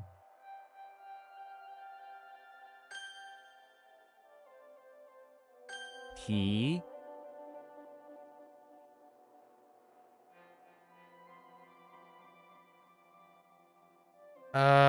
Man. I want to say rise, but probably lift. Or bring out. Okay, bring up. That's fine.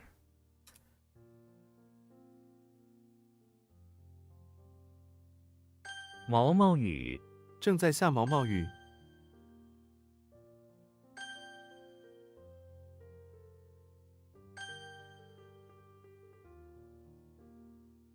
快雾国外他在国外工作了5年。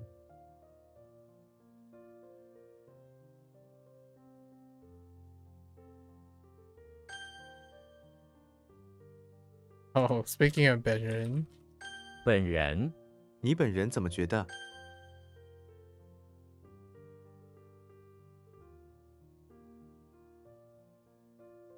虽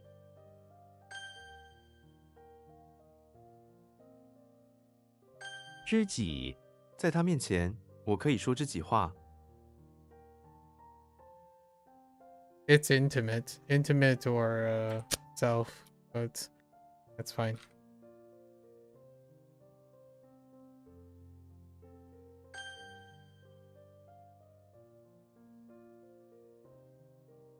帮助我忘了感谢他们的帮助。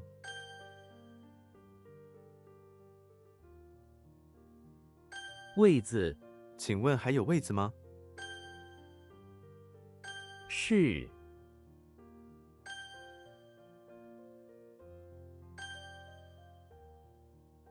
东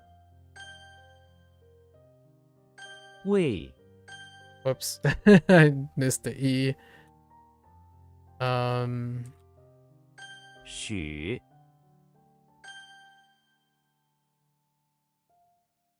The heck are you? Oh. Ah! Wait, I'll try this again.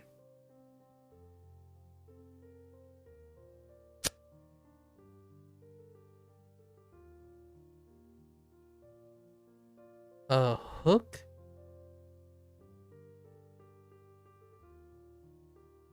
It's not that. I actually have no idea. I guess that's one that slips my mind. It's kind of a hill or a lump, right? Or like a... It's part of Kwai.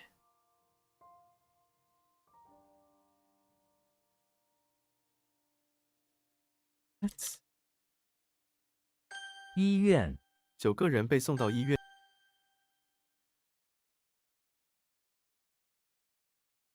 This is not a clown. What is it? It's a mouthpiece. Oh, wait. It's an alarm. What? Oh, mouth guard. Whoops. Yeah, mouthpiece or mouth guard. 内 It's still the same thing. I'm like, what is that? What happens? But I don't know the other thing. Whoops. 齐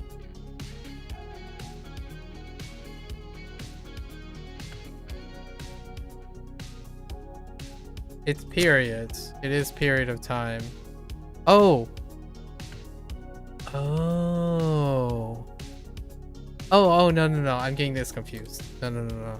Just kidding. That's a misread. That's my bad. I'm thinking of no, I'm not. Am I?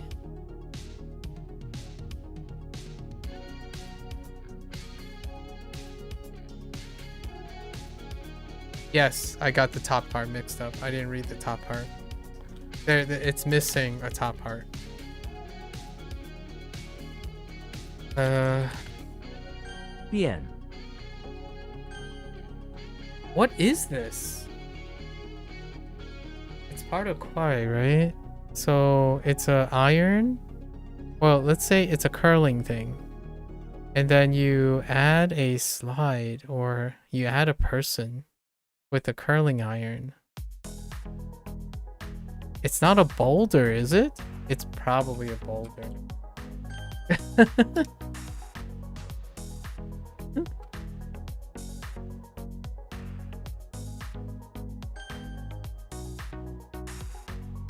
重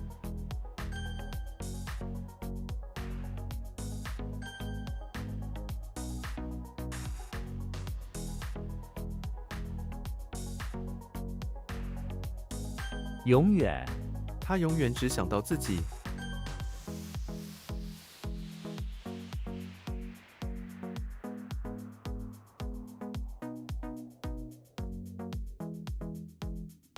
我的 那橘色的车子是我的。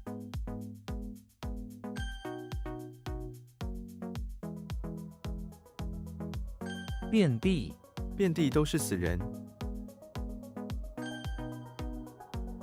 气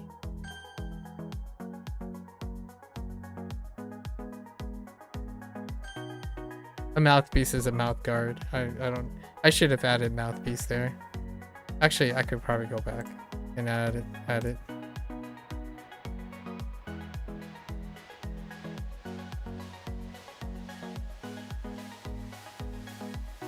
Um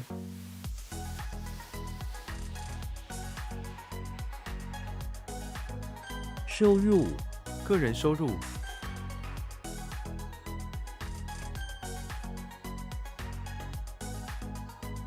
虽然 他虽然20多岁了，但是还不够成熟。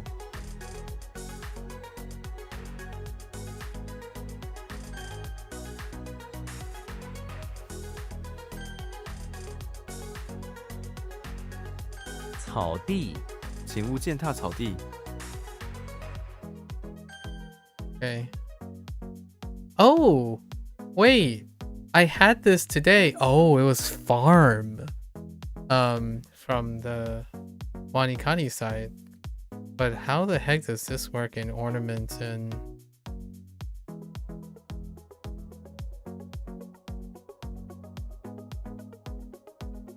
晨，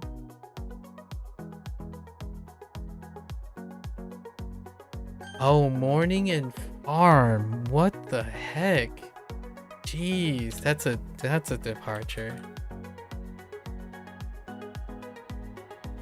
亮点，这旅馆的亮点， And we had highlight today as well in Japanese.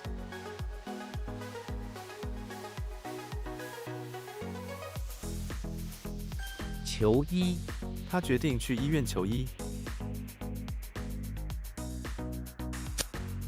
Chioi request whoops to seek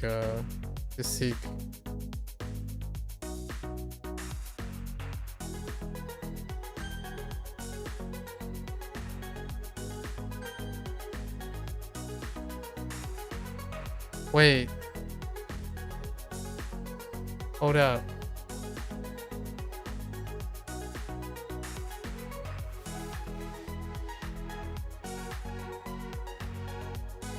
It is part of the thing, but I'm debating on adding it or not. Right? Because,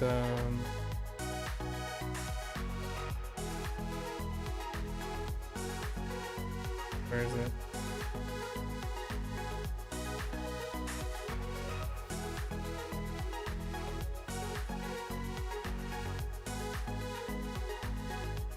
Or am I being a pep? Hold up.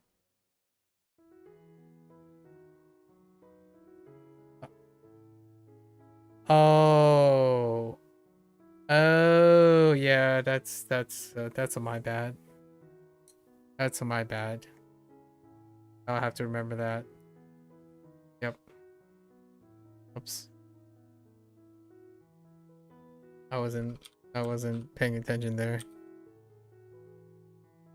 月亮，今晚的月亮很亮。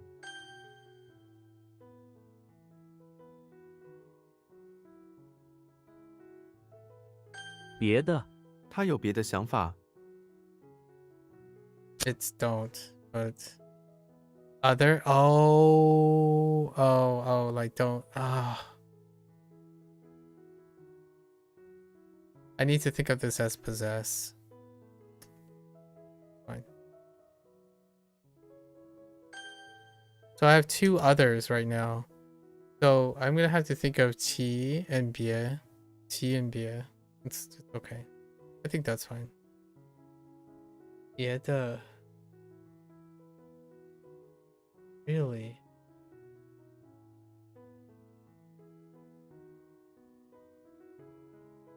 Yeah, don't proceed with your current thing.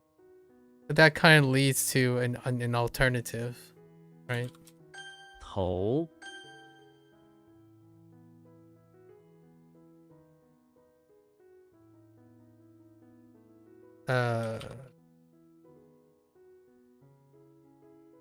旅馆，我们住海边的旅馆。出卖，出卖房产。 Oh. 出卖. Oh, that's just sell. My bad.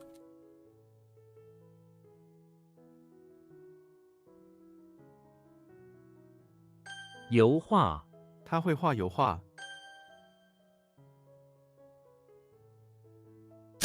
Wrong tone. Press there. Oh. Wait. Ah, that's a typo. 哭，礼，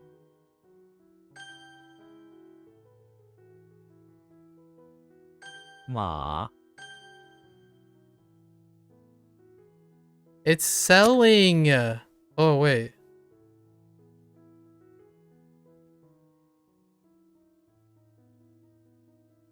This not selling? It is. Oh, I typed sell. Okay, that's fine.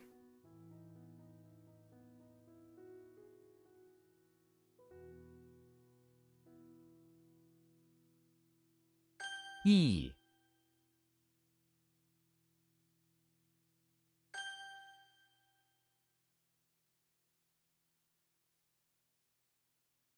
满意，他对你的工作满意极了。 Satisfied?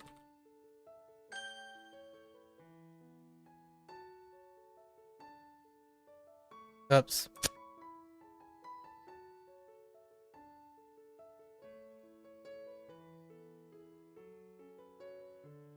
Yeah. Typo. Right. I'm like, what did I type incorrectly? 高层，高层办公楼， And this is 厨. Oh, I think I typed Z, right? 处，定， I wanted to say balance, but oh no. Determine? Balance. Yeesh. Boss.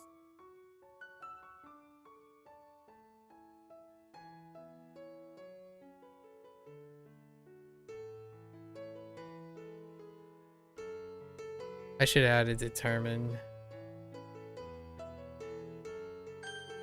Oh, to set? Oh, that's the word they wanted.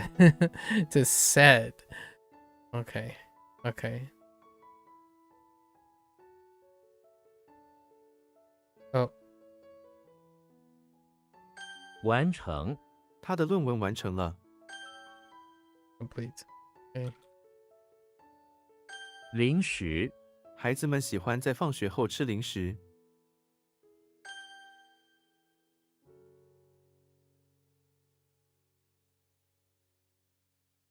洗，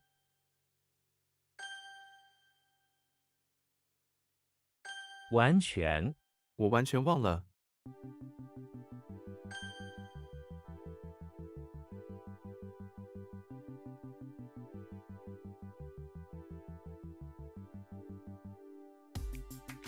量，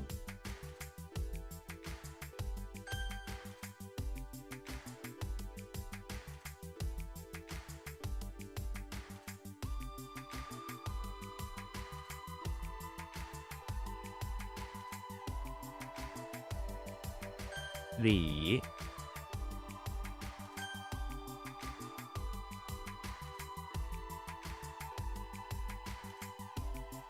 半夜，他经常工作到半夜才睡。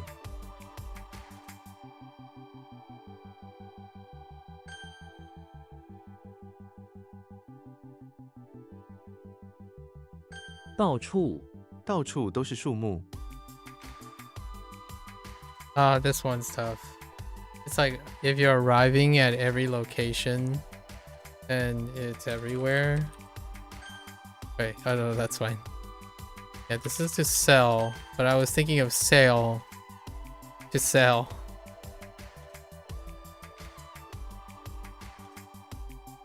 远处，远处在打雷。 Or location.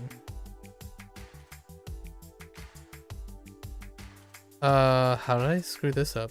Oh man, I misread the Z again. Not one look.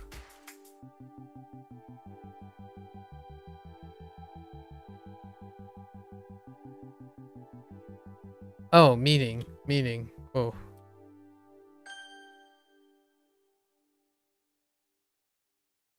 完了，妈，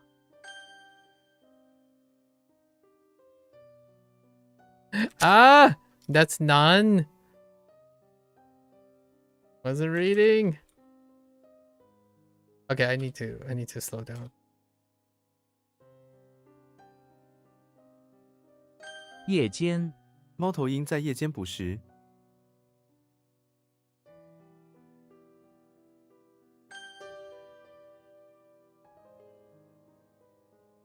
生活，它独自生活。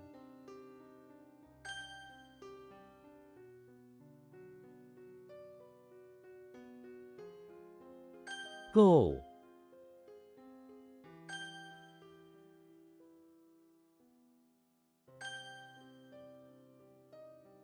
难， Oops. Jeez. My typing. Okay.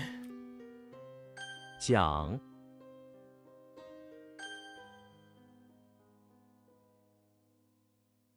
空气，水下没有空气。 Oh no. Is this sky, atmosphere, atmo, air? Okay. Yeah. Okay. Oh no. Ninja. 换， Ninja. 天空，天空是蓝色的。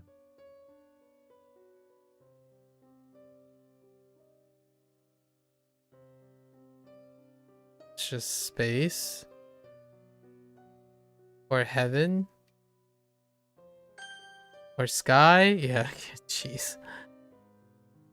Okay, ninja. 停，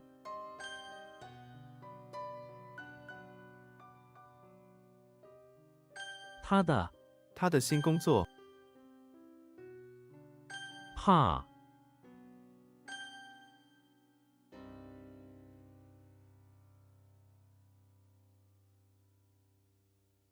道路，道路都塞车了。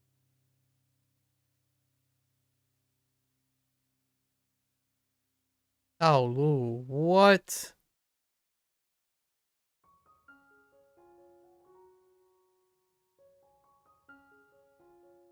Like street? Road? Yeah. 食物，我要去买食物。 Food. 忽然，他忽然站起来。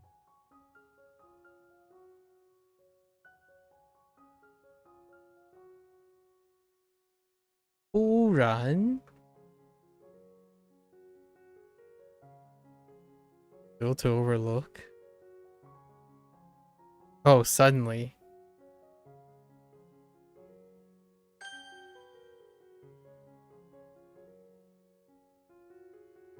酒，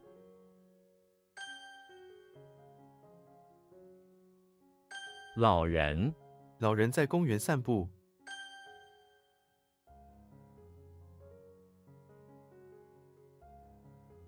瓶子，给我一个空瓶子。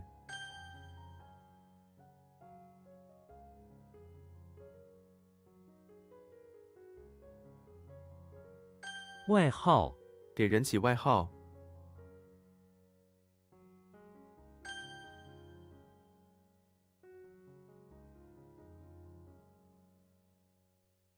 海运海运，我们使用海运运送货物。海运 don't get it confused. 海运班，家庭，我的家庭有6个人。帮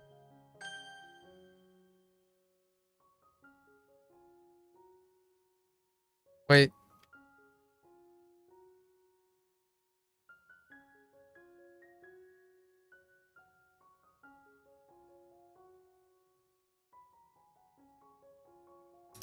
时刻，我永远不会忘记那时刻。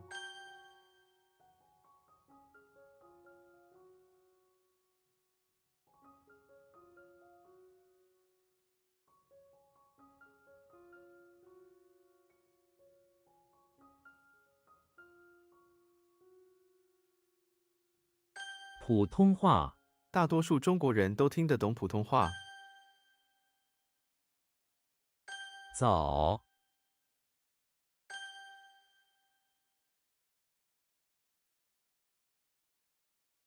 Uh-oh. Uh-oh.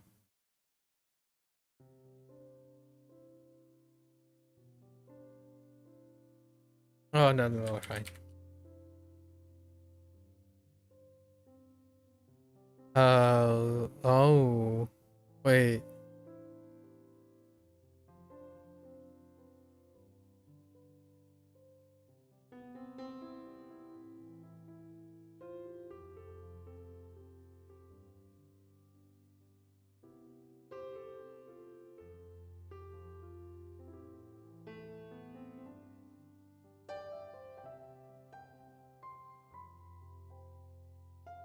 This doesn't make any sense. If I wrote this, right? No. Wait. 庭院。庭院。我喜欢在庭院看书。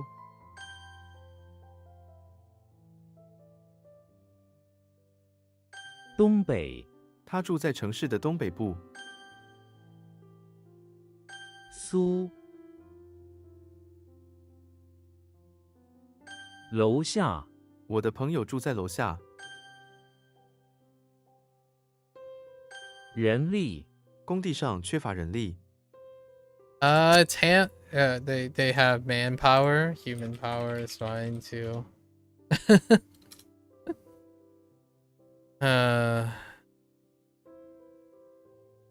姓。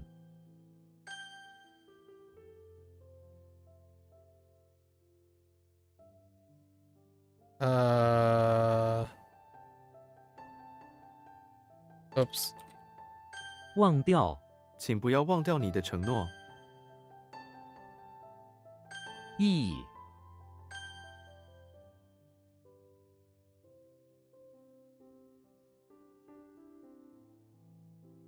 准确。准确的资讯。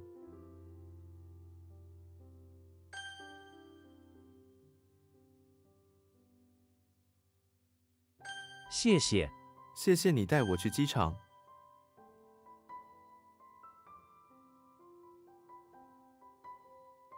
海水。你绝对不可以喝海水。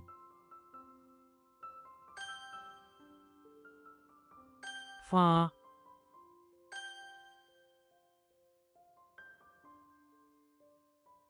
夏天。这里的夏天特别热。月。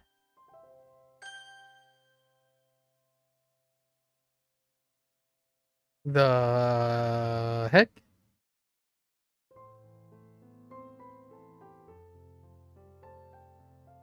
里。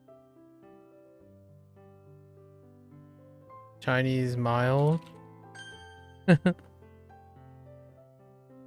特。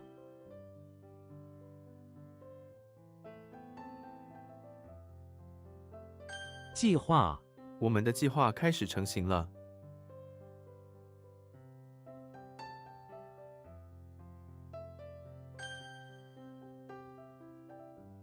Oh.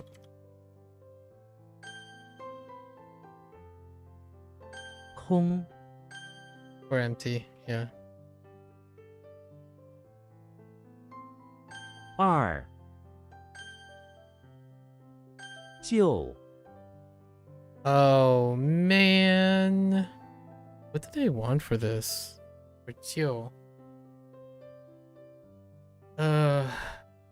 It's something not as good.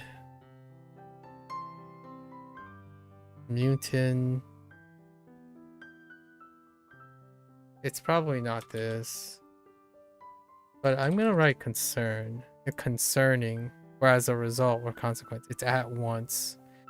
Yeah, so I was gonna use following too. And also, or as a result. Yeah, I have as a result. Or afterwards. It's kind of all over the place. It's like, as a result of something, following something, and following whatever it's attached to or referring to. At once.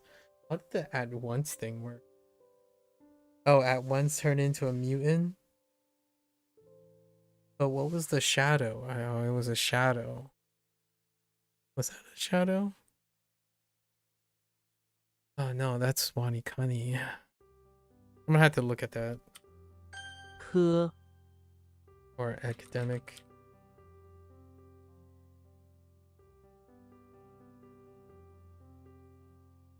Oops, I can't spell. This is lightning.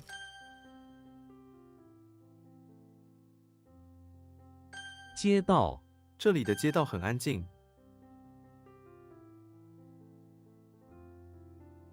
划分我们被划分成2个小组。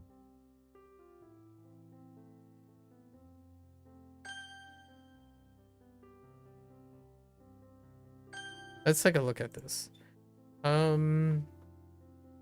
Oh, it's the Capitol building that was accidentally dropped on the floor, and he puts some water on his shooter with a ray gun, and at once it turns into a mutant. Ooh. See, at once, like, or following, or as a consequence, or causes the building to turn into a mutant. I think I'm okay with this. Whatever we're gonna do with that. 火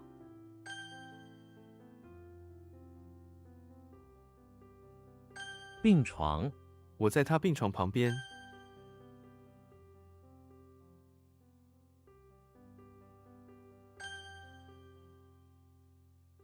岁 Years of age.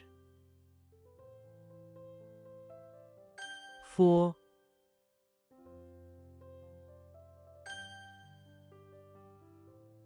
谢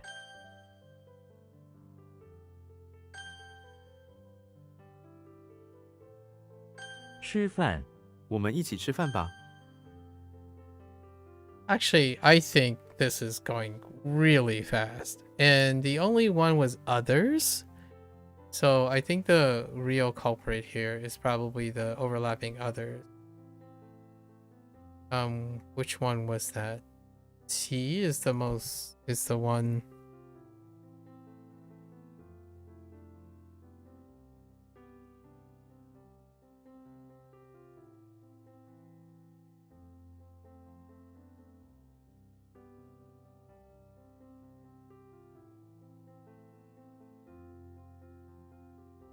Yeah, things are going very quickly. Outside of T, what was the other thing?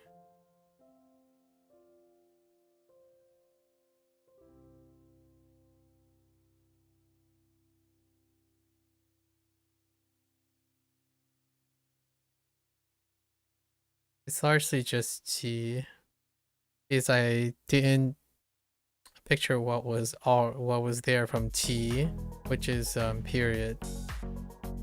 They're the same. They're homophones.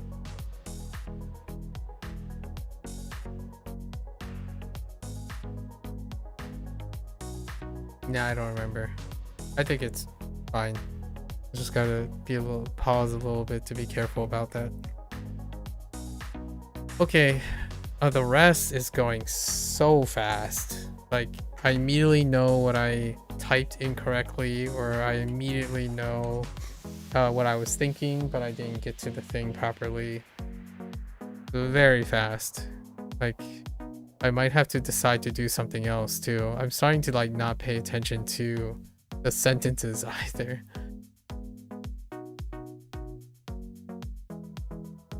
We have yet to start doing our LLM stuff, right? The LLM stuff, the ChatGPT stuff with Chinese is happening in June, so I still have a little month to rack up as many vocabulary and characters as I can before we hit LLMs. Still got plenty of time, and we'll do that for like half the year. Plenty of time.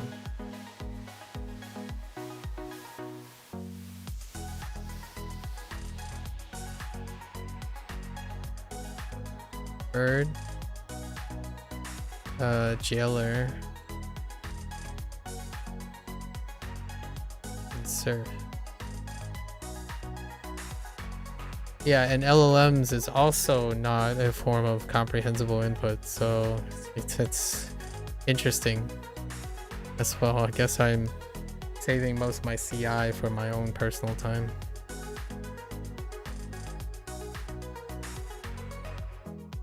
Niao. Yi. Guan. Lan.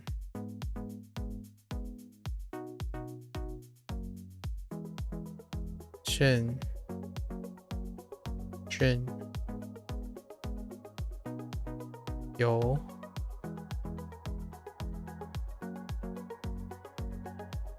A ban.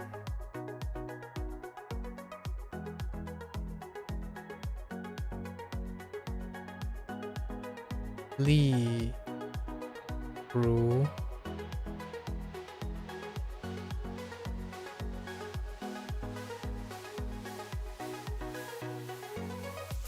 Shen. 省钱。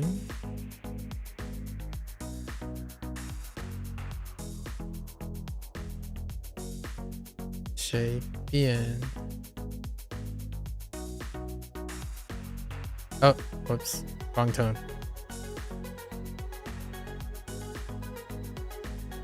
随便。随便。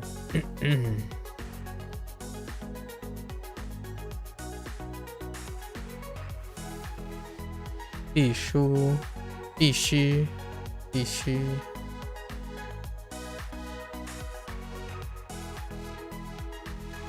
谁者 this one was a little tricky, right? 谁者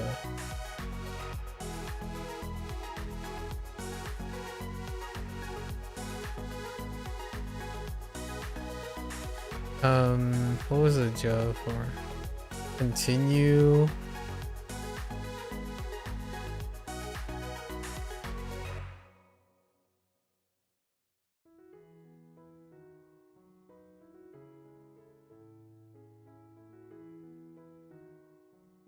Just to go along with? Okay, to go along, yeah.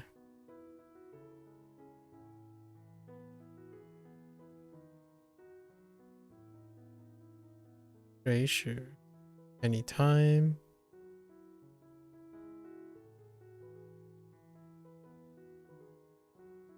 Zhen shi.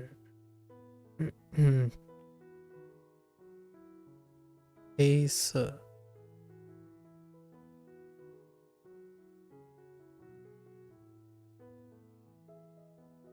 G.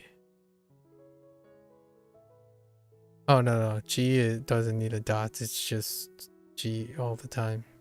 G. G Li. G Li. C E. 留言。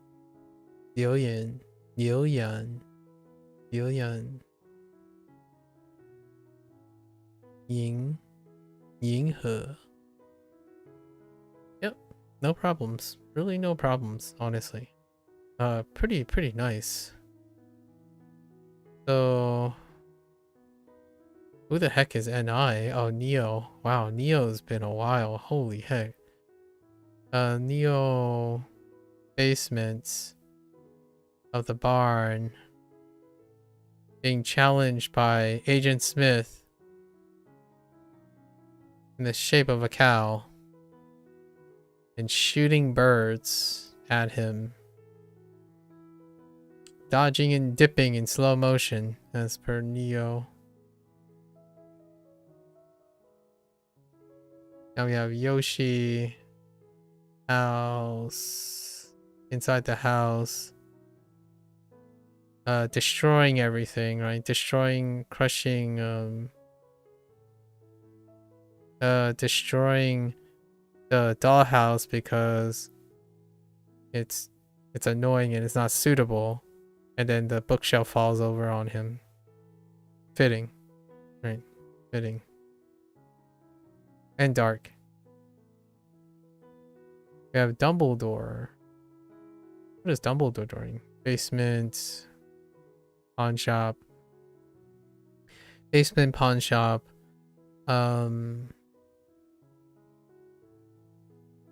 Making beans float.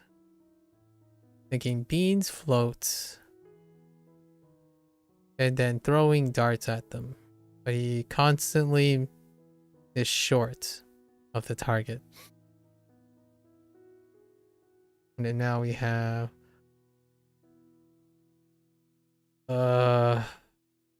Legolas? Yeah, Legolas is chilling now inside the pawn shop.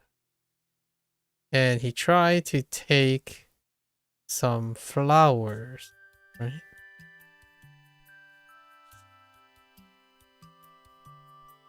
Yeah, he tries to take some flowers.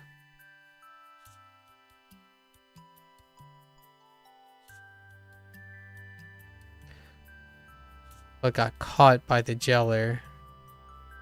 Now you just notice that he and his blue eyes singing the blues in jail. Womp womp. In the surface part of the trailer. Then we have Sherlock.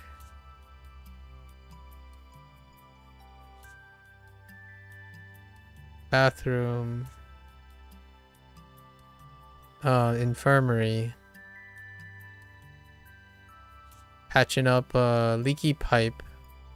The stream that is leaking from the pipe with the piece of paper or page.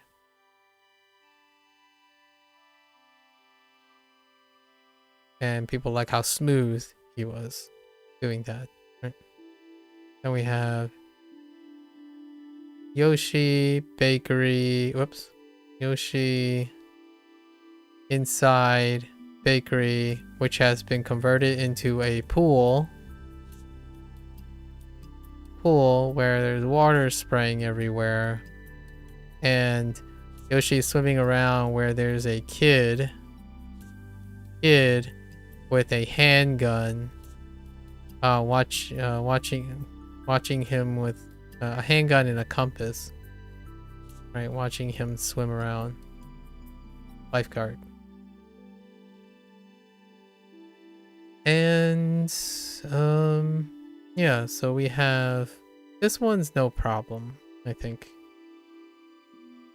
we're pretty good, solid with ideal. So when you use logic, wow, that is one angled thing.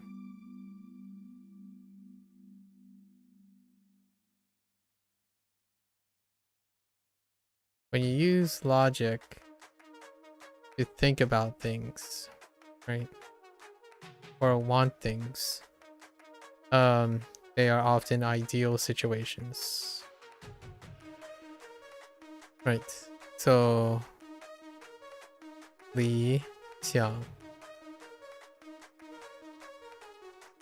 And then Qi. Gotta be careful with Qi. Don't want to get it mixed up with Qi. So this is T. Whoops. 2. T.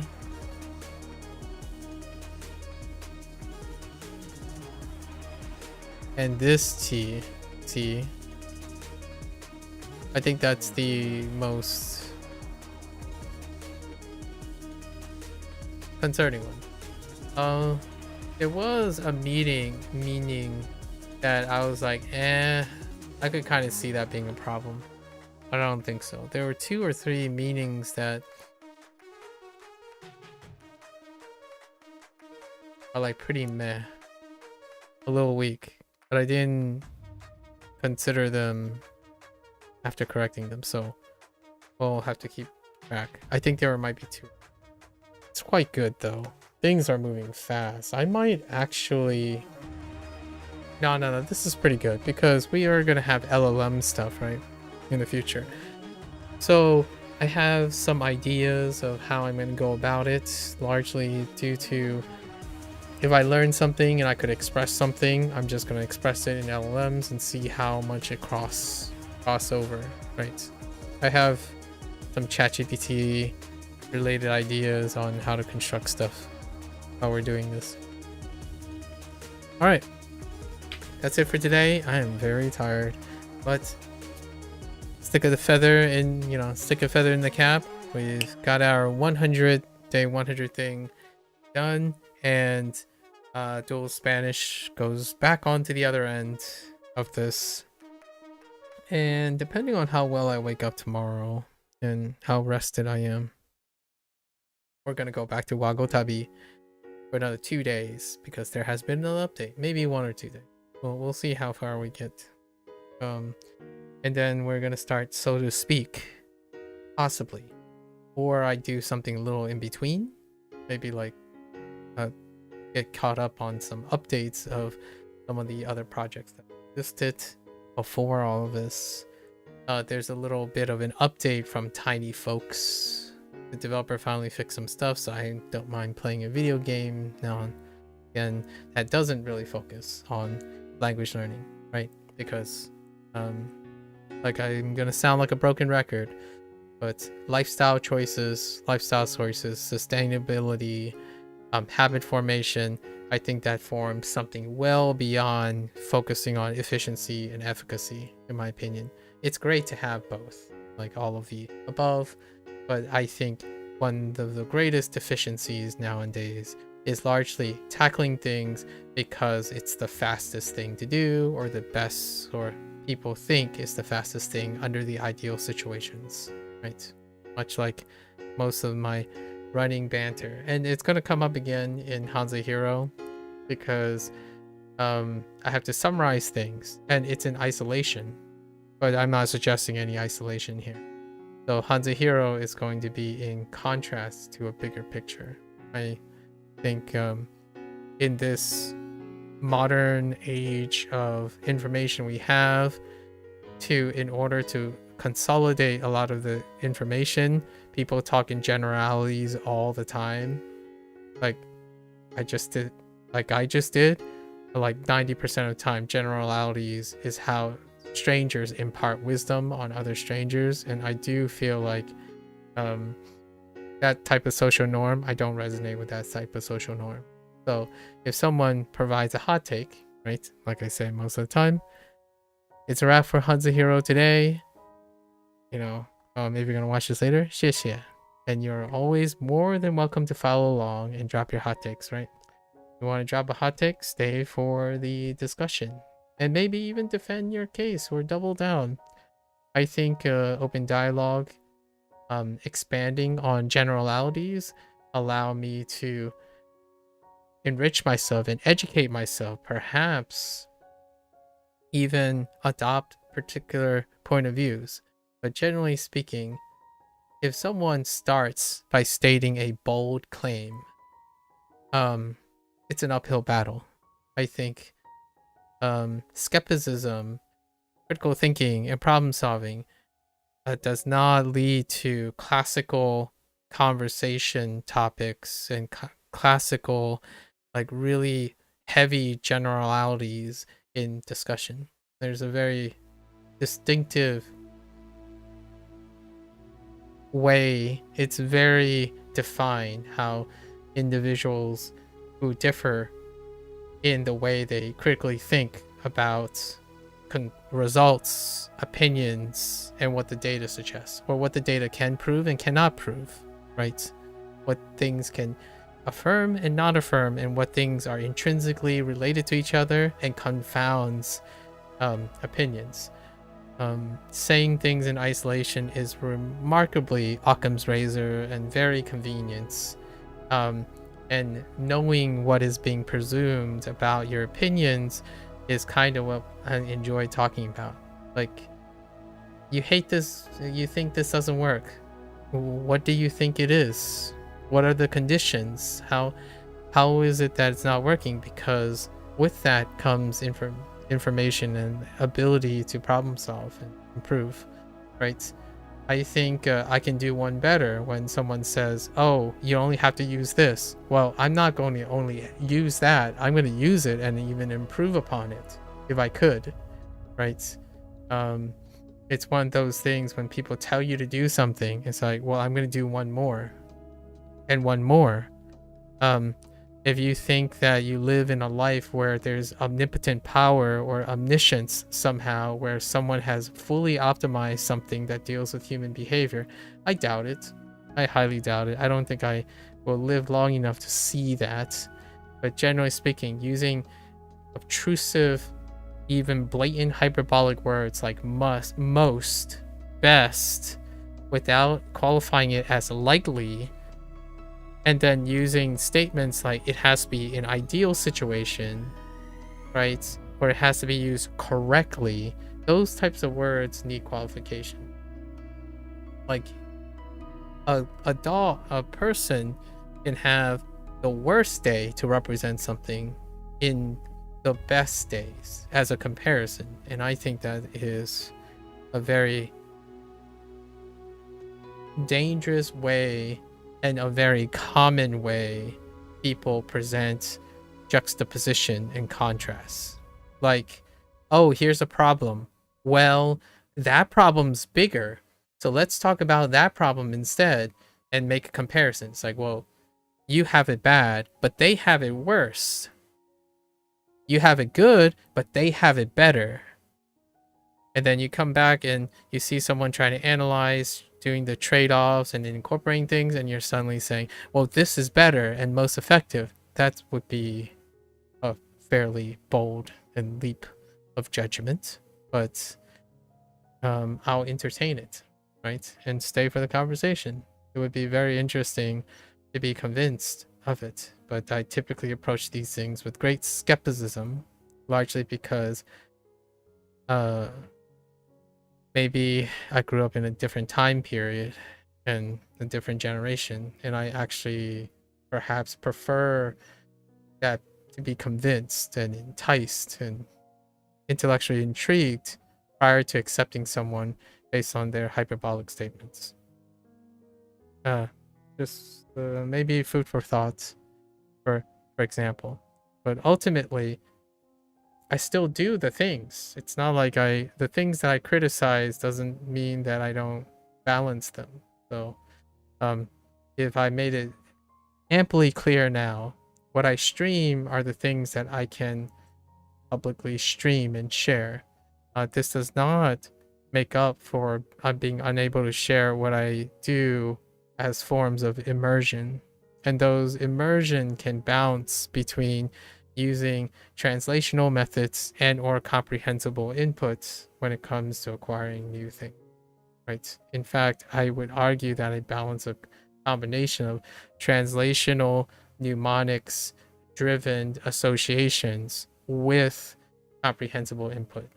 So there are times where I don't understand anything about the sentences in the target language, and I aid it by making it comprehensible by attaching it to my native languages or languages that I'm currently learning, like laddering, right? If I don't understand anything about this Japanese phrase, I can wield Chinese to get a start on it.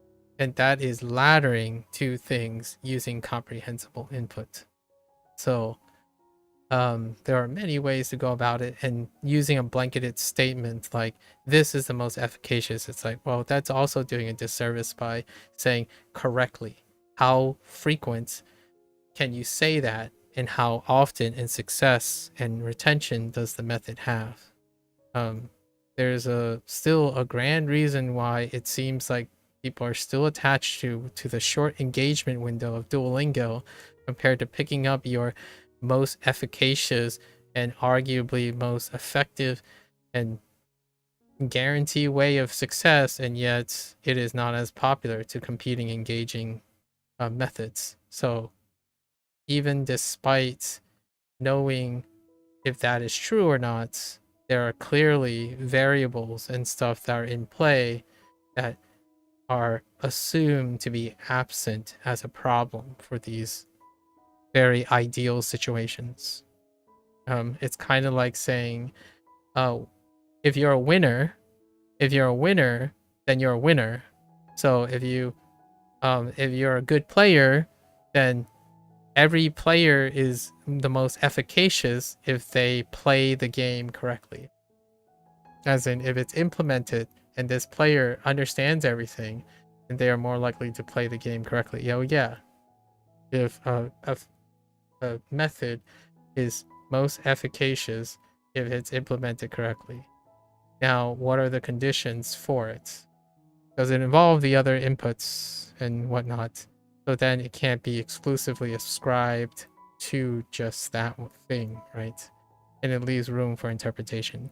So it is highly a contributor. That's probably what I would suggest.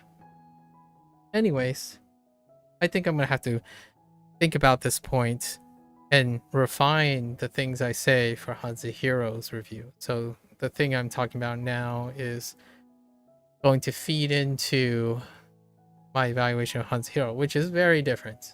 It's incredibly different. And obviously the way I interact with HanziHero is nearly at a breakneck speed compared to how I interact with WaniKani. Two things, and yet they're both the same method, and yet they distinctively have different efficacies, right? Or however you want to measure the output. Interestingly enough, right? I actually, and for the record, while I do hear Chinese and whatnot, I actually knew more Japanese arrangements of characters and whatnot before I started Chinese. So, and again, you can't even use grammar to normalize the things, because I would say I have heritage speak advantage when it comes to grammar, but these things don't really focus on that. So it's independent of that. And yet I also spent a disproportionately double the amount of time on Japanese already prior to starting Chinese. And you can see that there's a great disparity between them. So I can even see that when it comes to whatever the blanketed statement about CI is. Your mileage will vary.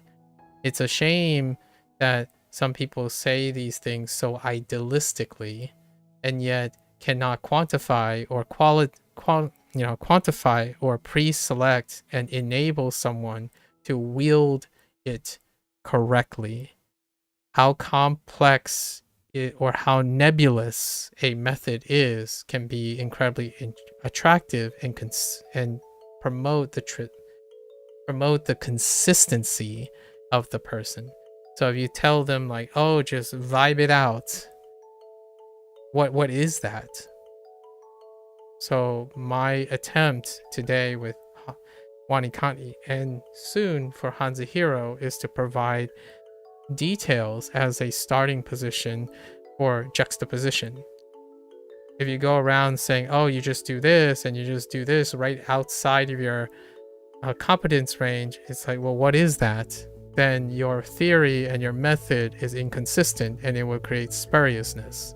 Not only that, it may also be misconstrued for promising results that may not apply to a person because they're lacking specific presumptions, right?